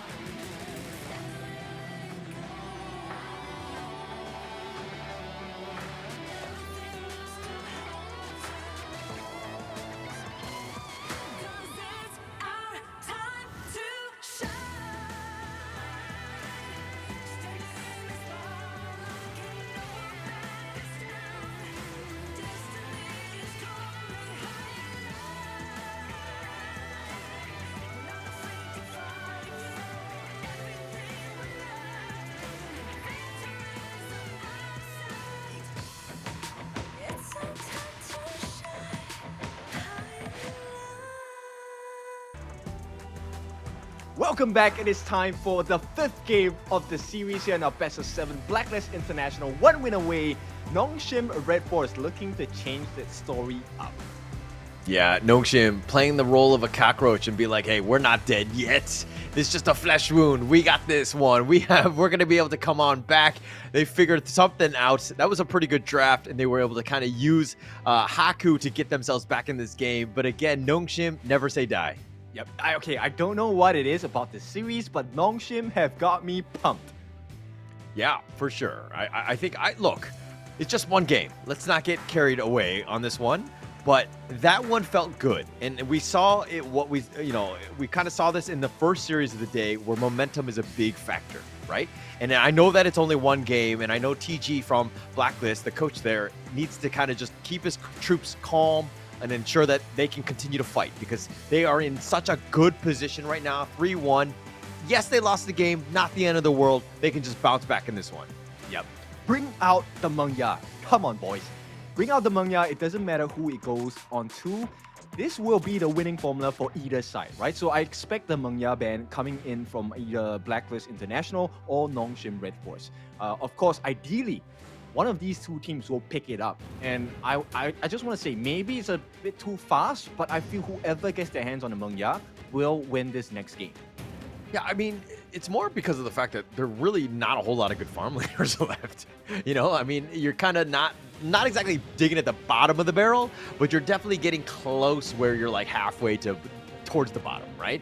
And picking up the Mengya would be key. We've kind of seen just how much damage it brings. You definitely need someone like that, especially going into a pivotal game 5. Okay, so I'm going to counter myself as well. Look, Mengya doesn't do well against Alicio in the early game. And late game wise, it is easy for an Alicio to catch out the Mengya if it's out of position because Mengya isn't the most mobile hero in the game. So there is still some cards to be played here, but I want to see what do they empower their own sides with on the farm lane because that is going to be the lane that makes or break the game and the series for both of these teams. Yeah, I could just control the game if they were able to do it. But look, I think at the same time, it's like it's one thing to be able to play the hero well and to the top level of play, but to also then to have like a counter one where you're like so familiar with all of the different farm laners. So like you 100% on Alicio, at the same time Mengya, but looks like Marco Polo is still in the pool. They'll pick this one up first. Good pick. Okay, I love myself a Marco Polo, but as a player of Marco Polo myself, look, there are many stuns that are available still to the lineup of Nongshim, and it could spoil the game very well for the side of Blacklist International. Yeah, but we kind of saw it in, what was it, the Blacklist Impunity series, where they went to the 6th game, and Impunity was like, they actually ran out of farm laners, like where they kind of were forced to draft a more unconventional one because they were constantly focused by Blacklist in terms of the bans, right? So it's one of those things where maybe they were looking to not get in that same situation. They were looking to pick it up first. Okay, and right off the bat, this is a very scary start from Nongshim RedForce as well. But Blacklist, they get the Musashi. And if all goes down similar to what we have seen all Musashi games have been like, this is going to be a very close, tight-knit series because it really depends how fast does Justy get that growth and how fast does Haku get his growth on this Tiger. Yeah, it will be very different. Assuming Justy farms like he did on that Lamb and the Lam in the last game, and then if he's able to keep that pace up, he could be devastating, right? The Musashi, very scary hero, especially at this stage of the game. Yep, and right now they're going to try and buff things up with a little bit more shields. Zhang Fei in the pool for the side of Nongshim RedForce. Now, this Leaping Savior could be the game changer. At the same time, if it's timed properly, the Unbridled Outburst will be able to stop quite a few situations from being set up on the side of Blacklist International. Look, I mean, you still look at that draft from Blacklist. That first phase, I mean, game 5, like you're so deep into the hero pool and you're still able to create this synergy. I mean, Marco Polo, you're talking about, he's probably not S tier in the farm laner, but he's still very good in game 5. Marco Polo, Musashi, and then you have the Dolio with the Celestial Melody. There's still a lot of synergy even at this stage of the game. Okay, this is a stretch, but I feel like Luban works well here. Okay, for Blacklist? For Nongshim, actually. Simply Lubang, they already picked the Lubang. Luban. Oh, Luban. Sorry, Yeah, I thought you yeah, said yeah. Lubang. Okay. Yeah. I think it works well in the lane, especially when you have a Zhang Fei to kind of cover the gaps in between in terms of life, right? So, and Marco suffers really hard against early game aggression because he does not have damage. Okay. Yeah. I mean, it makes a lot of sense. Obviously, again, you don't have a whole lot of farm laners. Even going to the last one, we're going to find out how they want to go. I'm pretty sure it's not going to be like a rock style pay farm laning hero. I'm pretty sure they'll pick a traditional one.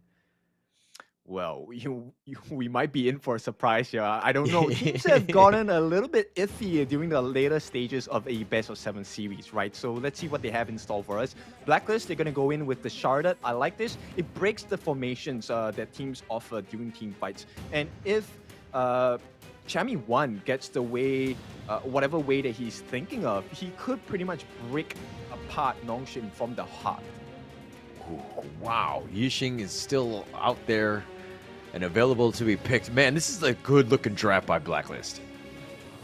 Yes, it is. I mean, the sliding stones, taking liberties. More importantly, right, the question here is how good does Dragon play with this Yixing? Because they really need the best boards on this Gorge. Oh, for sure, for sure. But they have so many good, like, Dolia targets. And all of, I mean, the repositioning, and then you see potentially Musashi going in with that Duel of Death, and then the Marco Polo on top of that. Really well-rounded draft. Now, if you're looking more on the Nongshim side, Konso Yuri, like, I always look at this as like, you know, okay, it's definitely not as strong of a farm laner. It kind of struggles a bit, but it really comes back to the rest of the team. I mean, you have a potential with Princess Frost as well as Pei to do all that damage, but it's going to be on a knife's edge. Yeah, at this point, actually, Consort Yuri wins in lane against Marco Polo for the first, 3 to 4 minutes, at least until that Spark Forge Dagger makes its way into the infantry kit of the Marco Polo, right? That's when the magic damage does make sense. But even then, right, protecting wins onto Consort Yuri, I think Siri is pretty proficient with this hero. We've seen how Consort Yuri can destroy the game from the get-go. So it is important that Nongshim plays to their strengths, which is the setup from Princess Frost or even the setup from Zhang Fei as well. Yeah, the Consort Yuri, I mean, even against the Musashi, where you kind of have the protecting winds and kind of, you know, you can potentially vaulting shot, buy yourself a little bit of space. It's really going to be key in terms of his survivability. If he's going to be targeted, obviously Nongshim just crumbles, right? I think they're going to really need the damage with him and Pei to kind of clean house. But it's going to be, I would say, if we're looking at drafts alone, I would give the edge to Blacklist because I feel like this is a better draft overall. I think if it goes late game, yeah, definitely it should be Blacklist's game. But right now in the early games, early stages of the game, I actually prefer Nongshim RedForce's draft. And look, bear in mind, Illusion has been very proficient on the saving style gameplay, right? Illusion is always there to cover the tracks of his team members. We've seen his gameplay with Shi, especially when Haku jumps in with the Dun. There were a couple of moments. So it really depends. My eyes are on Illusion. Illusion is the one that will tip the scales over in favor of Nongshim if he gets the best Rigid Prisons. Yeah. I mean, like you know where Musashi's going to roughly be looking to jump. Once he gets that Duel of Death, potentially the Frigid Prison, you know, it can slow that down. I think that would be ideal, but let's see how this one plays out because, again, there's got to be so many things need to happen properly for that to happen. I mean, and he can get caught out even by these taking liberties. The repositioning could be key as well. Oh yeah, for sure. But it looks like it's pretty even in the mid lane for now. Illusion should be able to clear this wave pretty quickly with the Shattered Ice. But this River Sprite, I think, is of major importance. They need to make sure they secure this because that's extra EXP that should go into your hands. And I think they did secure it onto Dragon. Yeah, I think Dragon did pick that one up. But okay, Golden Kite here. And you're talking about, you know, Siri on the Consort Yui has a better job. Oh, not able to pick that one off with that Oak Bolt. That's sad face. But, I mean, Chaz is now here. They're going to put a little bit more pressure on. But, I mean, look, you were talking about the fact that Consort Yui has a better early game. Right now, the lanes are pushing, so it's really not much of an advantage at all. And it looks like Siri is a little bit behind Golden Kite. Well, blame the player, not the hero, yo. Point taken. All right, we'll just call him out. But it looks like a little bit of a rotation here. Kyung9 still out in front. But Haku is going to spot him out, taking liberties, but Dragon flashes over the wall. Okay, does take a camp away, so there's a small win, and did not manage to force out the passive from Dragon, so that was a small loss in itself. But Nongshim, I think they're holding it pretty well, right? They're keeping Chami 1 at A, which means they get to have the faster rotations as well. Okay, but Haku just rotating and needs to be careful. Okay, they found him the Duel of Death instantly right when he's on 4. They find Haku. They give up first blood. Haku, that is. Yep, and right after 4, it is 5. Joshi now has the lead, a 1-level advantage. Now, let's see if they can really push and up the ante right here because Nongshim, that was a big first mistake. Yeah, that was a big mistake. I mean, they were sticking around. Haku was just kind of, you know, he went through the river. It was a very obvious way. I felt like Illusion probably should have been calling out, hey, Dragon, you know, Joshi are on the prowl. You got to be a little bit careful. Not use the main river to get, you know, back to safety, so to speak. But we are down to game 5, right? Fatigue is definitely part of the considerations now for the team. It's been a long day. And in fact, this has been even longer than yesterday. Okay, gamers don't fatigue. Have you not learned anything? Like, the more games they play, the better they get, duh. Oh, yeah, makes sense. Shows why I lose many stars. No, I'm just joking. I have a lot of stars, guys. Blame the player, not the game. Chaz, on the other hand, gets stampeded with that umbrella outburst. Siri will get credit for that kill. Yep. So they even out the odds, but it's not the biggest win just yet. They got the kill onto Chaz, but it's a roam, right? Right now, they do secure a little bit of advantage for themselves. And the ball comes in, does not hit the mark. Does not hit the mark, but Haku is now here. Chammy's going to take most of that with the taking liberties, and Haku gets gone on with a duel of death. He chases him down, and Justy gets another kill. Oh, Haku getting hacked down by Blacklist International. Not the situation you want to see, because one of the main win conditions is Haku. This Tiger needs to grow. Yeah, definitely needs to grow at this point. I mean, he just like walked into the lane. He just got back. I mean, he just respawned. And now he's just like, yeah, I don't want to be in the top lane. I'm going to go in the bottom lane. I'm going to just continue to farm because I need to give my team a chance. He is falling behind right now. He's died twice already. Okay, the healthy thing is there is still a goal lead coming out for the Consort U. So Siri is doing well in holding his own together with his teammate Faye here against the pretty uncanny duo of Chaz and Golden Kite so far. Yeah, I mean, Blacklist have put a lot of pressure on that top lane. They've been kind of forcing it out. Kyung9 to play a little bit uncomfortably. The Tyrant is going to be picked here. Justy picks up yet another, and the rich get richer. Okay, now that's a good advantage, right? First Tyrant of the game going in. They're not that rich. I mean, it's just close to 1,000 gold ahead. Right now, it's really, can they get control of the map? Because so far, even though they've gotten like the 2 kills that they had on the side of Blacklist, no conversion has been done yet. In fact, it is Nongshim who is kind of forcing the pressure coming down onto the Clash lane. Yo, if you had $1,000, you're $1,000 richer than I am, man. Okay, but what does $1,000 net me here? Nothing much here. But you're a rich dude, right? You could at least buy me dinner once in a while, you know? I want to be wealthy. I don't want to be rich.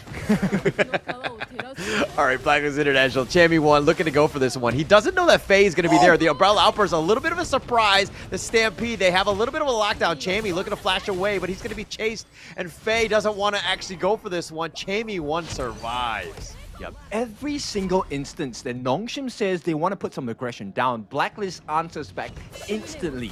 And look, all this surviving plays by Chammy 1 is going to come back and bite them later on in this game. Yeah, for sure. I mean, they're trying to make things happen, right? Oh, but Justy on the backside, Siri's in such a world of hurt. He's trying to get one little kill before he goes, trying to get for Golden Kite, not able to do it. Golden Kite kites him out. And Justy, unselfish, gave the kill over the Golden Kite, so now there is a significant advantage in the farm lane. They get the T1 on the bot as well. So Golden Kite, he's getting richer and richer and pretty close to being a wealthy man in a land of the Gorge. Yeah, and that's what you want, right? Once Golden Kite gets that farm, that Marco Polo, he's going to just change like the dynamic of this game, right? Very scary once Marco Polo's there, but it's just a little bit of a lead right now. Obviously, the kill will definitely help them. But you were talking about how Siri will fall off at some point, especially against Golden Kite's Marco Polo. It's eventually going to happen, right? Yeah, and things are not looking too good for the side of Haku as well. I mean, they expected a different result, but Justy just walked away with the Azure Golem buff. And look at the gold lead, right? He's 1,000 gold ahead. Now, in terms of the jungle difference, this is huge. Haku is meant to be the person with the lead so that he can get the burst damage in. But right now, it is Justy that has this huge, probably insurmountable advantage. Yeah, I mean, Haku, like on the pay, you want an early lead, and generally he'll be able to get it. But he's just been caught out twice, died early, and yes, he's been very quiet on the map for the last 3 or 4 minutes, but he hasn't really had that space or that time to farm. They're forcing it out. Justy is starting to hit that critical mass where he's starting to be a bit scary. Dragon. He's level 11 at this point, and they're looking to go Kyung. Nice Storm Strike, but he finds it. The Force Field Suppression in return. Dragon flashes over the wall. The Unbridled Outburst is going to completely whip. Oh, they burn everything for nothing at this point. Nongshim, RedForce, they need to make something happen. Trying to go for this one, but Chammy under the tower. The winter is here. The duel of death. He's going to go aggressive, try to turn it around, and Justy might have gone a little too aggressive. Throws his life away. Yep, he gives it over to the side of Nongshim. So Nongshim happy with the present, but Golden Kite maybe? Oh, he's trying to go. The Resplendent Revolver, just too much. Haku not going to eat any of that, and it looks like he's going to push to the bottom lane. Kyung9 putting a lot of pressure. They get the T1 bottom. Okay, they put some fight back into the Gorge itself on the side of Nongshim RedForce, so that's a good sign. Right now, look, the kill differential isn't that big. 3-2, and goal lead is actually ignorable. There is no goal lead. So Nongshim have done a good job of recovering whatever disadvantage they were at. I mean, it helped by Chusji kind of just jumping in there. That was a little aggressive, a little out of character for Chusji, because that was a bit of a throw in that sense, right? You probably don't want to give up your life for trying to go for this one versus 4. Not the greatest of situations. Chusji still wants to go. He's going to go, but the immune, oh, he plays out with his food, so to speak, trying to turn this around. They've gotten Golden Kite, the dash over the wall. He's going to go into Tiger form, and Chusji now on the run. He's been sniped out. The second one, and they did a double kill, and Siri finds him, and Nongshim are clawing their way back with this 2-0 victory, or this kill differential, and now they'll take the Tyrant as well. Yeah, the #1 seed in the Philippines region, they're getting a little bit impatient here, and Nongshim very well apt at punishing these kinds of behaviors here. Now, look, T1 in the mid is not going to stand for long. In fact, they could get a catch here. Oh, they got him with the Winter is here. This going golden is not going to help you. Dragon is going to go down, and they're finding the pickoffs, and Nongshim, from the brink of elimination, are they able to come back a second time? Oh my, they're dragging them through the mud at this point. Nongshim, they have established a goal lead, 2,000, and more importantly, Siri has double buffs. So this is a good situation for the side of Nongshim, because based on how Blacklist International has been interacting with them through these exchanges, it's not looking good. It's definitely not looking good. And I mean, it's Nongshim are finding the right avenues to attack, right? The way that they've been engaging and been able to just find some sort of pickoffs has just been very, I mean, I don't want to say lucky, because they've kind of been planning this, and they've been able to get those pickoffs, which has been great for them in this comeback attempt. Look, they swing back the advantage. In fact, now Siri has close to a 1,000 goal lead. Hang on.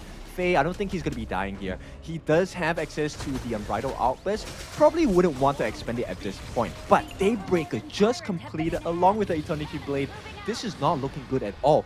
Siri, this is the best possible situation on the side of Nongshim. Okay, Overlord here. Chusji looking on that side. The Tyrant has already been picked up by Siri. They're going to make a beeline there. They want to defend this. They don't want to give up the free Overlord. Faye all the way up in front. Blacklist International now on the run. Kyung9 looking for the right angle of attack. Not able to find it. He gets taking liberties on the side. The Oak Bolt from Siri will push things across. The minions are now here. The T2 is now under siege. This is a very tough situation that he had. Haku looking for an opening as well, getting some free licks into the lineups of Blacklist International, and suddenly Nongshim flipped the whole script. Yeah, flipping it on. They're going to be aggressive. They have map control. Golden Kite pushing the bottom lane. Maybe a little risky, but Nongshim, none of them are there. They're going to look to take the top T2 instead, and they will take that one down. All they have left are T3s. They get a taste of their own medicine here on the side of Blacklist International. Nongshim, they have extended and doubled this lead to a 4,000 goal lead. And look, that situation where Haku was behind, instantly negated. He's at 8,500, 1,000 gold ahead still, but itemization-wise, he is such a scary beast. Axe of Torment, Master Sword, so immense amount of burst and armor strength. Yeah, can we talk a little, I mean, like, look, Siri, we're talking about the counter Yu. He's been playing this hero so well. He's 4-1-0. In terms of net worth, he's got a 1.2k net worth advantage over Golden Kite, who had some, decent kills and had a decent start. But they haven't been able to kind of just stymie the growth of Siri, who's actually been able to, get his farm. It's not going to happen as well. He gets a Sun Chaser. He's going to be able to shoot from afar. Okay.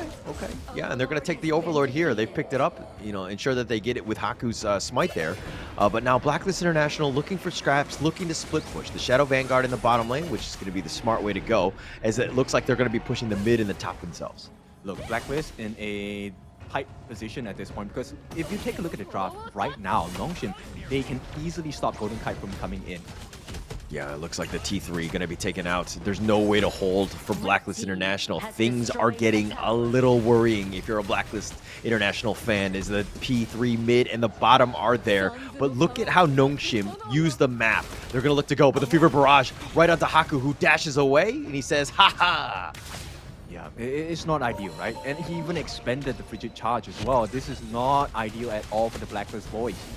It's tough. And it looks the bottom lane is taking a lot of pressure. Kyung9 is over the wall, is looking to push the mid lane. The Vanguard is at the top, so all three lanes pushing at the same time. They're looking to go. They get the bottom T3.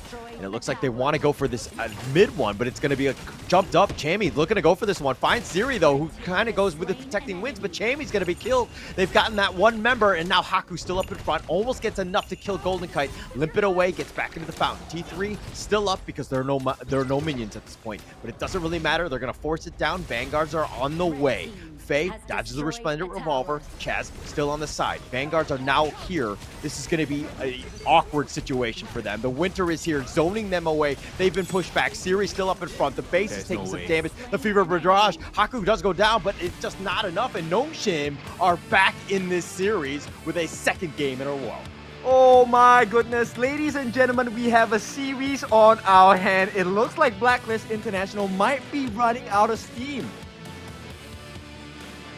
I told you. Momentum is huge, right? And the fact that they got 2 in a row, now the hero pool is as deep as it goes. We're going into that 6th game. I don't know if teams are going to be specifically ready for this, but going in, we could potentially have an ultimate battle, but Nongshim starting to feel it and get back in this series.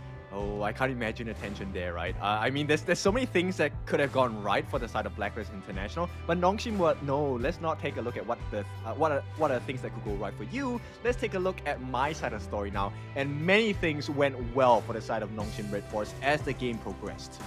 Yeah, it just got, I mean, they got stronger and stronger and stronger. They were finding ways to get back in. And again, it really comes back to Justy for me, right? Because he was having a great start. And we thought that the game was just going to snowball and they were just going to take over. But then he sacrificed himself that one time. And that was like the tipping point where Nongshim were just able to get back in the series.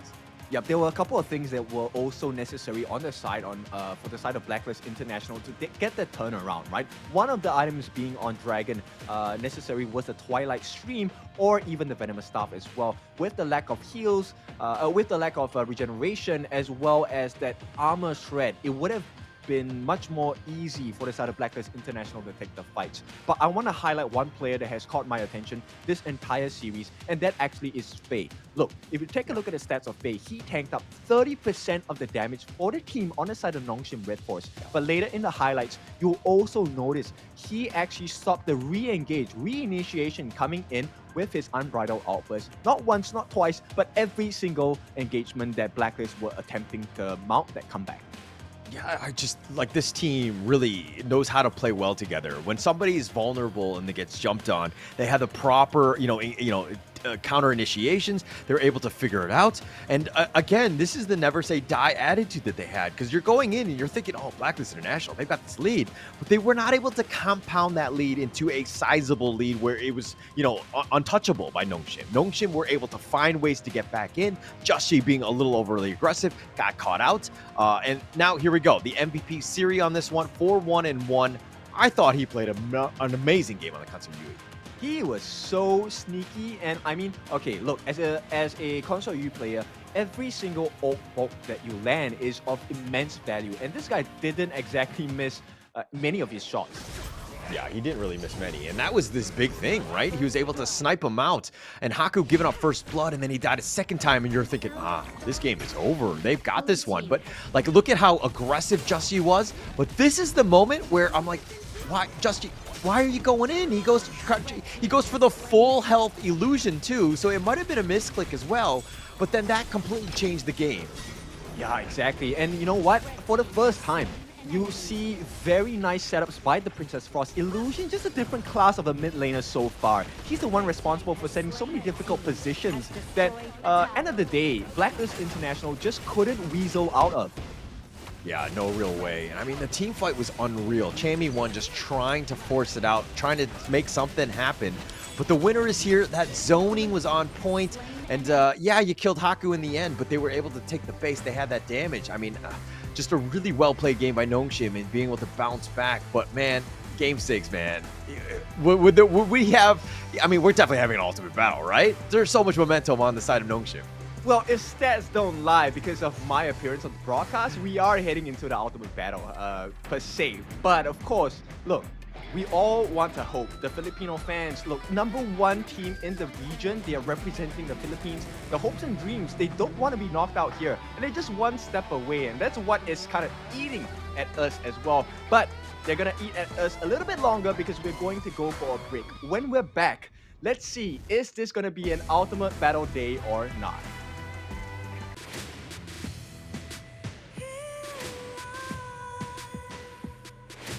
What's a life without its worth? Compromising with what hurts inside. When you let fear decide your fate, you don't choose which path to take in life. In life, I'm finally letting go of everything that still holds me. I'm against all odds, but I won't give up 'cause it's my time to shine. Standing in the spotlight, and no one let me down. Destiny is calling I'm not afraid to fight for everything I love. Victory is on my side.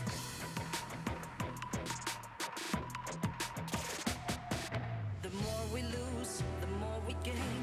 The more that nothing stays the same in time. In time. Can't love ever, can't forget.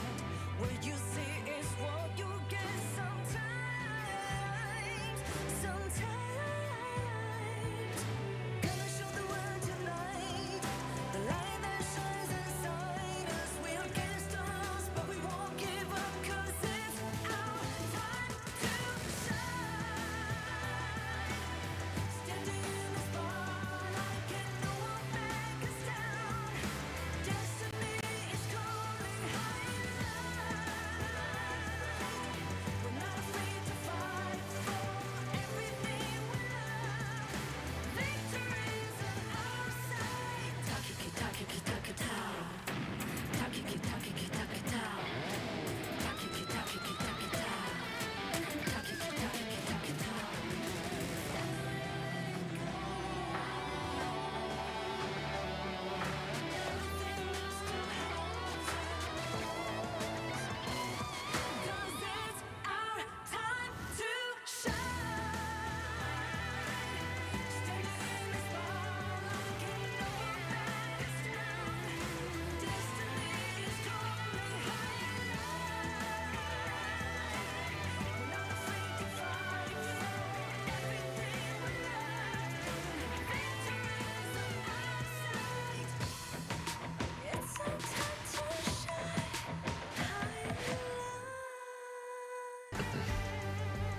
The start of what seems to be a comeback coming from the side of Nongshim RedForce.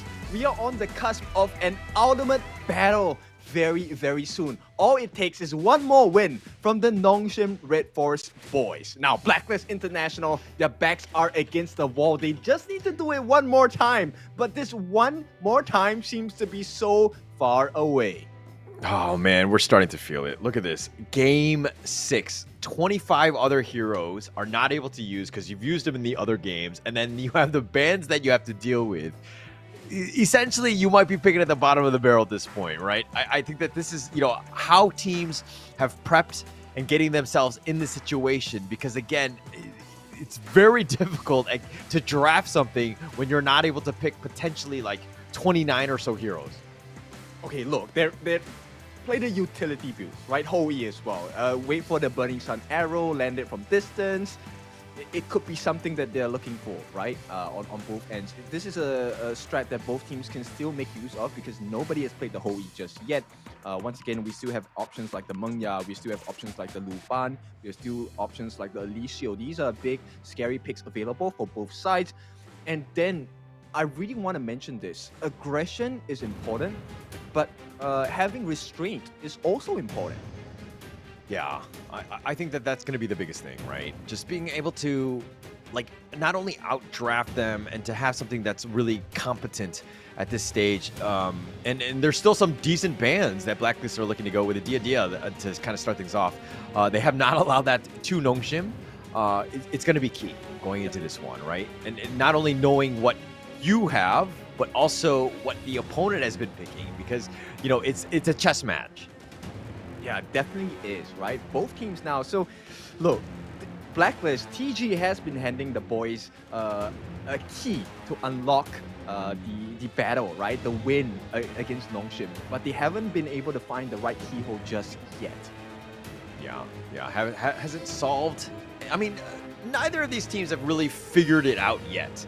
They've both been able to find, all of the games thus far have been really competitive in the sense of like two evenly matched teams getting themselves here. And there's a reason why we're at game 6, right? Both of these teams have kind of gotten a feel of how they play, and they've been able to counter each other very well. But going into this one, I would say that there's way more pressure on Blacklist to kind of close this one out.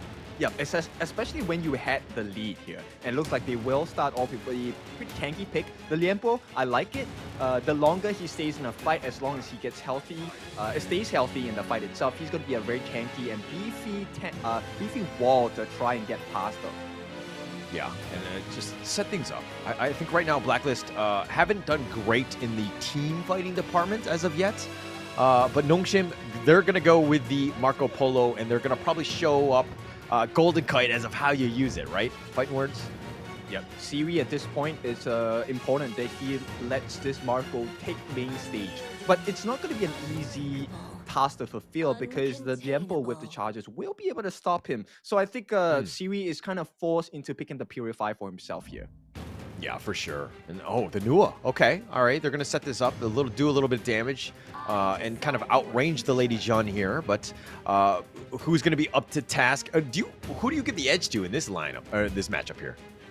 Give me the Jing, and whoever picks up the Jing should win the match, man. I mean, the burst potential, it amplifies the farm as well. Both teams have shown proficiency in being able to wrestle and push their opponents down into having a good advantage for themselves in the jungle, right? We've seen both junglers, Haku and Joshi, they can take a lead and maintain it to a certain extent. Now, Nongshim, they pick up the Sun Fin. Is this going to be the game changer? Does the time lapse stopping any of the moves coming from Blacklist, is it going to be enough for Nongshim to take this series? Yeah, I mean, right now, like, just moving them into position, or maybe to even get away, might be their biggest thing, right? Because Byron and Lianpo say, hey, we just want to fight. We want you to group up and then just take those big old team fights, and then we can wombo combo you. So Sunbin is just kind of like, we got our time flux or time bomb and time lapse to kind of just create these zones where nobody really wants to get into. So if anything, I think it's more of an escape route more than anything else. It could also be done in the aggressive route as well, right? The time lapse thrown at the correct timing will allow this Marco Polo an extra 2 seconds of the Fever Barrage, which is a huge deal, especially when you have the lead. Now, besides that, the time flux also buys a lot of time for the team, so they can be a little bit more greedy with the picks as well, right? They don't have to have the tankiest heroes. In fact, they can go for more damage, and that's exactly what they're doing. Now, this Guan Yu pick coming out from Nongshim RedForce actually, to me, is pretty scary.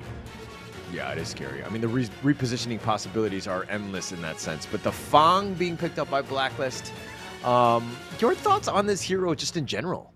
I love it. It is also one of my one-trick heroes that I love to use. But there are certain weaknesses for it, meaning when your cooldowns are up, you are essentially not the best tool to have in the shed, right? And especially in the early game, you're easily punishable the moment you overextend on using your wheel away. So that's a situation that Nongshim will continually try to create, especially with heroes that can dive real deep here. Lam and Guan Yu, not the best situation as a Fang player. Yeah, I mean, not the greatest here. I mean, look, I'm never really happy when I see Alam, just because I feel like this isn't a ranked game. This is not one where he's going to be able to carry you in the end. But look, this is game 6, right? There are, like, if we're talking about a jungler and the Dian Wei was banned out, I thought that they would potentially go with that direction. But who are you going to pick at this point? I mean, like, a Kaiser doesn't really fit the mold.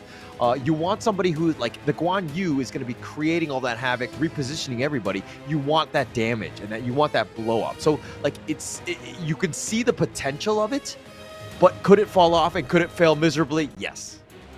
True, but if you take a look at the Blacklist International lineup, they don't have a lineup that stops Guan Yu before he gets the heroic charge down. They have heroes that can stop him after the damage has been done. So regardless of what happens, he will get that first hit. And that first hit might be critical in changing the way the fight is taken on the side of Nongshim RedForce. Yeah. Yeah. Okay, so here we go. I mean, this is going to be game 6. Your thoughts? Okay, who has the edge? I actually prefer Nongshim RedForce's draft at this point. As long as Siri plays safe against Golden Kite, doesn't allow the big burst coming down from the target sided, it could very well be a 3-3 scoreline at the end of this game. Is it because you're just trying to manifest an ultimate battle? Come on, man. Be serious with me. Look, fans and friends of Honor of Kings love the long series. I mean, they're so happy you have the best of 7, the ultimate battle. Why are you trying to take that away from them, man? All right, well, I mean, seeing two okay, we saw one yesterday, Ultimate Battle. We saw one today, and I was just like, oh my gosh, I'm stuck with Kin. Are we going to get never two Ultimate enough. Battles in one day? Like, this is your 3rd series in a row, potentially, with Ultimate Battles. Am I correct? Look, I love to extract the maximum value out of any experience that I want to get. Okay. All right. Well, you know, okay. We're going to have to talk about caster pairing sets. I didn't know that was a thing that you like to manifest. All right. But going into this one, okay, look, it's 3-2 in favor of Blacklist International. I would say Blacklist International do not want to go to that ultimate battle. They want to end this game as quickly as possible, and they're going to try to do what they can. But now, is this lineup, I mean, if we're talking about Just G's pay, you know, is he going to be really enough to kind of use that early game head start to kind of take over this game? I think it depends on Chemi 1's rotations. Look, he definitely will be able to clear the lane faster than Kyung9 because I think for Kyung9, it's a risk to try and go toe-to-toe in an even exchange at this point of the game, right? So Chemi 1 needs to make sure his rotations make sense in allowing more space to be created for Jashi to either go for the invade or maybe set up a kill as well. Okay. I mean, he's going to happily stay in the top lane for now, and Kyung9 is actually all the way towards the mid lane. So, you know, look, I think that the teams have kind of gotten a feel-out process, and they're looking for the numbers advantage, ensuring that everybody's really able to contribute, get that farm. It's going to be key. But I think I'm looking at Haku right now. This man needs to carry this team in this game. Like, there's so much pressure on him to not fall off, and not to die like he did in the last game. Oh yeah, for sure. And also, for the same warning, I think, goes for Jashi, right? He needs to manage his aggression. While I love good aggressive plays, he doesn't want to cause the team with over-aggression. Yeah, agreed. I mean, you can't overstep your boundaries, and you can't throw the lead like you did in the last game. I think that it's going to be super key on this one. Again, it wasn't 100% his fault, but that was a little bit of a tipping point where, you know, Nongshim were able to kind of get that momentum and to really bounce back, which is never what you want to see, especially when you're looking to close out the series. Yeah, and right now, difference of millimeters here, every single camp is important. So the fact that every single member on all sides of the map have secured their own respective camps is a big win.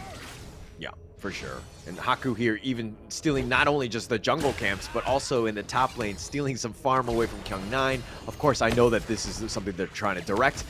Give Kyung9 as much farm as possible. Let him get going early to kind of help them with the snowball, because again, they want to close this game out before it gets late.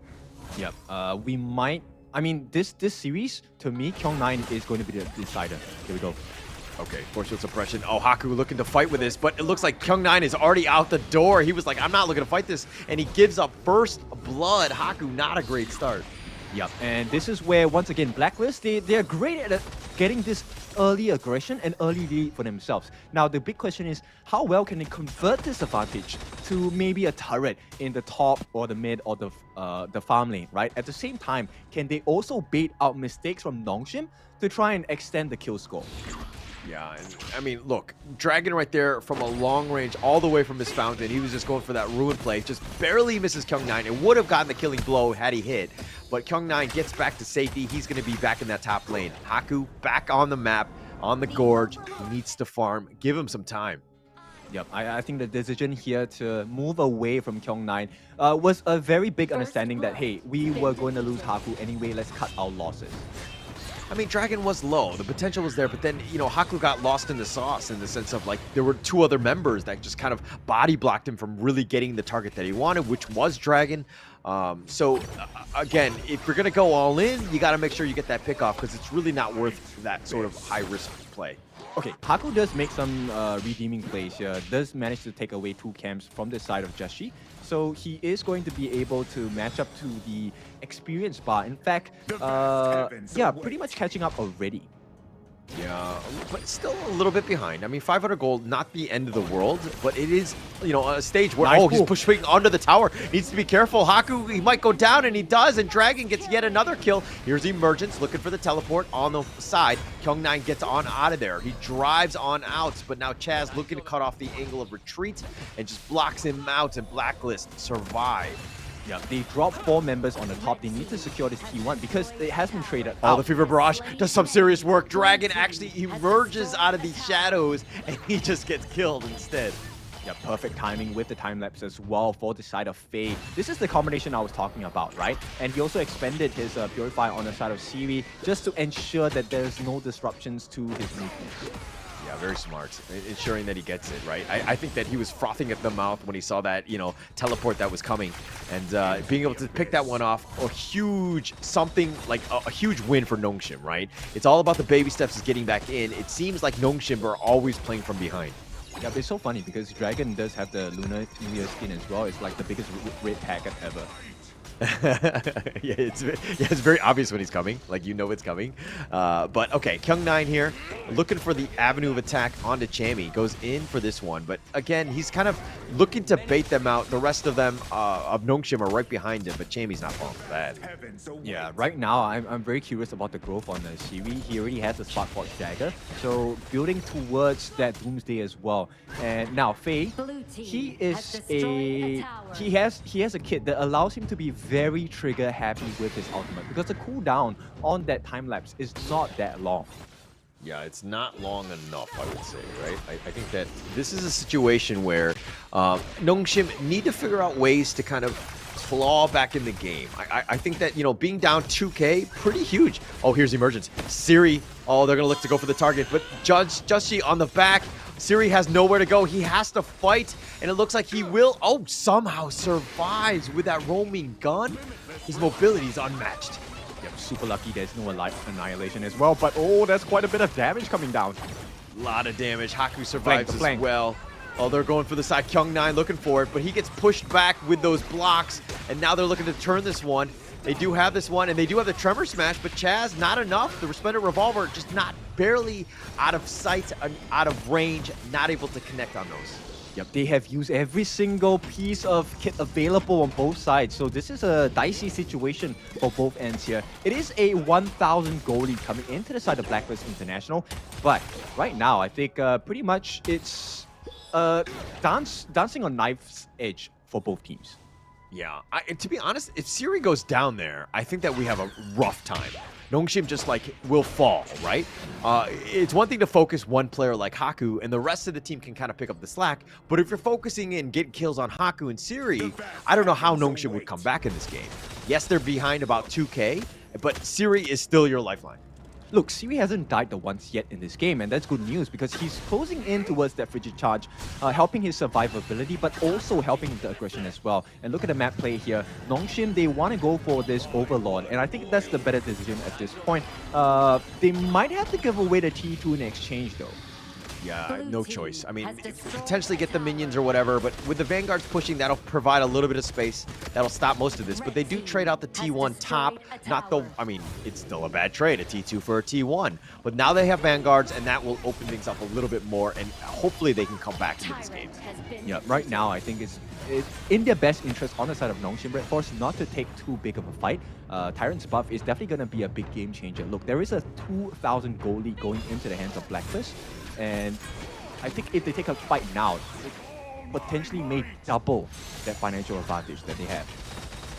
Yeah, and it's all about those advantages, right? And going in, and Nongshim here will push a bit, but they need breathing space more than anything else. The Vanguards provide a little bit of that, but now Blacklist, oh my gosh, the emergence. Chaz rushing in with Chammy. They found Faye. Faye will go the other way and just sacrifice his life. He knows he's dead, and he's trying to just kind of provide space more than anything else. Siri still on the edge, needs to be careful. And with that roaming gun, he will go back. And I thought that Siri probably should have given a little bit more space and retreated. Unfortunate, right? He actually burns out his ultimate as well, so there's no fight to be had. Yeah, Siri getting gone on here. The ruin. Oh, he's got to be so careful. He does get picked off. He finally finds him, and Kyung9 is now here. All 4 members of Blacklist are still there. Dragon is pushing in the mid lane. Haku doing what he can. Takes the bottom T2, so they've gotten something, but he needs to recall. Chammy looking to go with the force field suppression, but the T3 has been traded out. Nongshim without a top tower. Yep, they turn up the heat, right? Chaz actually did a very big job of tanking the turret hits as well. And now, unless they find a trade in terms of kills, this is not a good situation. Not a good situation at all. Nongshim, they're going to be aggressive. They want to take the Overlord. It looks like, they know that Blacklist are low. If anything, they're going to recall back because they don't really have that life. Chaz is going to spot this out. Not going to go in for this one. But Haku picks up the Overlord. That is a good start, but they're going to look to trade with the Tyrant here. Yep, the Overlord Vanguards will be flying down from the side of the Nongshim RedForce map. But look, they have the Tyrant's buff as well on the side of Blacklist International. They will have the lightning charges available. That's extra damage coming in. And it's going to be just a stalemate in terms of pushing power.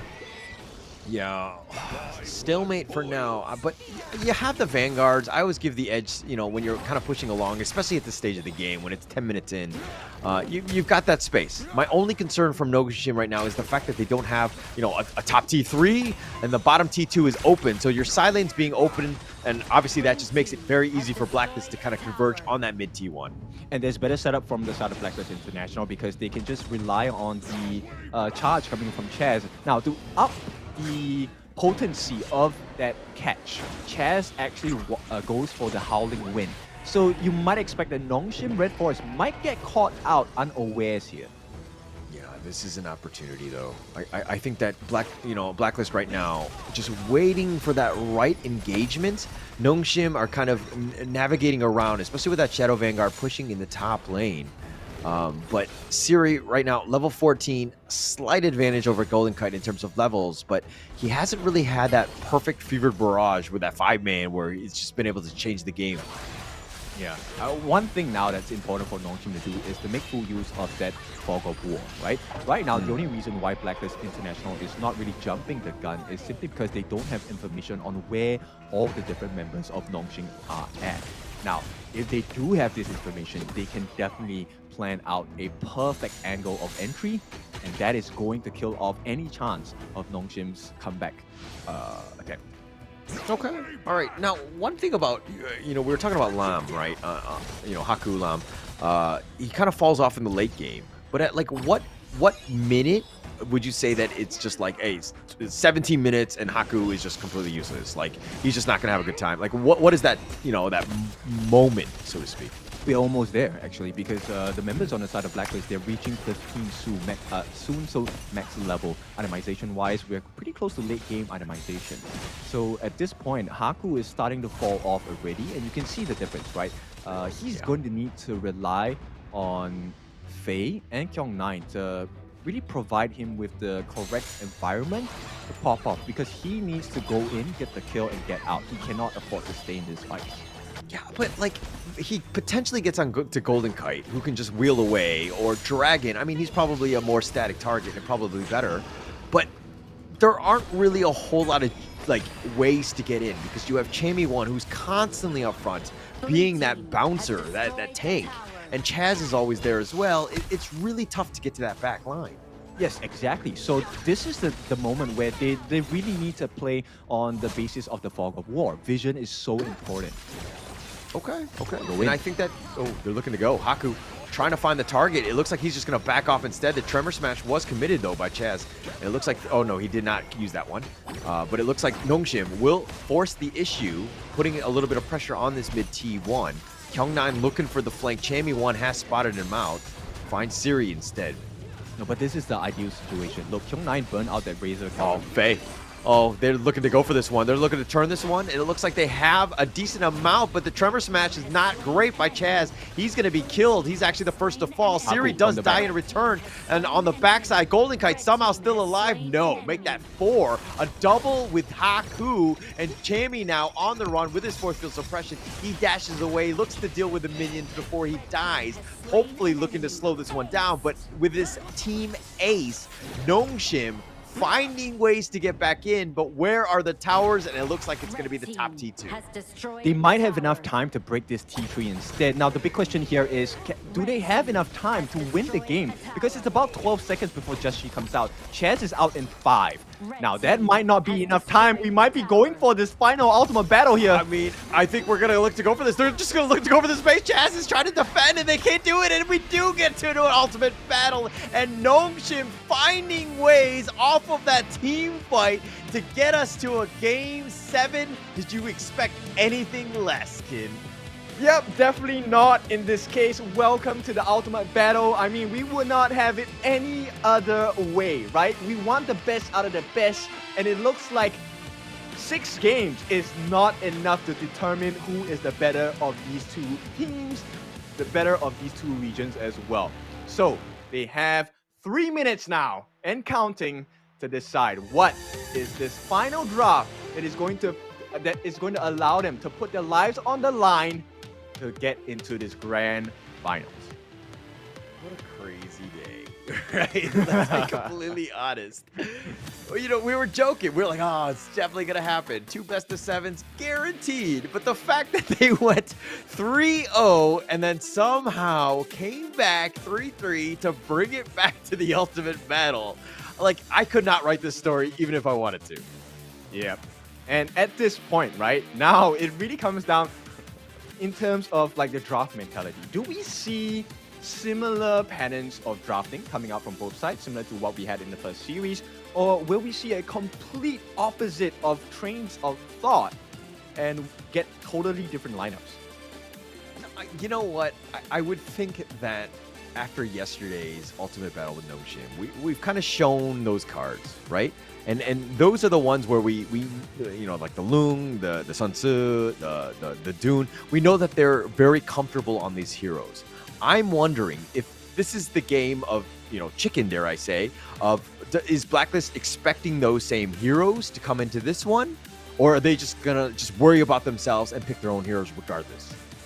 I feel like, okay, this is a risk, but I think in terms of probability, it's better to draft against the player and against the team rather than meta hero picks. Yeah, I agree. You can give them the best tools, but if you can play the player instead, that's a different ball game altogether. Yeah, for sure. But even in this series, though, like you've done your research and you kind of have an idea of roughly what they will play. But even going into this one, you're kind of thinking, Haku didn't have the greatest Ogren game or didn't have the greatest Dune game. And then now it's like, would they pick that in this ultimate battle? Yeah, that's what makes this so interesting, right? In a battle of meta picks, Blacklist triumphs over Nongshim based on what we have seen in this series so far. Now, we have all the picks open, available for both teams. They don't know what the opponent is picking. But based on past results, it might feel like Blacklist has a slight advantage in this match. Yeah, I mean, I think they do, but look, again, I'm just about the momentum, right? I know I sound like a broken record. I've said it so many times. I did not expect 14 games in one day, so I might be saying some of the same things, let's be honest. But momentum is huge. Winning 3 in a row, so demoralizing. We saw what happened to Team Vitality in the last game. Dao didn't seem like he was on point. He didn't seem like the typical Dao that we know. It seemed like he was a little bit tilted, almost. But going into this one, you got to think of this as like a best of one. You have to forget everything that happened because this is the only game that matters. Yeah, and right now, composure, calmness is so important because you only have 3 minutes to relay whatever information you want to your team as the coach. And you know, they're tired now, there's a lot of fatigue in play. What if they don't receive the message? What if they don't execute the way that you want it to? Yeah, I mean, but you have to trust the players. You got to trust the coaches to get the, you know, the right heroes for, you know, the players to put them in the best position to win. This is it. There is so much at stake. I mean, getting into this, you know, between a third, fourth position to a second position, that's 25,000 USD more, right? So the jump is sizable. Getting yourself in that position, look, you're essentially playing one game for 25,000 USD. Are you able to pull it out? Yep, okay, and this puzzle piece that is Nongshim hasn't been solved by Blacklist just yet. So I think it would be safe to assume that if Blacklist International wins this ultimate battle in this final game of a best of 7, I think it's safe to say they did break the code.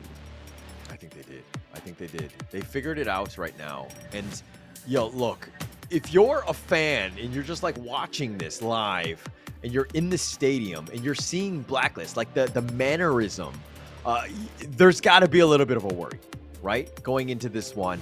But we're going to find out the drafts. This is going to be super key, right? And where they're going to be revealed individually, one-on-one by the role. I'm going to be super excited. Again, I don't know what they're going to do, but I'm thinking Sun Tzu at what point and probably a Dune, at least on the Nongshim side.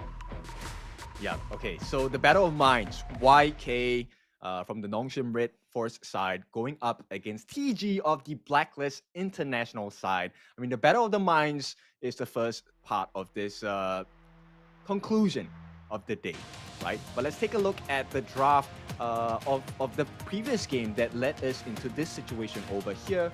And that is going to be on the side of Nongshim that I want to focus on. Yeah, right? Sorry, go on. Yeah. Go ahead. No. I was just going to comment more on the fact that, like, being able to push, to get that team fight, and to have, you know, the idea that actually we have enough time to just close out the game. Because there are some moments in that game, if you were one of those players, you would have been like, we don't have time. I'm just going to back off. I'm just going to farm the other lanes or whatever, right? But they were like, no, we got this. We got this. Even with this gold graph, which is minimal in favor of Nongshim, they barely got by, and they were able to figure it out. But, man, that is a gutsy call as well. Yeah, this stings because they missed out the one most important person on the side of Nongshim, and that was Haku. The Lam did not work out for the side of Blacklist, but Haku steals this series away, pushes it into the ultimate battle because of one rotation. Rotation, that was pretty much it. And Illusion, the MVP of the last game, just on point, right, with the Lady Jeanne. We haven't seen too much success with the Lady Jeanne. It's kind of been overshadowed by some of the other heroes as of late in Season 3. But, you know, Illusion still able to pilot to a very high level.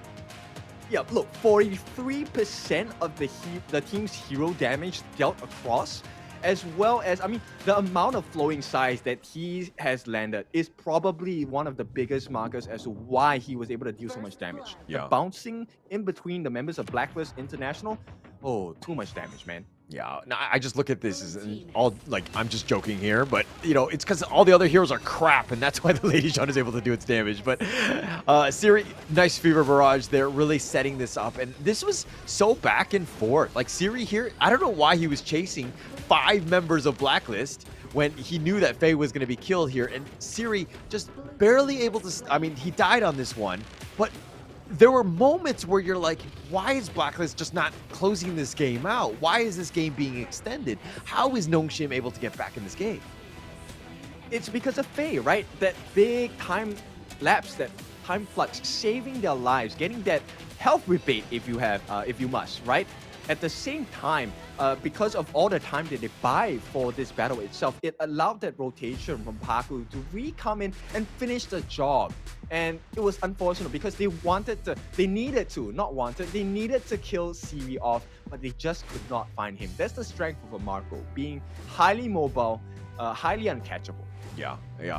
Did a really good job. And the team is like, they're starting to trust one another and in terms of how they move around and they make those plays and they kind of stick together. And this is a team that's been playing for some time. There's a lot of history going back. But this is like one of the few times we've seen them on the international stage qualify for the big stage, because they've been bounced out quite a bit. And they came back and they're angry, and now they're on the edge of the grand finals. Whew. Yep, they're putting a little bit more chili now in the sauce, right? And it might be a difficult one, but let's go for a break first. When we're back, we will welcome you into the final game of the final series of the day to see who's the grand finalists. What's a life without its worth? Compromising with what hurts inside. When you let fear decide your fate, you don't choose which path to take in life.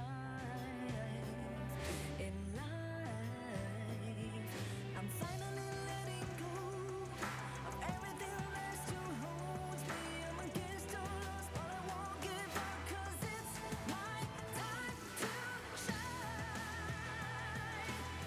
Standing in the spotlight, can no one let me down. Destiny is calling I'm not afraid to fight for everything I love. Victory's on my side.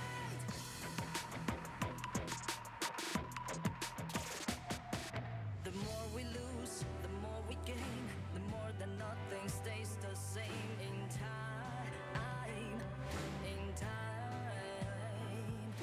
Can't love ever, can't forget. What you see is what you get sometimes.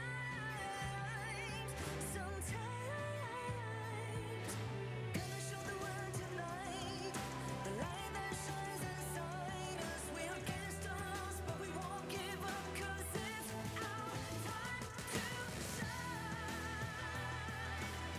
Standing in the spotlight, can no one back us down. Destiny is calling higher. We're not afraid to fight for everything we love. Victory's on our side. Takiki-takiki-takita. Takiki-takiki-takita. Takiki-takiki-takita. Takiki-takiki-takita.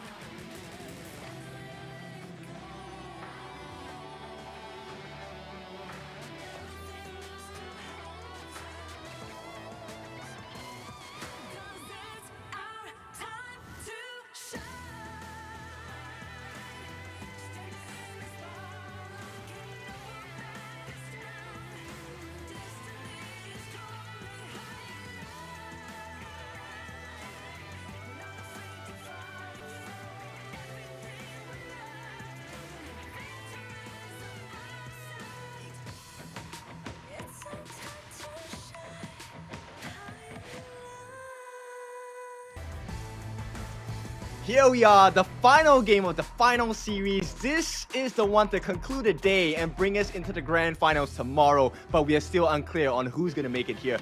Nongshim RedForce going up against Blacklist. This could be the ultimate comeback of history for HOK. Or it could also be #1 seed Philippines coming and making history for themselves. I mean, this is the moment. There's got to be so much pressure. Obviously, there's a lot of pressure on both of these squads to get themselves into the grand finals. But this is in Manila, right? As the Philippine #1 team going into a Game 7 with the potential of being eliminated or moving on to the grand finals. This is a must-win for them and their fans. Yeah, I mean, and also there's a very big difference of 25,000 USD on the line here. Every mistake costs you quite a big sum of money. Yeah, of course, right? I mean, this game, literally 25,000, right? USD, straight up. You win this one, you win $25,000 more as you get a guaranteed second place. Who knows what happens in that grand finals? But we're here. This is the ultimate battle. The heroes will be revealed one by role. heroes on the Gorge, and maybe heroes in real life as well. It's going to be a Sunse going up against Dharma. We all love Chammy 1's Dharma. We all love Kyung 9's Sunse. Yeah, and okay, yeah. I mean, we knew Chammy was gonna go with the Dharma, right? And it looks like the Ogren on both ends. No advantage in that one. I think that as long as they kind of control how Justy moves across the map, do not give up their own jungle. I think that that's gonna be key for Nongshim. Wow, and we get a double Mai performance here, one by Dragon, the other by Illusion. And I mean, we haven't seen too many Mai from Dragon, but we have seen plenty of Mai from Illusion. And if Illusion gets his way, this could be a spectacle for us to see. Yeah, and like every single game, Illusion has not been able to get that Mai because it's constantly banned on him. And because Blacklist tends to ban it, then they, were not able to pick it themselves. But again, changing things up here, it looks like the double D for the Roam, the Dia and the Dolia. Who do you give the edge to on this one? Oh, I don't know. Because at this point, we have seen how they perform, right? The refresh onto the set sail, it has been the one that got them into this grand semifinals match in the first place. Likewise, the Dia, very eloquent with the lockdowns, and it could be a major pain point for the side of Nongshim RedForce. But you know what? We have put all the cards on the table. This is what they're gonna try and enter the grand finals with. Regardless of the result, it's going to be a banger. Oh yeah, this is going to be a banger. There's going to be so much pressure. Who wants to play in the grand finals? Other than me. Between one of these two teams, we're going to have to find out who wants it more, because again, it's going to be on. I mean, instantly, right? You see Dragon and Illusion, both of them, it looks like they're going to go one-on-one, but, throwing out those Kachusins, they're starting off very strong. Yep, Chaz already laying quite a lot of pain, allowing Dragon to land those hits. Faye is going to try and get the regeneration up for his teammate, but at this point, it looks like it's a pretty even lane, right? Trading blows as well. And Black, they win out in the lanes, they get that River Sprite as well. So a slight EXP advantage going in. Look at how Kyung9 leaning over, just kind of noticing that Chammy 1 was on the rotation. Justy was there as well. Now Kyung9 might make it a little uncomfortable. Does he go for the steal here? I don't think it's a good idea, right? There is a very high potential for outplay coming in from the two members of Blacklist, but Golden Kai, that's a bit too close for comfort there. Yeah, a lot of damage already, and they're just kind of, again, it's all about tempo. It's all about starting things very strong, and it looks like both of these teams, obviously, in a must-win situation, playing aggressively, trying to force the issue a bit, trying to look for whatever edge they can get at this stage.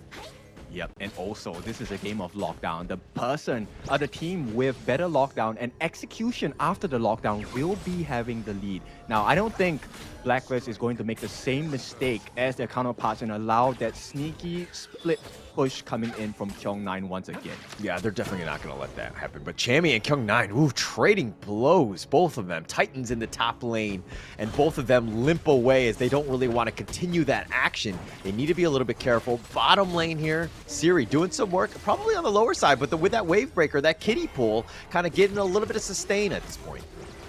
Yeah, and it doesn't take a very deep pool to get the kill, right?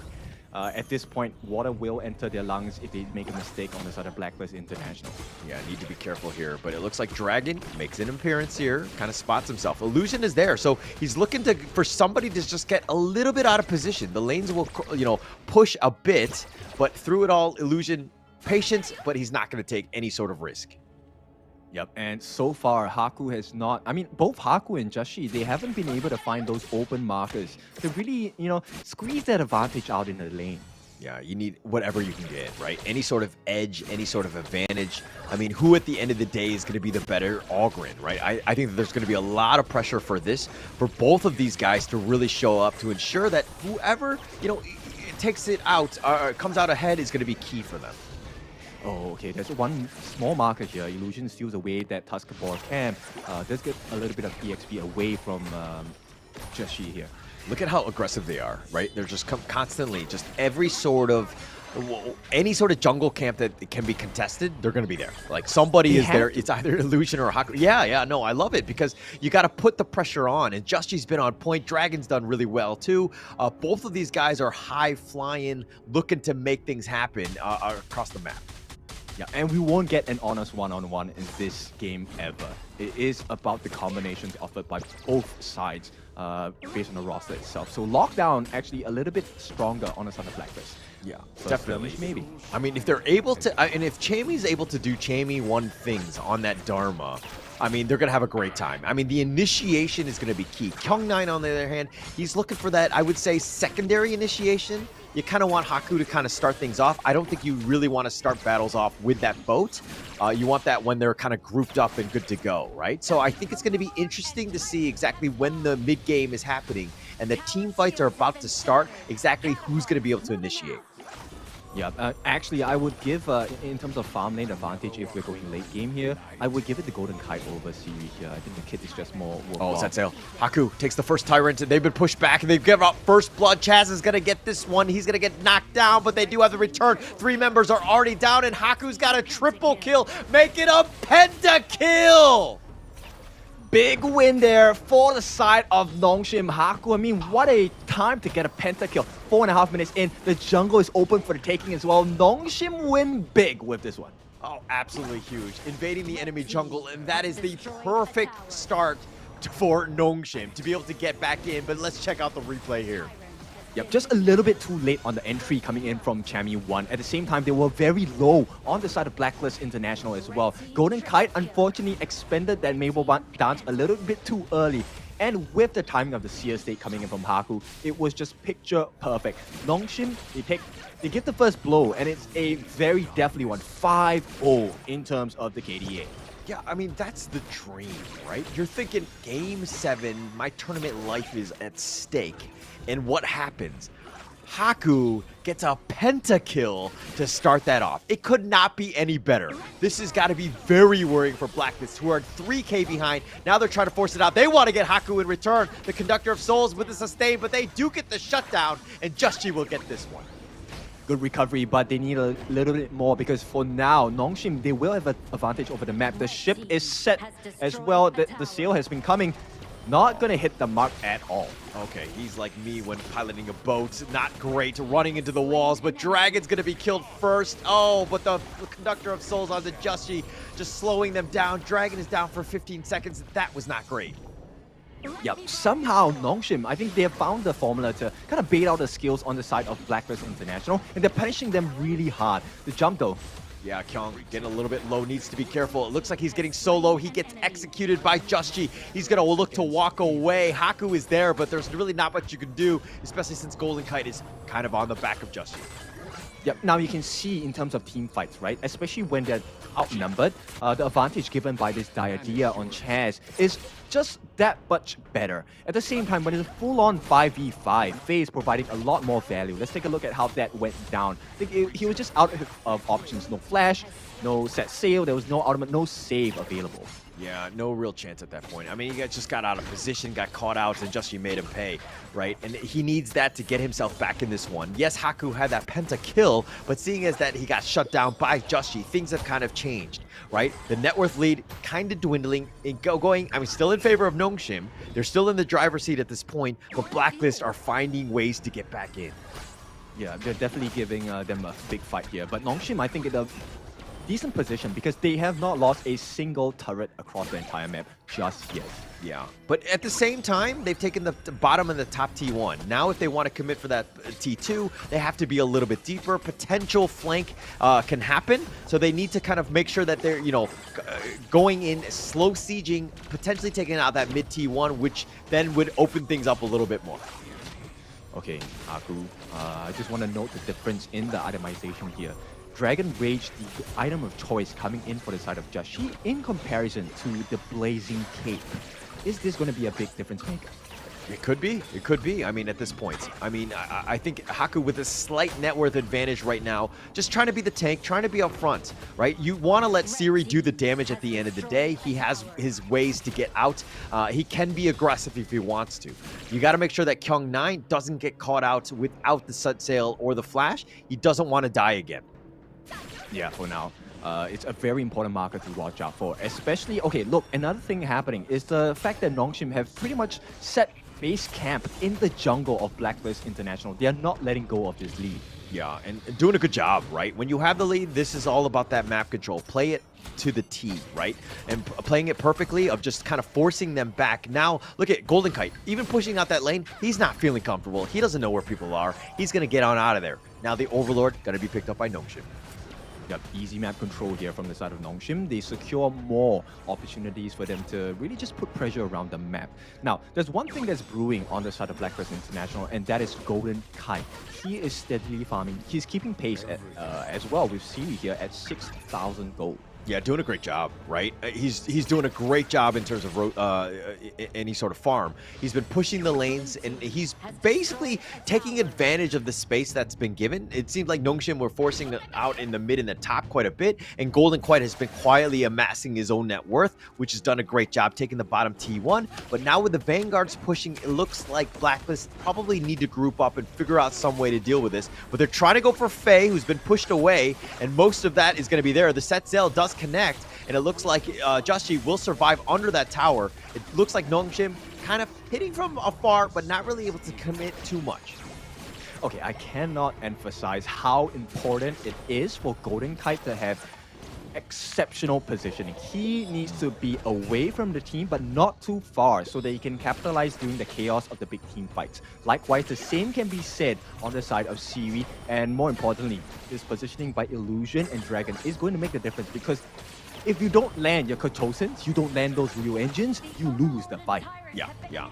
And look at this. I mean, just the jungle invade right here, just going to be picking that up. And Illusion's on the backside, constantly throwing out those Kachusans, making it a little bit uncomfortable because, like, yeah, you go in, but then you have that burst damage potential from Illusion. He catches you out, and he can just literally delete you. Oh, but Chaz in a very dangerous, precarious situation finds Faye. Faye gets back to safety. He's going to be fine. The set sail was used. The Dragon Boat making a way around will connect onto Justy. Haku over the wall with the path of passing. They're going to look to just take the mid T1 instead. They do take that one out. It looks like Nongshim will be on the retreat. That was a beautiful bait coming out from Haku. He actually made Chami1 miss his truth mantra. And this is a big marker of advantage over to the side of Nongshim. Now they know there's no counter attack. They can, once they take this Tyrant, they can immediately make a beeline for that Shadow Overlord and make life a little bit difficult. But whether it's fast enough, we don't know. Yeah, Overlord, about 10% there is going to be picked up here. But here's the set sail. He's looking for Dragon. Not able to connect. They find Chami instead. Chami gets blown up on this one. Dragon has been killed as well. And the Infinite Vastness on forward. The double kill by Chami, or he's going to go down, and 4 members down. Justy's the only one alive, but they do have the Vanguard. That will potentially slow this push as all 5 members of Nongshim still alive. All right, he did buy some time for the team. I think it might be enough this time, right? 13 seconds, I don't think it's going to be quite enough time for them to march into the crystal to make that work for themselves on the side of Nongshim. They will be able to take the tier 3 though, so that's a unfortunate situation for the side of Blacklist International. Now Nongshim, they are playing really well with the refresh onto the set sail. Now this is an issue that we have not seen many teams come out on top of. And maybe Blacklist might fall victim to this Nongshim strategy once again. Yeah, but again, opening a door to your base it just says it's like and Kyung9 is the one that enters and he just like gets into your into the back of your house. It's super scary, right? Understanding where he's gonna be and playing the macro game is gonna be super important, right? You gotta fix the lanes before you can do anything. You don't want to overstep your boundaries. The bottom T2 is gonna go down, and it looks like this game has been kind of shifting in favor of Nongshim as they are turning into a 5k net worth lead. Yep, and Siri already has the Siege Breaker in his kit. So every single Flaming Palm is going to hurt that much more. Yeah, it's going to do a lot of damage, right? And I don't know if Golden Kite has really had the damage. I mean, it seemed, for me, it was a slight edge for the Lung over the Arlie, and that's kind of where, I mean, especially with the Dolia, right? You have that secondary infinite fastness so you can get on out of there. You're kind of protected. But in terms of like range, farm, burst, I just really like the Lung pick, and I just feel like the Arlie one is a little bit more on the underwhelming side. Oh, but they're going. Oh, they found him. They have the knockup of Faye, survives, and here are the big bullies, the big brothers. Haku is there. They've slowed down Chaz. The set sail is going to connect, and they've got the knockup, and they found Chaz. But what can they do? Dragon is going to be killed as well as Chammy. They're looking to take it down. Justy's trying to fight this one, but the Infinite Fastness is going to push him into the top lane. He's going to be fine. Kyung9 is still there. Faye is going to be killed. Justy does get that kill, but now with the base open, the minions are there. The base is at about half-life. They're slowly trickling in. Kyung9 and Haku all the way up in front. Justy trying to defend, but they take the base. And congratulations to Nongshim RedForce as they will go to the grand finals. I mean, this is a result that nobody expected here. But the Kings from Korea, JP region here, this is the dream run, man. And they are the absolute kings of the ultimate battle. Reverse sweep. I mean, we were talking about momentum, but you felt it. Being able to go in, they were able to start grooving. When you're on that hot streak, they're just going to turn it up. And Nongshim RedForce have completely changed the dynamic of Season 3. I don't think many people had Nongshim RedForce in the Grand Finals on their bingo card. No, absolutely not. But boy, oh boy, these Kings from Korea, the JPKR region #1 representatives, will not take no for an answer. And they are there. That's the third Filipino team they've eliminated. And I mean, look, they're not making too many friends when they're in Manila. Let me be honest, right? And unfortunately for Blacklist International, crushing blow. But they're going to be sad. Obviously, this is a heartbreaking moment. But this is a team that showed a lot of resolve. Being up 3-0 and losing in a heartbreaking fashion like they did, and in a reverse sweep, it's got to be killer, right? But this is an experience that will make this team stronger. They will be even better as we move forward. Yeah, the L, like we said, is not for losing. L is for learning, and looks like there is a little bit more learning for the side of Blacklist International. They were just a hair shy, one win away to take the entire series, but Nongshim, they were just truly the PH kryptonite here, taking away all 3 teams successfully in a row. Crazy, absolutely crazy. And the way that they did it, every single series goes the maximum, right, number of games. And just being able to put themselves in a position, hey, all we need is that chance. And Nongshim RedForce took advantage of every single chance that was given to them. Yeah, I mean, this is the definition of what it makes to be a champion, right? You do not let go of those chances. You make full use of every opportunity presented to you. And just the difference in draft. Look, the moment Faye was out of position, quote unquote, it was a situation I recognize as a straight up bait. Because earlier in the game, they could not have the burst potential to deal with Faye. And if you can't burst Faye, who is the roam, what are the chances you're going to be able to burst down the rest of the members on the side of Nongshim RedForce? Yeah, he was such the bait. He was like the worm on the end of the rod, and he was just baiting them out. And again, they were not able to do it, and they were like, oh crap, we're completely out of position. All of us are in a bad spot. But hey, let's give props where props are due. Nongshim stepping up, understanding how to play this one out. Haku, massive game for him on the Ogron. Really bounced back, especially after the first 2 games where he did not play very well. But he got himself into this series, and he made his name known. Yeah, I mean, he did such a wonderful job for the side of Nongshim RedForce. At the same time, I have to highlight Kyung9. I mean, just look at the scores of the damage dealt, right? Kyung9 winning over Chammy 1, Illusion winning in that mirror match against Dragon, and of course, Siri. I think he didn't do it as well against Golden Kai, but it doesn't matter. It's a team game. And with Haku taking such a dominant lead, the pentakill. We have not seen a pentakill just yet, and we have been delivered. We've asked for it. We've been answered. Haku, the king of Ogren at this point. Yeah, but I was asking for it, but I wasn't asking for it in the ultimate battle. Just for the sake of my heart, it was something that I was like, hey, in the group stage, let's just get that, pentakill out of the way. But Haku saves the best for the ultimate moment for him, for that ultimate battle. He's definitely going to make a highlight reel out of it. What an amazing play by Haku. Yep, I mean, we asked for the best of the best, right? When we want to watch Honor of Kings, this is exactly what you want to see.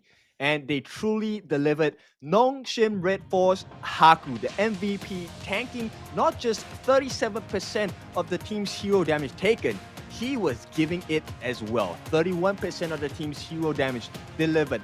Personally, signed, sealed, and delivered by Mr. Haku. What a great game, great series, great bounce back, right? I think that the first 3 games are a little forgettable, but let's check out the replay. This is the start of the end for Blacklist International in the sense that for this game, Haku getting that pentakill, and it's so difficult to come back. Yes, they get the shutdown, and it was a good attempt by Blacklist to find ways to get back in, but it seemed like Nongshim had all the answers. They had all of the map control that they really needed. Yep, they definitely did. And this was a much faster paced Nongshim that we saw in any of the games of the series today, which is so scary, right? You kind of like, Nongshim, hey, they're kind of running out of steam for a little bit, and suddenly they turn up the heat. And when they turn up the heat, there's a lot of control, a lot of heals coming in. Suddenly you're overpowered, you're understaffed in the fight department, and Nongshim just run all over you. Yeah, and I mean, through that all, Just wasn't even in the fight. They were trying to take this 4 versus 5, and this is what was the Faye bait. They were able to turn it out. They were able to cut off the line of retreat, chase after them, not be scared. Golden Kite doing whatever he could, but you cannot deal with a raid monster especially when you're outnumbered. They get Just, they get the crystal, they get everything, and they get your slot in the grand finals. All right, so it's a funny experience, right? Because if anyone told me that it was going to be Nova going up against Nongshim in the grand finals tomorrow, I would have told you maybe you want to rethink that option a little bit. But Nongshim have proven me wrong over and over again. I mean, respect to the boys from the JPKR region, but this mountain was tough to climb against Blacklist. Tomorrow's mountain is even higher. Nova. They took this series to the ultimate battle against Vitality. They smacked them against the wall, and they're ready to do it again against Nongshim RedForce. Yeah, I think that's the biggest thing. I think Nongshim RedForce, you can't look at this one as like, oh, we just came back, and it's going to be emotionally draining, and they're going to be at a disadvantage when you're talking about going up against, Nova tomorrow in the grand finals because of how much of an emotional roller coaster that puts you on. But you got to get, as YK, as the coach, you got to settle the boys down. You got to understand that, hey, we're not out of this. We still got another match to go. Well, let's be serious. Obviously we can pat ourselves on the back and we can kind of be happy of that result, but we got another match. We got to prepare. Yep, another series. And I'm going to pat you on the back as well, because today is going to be the closing statement for me. I'm not going to be on a broadcast tomorrow. It's going to be Holler as well as Blam taking the reins here and trying to see who is going to be our ultimate battle, ultimate champion, right? And overall winners of our Honor of Kings Invitationals Season 3. A season that I absolutely have been surprised by, right? Every single champion that we were touting for in Season 2 did not even make it here, and now we are on what may be a significant win coming out from Nongshim RedForce. But let's go over to the hosts. They need to understand what's going on in the minds of Nongshim RedForce. It has been your favorite kind of tofu, Kindofu, and Paula. Why don't you sign out as well? Yeah, I'll see you guys next time. And they're going to give us a little insight as my first question, and that is, what was going through your minds to be able to be down 0-3 and then reverse sweep Blacklist? 먼저 승리를 축하하고요. 방금 저희가 4대3으로 멋진 리버스 스윕으로 이겼는데 지금 기분이 어떠신지? 저도 정말 어안이 벙벙하고 잘 믿겨지지가 않는데요. 일단 첫 판 이겼을 때 가능성이 충분히 보였어가지고 팀원들과 다 같이 믿고 으쌰으쌰해서 이겨냈던 것 같습니다. It was so astonishing and unbelievable. And in Game 4, the game we won the first, then I believed my teammates, and then I focused to win. Yeah. That's great. And one game at a time. Even though you guys are on the brink of elimination, that fourth game was said it all. And that's what made you guys go to the next one. So that's great. Next question is to Kyung-Nain. What's your message to all the Filipino fans, especially you guys are called the Filipino Slayer. What is your message to the Filipinos out there now? 저희 팀이 농심 레드포스가 필리피노 슬레이어라고 불리게 되었는데 세 번째 경기도 블랙리스트 필리피노 팀을 만나면서 모든 필리피노 팀을 꺾었는데 현지 팬들이 결승전에서도 농심 레드포스를 응원할 수 있도록 한마디 부탁드리겠습니다. RW도 그렇고 엘리베이트도 그렇고 DLCK도 그렇고 모두 다 쉽지 않은 상대였습니다. 하지만 내일 있을 경기도 쉽지 않을 상대입니다. 그러기에 더더욱 응원해 주시면은 저희가 힘내서 노바를 상대로 이겨낼 수 있도록 하겠습니다. 감사합니다. So all the Filipino teams, RWE and Elevate and Blacklist, they are so strong teams to compete against. And then next one is Malaysia, Nova Esports. They are very strongest team in this tournament. So we are gonna do the best tomorrow. So please support us. Guys, you heard it straight up.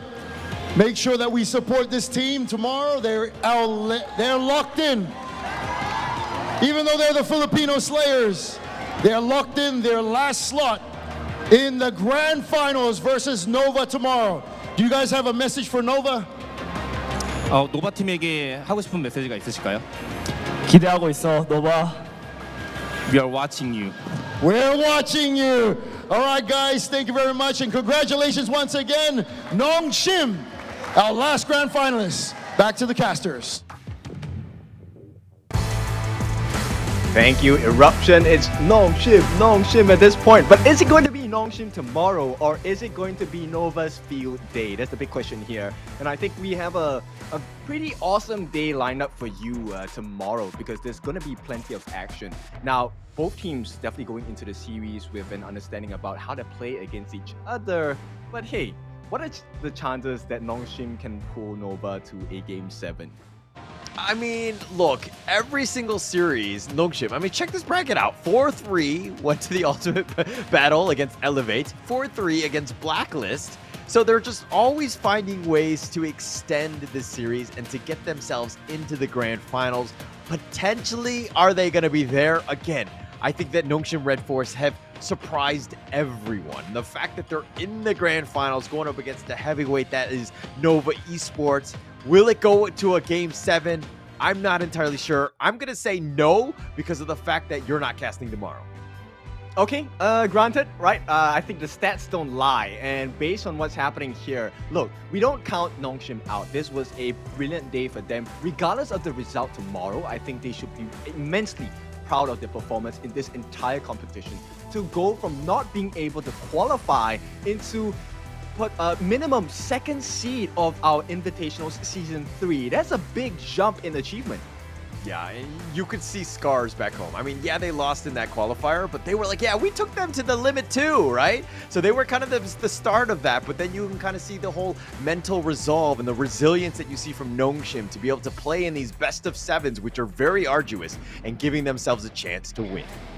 Right, so that has been us for today. The full 14 games of Honor of Kings for you. Yes, maybe it's thank you to my performance here being on the broadcast, but this has been it. I'm gonna sign off here. It's been your favorite kind of tofu. Let's see the grand finals tomorrow, and Holler, I will see you tomorrow on broadcast.